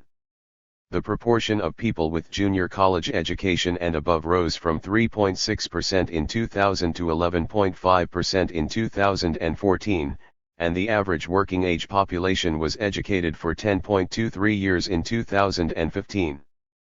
Third, the universal two-child policy needs the support of other policies. People's childbearing intention and childbearing behavior are obviously influenced by economic and social factors. With the development of the economy and society, people's demand for self-actualization is increasing daily. The fertility rate will naturally decrease, and the reasons for the decline include the high cost of raising children, the shortage of child care services, and the pressure of women's career development. 1.4 Development trend of China's population system. The population problem is the basic, overall, and strategic problem faced by society as a whole. The influence of birth policy is not the present but the future. Whether we can formulate a birth policy in line with the national conditions were related to the national economy and social development and the destiny of the country. Entering the 20th century, the internal and external conditions of China's population development they've changed obviously. It is of great significance to improve the long-term population system to grasp the trend characteristics of future population development and deeply understand the challenges brought by changes in population development to population security and economic and social development. Overall, the population scale and population structure are the focus of the future development. 149. Of China's population system. For a long time to come, the following changes will take place in the evolution of China's population. First, the inertia of population growth will be weakened. According to the trend of China's population change in recent years, the birth population will increase within 3 to 5 years after the implementation of the universal two-child policy. Later, due to the declining birth rate caused by the decrease in the number of women of childbearing age and the rising death rate caused by the increase in the proportion of the elderly population, the inertia of population growth will be weakened, and the growth rate of the total population will slow down. Second, there will be a change in the population structure. First, in terms of age structure, with the prolongation of life expectancy and the decline of the proportion of young children, the increase of the proportion of the elderly population will become the general trend of the change of the age structure of China's population, and China has already and will further enter the aging society. Second, from the perspective of the gender ratio, the structure of gender imbalance is expected to be alleviated with the relaxation of the family planning policy and the improvement of the social security system. The universal two-child policy is not the endpoint of China's birth policy adjustment because the birth policy must be adjusted in time according to the needs of society, economy, environment, and resource-sustainable development, and according to the changing trend of actual birth index development. It is an important direction for the future. There have been efforts to do a good job of monitoring and forecasting the birth population, to strengthen the strategic study of population development, and to promote the coordination of birth policy and relevant economic and social policies. It is also to promote the solution of the practical difficulties and worries of the masses in childbearing and parenting and to promote the long-term balanced development of the population. It will be a strategic choice to improve China's population system in a coordinated way, from focusing on population quantity to population quality, with respect to human rights and promotion of all-round human development as the center. 2. Household Registration System. 2.1 Household Registration System. The household registration system is a basic system of social governance with Chinese characteristics. China is the RST country in the world to carry out population surveys and implement a strict household registration system. The household registration system in Chinese history was directly related to land, and it was a family and clan-based method of population management. The modern household registration system is a standard system for the country to collect, conream, and register basic information on citizens' birth, death, kinship, and legal address. At present, China 150 implements the household registration population management policy with the unit of household, and the residence permit system is a reform measure of the household registration system. A residence permit is a certificate that the holder lives in his or her place of residence, enjoys basic public services and facilities as a permanent resident, and applies for registration of a permanent residence. 2.2 Evolution of the household registration system. Since the founding of New China, the household registration system was formed in the process of the construction of the planned economic system and gradually changed with the establishment of the market economic system. From 1951 to 1977, the urban-rural dual household registration system gradually took shape. In July 1951, the Ministry of Public Security formulated and promulgated the interim regulations on administration of urban household registration and began to implement household registration in cities. This is the earliest household registration law since the founding of New China. In December 1954, the Ministry of the Interior and the Ministry of Public Security issued a joint notice calling for the establishment of a rural household registration system.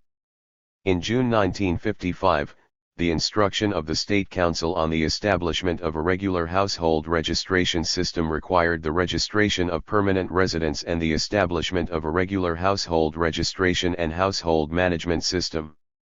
In March 1956, the RST National Household Work Conference was held. It was proposed to establish a relatively strict household registration system in a short period and gradually tighten the control over population and household registration. In January 1958, the Regulations of the People's Republic of China on Household Registration was promulgated and implemented, stipulating that citizens who move from rural areas to cities must hold the employment certificate of the Urban Labor Department, the admission certificate of the school, or the permit of the Urban Household Registration Authority. In 1977, the notice of the State Council on approving the Ministry of Public Security on handling the household transfer proposed strictly controlling the city and town population, clarifying the examination and approval authority and procedures for household transfer, and strictly controlling the conversion of rural to non-agricultural household.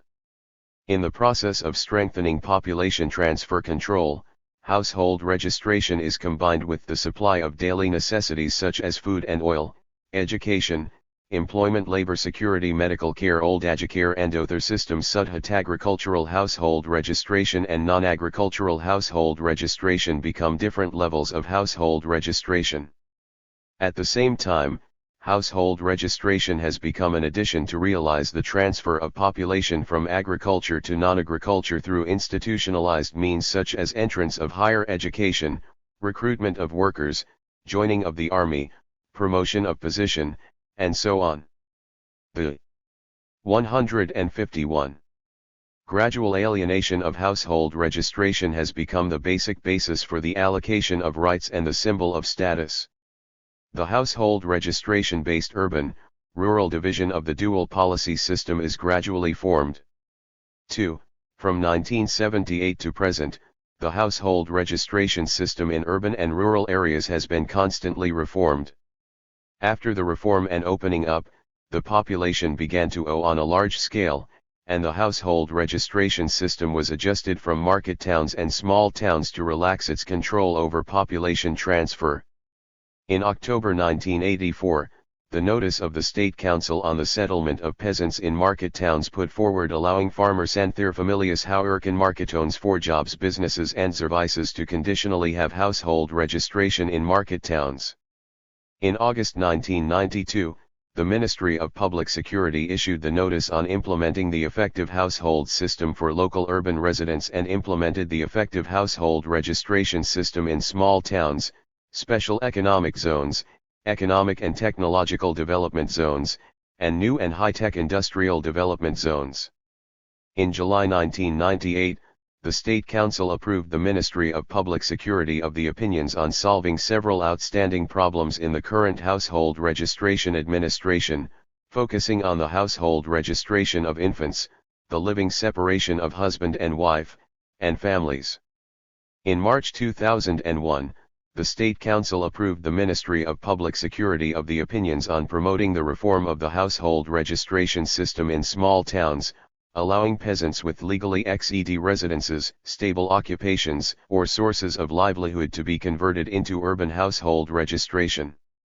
This also allows them to voluntarily retain or transfer the right of the management of contracted land.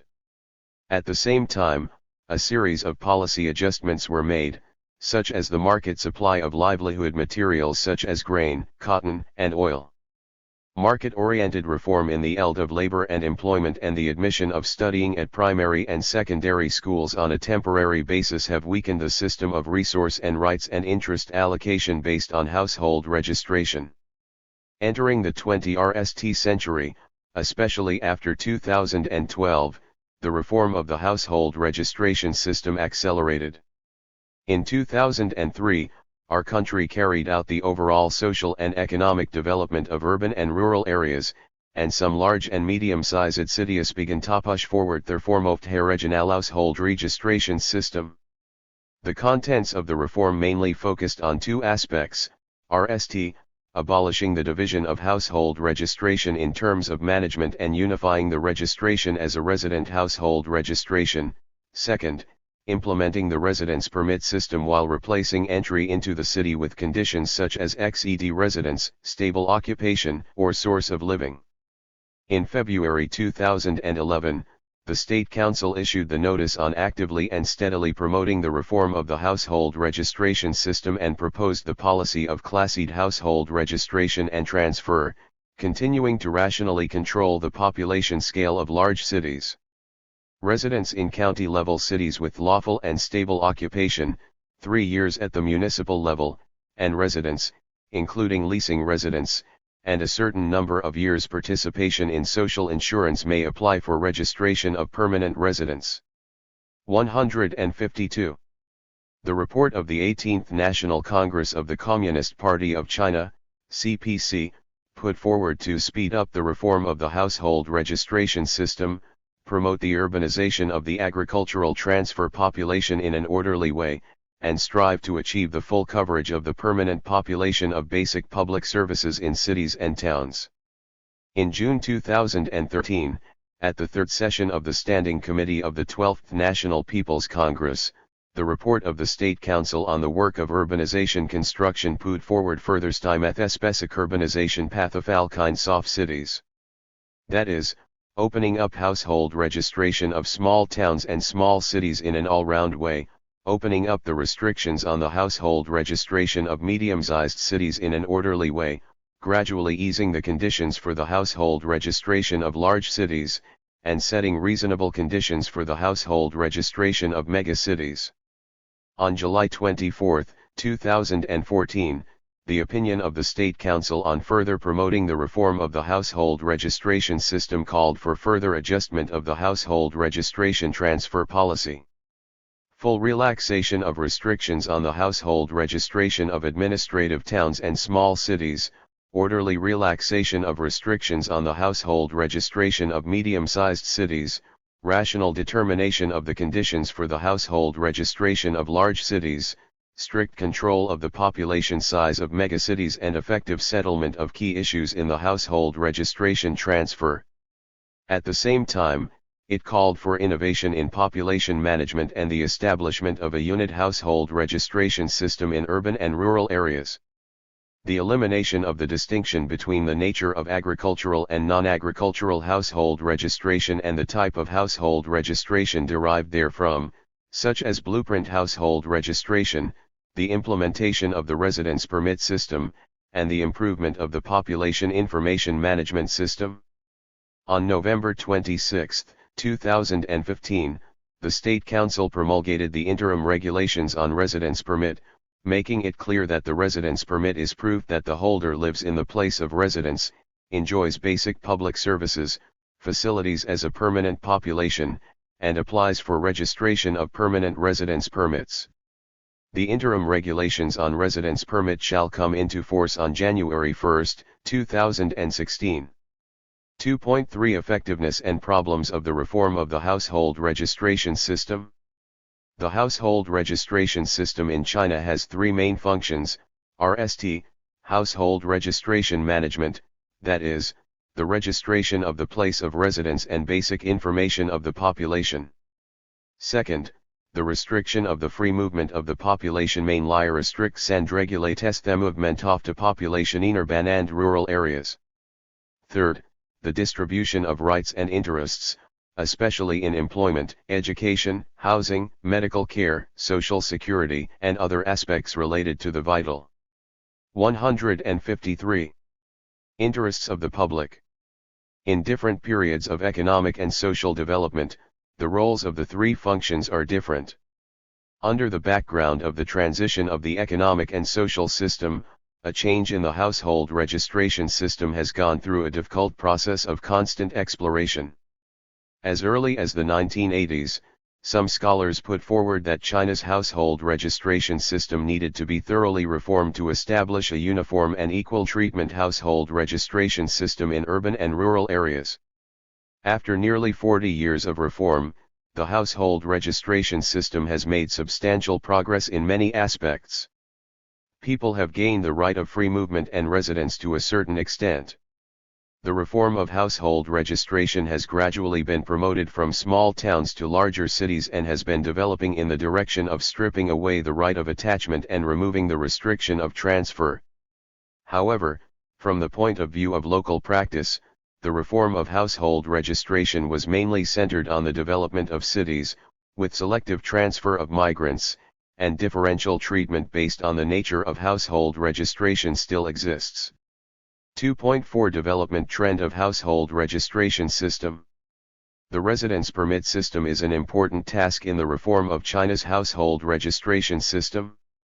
In the process of economic and social transition and transformation in China, the traditional household registration system has been unable to meet the requirements of the new era and has even become a hindrance to economic and social development in the new era. The integrated development of urban and rural areas needs a people-centered new household registration system that breaks down the barrier of urban and rural household registration. The residence permit system clearly stipulates the conditions of residence permit application and the treatment of the holder. A citizen who left the place of permanent residence and lived in another city for more than half a year may apply for a residence permit in accordance with the relevant provisions if he or she meets one of the conditions for lawful and stable employment, lawful and stable residence or continuous study.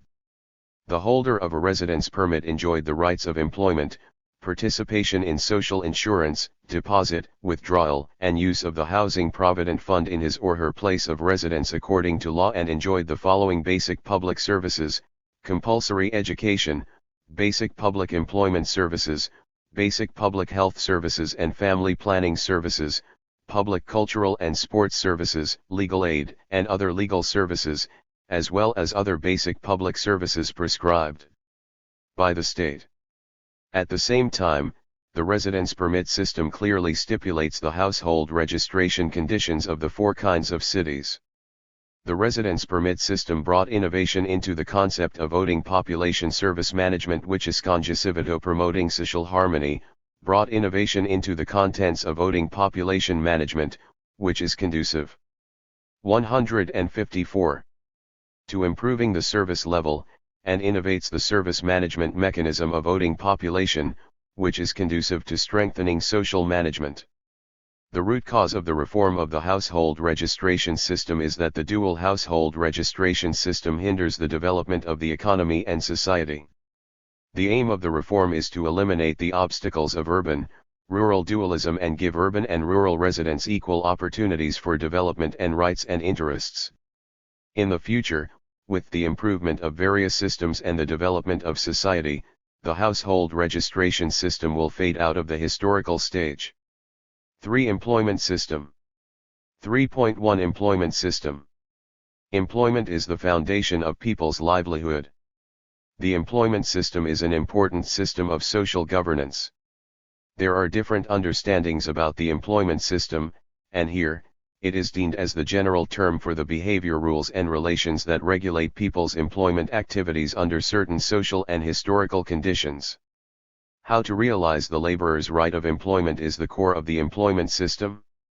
In a broad sense, the employment system refers to a series of system arrangements related to the employment of workers, including not only the employment realization mechanism but also the labor employment system, the employment training system, the employment service system, the employment dismissal system, the resignation and retirement system, and the labor security system.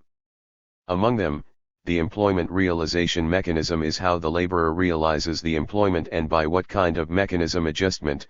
The labor employment system is to stipulate what kind of relationship between the laborer and the employer need to establish. The employment training system is about how to improve the laborer's competence. In a narrow sense, the employment system mainly refers to the system of how to realize the employment of laborers and only refers to the allocation and utilization of labor resources. The employment system has two important characteristics: RST, relative stability. Once the employment system is established, it will play an important role in the employment activities of society for a long time. Even if its social foundation changes, it will remain effective for a certain period of time and has the characteristics of path dependence. Second, due to variability, the employment system will change because of changes in the level of productivity development, economic structure, population structure, and economic system. For example, the employment system under the planned economic system and the market economic system has significantly different characteristics. The employment realization mechanism can be divided into the employment system based on the planned mechanism and the employment system based on the market mechanism. The system of planned employment is the system of realizing. 155. Employment by means of planned administration, and the system of market-oriented employment is the mode of employment, which mainly regulates the and allocation of labor resources through the labor market to realize the utilization of the labor force. 3.2 Evolution of the employment system. Since the founding of New China, China has changed from a planned economy to a socialist market economy, and the employment system has gone through 3 stages from planned employment to market-oriented employment. I. The phase of the planned employment system, 1953 to 1980. In 1955, the Ministry of Labor stipulated that the employment of enterprises and institutions had to be carried out by labor departments in a unit way. At the same time, the government issued a ban on the dismissal of staff and workers, and the employing units often could only employ and not dismissal staff. Since then, the employment autonomy of enterprises and institutions has been gradually weakened, and a traditional employment system characterized by the government's unit contracting and distribution and permanent labor system has been formed. The system of unit contracting and distribution is an employment system in which the country uses administrative means to carry out unit planning, uniform recruitment, and unit allocation of the urban labor force. The permanent labor system is an employment system in which the country uses administrative means to maintain a permanent and XED labor relationship between laborers and enterprises and institutions, commonly known as the iron rice bowl. This kind of labor employment system is the internal requirement and embodiment of the planned economic system, which shows that the government provides employment for laborers. The labor force depends on administrative allocation, enterprises and institutions do not have the right to employ staff, and the labor-employment relationship is XED for life. 2. The dual-track phase in which the planned employment system and the market-oriented employment system coexist, 1980 to 1992. In August 1980, the state put forward the 3-in-1 employment policy of introducing employment of labor departments, organizing employment voluntarily, and seeking employment by oneself. This is a breakthrough reform of the traditional employment system of unit contracting and distribution, which has opened up various channels of employment in the state-owned, collective, and individual economy and broadened the field of employment. In 1986, the State Council promulgated the interim provisions on the implementation of labor contract system in state-owned enterprises and proposed that the labor contract system should be generally applied to new recruits, thus breaking the permanent labor system. Although the implementation of the labor contract system has changed the original mode of employment but limited. 156. To the incremental part of employment, the former employees of the enterprise still remained in the permanent labor system. The employment system in this phase is a dual-track system of labor and employment, that is, part of the non-state-owned economy, including the non-state-owned economy in rural and urban areas and the incremental part of the state-owned economy. This is regulated by the market, and laborers are self-employed. The other part, the state-owned economy, still implements unit contracting and distribution, in which enterprises and workers have no employment autonomy. 3. The establishment and development phase of the market employment system, since 1992. In October 1992, the 14th National Congress of the Communist Party of China established the socialist market economic system as the goal of reform, marking the formal establishment of the market-oriented employment system in China. In 1992, the State Council promulgated the regulations on the transformation and management mechanism of state-owned industrial enterprises, which stipulates that enterprises may implement contractual management or full-time labor contract system, and formally endows enterprises with the autonomy to recruit or dismiss employees. Moreover, it is clear that the scope of contractual management has been expanded from new employees to all employees, including original employees. After the third plenary session of the 14th Central Committee of the Communist Party of China in 1993, a breakthrough was made in the reform of the labor employment system, which narrowed the scope of adjustment of the mandatory plan and marked the entry of labor employment into a new stage of market-oriented regulation and gradual reduction of planned regulation. In 1998, in view of the problems arising from the reform of state-owned enterprises, the State Council put forward the policy of establishing and improving the market employment mechanism, implementing the principle of self-employment of workers, market regulation of employment and government promotion of employment. In 2003, the third plenary session of the 16th Central Committee of the Communist Party of China put forward the principle of self-employment of workers, market regulation of employment and government promotion of employment. In May 2014, the State Council promulgated the Regulations on Personnel Management of Institutions, which stipulates that new employees of public institutions shall be recruited openly to the public. After years of reform, China's market employment system has been established and developed. 3.3 Effectiveness and problems of the reform of the employment system. Employment system reform has produced remarkable results, which has obviously promoted economic society development. First, it promotes labor mobility and improves the allocation and utilization efficiency of labor resources. Under the planned employment system, laborers and 157. Employers are in a lifelong labor relation. It is difficult for laborers to resign, and employers also have no right to dismiss the laborer, resulting in difficulty in free-o of laborers, easy appearance of mismatch of laborer and position, appearance of the situation that man cannot make the best of his ability, and restriction of the efficient disposition of labor resources. Under the market-oriented employment system, the market plays a basic and decisive role in the allocation of labor resources, which enables enterprises and laborers to make two-way choices through the labor market. To establish an equal labor-employment relationship, break the lifelong relationship, promote the free-o of labor force, facilitate the realization of the best use of one's talent, and optimize the allocation and utilization of labor resources. Second, it realizes the exibility and stability of employment. Under the planned employment system, of employment for all and the stability of employment have been greatly improved, but the vitality is not enough, and the problem of hidden unemployment under the high employment rate has arisen. Under the market-oriented employment system, the process of realizing employment is a process enhanced by a market competition mechanism. From the point of view of labor demand, there is competition for talent recruitment among employers. From the point of view of labor supply, there is competition for jobs among workers. Competition means the survival of the fittest. There is a risk and pressure that laborers cannot end jobs, which will urge laborers to ceaselessly improve their own quality to obtain more competitive advantages and realize free and equitable employment.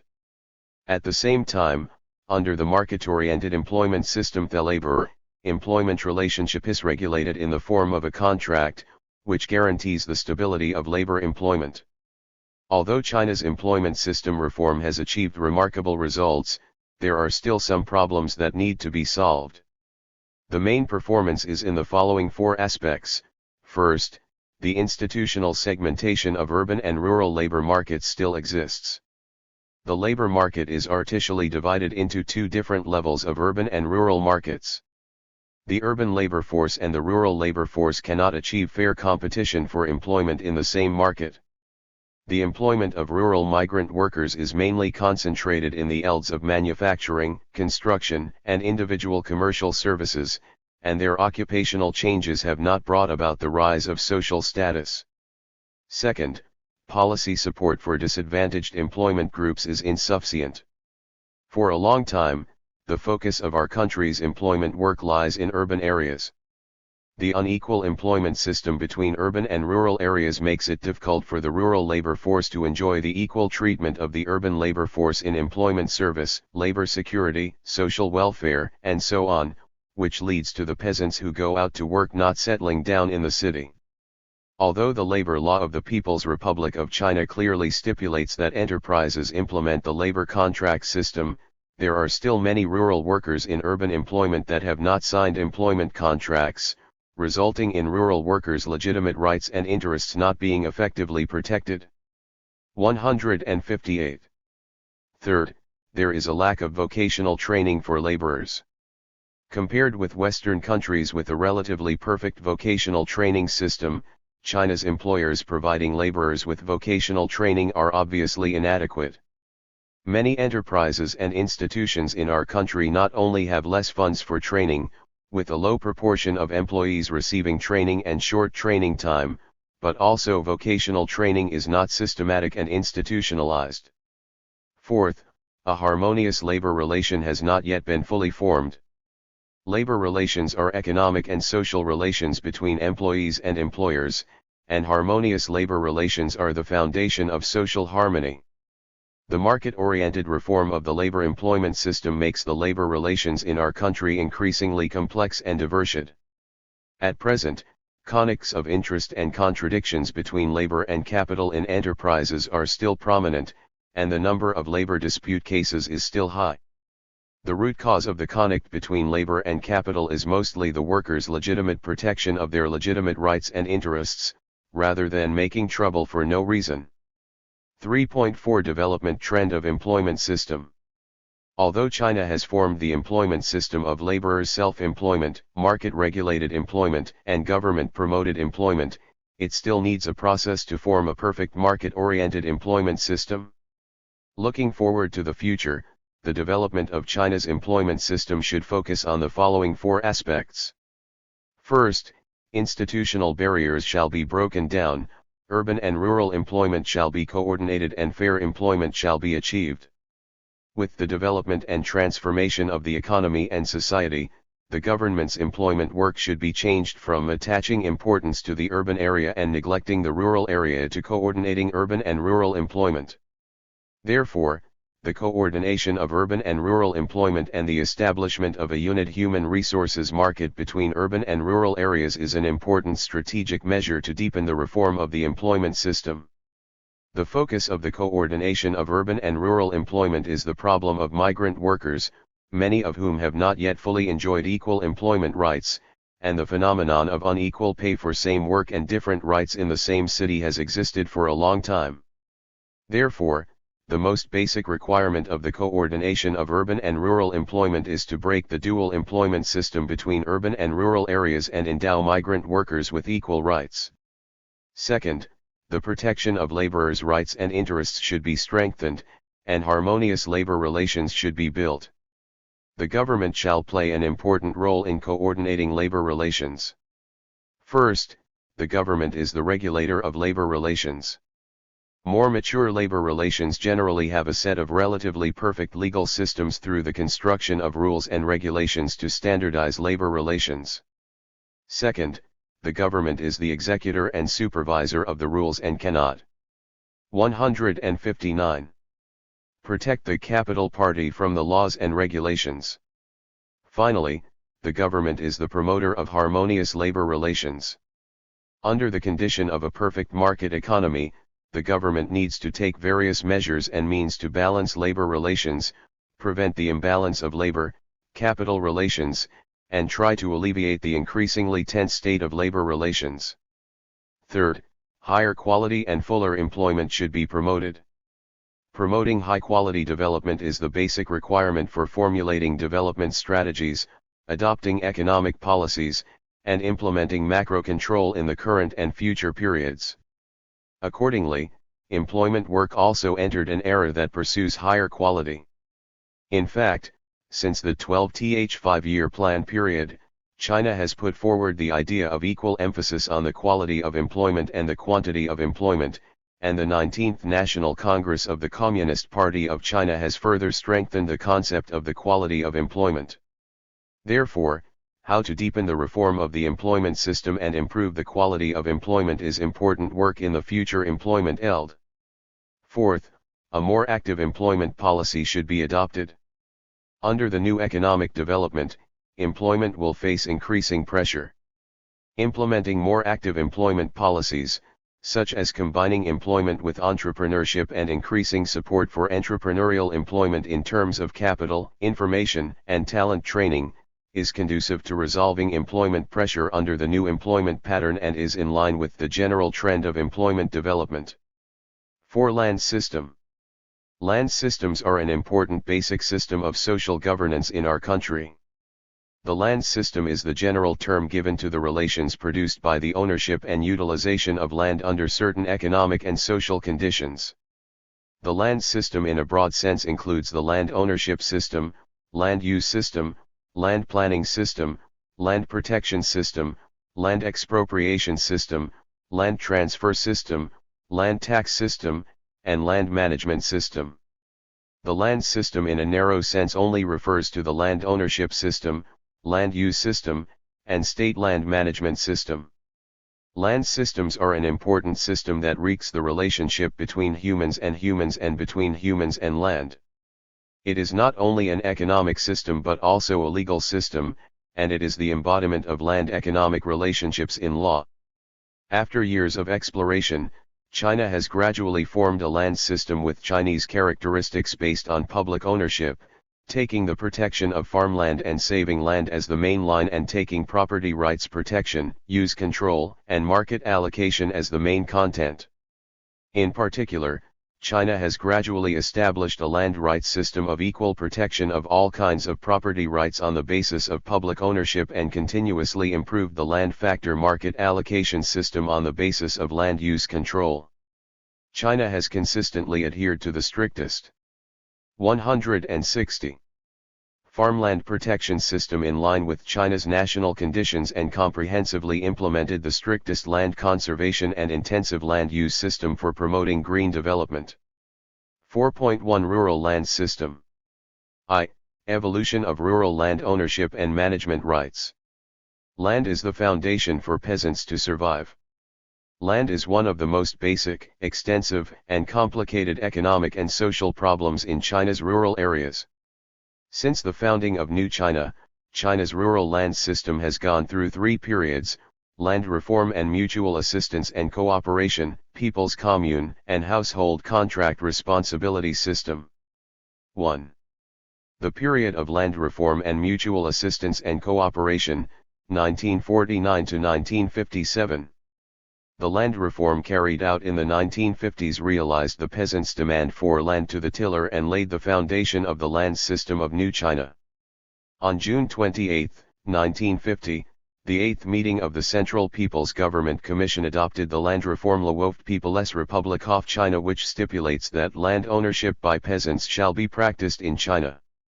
The confiscated land shall be distributed to the poor peasants with no land, few land, and no other means of production in a unit and fair manner. Except that the land shall be owned by the state according to law, landowners may freely manage, buy, sell, and lease their land rights, and the local people's governments shall issue land ownership certificates to the landowners. Entering the period of the RSTVE year plan, the state emphasized increasing agricultural output through land cooperation. Agricultural labor mutual aid groups appeared in various rural areas and gradually transitioned to primary and advanced cooperatives. Primary agricultural production cooperatives should be based on peasants' individual land shares to carry out unit management. Peasants shall have the ownership of the land that joins the cooperatives but no longer have the right to use. Peasants shall receive land rewards from sharing land and obtain labor rewards by participating in collective labor. Advanced agricultural production cooperatives are based on primary cooperatives, which mainly implement public ownership of the means of production and livestock and are purchased at a discount by the cooperatives. The land, on the other hand, is converted into private ownership and collective ownership of the cooperatives. 2. The period of People's Commune, 1958 to 1982. In August 1958, the Central Committee of the Communist Party of China adopted the resolution on the establishment of people's communes in the rural areas. Subsequently, small agricultural production cooperatives were merged into large-scale production cooperatives and later into people's communes. This included communes. 161. Production brigades, and production teams. There are three forms of ownership of land: the commune, the production brigade, and the production team. The regulations on the work of the Rural People's Commune, Amendment, issued in 1962, states that the lowest level of production in the three-level organization of the People's Commune is the basic unit of verification and that the system remains unchanged for at least 30 years. Land within the scope of the production team shall be owned by the production team and shall not be allowed to be leased or traded. The production team may divide 5 to 7% of the farmland area into self-retaining land, which shall be used by members' families and remain unchanged for a long time. Agricultural products produced by self-retaining landowners shall not be counted within the collective distribution of output and rations, and the state shall not levy public grain and shall not be subject to unit purchase. 3. The period of the Household Contract Responsibility System, 1982 to date. At the end of 1979, the Rural Household Contract Responsibility System was put into pilot practice in Anhui Province and was popularized throughout the country in 1983. In 1984, Document Number 1 of the Central Committee of the Communist Party of China proposed that the land contract period should generally be more than 15 years. Meanwhile, it stipulated that if the masses have land adjustment requirements, before the extension of the contract period, in line with the principle of big stability, small adjustment, after full consultation, the collective unit adjustment of the land shall be carried out. In 1993, the Central Committee of the Communist Party of China decided to extend the contract period for farmland for another 30 years, advocating that land shall no longer be adjusted according to population changes and that land shall not be increased with population increase or decrease with population decreased. In August 1998, the Standing Committee of the National People's Congress adopted the revised Land Administration Law of the People's Republic of China, which legally stipulates the policy of granting farmers the right to the contracted management of land for 30 years. The Rural Land Contracting Law of the People's Republic of China, promulgated in 2002, deems farmers' rights to land as the contracted management of all types of agricultural land, including farmland, woodland, grassland, and wasteland. The Property Law of the People's Republic of China, adopted at the 5th plenary session of the 10th National People's Congress in 2007, clearly deems the right to the contracted management of land as a usufructuary right. In 2017, the report to the 19th National Congress of the Communist Party of China put forward consolidating and improving the basic management system in rural areas deepens the reform of the rural land system and improving the system of assigning 3 rights of contracted land to maintain a stable and long-term land contract relationship with the extension of the second round of land contracts after the expiration of another 30 years. 2. Rural Land Expropriation System. In 1953, the State Council issued the measures for the land expropriation for national construction, which stipulates that the state may expropriate individual. 162.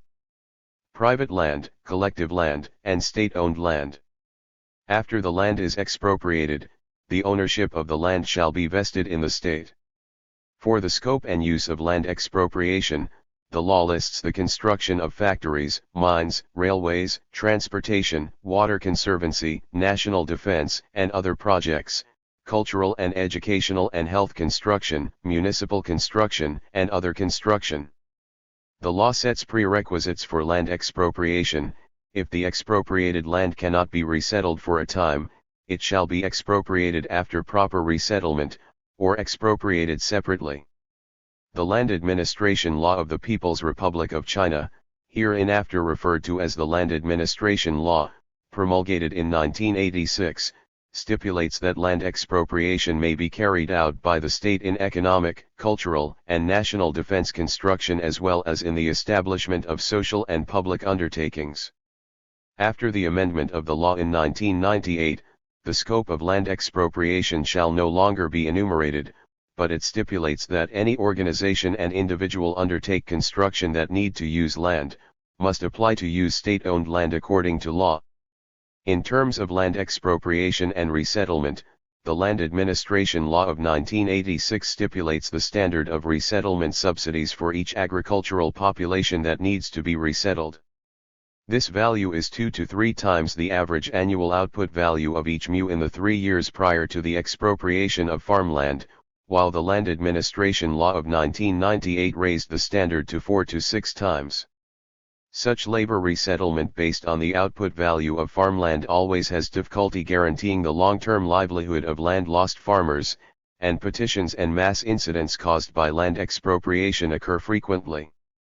In 2013, document number 1 of the central government put forward for the RST time speeding up the reform of land expropriation system. In the same year, the third plenary session of the 18th Central Committee of the Communist Party of China decided to narrow the scope of land expropriation, standardize the procedures for land expropriation, and improve the rational, normative, and pluralistic security mechanism for the peasants whose land is expropriated. 3. Rural, collective, construction land system. During the period of land reform, the government did not confiscate or expropriate the small amount of industrial and commercial land and public utility land in the countryside but maintained the original relationship of possession and use. After the cooperative movement entered the advanced cooperative stage, the original graveyard and housing land of the members did not have to join the cooperative. The land for new houses was settled by the cooperatives as a whole. After the establishment of the People's Commune in 1958, the land for rural construction was owned collectively. From 1951 to 1981, because of the low level of rural economic development, there was little demand for land for community enterprises and farmers to build houses and public utilities. Collective construction land was used free of charge. In the late 1980s, part of the collective construction land began to implement the compensation system or the system of paid use. Since 1999, the central government has banned the sale, transfer, or lease of rural collective land for non-agricultural construction. However, the private transfer of collective construction of land use rights still sometimes occurred. This kind of 163 Transfer Act was not standard, was not protected by law, easily caused disputes, and collective members did not easily share the benefits of land appreciation. In 2013, the third plenary session of the 18th Central Committee of the Communist Party of China adopted the decision of the Central Committee of the Communist Party of China on the comprehensive deepening of reform on several major issues, which proposed on the premise of meeting the requirements of planning and use control. The transfer, lease, and share-taking of rural collectively owned construction land shall be allowed, and the same right and price shall be exercised to enter the market as state-owned land. 4. Homestead system. At the beginning of the cooperative and collectivized movement, the homestead was not owned by the collective. It was not until 1962 that the regulations on the work of the Rural People's Commune, draft, were promulgated that it was officially declared collective ownership of production teams, and has since been known as a homestead. In 1963, the Central Committee of the Communist Party of China issued the Notice on Supplementary Provisions to the Problems of Members' Homestead. In addition to emphasizing that homesteads are not allowed to rent or buy or sell, it is also clear that the right to the use of homesteads belongs to the long-term use of each household, and shall be unchanged in the long term. The notice also put forward for the RST time the way to obtain the peasant's homestead. Through the application of the household, after the discussion and agreement of the meeting of members, by the unit planning of production teams, to help solve the new residential land of members, whether or not farmland, shall not collect land prices. Thus, the rudiment of homestead system was established. After the reform and opening up, whether it was the Constitution of the People's Republic of China in 1982 or the Land Administration Law of the People's Republic of China, which has been amended several times, all stipulated that those who sell or rent their houses and then apply for homestead shall not be approved. On December 31, 2014, the General Office of the Central Committee of the Communist Party of China and the General Office of the State Council issued the opinions on the pilot work of rural land expropriation, collective operating construction land entry into the market and the reform of the homestead system. It was decided to select approximately 30 counties, cities, across the country to carry out the pilot work. In November 2017, the Central Committee of the leading group for comprehensive deepening reform considered and approved the request on the development of rural homestead system reform pilot. It stressed that not to buy and sell homestead as a starting point, not to withdraw the right to use homestead as a condition for peasants to have household registration in the city. V. Farmland Protection System. China implements a strict system of farmland protection, whose core contents include the occupation, supplement balance system, the basic farmland protection system, farmland conversion planning management and the graded examination and arrival system. 164. 1. The occupation, supplement balance system. In 1997, the central government issued the notice of the CPC Central Committee and the State Council on further strengthening land management and effective protection of farmland, which put forward the dynamic balance of total amount of farmland for the RST time. It required the examination and approval of construction land to carry out the policy of one supplement for one occupation, that is, the construction occupation of 1 mu of farmland must supplement 1 mu of farmland, and in principle, it must be made up RST and then occupied within the scope of its administrative area. 2. The Basic Farmland Protection System. The Land Administration Law, promulgated in 1998, stipulates that the basic farmland demarcated by provinces, autonomous regions, and municipalities shall account for more than 80% of the farmland within their respective administrative areas. The Basic Farmland Protection Law limits the scale and location of farmland occupied by construction in terms of quantity and space. 3. Farmland Conversion Planning Management and the Graded Examination and Approval System. The General Plan of Land Use determines the total amount and position of farmland that can be occupied for a long period. Through the Annual Plan of Land Use and the Index of Farmland Conversion Plan, the amount of farmland that can be occupied in that year can be determined. Only after obtaining the annual planning target can the examination and approval procedures for the conversion of agricultural land go through. According to the Land Administration Law, if a single land use project belongs to the following land categories, the State Council shall approve it: basic farmland, farmland beyond the basic farmland with area exceeding 35 ha, other land exceeding 70 ha. If a single project occupies no more than 35 ha of non-basic farmland or no more than 70 ha of other land, the people's governments of provinces, autonomous regions, or municipalities shall approve it and submit it to the State Council for the record. 4.2 Urban Land System. In 1982, the Constitution of the People's Republic of China stipulated that land in cities is owned by the state. Land, homestead, and self-retaining land or mountain in rural and urban suburbs are owned by collectives, with the exception of those owned by the state as prescribed by law. The urban land system in China has undergone the following changes. I. Nationalization of urban land, 1949 to 1978. At the beginning of the founding of New China, although land was increasingly nationalized, it had largely followed the practice of Old China, that is, the ownership. 165. Was separated from the right to use. The right of ownership belonged to the state, but the right to use belonged to various economic entities and land-using units of different economic ownership.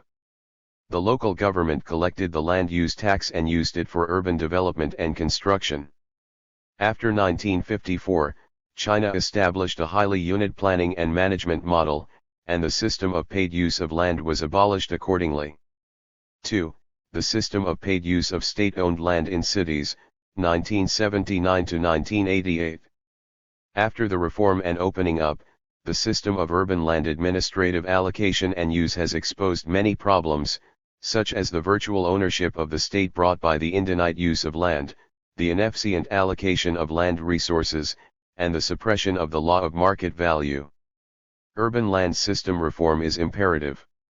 In 1980, the interim provisions of the State Council on the construction land of Chinese foreign joint ventures pointed out that land used by Chinese foreign joint ventures, whether newly requisitioned or used by existing enterprises, shall be charged for the use of the site.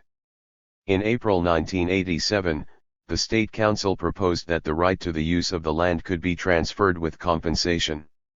In September of the same year, Shenzhen took the lead in experimenting with this method, introducing a market mechanism, and changing the traditional practice of relying on administrative allocation of land supply, thus formally opening the prelude to the reform of the system of state-owned land use in cities. The Land Administration Law issued in December 1988 clearly stipulated that the state will try out the system of paid use of urban land according to law. 3. Establishment of Urban Land Transfer System, 1989 to 2000. In May 1990, the State Council promulgated interim regulations of the People's Republic of China concerning the assignment and transfer of the right to the use of state-owned land in urban areas. It stipulated that the state shall, on the basis of the separation of ownership and the right to use, implement a system for the assignment and transfer of the right to the use of state-owned land in cities and towns. It provides a legal basis for the further reform of the urban land system. The interim measures on the administration of the transfer of the right to the use of land promulgated by the National Land Administration in 1992 further regulated the specific mode of operation for the transfer of the right to the use of the land. 4. Implementation of the land bidding, auction, and listing system, after 2001. In 2001, the Notice of the State Council on Strengthening the Management of State-Owned Land Assets formally established the system of offering land through bidding and auction for commercial state-owned land. In May 2002, the Ministry of Land and Resources promulgated the provisions on the transfer of state-owned land use right by bidding, auction, and listing, which required that all land used for commercial development projects be traded publicly through bidding, auction, and listing. In October 2004, the decision of the State Council on Deepening Reform and Strict Land Management was promulgated, emphasizing the implementation of a strict land management system and strengthening the implementation and management of the 166 General Plans for Land Use, Urban General Plans, Villages, and Collective Plans. It also stressed improving the system of land expropriation compensation and resettlement, improving the mechanism of land conservation and utilization and income distribution, and establishing a system of responsibility for the protection and management of farmland. In November 2008, the Ministry of Land and Resources issued the outline of the National General Plan for Land Use, 2006 to 2020. It focused on optimizing the land development pattern, scientifically dividing the land use area, denning the direction of regional land use, directionally stipulating the land of different natures in different regions, implementing differential land use policies, strengthening the regulation and control of land use in provinces, autonomous regions, and municipalities, and promoting the implementation of national regional development strategies. 4.3 Development Trend of Land System. The report of the 19th National Congress of the Communist Party of China proposed to consolidate and improve the basic management system in rural areas, deepen the reform of the rural land system and improve the system of three rights distribution of contracted land. According to this spirit, the government will no longer be the only supplier of urban residential land. Its essence is to support the reform of the land system, through supply-side structural reform, to supply rural areas more in line with the overall interests of the land system. It also aimed to promote the integration of urban and rural development so that rural areas and farmers who actually have the most precious resources fully enjoy the dividends of land appreciation and promote rural revitalization. By 2020, the unit rural and urban construction land market will be established, and a mechanism for the income distribution from resources that takes into account the state, the collective and the individual will be formed. The amount of land value-added revenue directed to agriculture, rural areas, and farmers will be significantly increased, and the allocation of regional urban and rural resource elements will be more equitable. After many years of reform and development, China has realized the historical transformation from rural China to urban and rural China. The relationship between farmers and land, between farmers and the countryside, and the connection between farmers and cities have undergone irreversible changes. In the stage of urban and rural China, The peasants' urban rights are the important rights arrangements related to China's transformation and the establishment of a modern country. 3. It is closely related to the process of China's modernization and the future of the country, whether we can properly solve the problem of equal rights for farmers to go to the city. Land rights are the basic rights of farmers and the stable cornerstone of economic and social transformation in urban and rural China. Peasants with more complete and stable property rights of farmland and homestead shall be endowed. The Basic Revitalization Strategy in Review of Political Economy, 2018, 4. 167. Rights of the two kinds of land by empowering, expanding, and limiting the rights shall be guaranteed. On this basis, the change of agricultural function and the transformation of villages shall be adopted. The reform of the transfer right to contract management and homestead shall be promoted. The effective allocation of scarce land resources should be improved, and the efficiency of land allocation and the income of farmers' land property rights should be enhanced. The dual division of urban and rural land systems should be broken, collective and state-owned land rights equality should be realized, and the rights of farmers using collective land to participate in industrialization and urbanization should be endowed. 5. Education system. 5.1 The content and management system of the education system. The education system in the broad sense refers to the national education system, including all educational facilities and relevant rules and regulations.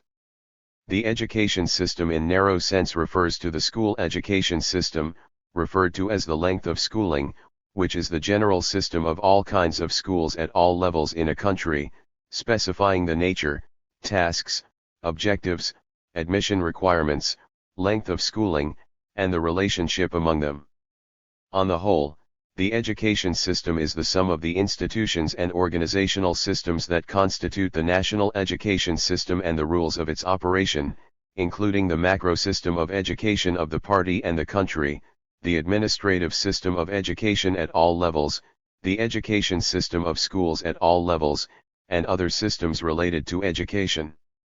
I. Contents of the education system. The education system in China, at the macro level, mainly includes the strategy and system of education of the party and the country, the administrative system of national education, all kinds of education system of the country at various levels and so on. At the medium level, it includes the system of preschool education, compulsory education, secondary education, and higher education, and at the micro level, it includes the system of teacher education, special education, vocational education, continuing education, national education examination, academic certificate, academic degree, education supervision, and education evaluation system. 1. School education system. For the school education system includes the following: 1. Preschool education.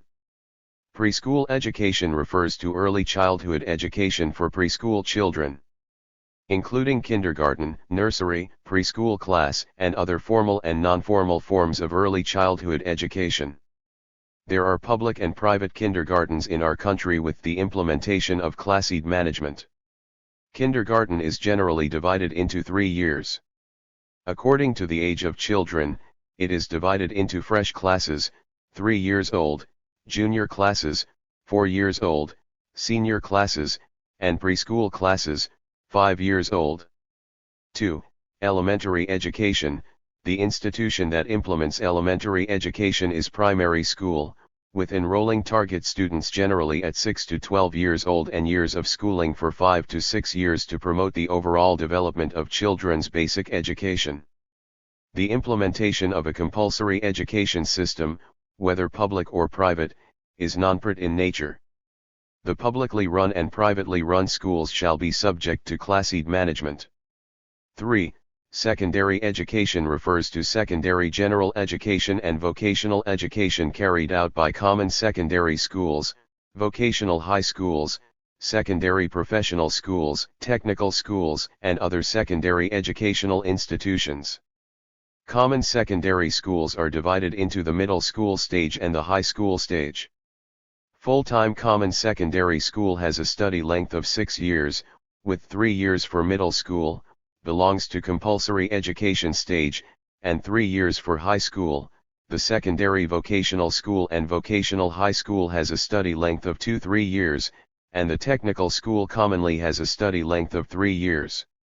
4. Higher education. It refers to professional education carried out by institutions of higher junior colleges, higher vocational and technical colleges, independent specialized colleges, universities, and other institutions of higher education. Higher education can be divided into junior college education, undergraduate education, and graduate education. Full-time education has a study length of 2 to 3 years for junior college education, 4 years for undergraduate education, 2 to 3 years for postgraduate education, and 3 years or more for doctoral education. 2. Vocational education system. 5. Vocational education is a kind of education that imparts professional knowledge and professional skills, fosters professional ethics, and improves professional competence. In 1996, the Vocational Education Law of the People's Republic of China, hereinafter referred to as the Vocational Education Law, was promulgated. The vocational education system includes the following contents. 1. Primary vocational education. It is mainly implemented in middle schools in underdeveloped areas, mainly in the form of 1-year vocational education based on 2-year general education in middle schools or short-term vocational training based on a 3-year general education in middle schools. 2. Secondary vocational education. It is implemented in the high school stage, with the main purpose of training primary and secondary skilled and practical talent, and the implementation institutions include secondary professional schools, vocational high schools, and technical schools. 3. Higher vocational education is an important part of higher education, focusing on training high-end, skilled and practical talent. The implementing institutions include higher vocational and technical colleges, higher vocational colleges, and adult colleges. 4. Vocational training education. As an important part of China's vocational education system, China implements the system of training RST, employment later, and training RST, working later, and establishes the system of professional qualification certificates and skill grade appraisals. 3. Continuing education system. 6. Continuing education is an important part of the lifelong learning system, which is aimed at adult education. It is divided into 2 parts, academic continuing education and non-academic continuing education. Academic continuing education mainly provides academic educational courses to adults in the form of non-full-time, part-time, and long-distance education, which is divided into 3 levels, higher, middle, and primary. Continuing education at higher levels includes doctoral, master, undergraduate, and specialist courses for on-the-job staff. Continuing education at middle levels includes general and vocational courses at the middle and high school levels, and continuing education at primary levels includes primary schools, illiteracy elimination courses, and illiteracy elimination continuing education. Non-academic continuing education mainly includes various vocational training for improving vocational skills and community education for improving quality of life. 4. Education examination system. 7. The Education Law of the People's Republic of China, hereinafter referred to as the Education Law, stipulates that the state applies the National Education Examination System. The National Education Examination shall be determined by the Administrative Department of Education under the State Council and undertaken by institutions authorized by the state to carry out education examinations. National education examinations mainly include entrance examinations such as college entrance examinations, high school entrance examinations, and postgraduate entrance examinations. The second is the proficiency test, such as the high school graduate test, the Chinese proficiency test, and the English proficiency test. The third is diploma examinations, such as self-taught examinations and diploma examinations. It is an illegal act to hold a national education examination without authorization. The examination results will not be recognized by the state, and the certificates issued will be invalid. Any organization or individual that violates the law will also be punished or even prosecuted. 5. Academic Certificate System. 8 academic certificates are certificates issued by schools and other education institutions approved by the state to the education receivers in accordance with the provisions of the state certifying the degree and length of education they have received. Academic certificates consist of academic certificates and other education certificates. Academic certificates include diploma, certificate of completion, and associate degree. Diploma refers to the certificate granted to students with academic status who have completed all the courses prescribed in the curriculum plan and passed the examinations. Certificate of completion refers to the certificate issued by the school to students with academic status who have completed all the courses specified in the course but have failed more than one of the major courses, including graduation theses and graduation projects. Associate certificate refers to the certificate and academic proof issued by the school to the students who have not completed the course and have dropped out, except those who have been expelled from the school.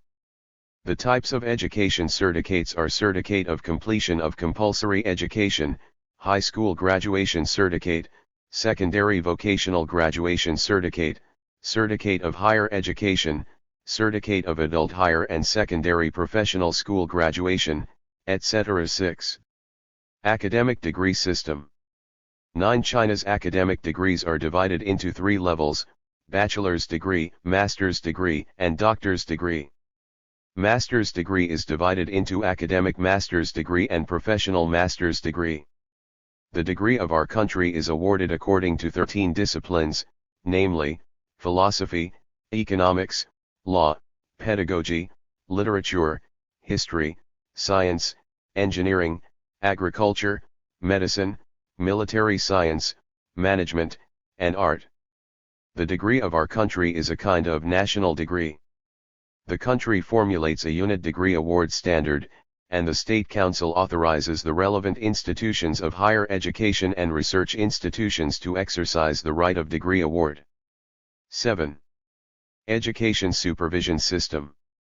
10. Education supervision is the supervision department, on behalf of the government and the Administrative Department of Education, on the basis of education laws, regulations, and policies, to supervise, evaluate, review, and accept the work of the lower-level government, the Administrative Department of Education, the middle and lower-level schools and other institutions of education and their sponsors. China has set up 4-level education supervision institutions: national, provincial, municipal, and county. The highest institution of education supervision in China is the National Education Supervision Group. The education supervision groups, offices, of people's governments were set up in 31 provinces, autonomous regions and municipalities. In 2003, in the 2003 to 2007 Action Plan for the Education Revitalization, the Ministry of Education put forward the implementation of the 5-year round evaluation system of the teaching level of common higher education institutions. In 2004, the Higher Education Teaching Evaluation Center of the Ministry of Education was set up, which is responsible for the organization and implementation of the evaluation of the undergraduate and junior college education of higher education institutions. 2. Education Administration System. At present, China's education implements a 4-level administrative system at the central, provincial, municipal, and county levels. The Constitution of the People's Republic of China stipulates that the State Council guides and administers education affairs. Local people's governments at or above the county level shall, in accordance with the limits of authority prescribed by law, administer educational undertakings within their respective administrative areas. The education law stipulates that the State Council and the local people's governments at various levels shall, in accordance with the principles of hierarchical management and division of work and responsibility, guide and administer the work of education. The central government leads and administers the country's educational undertakings in a unit way. The local government is responsible for implementing the state's principles and policies and is responsible for the reform and development of education in its region. Higher-level education authorities and lower-level education authorities are not in the relationship of leaders and followers but a fair guidance. The education authorities shall be under the direct leadership of the people's governments at the corresponding levels. At present, China's basic education implements a system of local responsibilities and hierarchical administration. The local people's governments under the leadership of the State Council administer secondary education. Vocational education has gradually established an administration system under the leadership of the State Council, with hierarchical management, local government domination, central government coordination, and social participation. Higher education implements the administration system of two-level administration of the central government and provincial government, with provincial government as the main body of administration. 11.1. Higher education management system. 12. In the ELD of higher education, it implements the management system of two levels: management of the central government and provincial government, with provincial government as the main body of management. In 1986, the interim provisions on the responsibility of higher education management divided the authority of the central and local governments in the administration of higher education and initially established the framework of the authority of the central and local governments in the management of higher education. In 2000, the State Council decided to delegate the power of examination and approval, except for higher vocational education for teachers and medicine, to the people's governments at the provincial level. In 2014, the pilot reform of the examination and enrollment system was launched and carried out in an all-round way in 2017.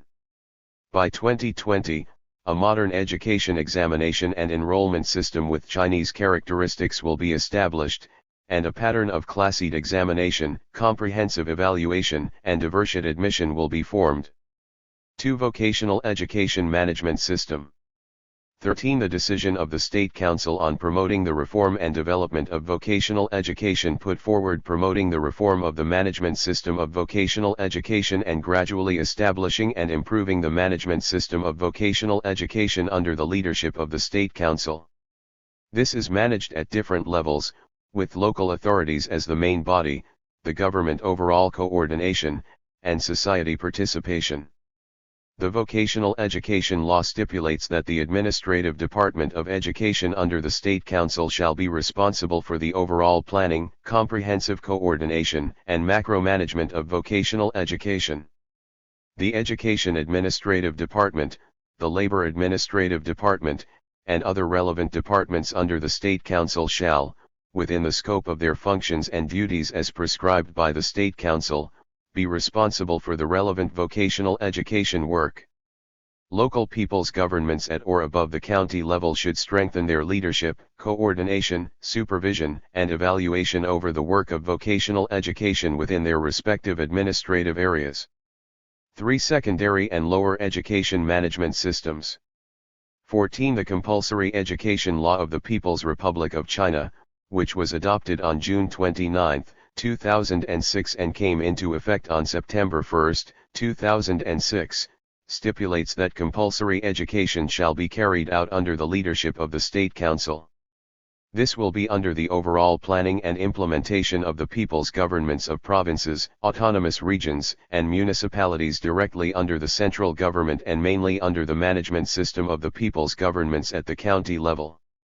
The State Council and the local people's governments at various levels shall, in accordance with their functions and duties, share the burden of funding for compulsory education, and the people's governments of provinces, autonomous regions, and municipalities directly under the central government shall be responsible for the overall planning and implementation of the system.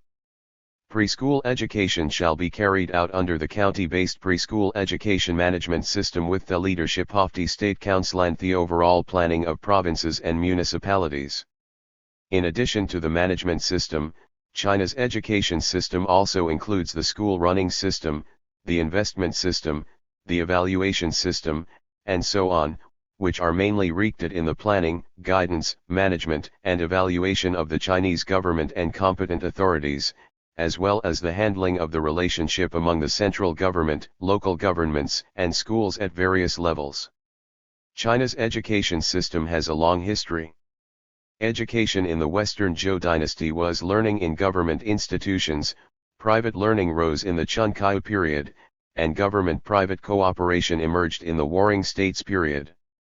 The Qin dynasty's culture and education policy was same words, same wheels, prohibition on private schooling, and learning from judges, and education was politicized.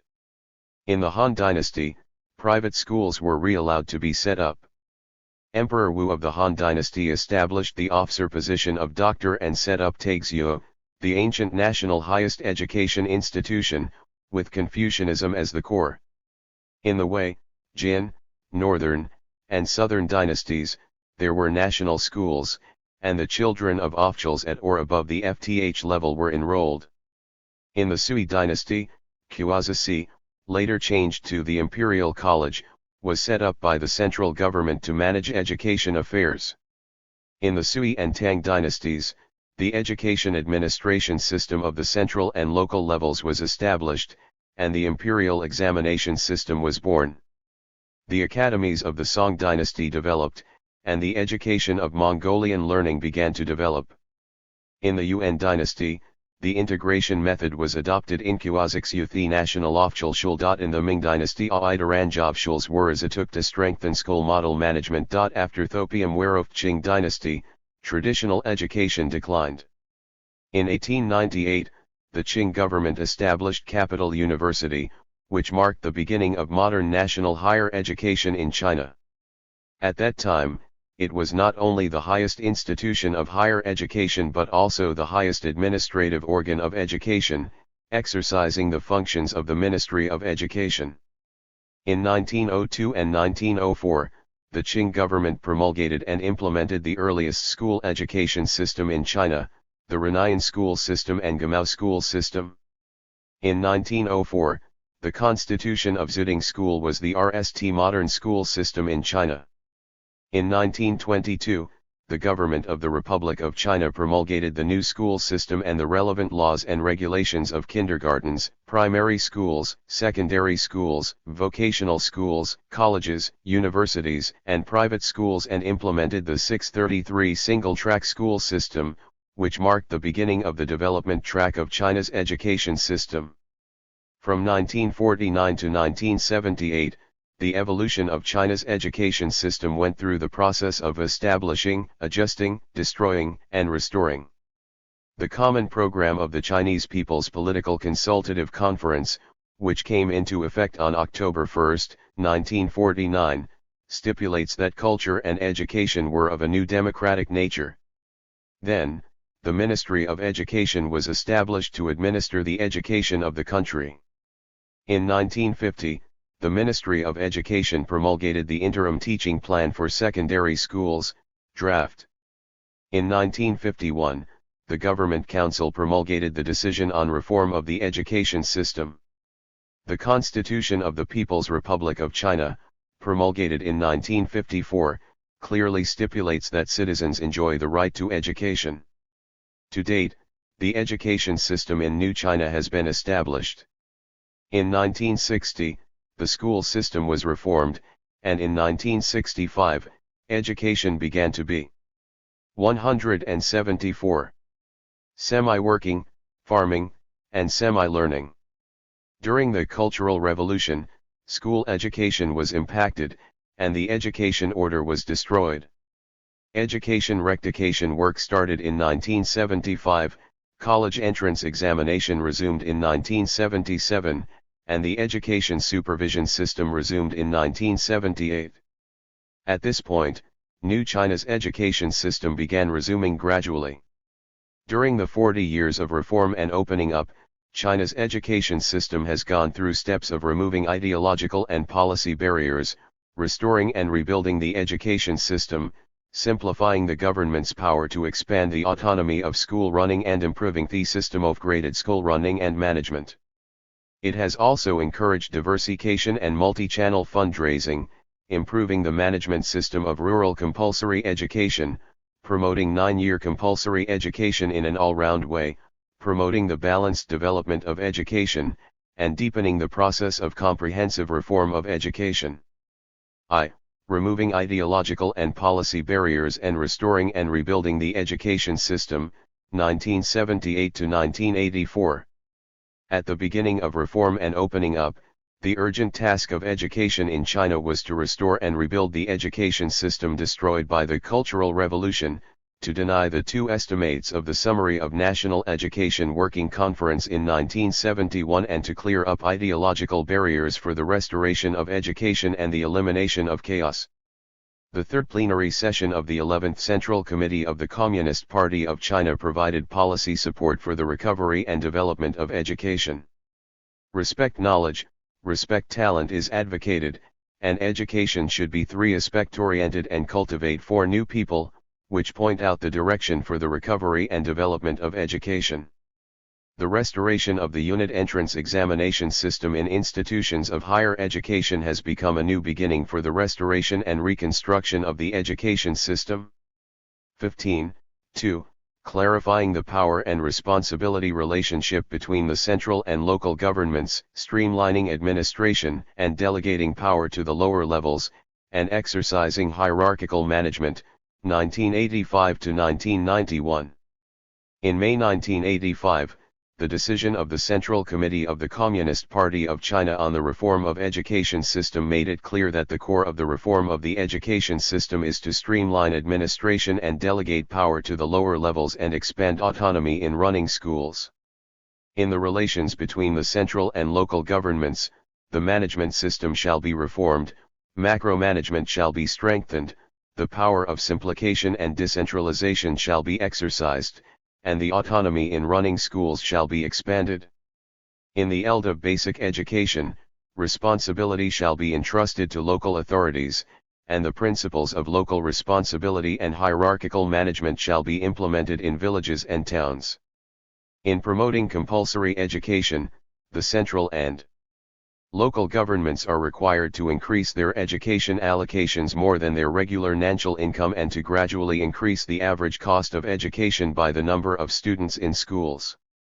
In the field of higher education, the enrollment plan and the distribution system for graduates of institutions of higher education shall be reformed, and the way in which all institutions of higher education recruit students according to the national plan and all graduates are assigned jobs by the country shall be changed.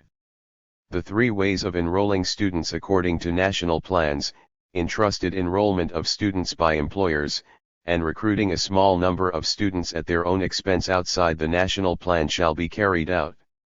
In the school leadership system, the school shall gradually carry out the principal responsibility system, the power and responsibility relationship between the school party branch, the principal, the school administration committee, and the faculty and staff congress shall be deemed, and the basic structure of the modern school system shall be established.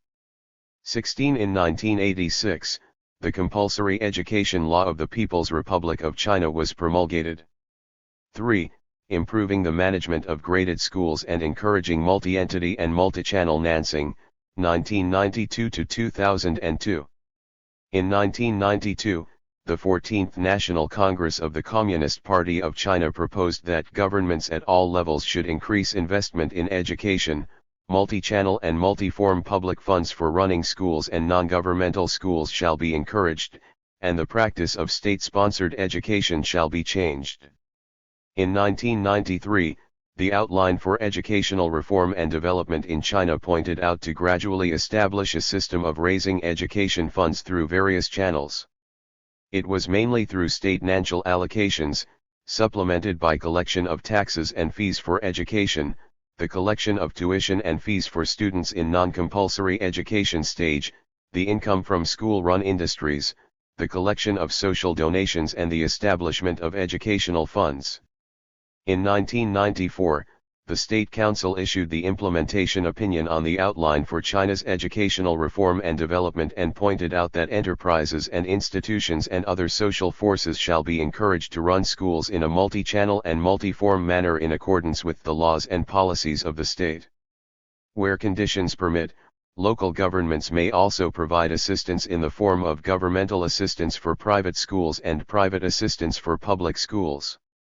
Some local governments have set up a number of transfer schools. A new system of combining government-run schools with the participation of all sectors of society has been formed. The reform of the education system at the middle and lower levels was to be deepened, and the system of running schools at different levels and of managing schools at different levels shall be improved.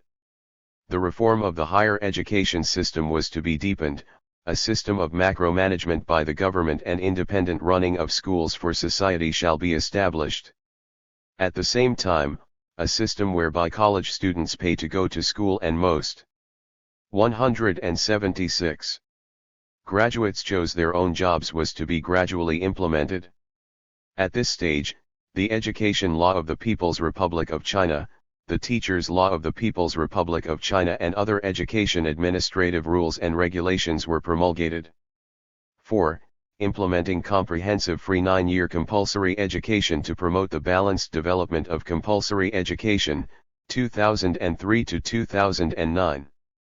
In 2002, the notice of the General Office of the State Council on improving the management system of rural compulsory education established a mechanism for guaranteeing funds for compulsory education. In 2005, the Notice of State Council on deepening the reform of the financial guarantee mechanism for rural compulsory education gradually incorporated rural compulsory education into the scope of public NANS and established a financial guarantee mechanism for rural compulsory education that is shared by the central and local governments in proportion to their respective projects. In 2006, the Compulsory Education Law of the People's Republic of China was amended to incorporate the balanced development of compulsory education into the legal system and the implementation of quality-oriented education as a new historical mission of compulsory education and established a financial guarantee mechanism of compulsory education. In 2008, tuition and miscellaneous fees for students in the compulsory education stage were exempted. In 2015, a unit urban, rural financial guarantee mechanism for compulsory education was put in place with the division of central and local projects and shared in proportion. Students receiving compulsory education in urban and rural areas have been exempted from tuition and miscellaneous fees, textbooks have been provided free of charge, and living expenses have been subsidized for students with financial difficulties, collectively referred to as 2 exemptions and 1 subsidy. The construction of compulsory education schools for standardization was promoted, and the integrated development of urban and rural education was explored. An inter-school exchange system for teachers of compulsory education schools in the county areas and measures for the allocation of high-quality high school enrollment places to middle schools in the region was implemented. The education guarantee system of non-compulsory education for the children of non-local permanent residents who moved with their parents should be explored. The management system and mechanism of boarding schools were improved, and a balanced development mode of compulsory education in ethnic areas and economically underdeveloped areas was explored. A system of supervision, assessment, and evaluation for balanced development of compulsory education shall be established and improved. V. Deepening the reform of the education system in an all-round way and starting a new course of education reform in the new era, 2010 to date. In 2010, the State Council set up a leading group on the reform of the national education system. In the same year, 425 projects for the reform pilot of the national education system were launched in an all-round way. In 2013, the third plenary session of the 18th Central Committee of the Communist Party of China, CPC 177, proposed that comprehensive reform in the field of education had to be deepened, including the following aspects. First, the layout of the educational structure had to be optimized. The layout of institutions of higher education in the central and western regions had to be optimized, and the transformation of some local colleges and universities into application-oriented institutions of higher education had to be guided. The revision of the interim regulations on the establishment of common institutions of higher education had to be promoted, and the classification system and establishment standards for institutions of higher education needed to be formulated. In 2014, the decision of the State Council on accelerating the development of modern vocational education was issued to guide the transformation and development of application-oriented education in common colleges and universities. Second, the examination enrollment system had to be reformed. In 2014, the implementation opinion of the State Council on deepening the reform of the examination enrollment system issued and explored the diversion admission mechanism and standardized all kinds of additional points and independent enrollment methods. Third, the modern school system needed to be reformed. All colleges and universities had to be promoted to complete the constitution-making work. The regulations of the Academic Committee of Institutions of Higher Education, the regulations of the General Council of Common Institutions of Higher Education, trial, and the regulations of the School Faculty Congress had to be promulgated to improve the principal responsibility system. This had to be under the leadership of the party committees of Common Institutions of Higher Education, strengthen the construction of parent committees of primary and secondary schools, promote the appointment of general accountants of directly affiliated universities and directly affiliated units, and improve the management system of general accountants. Fourth, the education management system needed to be reformed. The overall planning of education by provincial governments had to be strengthened, the coordinated development of urban and rural education by provincial governments had to be promoted, and investment in education had to be ensured. Fifth, the education supervision system had to be reformed. The State Council promulgated the regulations on the supervision of education, set up the Education Supervision Committee, established the system of supervision on the listing of responsible supervisors, brought into play the function of public supervision of information, and established the system of information disclosure covering the administrative departments of education, universities, and primary and secondary schools. Sixth, the teacher management system needed reformation. Nation-level training for teachers in primary and secondary schools and kindergartens had to be promoted. In September 2015, the reform of the system of titles for teachers in primary and secondary schools had to be comprehensively pushed forward. A unit system of titles for teachers in primary and secondary schools had to be implemented. Senior 178 posts in primary and secondary schools needed to be set, and this necessitated the launch of a support program for teachers in rural areas. 17th, the system of private education needed reformation. In November 2017, through the law of the People's Republic of China on promotion of privately run schools, the development of private education had to be encouraged and standardized. The system of for-profit and non-profit classified management of private schools had to be implemented, and the establishment of for-profit schools at the stage of compulsory education shall be explicitly prohibited. In November 2018, the several opinions of the State Council on deepening the reform and standardizing the development of preschool education was issued to standardize the development of preschool education, explicitly prohibiting the listing of preschool education for capital operation and encouraging social capital to set up universal kindergartens. In August 2018, the Ministry of Education called for the special management and rectification of out-of-school training institutions. 8th, the reform of the separation of management, establishment, and evaluation needed to be pushed forward. In 2010, the outline of the National Program for Medium and Long-Term Education Reform and Development, 2010 to 2020, outlined the goal of the reform of the education management system, which was to form an educational management system in which government functions were separated and powers and responsibilities were clear. The overall planning was coordinated and standardized in order and initially put forward the separation of management, establishment, and evaluation. Since the 18th National Congress of the Communist Party of China, CPC, the separation of management, establishment, and evaluation has been integrated into the larger national governance background of promoting the modernization of the national governance system and governance capacity. In 2013, the third plenary session of the 18th Central Committee of the Communist Party of China adopted the decision of the Central Committee of the Communist Party of China on several major issues concerning the comprehensive deepening reform. It was further pointed out that it was necessary to further promote the separation of management, establishment, and evaluation, expand the right of education overall planning of provincial government and the autonomy of running schools, improve the internal governance structure of schools, strengthen the supervision of national education and entrust social organizations to carry out education evaluation and monitoring.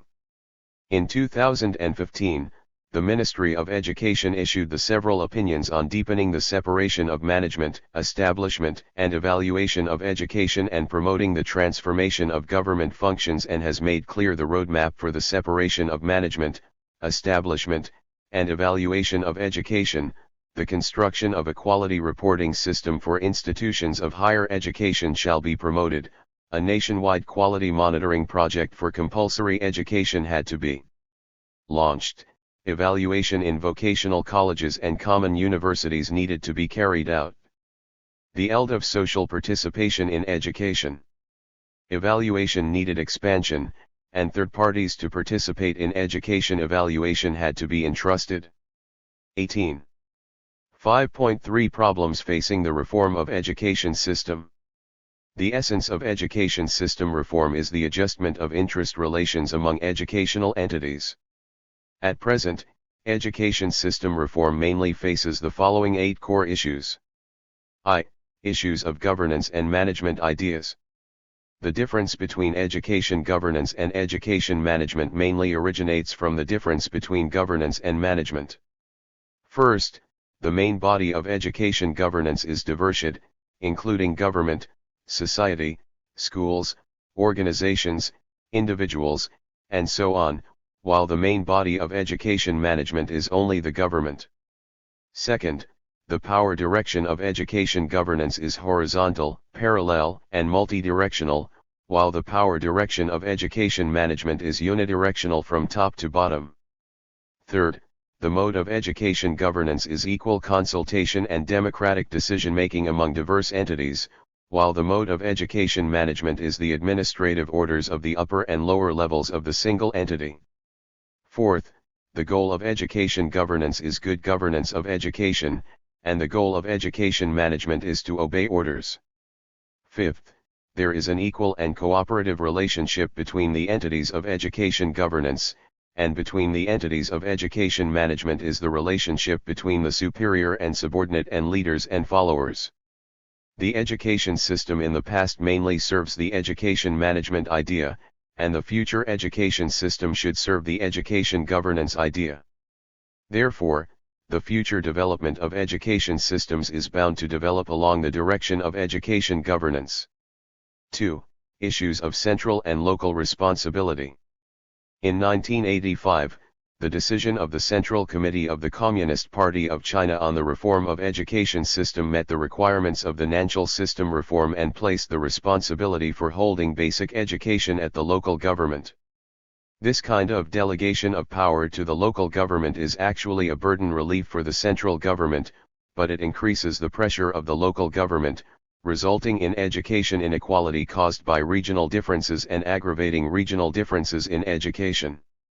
In 2005, the new mechanism of compulsory education funds guaranteed, according to the national and administrative power following the reform of the tax distribution system, split funding for rural compulsory education by project and shared proportionally, and the central government began to take more responsibility for compulsory education in rural areas. The responsibility for providing compulsory education had to be shifted from the local governments to the joint responsibility of the central and local governments. At present, the issue of the relationship between the central and local governments, and even more deeply among governments at all levels, has not been fundamentally solved. 19. 3. Issues of the relationship between efficiency and fairness. The outline of the National Medium and Long-Term Education Reform and Development Plan, 2010-2020, issued in 2010 clearly states that balanced development is the strategic task of compulsory education. The 18th CPC National Congress stressed the balanced development of 9-year compulsory education and began to pay attention to the issue of educational equality. However, in the course of policy implementation, the phenomenon of one-size-fits-all appears, regarding educational equality and educational balance as educational egalitarianism, preferring to sacrifice excellent education resources to realize education resource equalization and discouraging the enthusiasm of some educators. In the college entrance examination admission system, to pursue the absolute fairness of the college entrance examination, only relying on the score of the examination paper to distinguish and select talent is not conducive to the selection of a group of talented people with special skills. Therefore, the relation of fairness and equality and the relation of commonality and free shall be distinguished. Education equality ought not to be simply interpreted as everyone is the same or, more simply, as money is the same, and the concept of differentiated equality must be recognized. 4. Issues of the relationship between centralization and decentralization. At present, the power relationship between governments at higher and lower levels has realized hierarchical school running, hierarchical management, and classed management. However, the government has changed from direct administration of schools to the use of legislation, funding, planning, information services, policy guidance, and necessary administrative means for management and has made little progress in promoting the reform of macro-management. In the power relationship between the government and the school, the power centralization issue is very serious. Especially under the modern school governance system with principal responsibility system, the principal does not have the right of personnel and NANs of the school, which causes the principal to lose his management power and seriously affects the effective management of the school. In higher education schools, the phenomenon of school administration is serious, and academic freedom and academic independence are restrained, which is not conducive to academic innovation. V. Issues of the relationship between strip and block. The strip-block relation is decided by the administrative management system of our country, but this system shows some institutional defects in the education department. The public nature, public welfare, and non-profit nature of education undertakings determine the lower status of education departments in the government administrative system. In contrast to national departments, planning departments, natural resource departments, and industrial and commercial departments can bring national revenue to the government.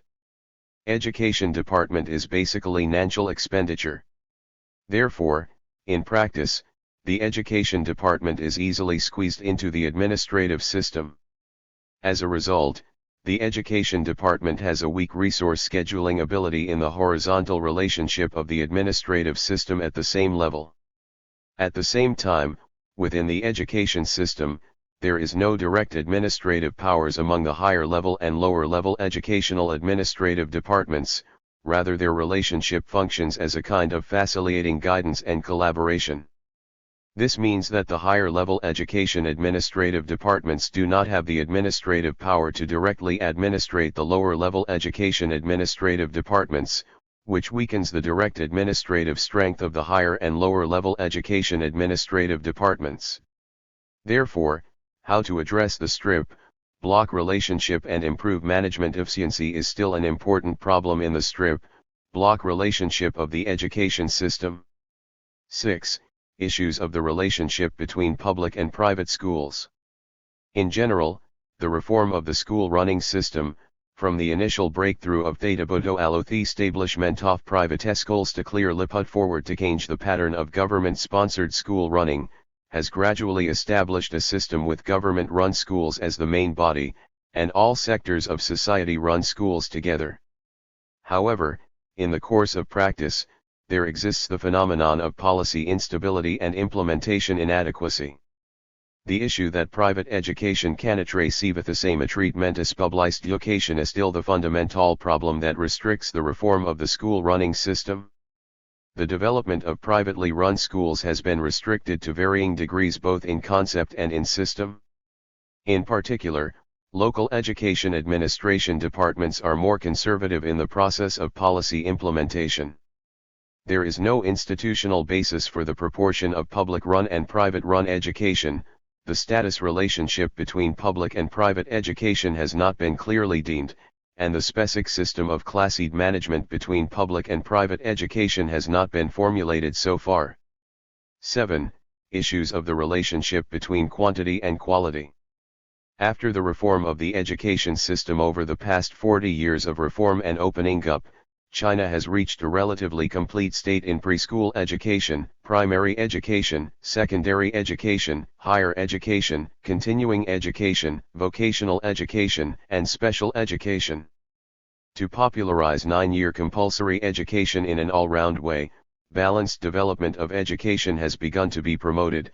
A modern vocational education system has been established and breakthrough on development of higher education has been achieved. However, the quality of education in our country is not proportional to the quantity, and the development of education quality is not balanced and sufficient. For example, the examination-oriented and unitary tendency of education is still serious, and the innovation and diversity of education are not enough. 182. Education has only solved the problem of having chance to learn and has not yet achieved the goal of learning well. In particular, the quality of vocational education lags behind relatively further. Therefore, in promoting the quality of education, education innovation development lacks institutional guarantees and still has a long way to go. 8. Issues of unitary and diversionnancing. Since 1985, a diversionnancing system has been proposed. It should be said that the diversionnancing system has become an important support for the development of education.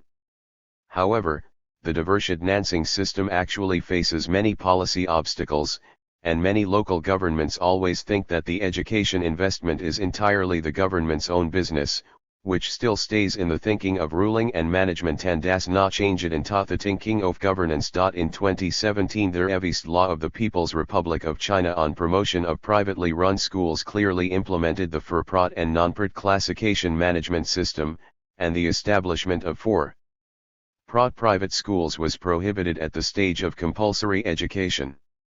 In November 2018, the several opinions of the CPC Central Committee and the State Council on the Deepening Reform and Development Standardization of Preschool Education required the safe implementation of classed management and that social capital shall not control kindergartens run by state-owned assets or collective assets or non-profit kindergartens by means of mergers and acquisitions, entrusted management, joint chains, use of variable interest entities, and agreement. Although these regulations guarantee the publicity of education to some extent, they hinder the enthusiasm of social capital as the main body of diversion investment to participate in education investment and increase government's financial pressure on the whole, which is not conducive to diversionnancing and the development of education. 5.4 Development trend of the education system. The development of the education system must follow the following 3 basic laws. I. Adapting to the major social contradictions. Socialism with Chinese characteristics has entered a new era, and the major social contradictions in our country have been transformed into the contradictions between the people's ever-increasing needs for a better life and the uneven development, she said in the report of the 19th National Congress of the Communist Party of China. In the field of education, this contradiction is manifested as the contradiction between the people's increasing demand for quality education and the imbalanced and inadequate development of current education.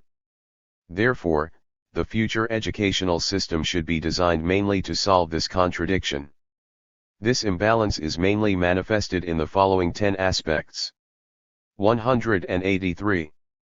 First, the overall social development is not balanced, such as the relatively improved social and economic development in the past 40 years of reform and opening up and the insufficient education development.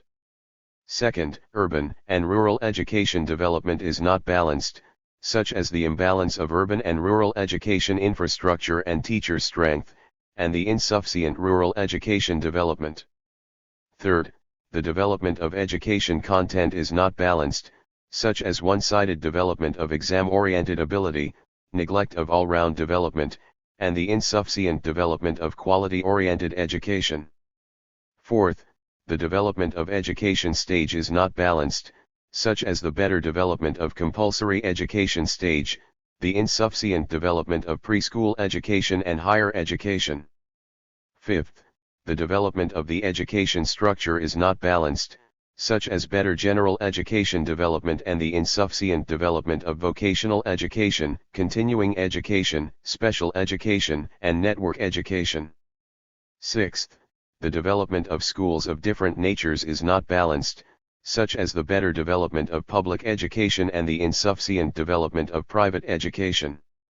Seventh, the education regional development is not balanced, such as the better Eastern region education development and the insufficient development of Central and Western region education.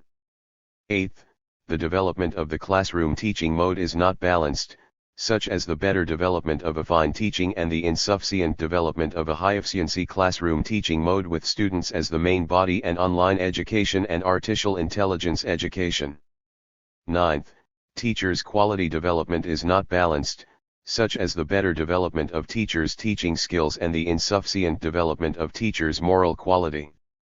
10th, the development of education is not balanced, such as the better development of socio-economic conditions of education and the insufficient development of poor family education. Therefore, in the top design of educational system development, the strategic layout of education in the report of the 19th National Congress of the CPC shall be taken as a guide. It gives priority to the development of education, carrying out the fundamental task of building virtuous people, developing quality education, promoting education equality, and cultivating socialist builders and successors who are well developed morally, intellectually, physically, and aesthetically. It also emphasizes promoting the integrated development of compulsory education in urban and rural areas, attaching great importance to compulsory education in rural areas, providing preschool education, special education, and online education, and popularizing high school education so that every child can enjoy a fair and high-quality education. It aimed to improve the system of vocational education and training, deepen the integration of industry and education, and cooperate with schools and enterprises. The speeding up of the construction of RST-class universities and ARST-class disciplines and realizing the internal development of higher education were part of the guidelines.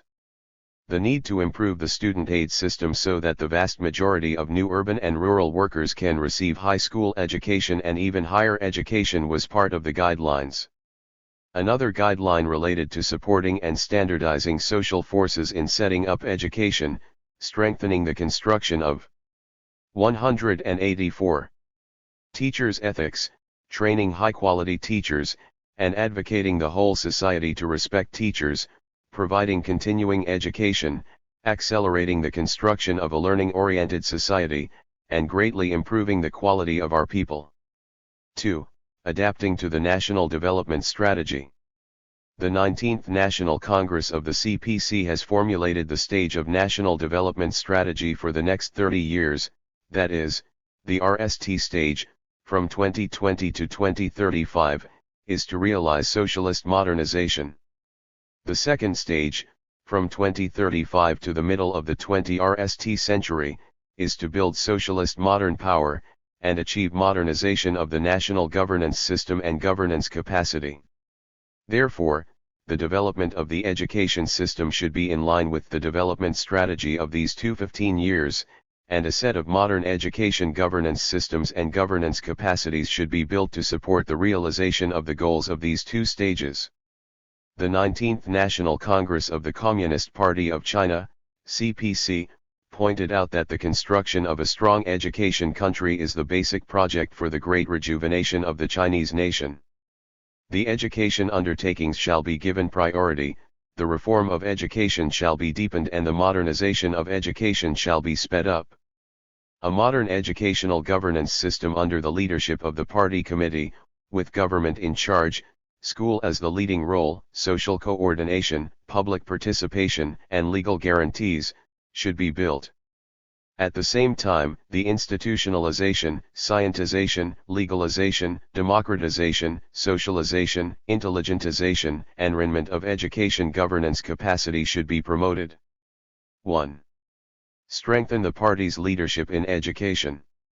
In March 2018, to strengthen the centralized and unit leadership of the CPC Central Committee on Education Work, the Government Department STUP Central Leading Group on Education Work, which acts as the coordinating institution for the Party Central Committee's decision-making and deliberation, to further strengthen and improve the party's leadership over schools. Public institutions of higher education adhere to and improve the principal responsibility system under the leadership of the Party Committee. In primary and secondary schools and private schools, the political core role of basic-level party organizations shall be given full poly, and the construction of basic-level party organizations shall be strengthened. 2. Accelerate the process of legalization of education. Under the system of promoting the rule of law in an all-round way, it is necessary to speed up the process of legalization of education. The system of laws, regulations, and rules in the field of education shall be improved so that laws can be followed. Law enforcement in the field of education shall be strengthened so that law enforcement is strictly enforced, and the system of judicial supervision in the field of education shall be improved so that violations of laws and regulations can be investigated. The process of legalization of education shall continue to push forward, unreasonable laws and regulations shall be cleaned up, and the education legal system shall be improved. 185. 3. Improve the education administration system. Straightening out the relationship between strips and blocks should be a focus. In the four-level management system of central, province, city, and county, the administration system of the leadership of the State Council, the responsibility of the local government, the management at different levels, and the county-based administration shall be improved so as to clarify their respective responsibilities and power relations. Among the government departments at the same level, except the administration departments of education, other relevant departments have corresponding education management responsibilities. In the strip, block relationship, the subdomain sublevel vertical management system can be explored in the future. 4. Improve the modern school governance system. The right of schools to run schools independently in accordance with the law shall be expanded, and the vitality of schools to run schools shall be stimulated. The school charter shall be improved, the school system shall be built, the leadership of the party shall be strengthened, the principal's responsibility system shall be improved, a diversion participation of school council shall be set up, the democratic decision-making process, various congresses. The internal governance structure of the school, the democratic supervision system, the open system of school affairs, and the protection system of teachers' and students' rights and interests should be improved, and a third-party evaluation system should be introduced. 5. Construct social participation governance mechanism. Social forces shall be given play to participate in direct school running, education purchase service shall be provided, and education supervision and other functions shall be participated in. Social organizations, with their own professional advantages, shall participate in educational governance through market mechanisms. The government purchase service system and the government purchase education service mechanism should be improved. Government purchase services in areas such as decision-making consultation, school management, provision of compulsory education and preschool education degrees, teacher training, special group service, education quality and school performance evaluation should be promoted, and the quality and efficiency of public education services should be improved. In other words, a modern education governance system with scientific leadership of the party committee, responsibility of the government according to law, school as the leading role according to law and participation of society according to law shall be constructed. 3. Response to core issues in the education system. Contradiction is the driving force of the development of things, and the development of the system must respond to the problems in the system. The reform and development of the educational system, in terms of governance and management ideas, shall develop along the education management idea. In terms of central and local responsibilities, it shall adhere to the principle of taking charge of their respective functions. 186. Taking responsibility at different levels and making clear the proportion in terms of the relationship between efficiency and fairness. It shall adhere to the principle of education equality and efficiency, pay attention to distinguishing the relationship between equality and egalitarian, and avoid mistaking education equality for education egalitarianism. In terms of the relationship between centralization and decentralization, it shall implement the principles of straight-edge running, hierarchical management, and class-edge management vertically, and the principles of simplified administration and decentralization, governance according to law and self-governance according to law on the relationship between government and school.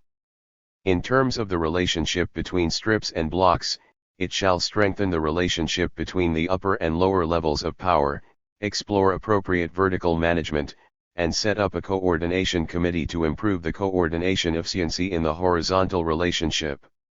In terms of the relationship between public and private schools, it shall make it clear that private schools are a beneficial supplement to public schools and are an important part of socialist education, which should be treated equally and fairly, and shall encourage the development of private schools.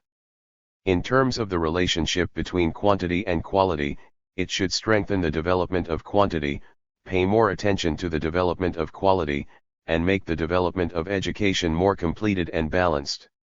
Unitary and diversity fundraising should encourage diversity investment and financing channels, lighten the burden of government and protect the rights and interests of investors according to law.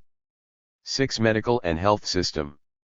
6.1 Medical and health system.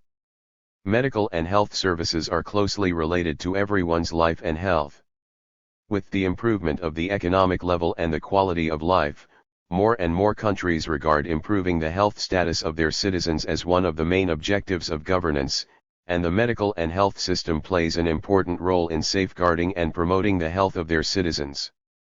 In general, the medical and health system refers to the sum of a range of institutions, organizations, services, and actions of national arrangements that affect the medical and health system. Due to different national conditions, there are great differences in the course of action, strategies, and measures adopted. In March 2009, the opinion of the State Council of the Central Committee of the Communist Party of China on deepening the reform of medical and health system made it clear that the principle of solving outstanding problems and improving the system in accordance with public welfare, accessibility, fairness, and efficiency shall be united and taken into consideration. There should be reforms in the four aspects of promoting and improving the basic healthcare security system, establishing a national basic 187 medicine system, improving the medical and health service system at the basic level and promoting the equalization of basic public health services. 6.2 Content and reform of China's medical and health system. After the founding of New China, with the poor condition of the nation, the party and the government put forward social development strategies for departments to run communities, industries to run communities, and enterprises to run communities. All government organs, institutions, and enterprises began to set up their own staff dormitories, or family buildings, affiliated kindergartens, affiliated schools, hospitals, or clinics, health rooms, infirmary, etc. The income of retired employees mainly came from the units or national appropriations. As a result, China's medical and health system has gradually taken shape and gone through the reform of the all-round government-led great health model and the market-oriented basic medical service model. Health and epidemic prevention system. In the early days of the founding of New China, corresponding to the administrative divisions of the central, provincial, municipal, districts and counties, health and epidemic prevention stations at the national, provincial, municipal, and district levels were established. In the case of the spread of infectious diseases, epidemics, and endemic diseases, from provinces to districts and counties, administrative departments at all levels have also established specialized disease prevention and control systems. These include the Infectious Diseases Prevention and Control Hospital, Tuberculosis Prevention and Control Hospital, Leprosy Prevention and Control Hospital, Parasitic Disease Prevention and Control Institute, Schistosoma Prevention and Control Center, Skin Disease Prevention and Control Center, etc.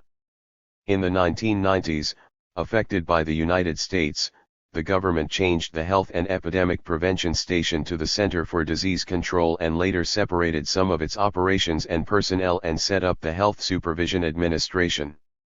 The functions of the CDC are mainly disease prevention and control, while the functions of the Health Supervision Administration focus on the supervision and enforcement of food hygiene, environmental hygiene, workplace hygiene, school hygiene, radiation hygiene, medical markets, etc. The services provided by the Centers for Disease Control and the Specialized Centers for Disease Control became the main content of the public health service system. 2. Medical Service System. After the founding of New China, the people's governments at all levels established the general hospitals owned by the governments at the corresponding levels, commonly known as provincial, city, county, people's hospitals. Under Comrade Mao Zedong's instructions to develop traditional Chinese medicine, most local. 188. Governments also established provincial, city, county, traditional Chinese medicine hospitals, creating a situation of the coexistence of People's Hospital and traditional Chinese medicine hospital from the state to the provinces, cities, and districts. In the 1980s, in the rush of hospital grade evaluation vigorously promoted by the Administrative Department of Public Health, the General Hospital was built according to 3 levels, 1 to 3 levels, and 10 grades. Each level hospital was further divided into 3 grades of A, B, and C, and the third level hospital also set up the highest grade special grade. At the same time, traditional Chinese medicine hospitals at all levels have also conducted hospital grade evaluations and lists. In addition, the Maternal and Child Health Station, which originally performed the functions of maternal and child health care, gradually changed its name to Maternal and Child Health Hospital or Women and Children's Hospital under the inions of the Women and Children's Health Department of the Ministry of Health at that time. Public health service institutions were changed from providing public and semi-public products such as women and children health care to the development direction of providing medical services of private products and grade evaluation. Thus, the present pattern has taken shape. Each level of government has at least one general public hospital, one public traditional Chinese medicine hospital, and one public maternal and child health hospital, or women and children's hospital. However, in the content of the service provided by the General Hospital and the traditional Chinese medicine hospital had no large difference. The service of the traditional Chinese medicine hospital includes Western medicine diagnosis and treatment. The General Hospital also has the traditional Chinese medicine department, the service provided by the Maternal and Child Health Hospital, or the Women and Children's Hospital, and the service provided by the obstetrics and gynecology of the General Hospital and the traditional Chinese medicine hospital also have no essential difference. In addition to the above 3 types of typical hospitals, there are a series of prominent specialty hospitals, such as oncology hospitals, children's hospitals, thoracic hospitals, cardiovascular hospitals, orthopedic hospitals, cerebrovascular hospitals, and other comprehensive hospitals with a specific specialty. At the same time, there are also hospitals and outpatient clinics established by themselves in different industries, enterprises, government agencies, institutions, and schools, such as Navy hospitals, Air Force hospitals, artillery hospitals, and armed police hospitals, as well as coal mine hospitals, railway hospitals, transportation hospitals, aerospace hospitals, and aviation hospitals at all levels. After the reform and opening up, private hospitals gradually appeared and developed, but on the whole, most private hospitals are small in scale, and the medical system is still dominated by public hospitals. In fact, in different stages of development, the government has repeatedly advocated and encouraged social forces to run hospitals, especially in the late 20th century. Driven by the restructuring of state-owned enterprises, many hospitals in state-owned enterprises or industries have been transformed into share, joint stock, or private hospitals. To date, the number of non-public hospitals has exceeded the number of public hospitals, but these non-public 189 Hospitals only account for approximately 18% of the total number of hospital beds in society as a whole, and the number of patients treated also corresponds to this. 3. Health services at the primary level. In the early days of the founding of New China, the government set up township or street health centers at the level of rural townships and urban streets, performing both medical and public health services. Township health centers are in two property right forms of public ownership and collective ownership. In 1997, after the implementation of the country's community health service policy, almost all street health centers in urban areas and some township health centers in rural areas were renamed community health service centers, and outpatient departments, clinics, and health rooms in urban areas and village health rooms in some rural areas were renamed community health service stations. The name of primary health institutions changed to community health service centers, stations, meaning that the staff of primary health service institutions shall not sit in the workplace waiting for patients but shall go out into the community and the family to provide integrated and comprehensive health services such as prevention, treatment, rehabilitation, and health care. Since 1998, under the influence of the shareholding reform policy of state-owned enterprises, township health centers in some areas have begun to implement joint stock cooperative systems or private ownership. After the introduction of the new medical reform policy in 2009, it happened frequently that the government bought back township health centers that had already been sold. After 2014, the phenomenon of private institutions buying large quantities of urban community health service centers, stations, also appeared in some areas. In addition, under the rural collective economic system, some farmers have been trained to become barefoot doctors who rely on a part of the collective economy to buy basic medicines and provide simple services, and farmers can go to the village health room to receive free medicines when sick. The system, known as the cooperative medical care system, was introduced in rural areas across the country since 1966. After the third plenary session of the 11th Central Committee of the Communist Party of China, CPC, the barefoot doctors and cooperative medical care system, which originally relied on the collective economy, fell apart because of the loss of the economic base on which they existed. The original rural barefoot doctors became rural individual doctors. They could not reach the qualification of practicing doctors, but the policy allowed them to practice medicine. Under the background of chaotic medical market management, individual medical practitioners became the primary medical service providers, and farmers were more inclined to go to the nearest door to village doctors. If the disease that village doctors cannot handle, the patients will go directly to the county hospital to see a doctor. Township health centers in most areas were not running well because of limited financial subsidies and technical capacity. In the late 1990s, the Ministry of Health popularized the practice of rural integration throughout the country. The village health rooms were put under the management of the township health centers. All the medicines were purchased through the township health center. The inkomie of Tibasinas was turned over to the township health center, and the township health center kept part of the medicines and returned the rest to the 190 village health room. As a result, the village health room has lost its independence in the economy, and its operation is bleak. The new medical reform, which began in 2009, stipulates that primary health institutions can only handle basic medicines and implement the policy of a zero difference rate of medicines. The township health center is included in the government's financial guarantee, and the village health room, which mainly sells medicines, is difficult to maintain. 4. Basic medical security.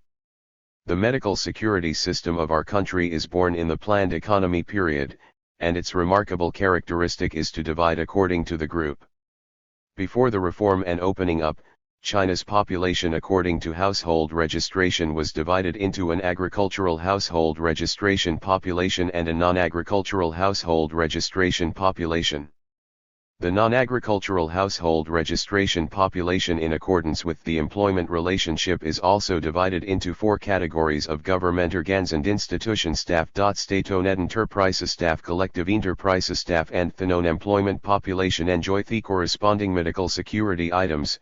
government organs and institution staff corresponding to public medical care, enterprise staff corresponding to labor protection medical care, and non-employment people as the family members of.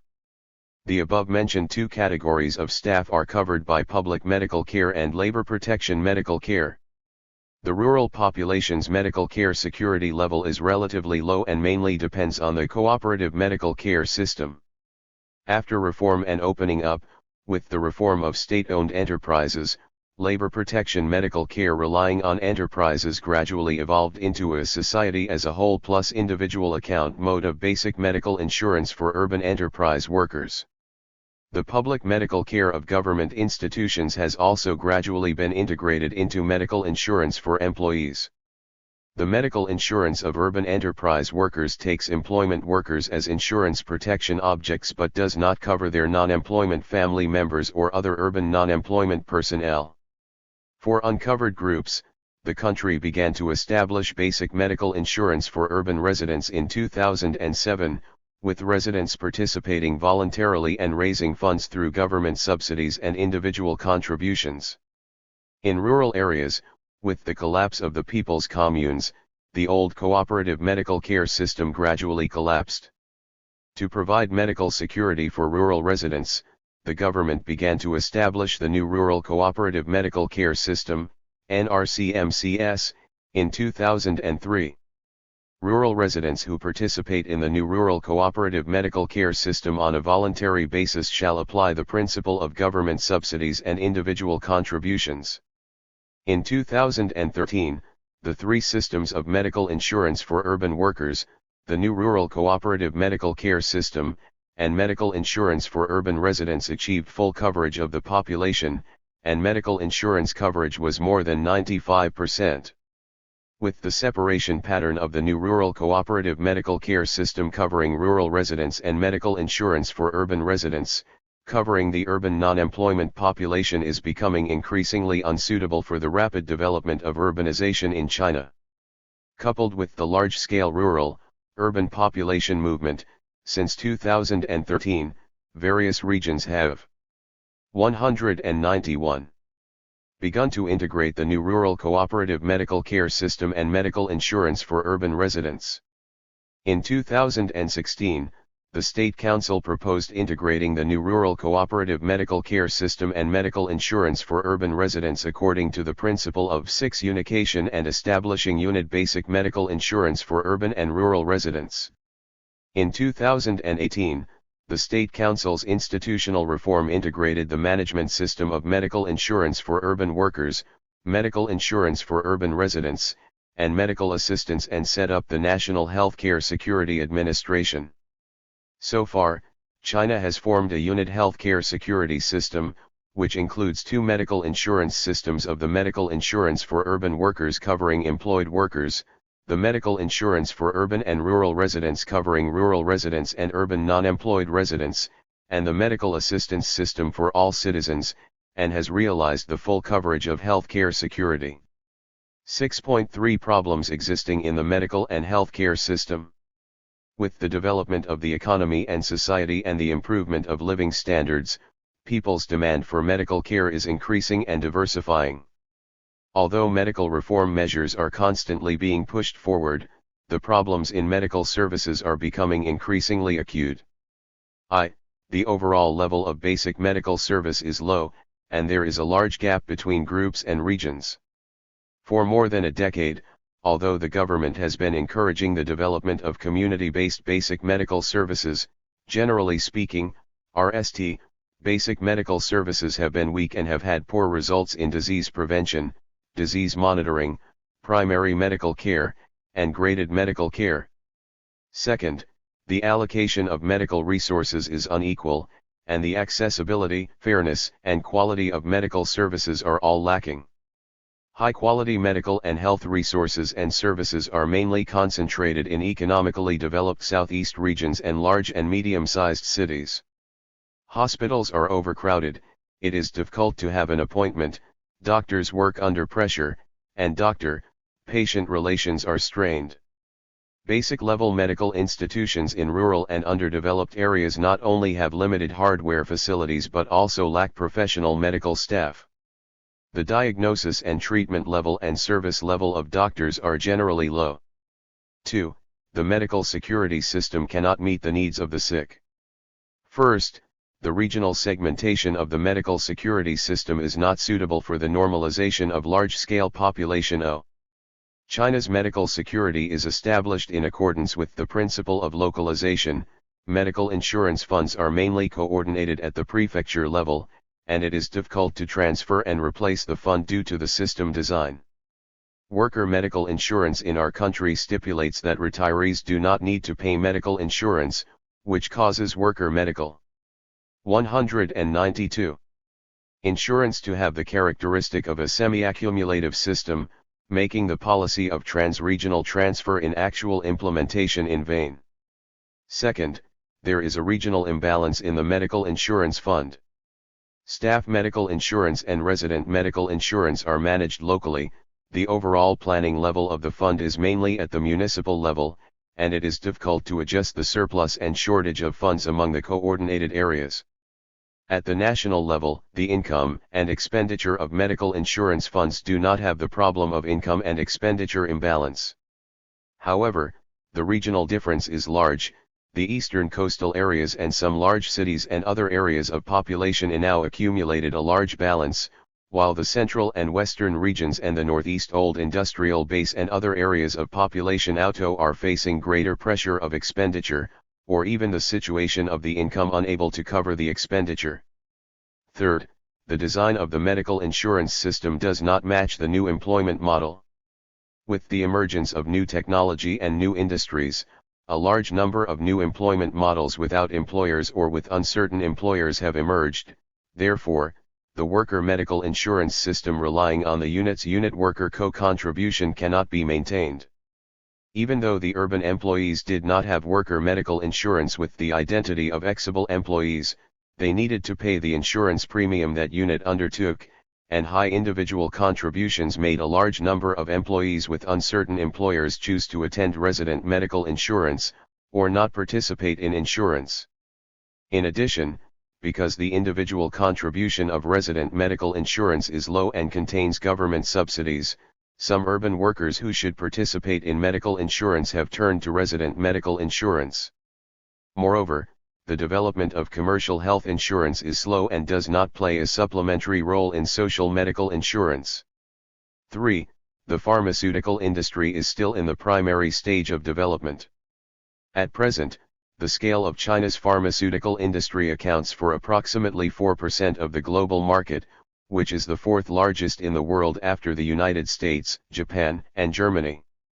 20. However, overall, the pharmaceutical industry is still in the primary stage of development, mainly manifested as follows.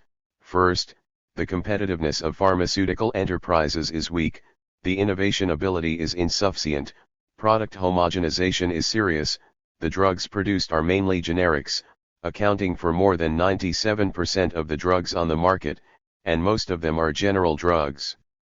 Second, the market concentration is low, and the competition is scarce. There are few large-scale enterprises, less than 5%, while small-scale enterprises without standards exist everywhere, more than 75%. Third, the competition mechanism is not perfect, the regional development of the pharmaceutical industry and local protectionism is serious, and the market mechanism cannot play a good role in the allocation of resources. Fourth, the new drug examination and approval system and control measures such as drug pricing and centralized bidding and procurement systems are not conducive to the development and innovation of drugs. Fifth, unfair competition in the pharmaceutical industry and marketing is obvious, and the cost of competition is nally passed on to patients. 4. Modern technical means are used less in medical and health management. First, the country has not established a medical technology assessment system. From the point of view of medical insurance, the management of clinical medical technology is actually blank. Medical technology assessment mainly evaluates the feasibility and economic effect of a clinical technology, measures the incidence of new drug-targeted diseases, compares with the differences in function and cost of existing drugs to assess whether they can be included in the list of medical insurance, eliminates unsuitable drugs and technologies, and improves the compensation mechanism of medical insurance. In addition, medical quality information is not open and transparent, and neither patients nor the public, nor public policy researchers, can obtain relevant information. In the age of big data, this is the hidden danger of social problems. 6.4 Future development of the medical and health system. The report of the 19th National Congress of the Communist Party of China put forward carrying out the strategy of Healthy China and clarified the main contents and measures of the strategy of Healthy China. This includes improving the national health policy, providing all-round and full-cycle health service for the people, deepening the reform of the medical and health system, and comprehensively establishing the basic medical and healthcare system with Chinese characteristics. Among others are improving the medical security system and the high-quality and high-efficiency medical and health service system, improving the management system of modern hospitals, and strengthening the medical and health service system at the basic level and the construction of the general doctor team. Completely abolishing the practice of using pharmaceuticals to pay for medical care, improving the medicine supply security system, giving priority to prevention, carrying out a patriotic health campaign in depth, advocating a healthy and civilized way of life, preventing and controlling major diseases. Additionally, a food safety strategy should be implemented so that people can eat with confidence, adhere to both traditional Chinese and Western medicine, inherit and develop traditional Chinese medicine, support society in establishing hospitals and developing the health industry. The development of medical and health systems needs to pay attention to the following aspects.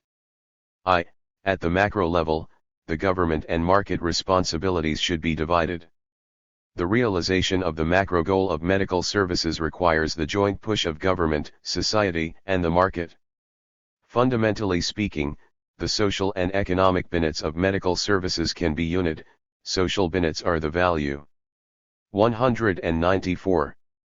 Goal of medical services, and economic benefits are the means to realize social benefits. Leaving social benefits to simply pursue economic benefits, medical services will lose their value objectives. However, the pursuit of social benefits without economic benefits is bound to lose the impetus and means for the development of medical service, which is not conducive to the healthy development of medical and health care in our country. Governance in the field of medical and health care shall make more use of economic means and guide stakeholders to better combine and cooperate with each other through legal systems, regulations, agreements, and contracts to achieve functional complementarity, to provide different medical services to different demand structures and to better serve people's livelihoods.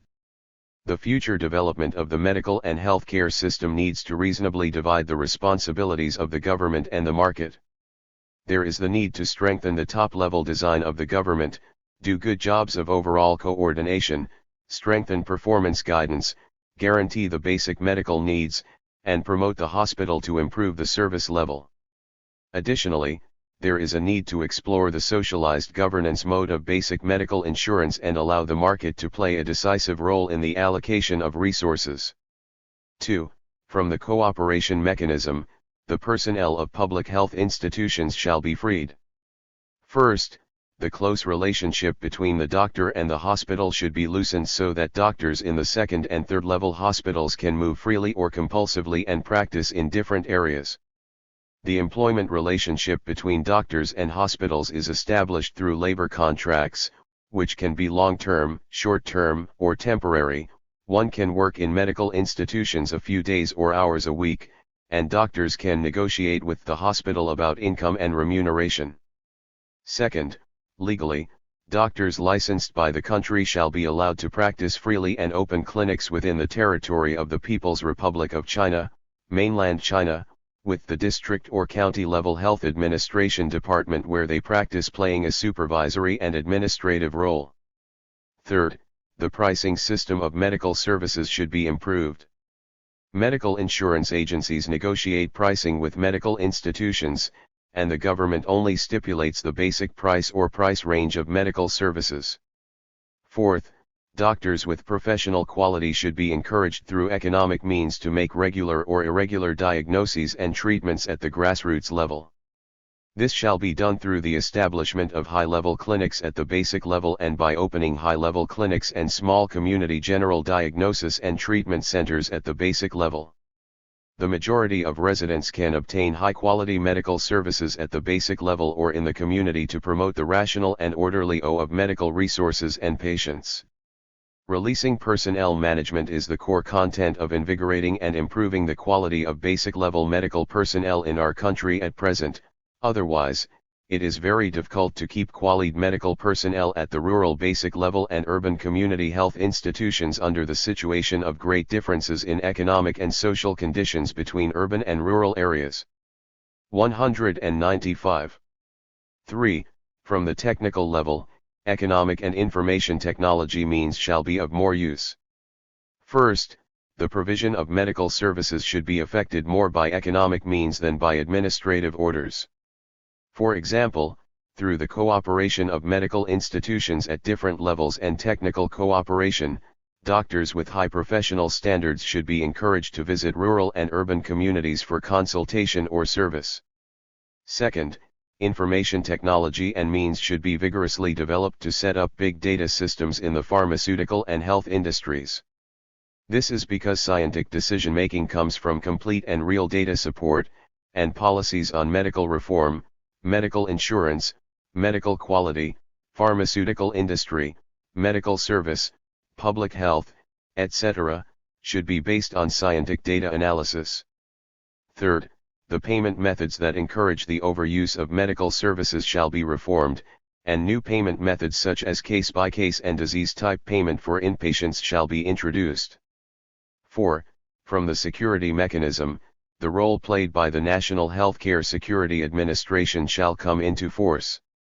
In 2018, the establishment of the National Healthcare Security Administration means that healthcare security-related affairs should be separated from all departments and put under the unit management of the National Healthcare Security Administration.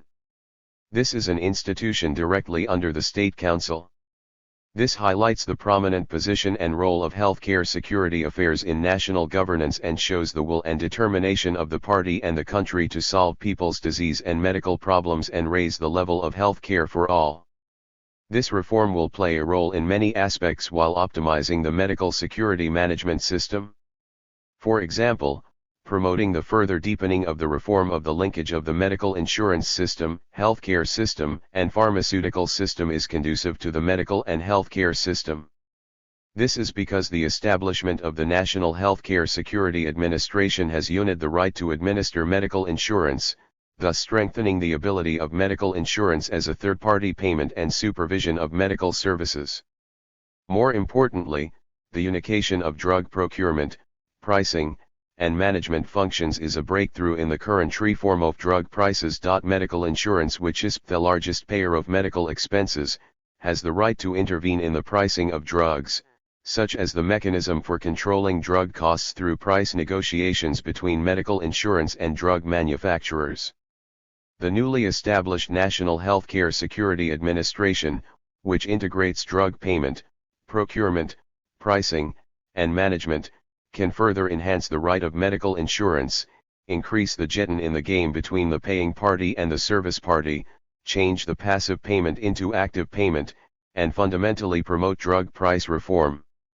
At the same time, the establishment of the National Healthcare Security Administration will promote the further optimization of the universal medical insurance system, which is beneficial to the construction of the multilevel medical insurance system. However, these roles must be played on the basis of correct and full play of the role of the National Healthcare Security Administration itself. 196. 7. Social Security System. 7.1 Social Security System and its Development Course. Social Security is the safety net of people's livelihood, an important basic system of social governance, and a general term of all kinds of economic welfare and socialized national life security systems. The implementation of the social security system is to provide security for the basic right of life of the social members.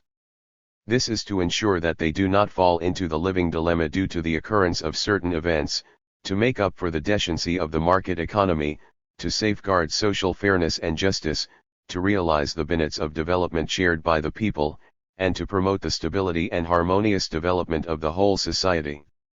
In the history of the development of human society, social security is mainly in the form of disaster relief and poverty relief, including government-organized disaster relief and poverty relief, as well as various charities organized by religious organizations.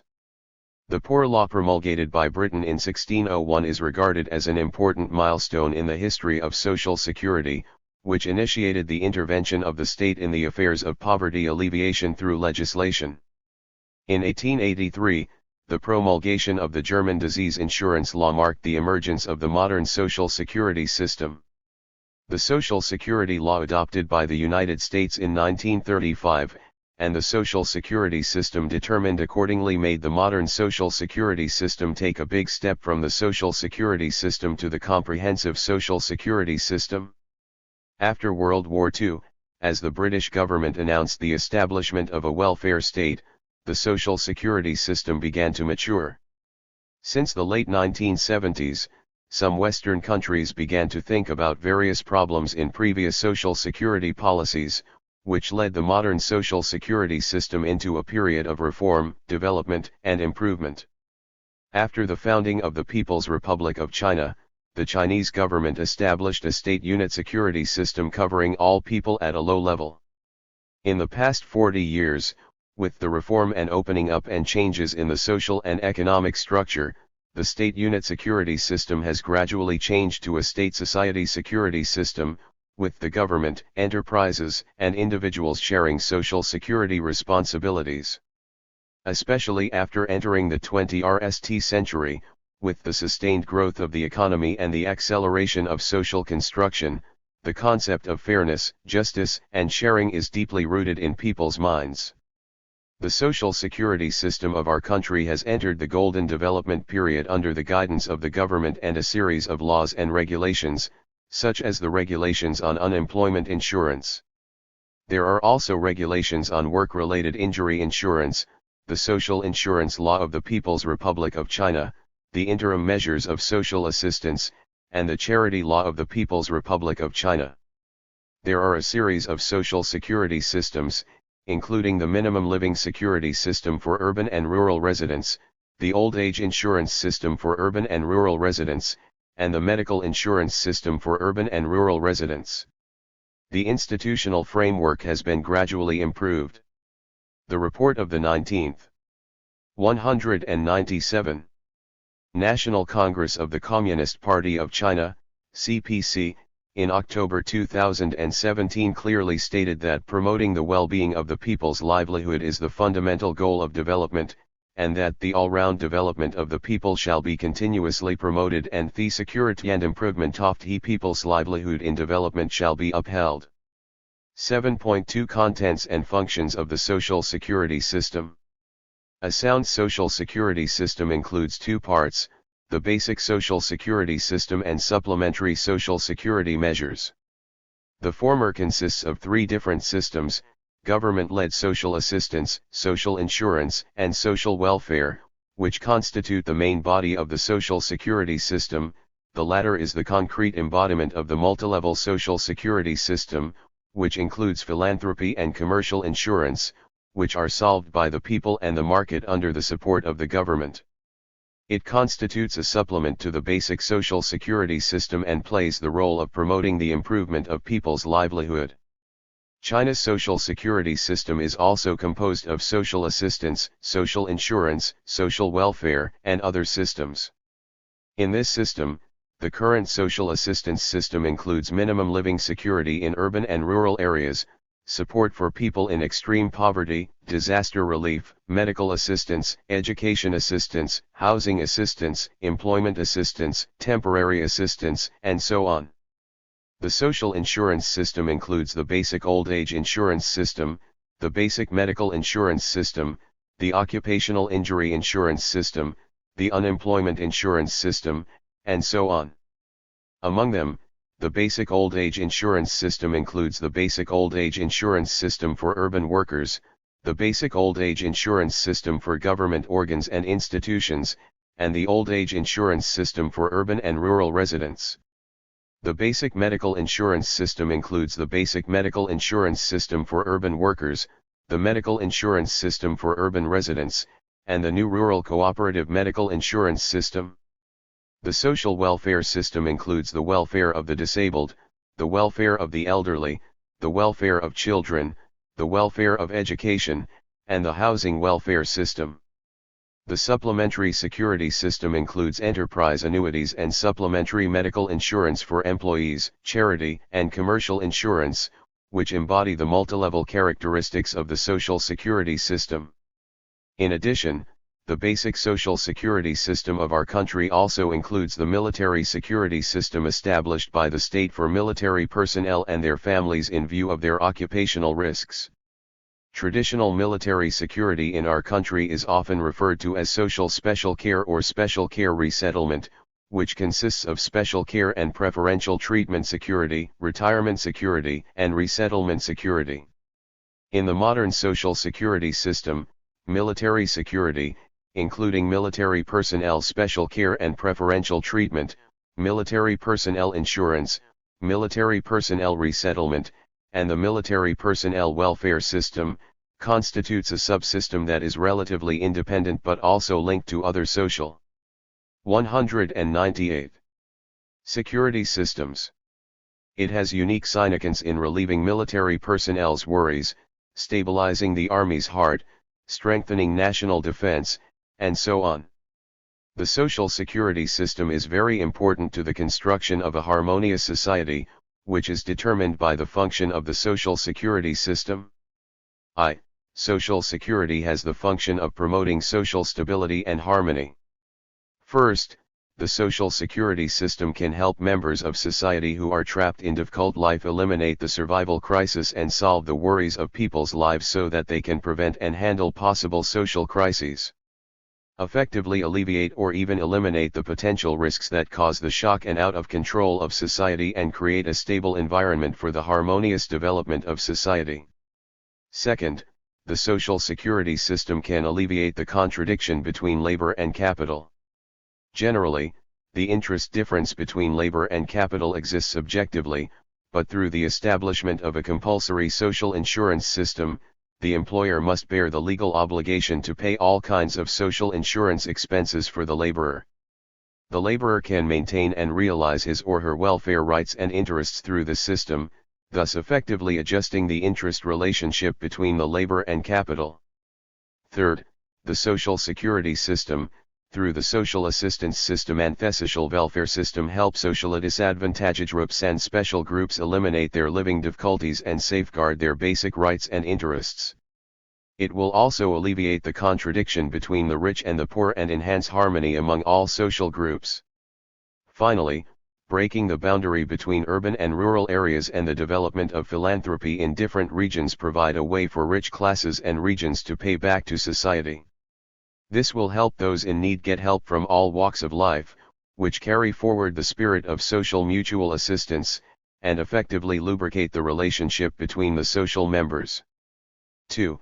Social security has the function of promoting the rights and interests and welfare of the people. The process of establishing and improving the social security system is the process of improving the rights and interests and welfare of the people. Before the establishment of the social security system, especially in agricultural society, the rights and obligations of the individual were confined to the family in which the individual was located. The personal risks could only be borne by the individual and the family members, and the relief provided by the state and society was only temporary, with a benevolent and compassionate tinge.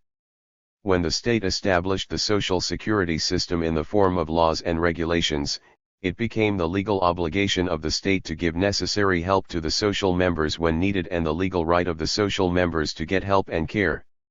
Moreover, with the development of the social security system, a series of rights and interests with the core of people's right to subsistence and development have entered into the scope that must be maintained, and national rights and interests are an ever-expanding process. At the same time, the level of national welfare will continue to develop with the development of the economy and society, from nothing to the security child rearing, education, work, medical care, old age support, living, and weak support, from the lowest level of 199. Living security to basic security, from basic, single security to multi-level, all-round security, and so on. In short, the establishment and development of the social security system will enable the realization and enhancement of the rights and interests of the people. 3. Social security has the function of promoting social development. On the one hand, the social security system, by resolving the survival crisis of difficult groups and relieving the worries of the laborer, can enhance the sense of security of social members so that people can devote themselves wholeheartedly to production and labor. It promotes the economic and social development. On the other hand, the social security system can adjust the various interests of all classes and groups, especially the contradiction between labor and capital, making the two sides of the contradiction having more common interests, and thus create a stable social environment and build the foundation for the sustained and healthy development of the country's economy and society. 4. Social security has the function of safeguarding social equity and justice. The social security system will be of great need, adjusting various relations, creating a stable social environment, establishing harmonious social relations, safeguarding the rights and interests of the people, and improving the welfare of the people can play the role of maintaining social fairness and justice. Thus, social members can realize the fairness of the starting point and process to varying degrees and narrow the unfairness of results through social security programs. 7.3 Achievements and Problems in the Reform of China's Social Security System. 21. China's social security cause has entered a comprehensive and profound period of institutional change since the mid-1980s.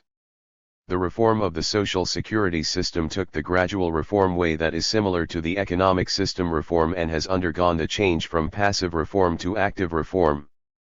This is from bottom-up to top-down, from pilot and single promotion to top-level design and all-round promotion of the central government, from the servant subordination to economic system reform to self-contained unions, maintenance and promotion of social justice and economic development.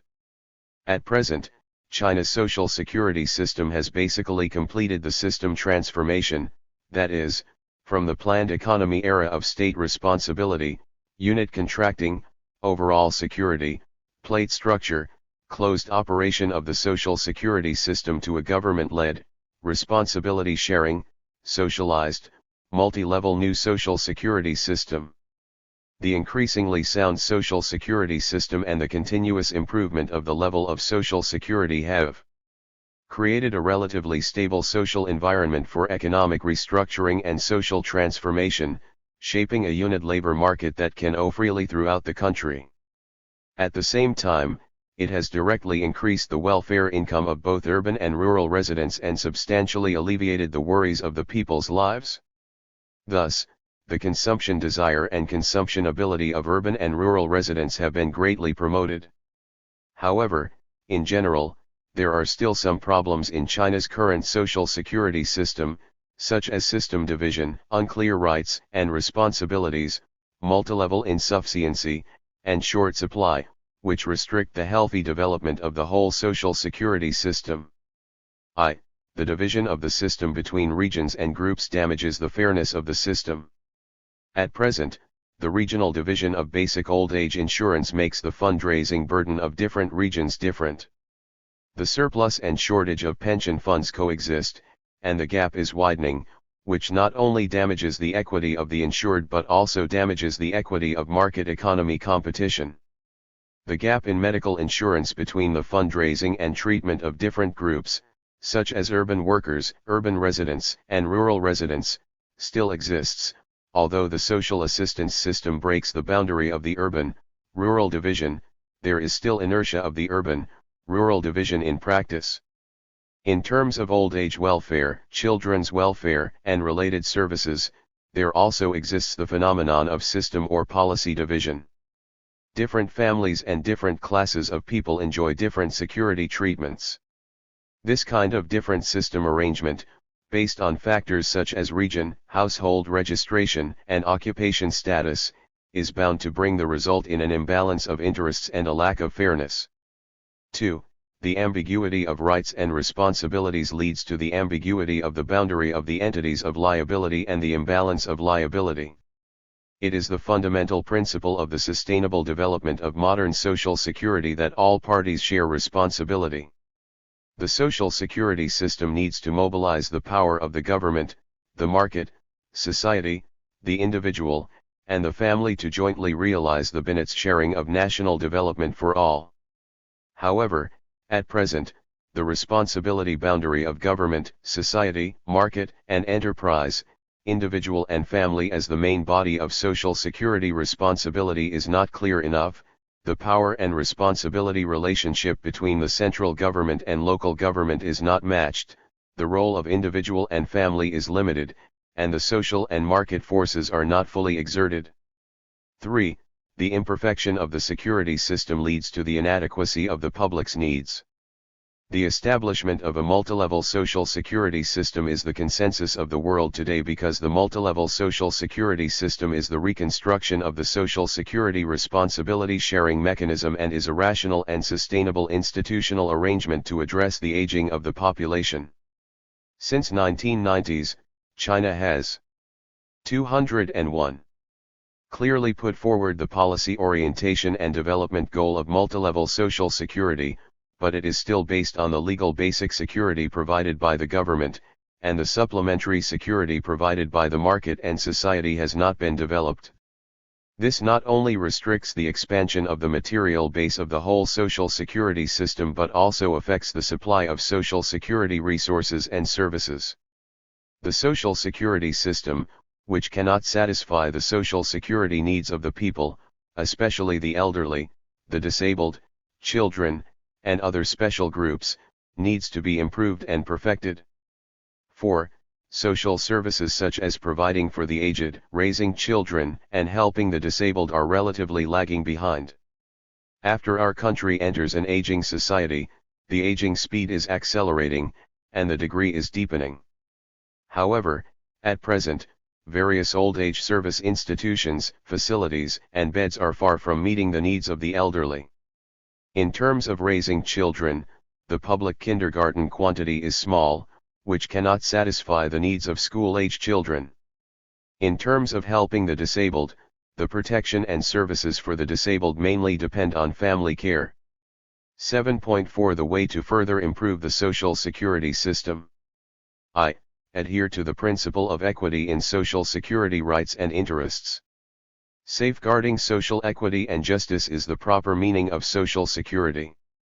To promote the realization of social equity and justice, the traditional practice of urban-rural division and group division must be broken through. The value orientation of the equity of social security rights and interests of all citizens should be RMLY established, and the perfection of the social security system should be measured more by the index of social equity. 2. Improve the medical security and old age care service system. At present, China has not established a perfect public health medical security system. There are still great differences between the public in enjoying public health services. Therefore, efforts should be made to improve medical security in rural and poverty-stricken areas. The accelerated population aging process is bringing serious challenges to China's current old age security system. Expanding the coverage of basic old age insurance to all social members as soon as possible and fully mobilizing public and social resources to promote the development of various old age welfare undertakings should become an important direction for the construction of the social security system covering urban and rural residents at the present stage. 3.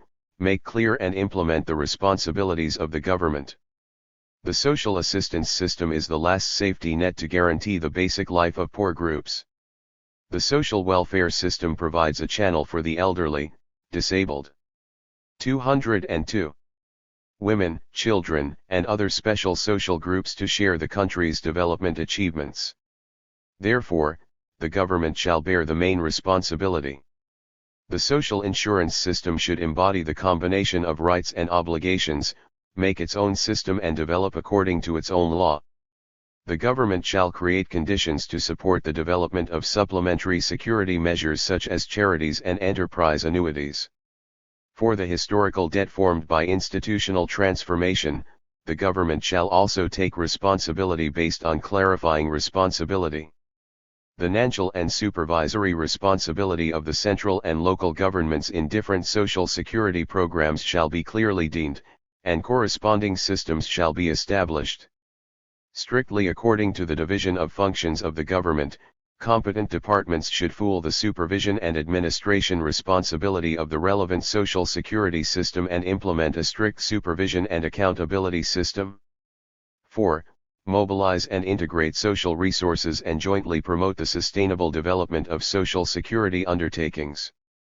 Mobilizing social resources can not only supplement the shortage of social security public resources but also expand the universality of social security and promote the improvement of public morality and mutual aid consciousness. The government shall, through the corresponding system design, encourage and guide the social forces to participate in the development of social security and, under the precondition of protecting the rights and interests of the national welfare from being harmed, introduce the market mechanism, develop various forms of projects oriented by demand, and promote the growth of the national welfare. 8. Income distribution system. 8.1 The connotation and development course of the income distribution system. The distribution system is the sum of how labor products are divided and distributed in the social main body. It is an important part of a country's relations of production and basic economic system, as well as the basic system of social governance. In the primary stage of socialism, our country implements the income distribution system with distribution according to work as the main body, and multiple distribution modes coexist. Since the reform and opening up, the proportion of laborer remuneration in the distribution of national income has decreased in the eld of initial distribution. In the eld of redistribution, the proportion of expenditure on economic construction has declined gradually, the proportion of expenditure on people's livelihood and public service has increased daily, and public expenditure has focused on strengthening and improving people's livelihood. Efforts should be made to synchronize the growth of residents' income with the development of the economy and the growth of labor. 203. Remuneration with an increase in labor productivity. At the same time, the relationship between efficiency and fairness should be addressed in both the initial distribution and redistribution, and more attention should be paid to fairness in the second distribution, which is the basic principle that must be applied in the eld of income distribution at present in China. During the planned economy, the most prominent problem in income distribution was equalitarian. Under this distribution system, the income distribution lacks a sufficient incentive mechanism, so the laborer cannot achieve more with more work, which discourages their enthusiasm and initiative and results in low economic efficiency and slow improvement of the people's living standard. In fact, the reform of China's economic system began with the reform of the income distribution system. In the 1980s, the contract responsibility system was implemented in both enterprises and rural areas to improve economic efficiency and increase labor incentives. After the 14th National Congress of the Communist Party of China in 1992, the pace of economic reform was accelerated. In the decision of the Central Committee of the Communist Party of China on several issues concerning the establishment of a socialist market economic system adopted at the third plenary session of the 14th Central Committee of the Communist Party of China in 1993, it was made clear that the goal of China's economic reform was to establish a socialist market economic system. In terms of the income distribution system, it was clearly pointed out that individual income distribution shall adhere to the principle of distribution according to work as the main body and multiple distribution modes coexist. There were multiple distribution modes, other than distribution according to work, were raised from the supplementary status to the institutional level, allowing capital, technology, and other factors of production to participate in income distribution. Since then, with the rapid development of the socialist market economy, the role of various factors of production in economic and social development has gradually increased, and distribution according to factors of production has become an important part of the income distribution system. The 15th National Congress of the Communist Party of China, CPC, put forward more clearly that the distribution according to work shall be combined with the distribution according to factors on the basis of adhering to the system of distribution according to work as the main body, and multiple modes of distribution coexist. To date, the socialist income distribution system with Chinese characteristics has taken shape. The 16th National Congress, 17th National Congress, 18th National Congress, and 19th National Congress of the Communist Party of China, CPC, all stressed improving the income distribution system in which distribution according to work is the main body and multiple modes of distribution coexist. Distribution, according to work as the main body, is mainly wreaked in two aspects. On the one hand, distribution, according to work, plays a major role in the whole social scope of the income distribution. On the other hand, the income distribution according to work is the main source of income of the public sector of the economy in the total income of workers. Multiple distribution modes coexist, which mainly refers to the distribution system in which capital, technology, and 204 other factors of production participate reasonably and legally in the income distribution. The distribution system, with distribution according to work as the main body and multiple distribution modes coexisting, essentially wreaks various factors of production, such as labor, management, capital, technology, and land, all of which participate in distribution according to their contributions. 8.2 The core of the income distribution system is to give consideration to both efficiency and fairness. Income distribution is generally divided into two processes: initial distribution and second distribution.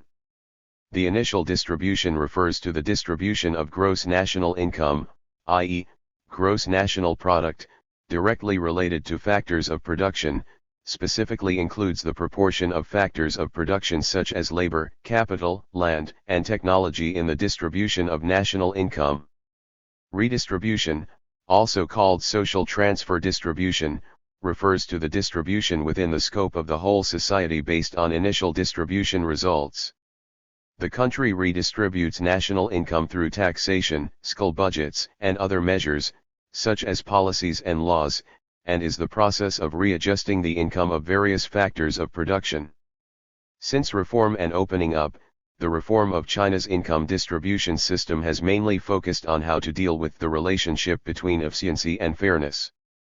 At the beginning of reform and opening up, the report of the 12th National Congress of the Communist Party of China in 1982 put forward that at this stage, we must adhere to the system of distribution according to work and other socialist systems in our economic and social life.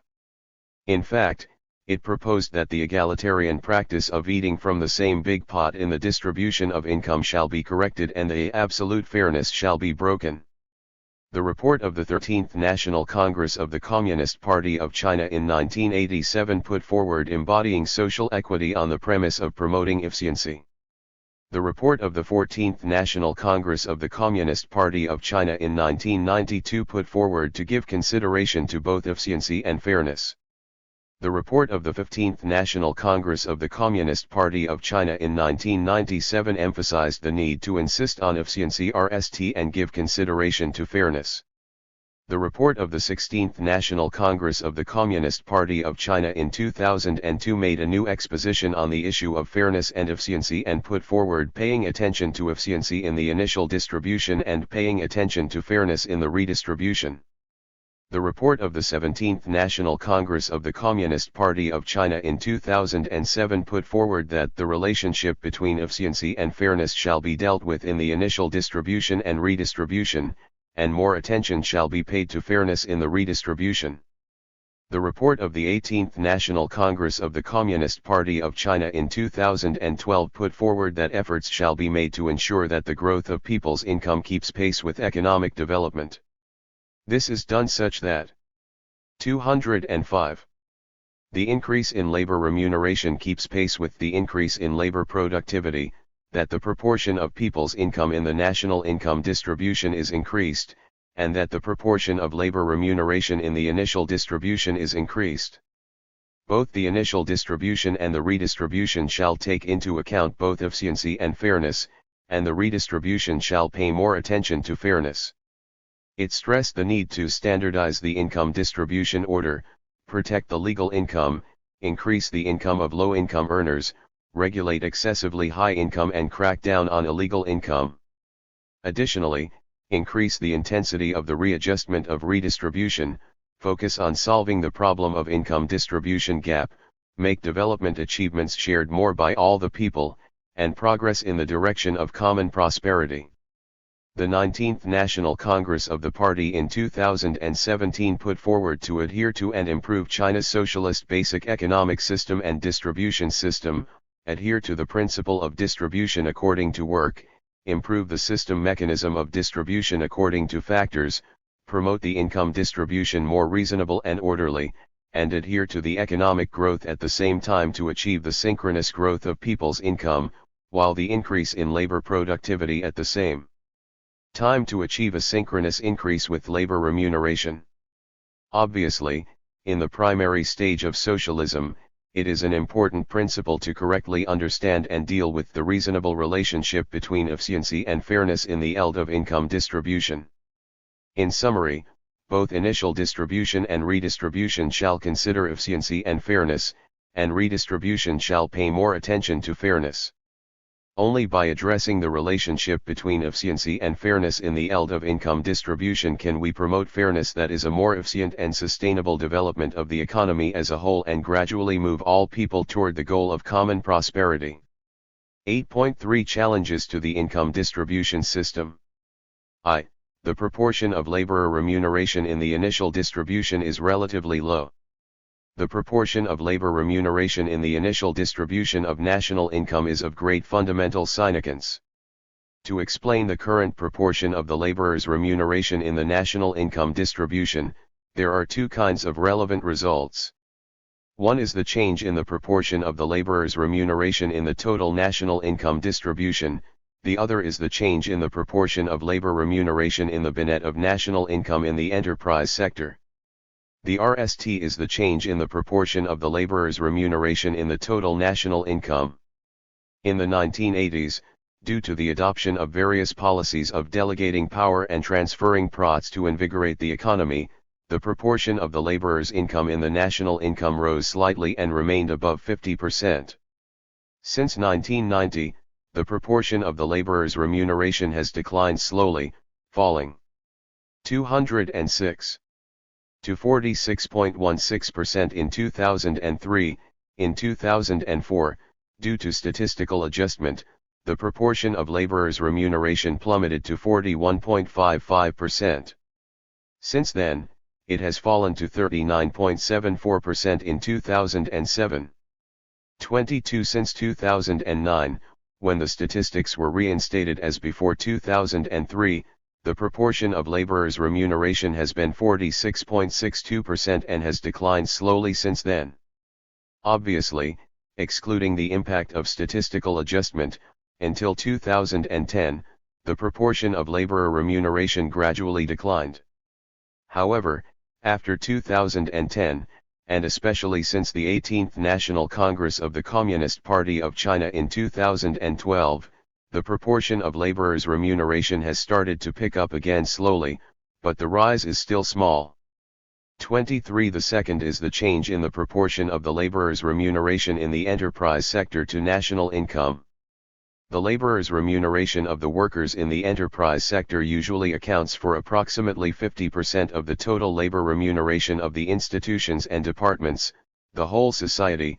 24. And its changing trend directly affects or influences the trend of the proportion of the laborers' remuneration in the whole society to the GDP. By measuring the proportion of laborers' remuneration to the net of the department in the enterprise sector, we can grasp the variation of the proportion of laborers' remuneration to GDP of the whole society. 25. Research shows that the proportion of laborers' remuneration in the enterprise sector has also been declining steadily since 1992, from 50% to approximately 35% of the lowest level in 2009, and has rebounded slightly since 2010, but at a very small amount. 26. Clearly, since the 1990s, the proportion of individual residents in the distribution pattern of national income has decreased, and almost all links of income distribution have declined. Since the 18th National Congress of Communist Party of China, the proportion of laborers' remuneration in the initial distribution of national income has risen slightly but is still at a small amount. Therefore, the report of the 19th National Congress of the Communist Party of China put forward insisting on the synchronous increase of resident income and economic growth and realizing the synchronous increase of labor remuneration with labor productivity. This is proposed to address the obviously lower amount of labor income in the income distribution. 2.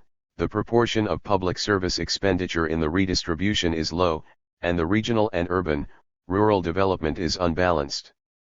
National school expenditure is the main part of national income redistribution and an important means to adjust the individual income gap and regional development difference. Since the reform and opening up, great changes have taken place in the field of national school expenditure, among which the largest change is that increasing attention has been paid to strengthening and improving people's livelihood. According to relevant data, 27 the proportion of economic construction expenditure decreased from 64.1% in 1978 to 26.5% in 2006.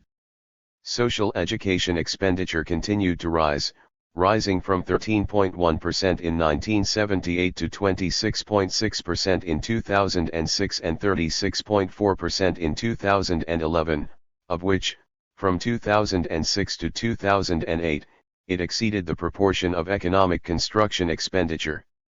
To date, China's school expenditure structure has presented a double strong pattern of economic construction and public service.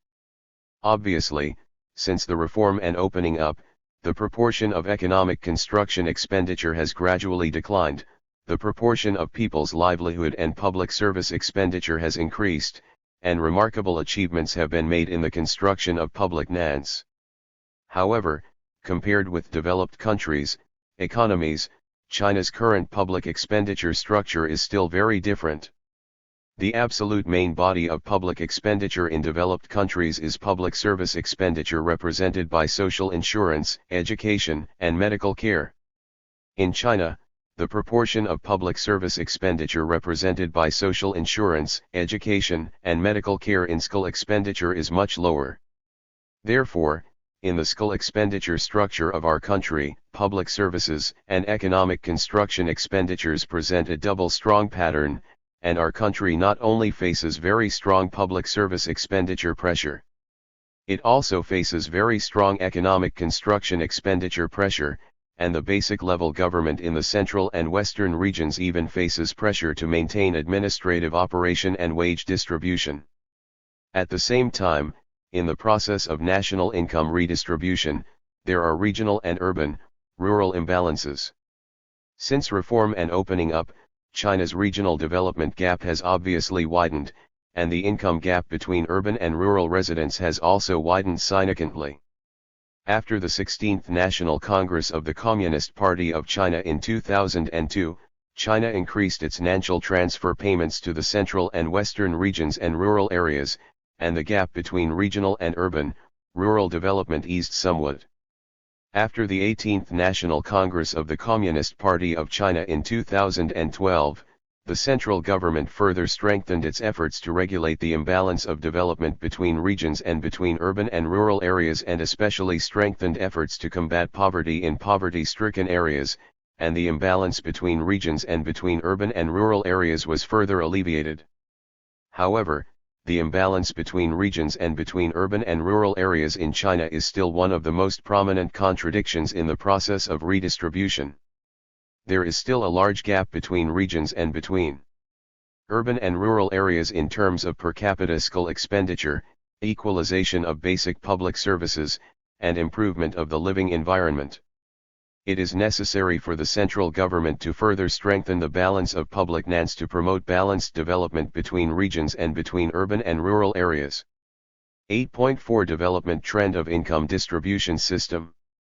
At present, the cause of socialism with Chinese characteristics has entered a new era, and our country will continue to carry out the income distribution system with distribution according to work as the main body and multiple distribution modes coexist. In the new journey toward building a socialist modernized country, we should correctly recognize and deal with the initial distribution and redistribution with efficiency and fairness being both taken into account and realize two synchronization in the initial distribution. That is, the simultaneous increase of residents' income and the economic growth, and the simultaneous increase of labor remuneration and the labor productivity. At the same time, we should correctly understand and deal with the relationship between distribution according to work and other modes of distribution, adhere to the principle of distribution according to work, and improve the system and mechanism of distribution according to factors. Promote more reasonable and orderly income distribution, encourage law-abiding workers to become rich, expand middle-income groups, increase the incomes of low-income earners, regulate excessive incomes, clamp down on illegal incomes, broaden the channels for residents' income from labor and property, gradually narrow the personal income gap and gradually move toward the goal of common prosperity. Moreover, we should further fuel the government's redistribution adjustment function, accelerate the equalization of basic public services, and narrow the income distribution gap between urban and rural areas and between regions. These are not only the basic direction of improving the income distribution system in China but also the basic requirements of building a well-off society in an all-round way and building a socialist modern country in an all-round way. Extended Thinking 1. Explain the following concepts: employment system, social security system, income distribution system. 2. Talk about your views on the open two-child policy. 3. Describe the relationship between the social security system and the medical security system. 4. Why should we pay more attention to fairness in the redistribution of national income? 209. The system of social governance in China. Liqun Way. Overview. This chapter discusses the basic contents and development of the social organization system, public service system, public safety system, social security prevention and control system, disaster prevention and relief system, environmental safety system, emergency management system, social credit system, and social psychological service system. Throughout the study of this chapter, readers will have a basic understanding of the structure and development of the social governance system. 1. Social organization system. 1.1 Basic categories and classifications of social organizations. The concept of social organization. Since the end of the 20th century, social organizations have become a new form of organization in global economic and social development. Due to the differences in countries' historical, cultural, and language habits, social organizations have different appellations in different countries and regions, and there are more common non-profit organizations, non-governmental organizations, civil organizations, charity organizations, public welfare organizations, and third sector organizations. Unit use of the concept of social organizations is adopted in our country. The definition of the concept of social organization mainly involves 4 ways: law, source of organization, funds, organizational structure, operation and organization characteristics, but each has its own priorities, and there are large differences among them. Generally speaking, social organization refers to the organization form which provides social services to a certain area of society in addition to the government and enterprises, and has the characteristics of organization, non-government, non-profit, public welfare, autonomy, voluntariness, and so on. In China, the concept of civil organization is widely used by governments at all levels for a fairly long period of time. The Ministry of Civil Affairs set up a civil organization administration to take charge of the management of civil organizations. In October 2006, the 6th plenary session of the 16th Central Committee of the Communist Party of China adopted the decision of the Central Committee of the Communist Party of China on several major issues concerning the construction of a harmonious socialist society and formally put forward the concept of a social organization. with a systematic discussion on the cultivation, development, management, and supervision of social organizations. Social organization has been established as an important category. In October 2007, the 17th National Congress of the Communist Party of China, CPC, put forward a report to strengthen the social construction focusing on improving people's livelihood and pay more attention to the construction and management of social organizations. Since then, the concept of social organization has been unit in party and government policy documents. In August 2016, the National Civil Organization Administration was renamed as the National Social Organization Administration. 2. Classification of social organizations. Scholars at home and abroad classify social organizations from different perspectives. However, there are no unit standards. As far as the international classification of social organizations is concerned, most of them take the ELD of economic activity as the standard and form several main classification systems. One is the United Nations International Standard Industrial Classification System, ISIC. The system divides the main economic activities and ELDs of various organizations into 17 categories and 60 subcategories. Social organization is one of them, including 3 subcategories of education, health, and social work, community and personal service activities, including 15 economic activities. The second is Eurostat's General Industrial Classification of Economic Activities, NACE. Depending on whether the organization operates on donations, the system is an improvement on ISIC, which divides social organizations into 18 activities in VE categories: education, healthcare, research and development, other public services, leisure and culture. The third is the International Classification of Non-Profit Organization, ICNPO. According to the VE criteria based on the economy, significance, accuracy, integrity, and strength of organizations, the system divides social organizations into 12 categories and 27 subcategories.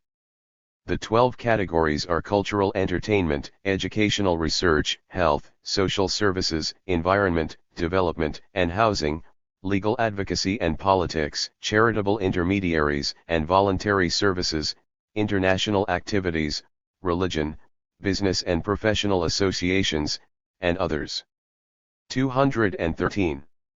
Because of its simplicity, comprehensiveness, and systematisms, the classification system has been widely accepted and approved by academic and practical circles. 1. The development of social organizations is closely related to the political system, economic conditions, and cultural background of various countries and the activity ELDs. The scales and forms of social organization are diverse. Therefore, the classification of social organizations in practice varies from country to country.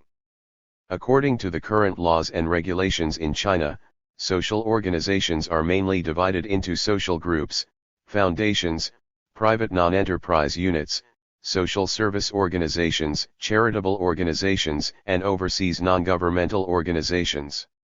Social groups are social organizations voluntarily formed by citizens, enterprises, or institutions to carry out activities according to the objectives of the group, including industrial groups, academic groups, professional groups, and joint groups. Foundations are social organizations that use donated assets for public welfare, including public and non-public foundations. People-run non-enterprise units, social service institutions, are social organizations organized by enterprises, institutions, social groups, and other social forces as well as individual citizens using non-state-owned assets to engage in social service activities, which are divided into 10 categories: education, health, science and technology, culture, labor, civil affairs, sports, intermediary services, and legal services.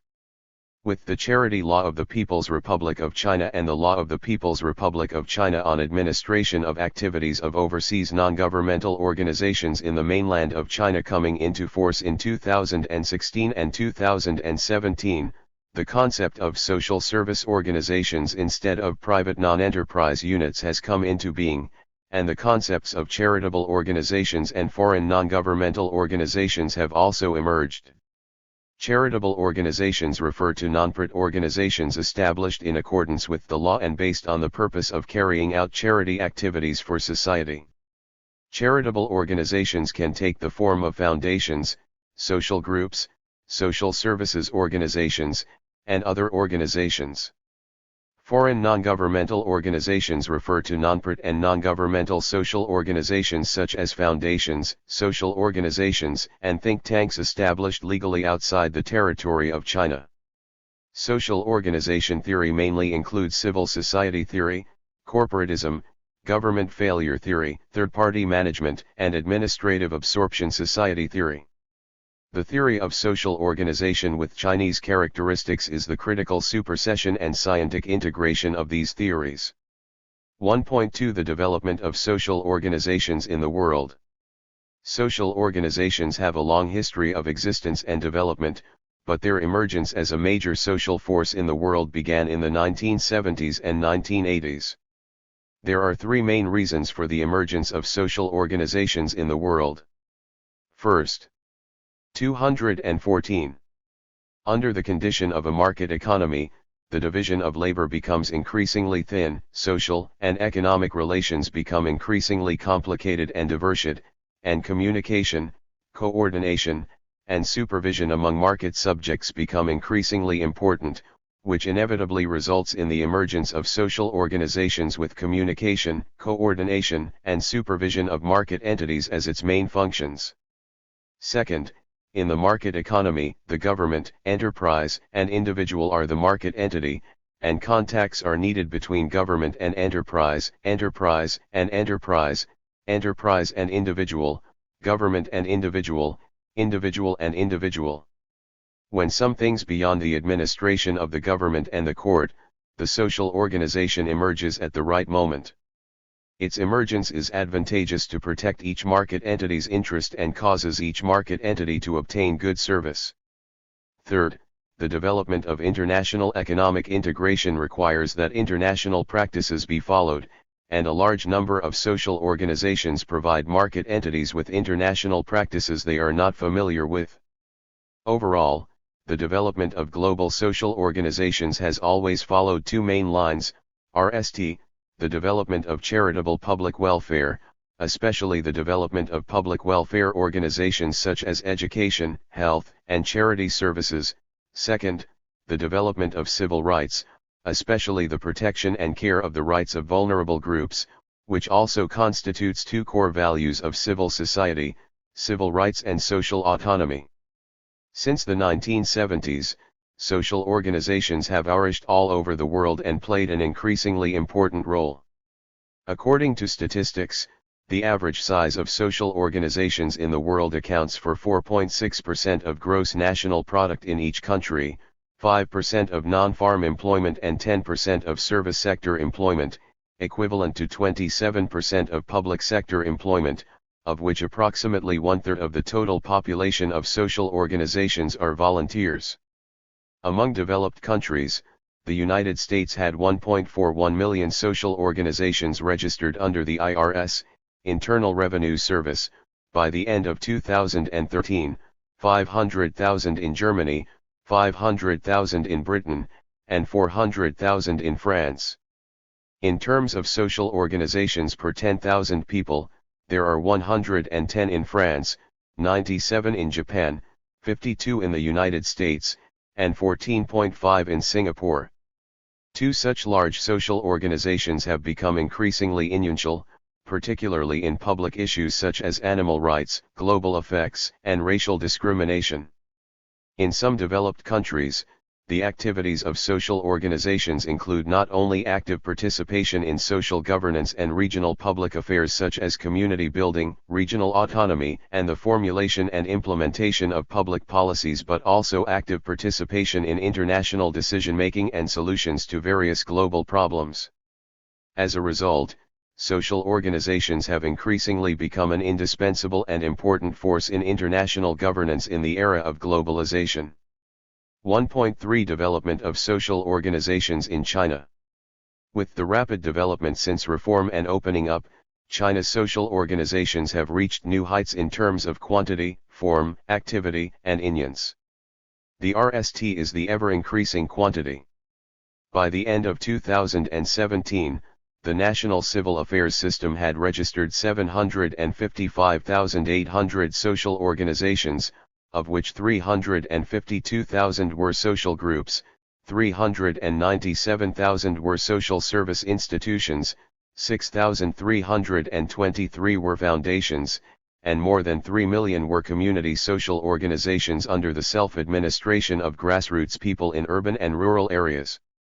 According to incomplete statistics, as of June 30, 2017, 916 charitable organizations were recognized nationwide, of which 107 were approved by the Ministry of Civil Affairs and 809 were approved by the province authorities. The Law of the People's Republic of China on the Domestic Activity Administration of Foreign Non-Governmental Organizations came into effect on January 1, 2017. By the end of 2017, 259 foreign non-governmental organizations had registered 305 representative offices, and 224 foreign non-governmental organizations had registered 487 temporary activities.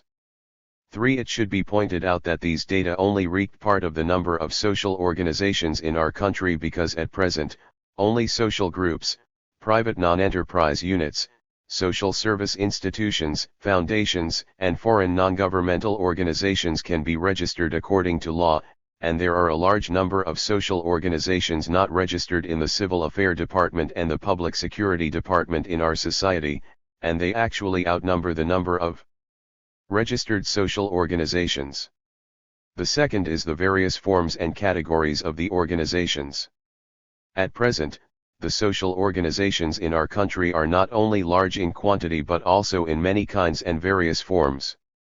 There are 3 categories of social groups: private non-enterprise units, social service institutions, and foundations registered legally in the Ministry of Civil Affairs. Among them, social groups can be divided into 14 categories: industrial and business services, science and technology and research, education, health, social services, culture, sports, law, religion, ecological environment, agriculture and rural development, and professional and employment organizations.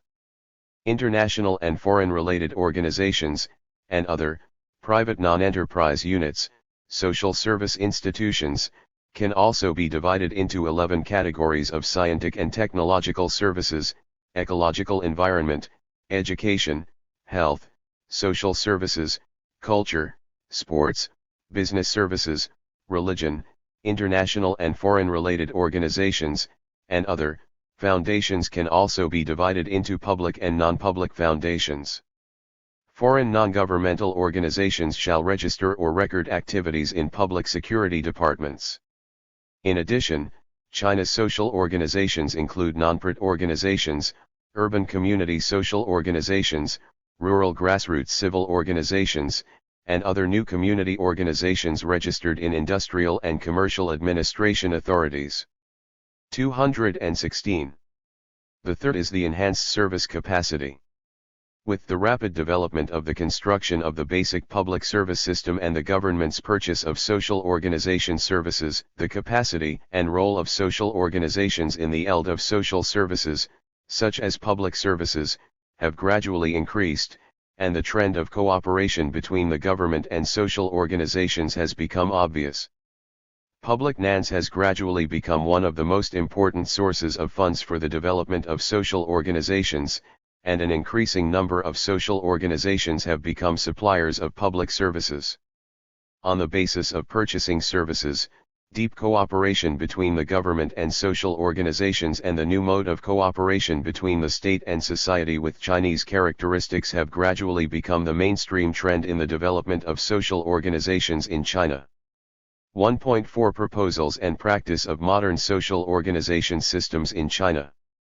In November 2012, the 18th National Congress of the Communist Party of China put forward to speed up the formation of a modern social organization system with separation of government and society, clear power and responsibility and self-government according to law. In March 2013, the notice of the General Office of the State Council on the Implementation of Tasks Division of the Plan for Institutional Reform and Functional Transformation of the State Council was required to gradually advance the decoupling of industrial and trade associations and administrative organs, and strengthen self-discipline in industry, to make the industrial and trade associations truly the main body of providing services, reacting demands, and standardizing behavior, and gradually forming a modern social organization system with separation of government and society, clear power and responsibility, and self-government according to law. In July 2015, the General Office of the Central Committee of the Communist Party of China and the General Office of the State Council promulgated the General Plan for the Decoupling of the Industrial and Trade Associations with the Administrative Organs, which requires active and steady promotion of the separation of the industrial and trade associations from the administrative organs, clarification of the functional boundaries between the administrative organs and the industrial and trade associations, strengthening of comprehensive supervision and party building, and promotion of the industrial and trade associations to become social organizations established in accordance with law, that are self-hosting, service-oriented, standardized in governance, and self-disciplined in conduct. In October 2017, the 19th National Congress of the Communist Party of China further emphasized the process of promoting consultation among social organizations and playing the role of social organization. In February 2018, the third plenary session of the 19th Central Committee of the Communist Party of China included the reform of social organizations into the reform system of party and state. 217. Institutions, highlighting the strengthening of party building in social organizations and stimulating the vitality of social organizations. The modern social organization system is the basic part of the modern social operations system. One of the important tasks of social system reform is social organization system reform. The modern social organization system is the resource, mechanism, and rule configuration of various social organizations in modern society, and it is an important part of the social governance system. To sum up, the connotation of modern social organization system includes 6 aspects. 1. Modern social organization party building system, including party building system, support, and safeguard system. 2. Modern social organization supervision system, including registration, record-keeping, and supervision. 3. Modern social organization supporting system, including cultivation, incubation, preferential taxation, and financial subsidy of social organization. 4. The system of cooperation and interaction between modern government and social organization, including the system of service purchase and entrustment, the system of interaction between policy advocate and policy, the system of dialogue and consultation between government and social organization, and the system of common action, etc. 5. The system of modern social organization governance, including co-governance, common governance and internal democratic governance of social organization. 6. The system of modern social organization operation, such as social organization specialization, enterprise-oriented, and market-oriented operation system. There are 3 main types of social organizations in the world. The RST is philanthropy. Based on citizen groups and civil charity, the state and society develop in parallel, such as the United States and South Korea.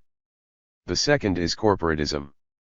The coordinated development of the state and society is characterized by the national encouragement and supervision of the development of social organizations, which participate actively in public services and receive large amounts of public resources, such as Germany and the United Kingdom.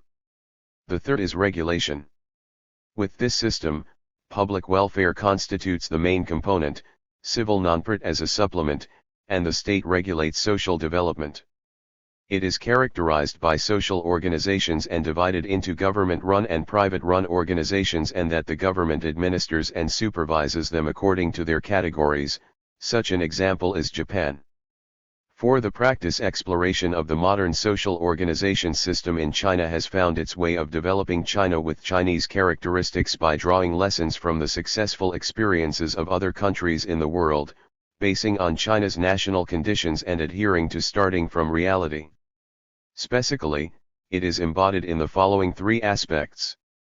First, the relationship between the government and social organization, from unity to separation. After the founding of the People's Republic of China, China established a highly centralized and government-managed social organization system in a planned economic system in which all people were organized in certain units. This kind of social organization system is characterized by a unit system plus street residence system, which promoted the power of the state to go to the countryside and to the grassroots level.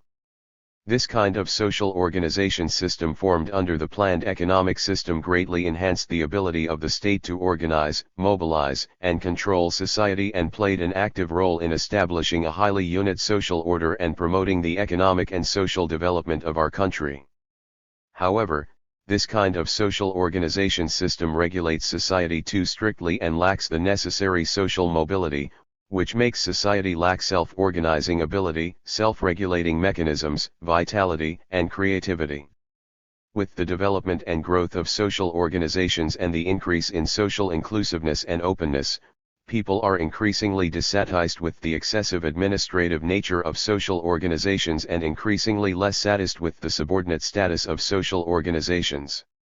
Therefore, the separation of government and social organizations is the direction of the development of social organizations in China. Second, the relationship between authority and responsibility, from vagueness to clarity. For a fairly long time in the past, our country's management of social organizations was scattered over different departments. The establishment of social organizations was examined and approved by various departments, with supervision lacking unit and standardized management rules. The authority and responsibility of different management departments were not clearly distinguished, as they would contend for the authority of favorable things and blame each other for adverse things, and the management of social organizations was in a state of disorder and dispersion to some extent because there were many loopholes, blank spots, and blind spots in the management of social organizations. Therefore, in July 1998, the State Council established the Management Division of Social Groups in the Ministry of Civil Affairs as a government agency for the unit registration and management of social organizations. To standardize the management of social organizations, the State Council promulgated the measures on the administration of foundation in September 1989 and the regulations on the administration of the registration of social groups in October 1989, which gradually formed a system of dual management of the Registration Administration Department and the Administration Unit. A newly established social organization shall obtain prior permission from the Affair Administration Unit and then apply for registration to the Registrar Administration Authority.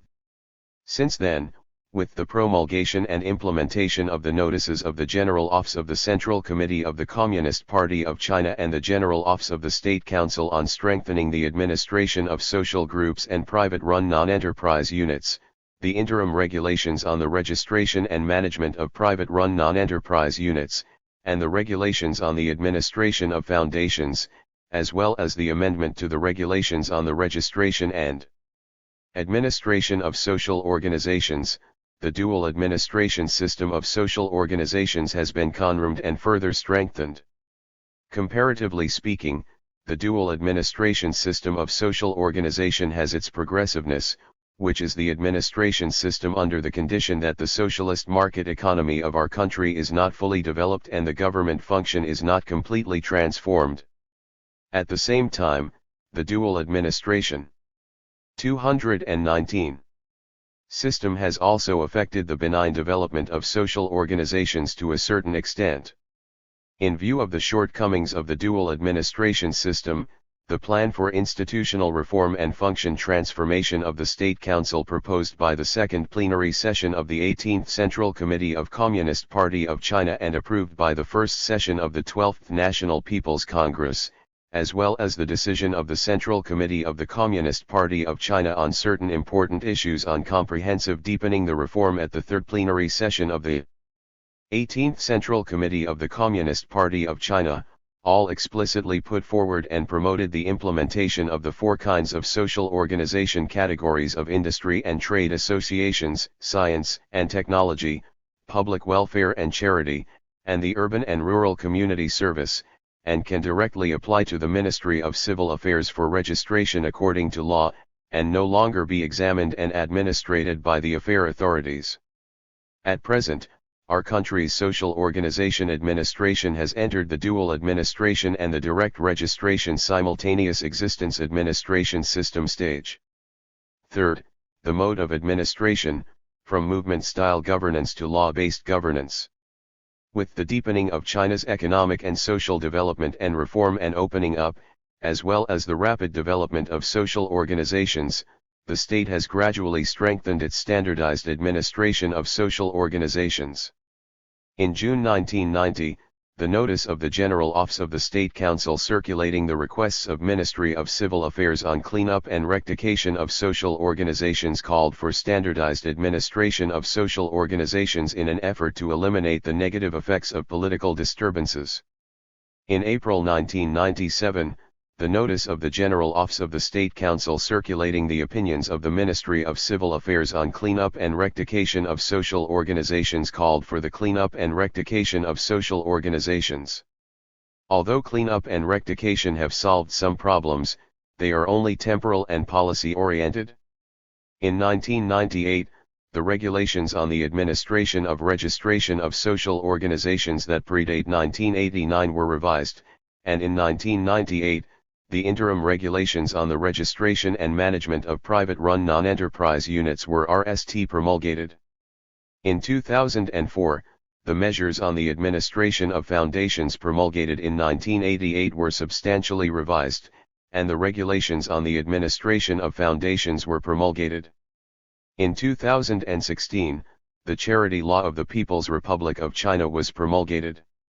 In 2017, the Law of the People's Republic of China on administration of activities of overseas non-governmental organizations in the mainland of China came into force. In 2018, the regulations on the administration of registration of social organizations was listed in the Legislative Work Plan of the State Council in 2018. The change from the focus on cleanup and rectification to focus on legal regulation wreaks the historic change of our country's concept of social organization administration. Many social organizations in China are born out of government departments, and at each stage of their establishment, growth, and maturity, they are closely linked with the government, and inevitably have natural dependence on the government. The malpractice of such dependence is obvious, which is manifested in the serious lack of self-governance and self-determination, which leads to the existence and 220.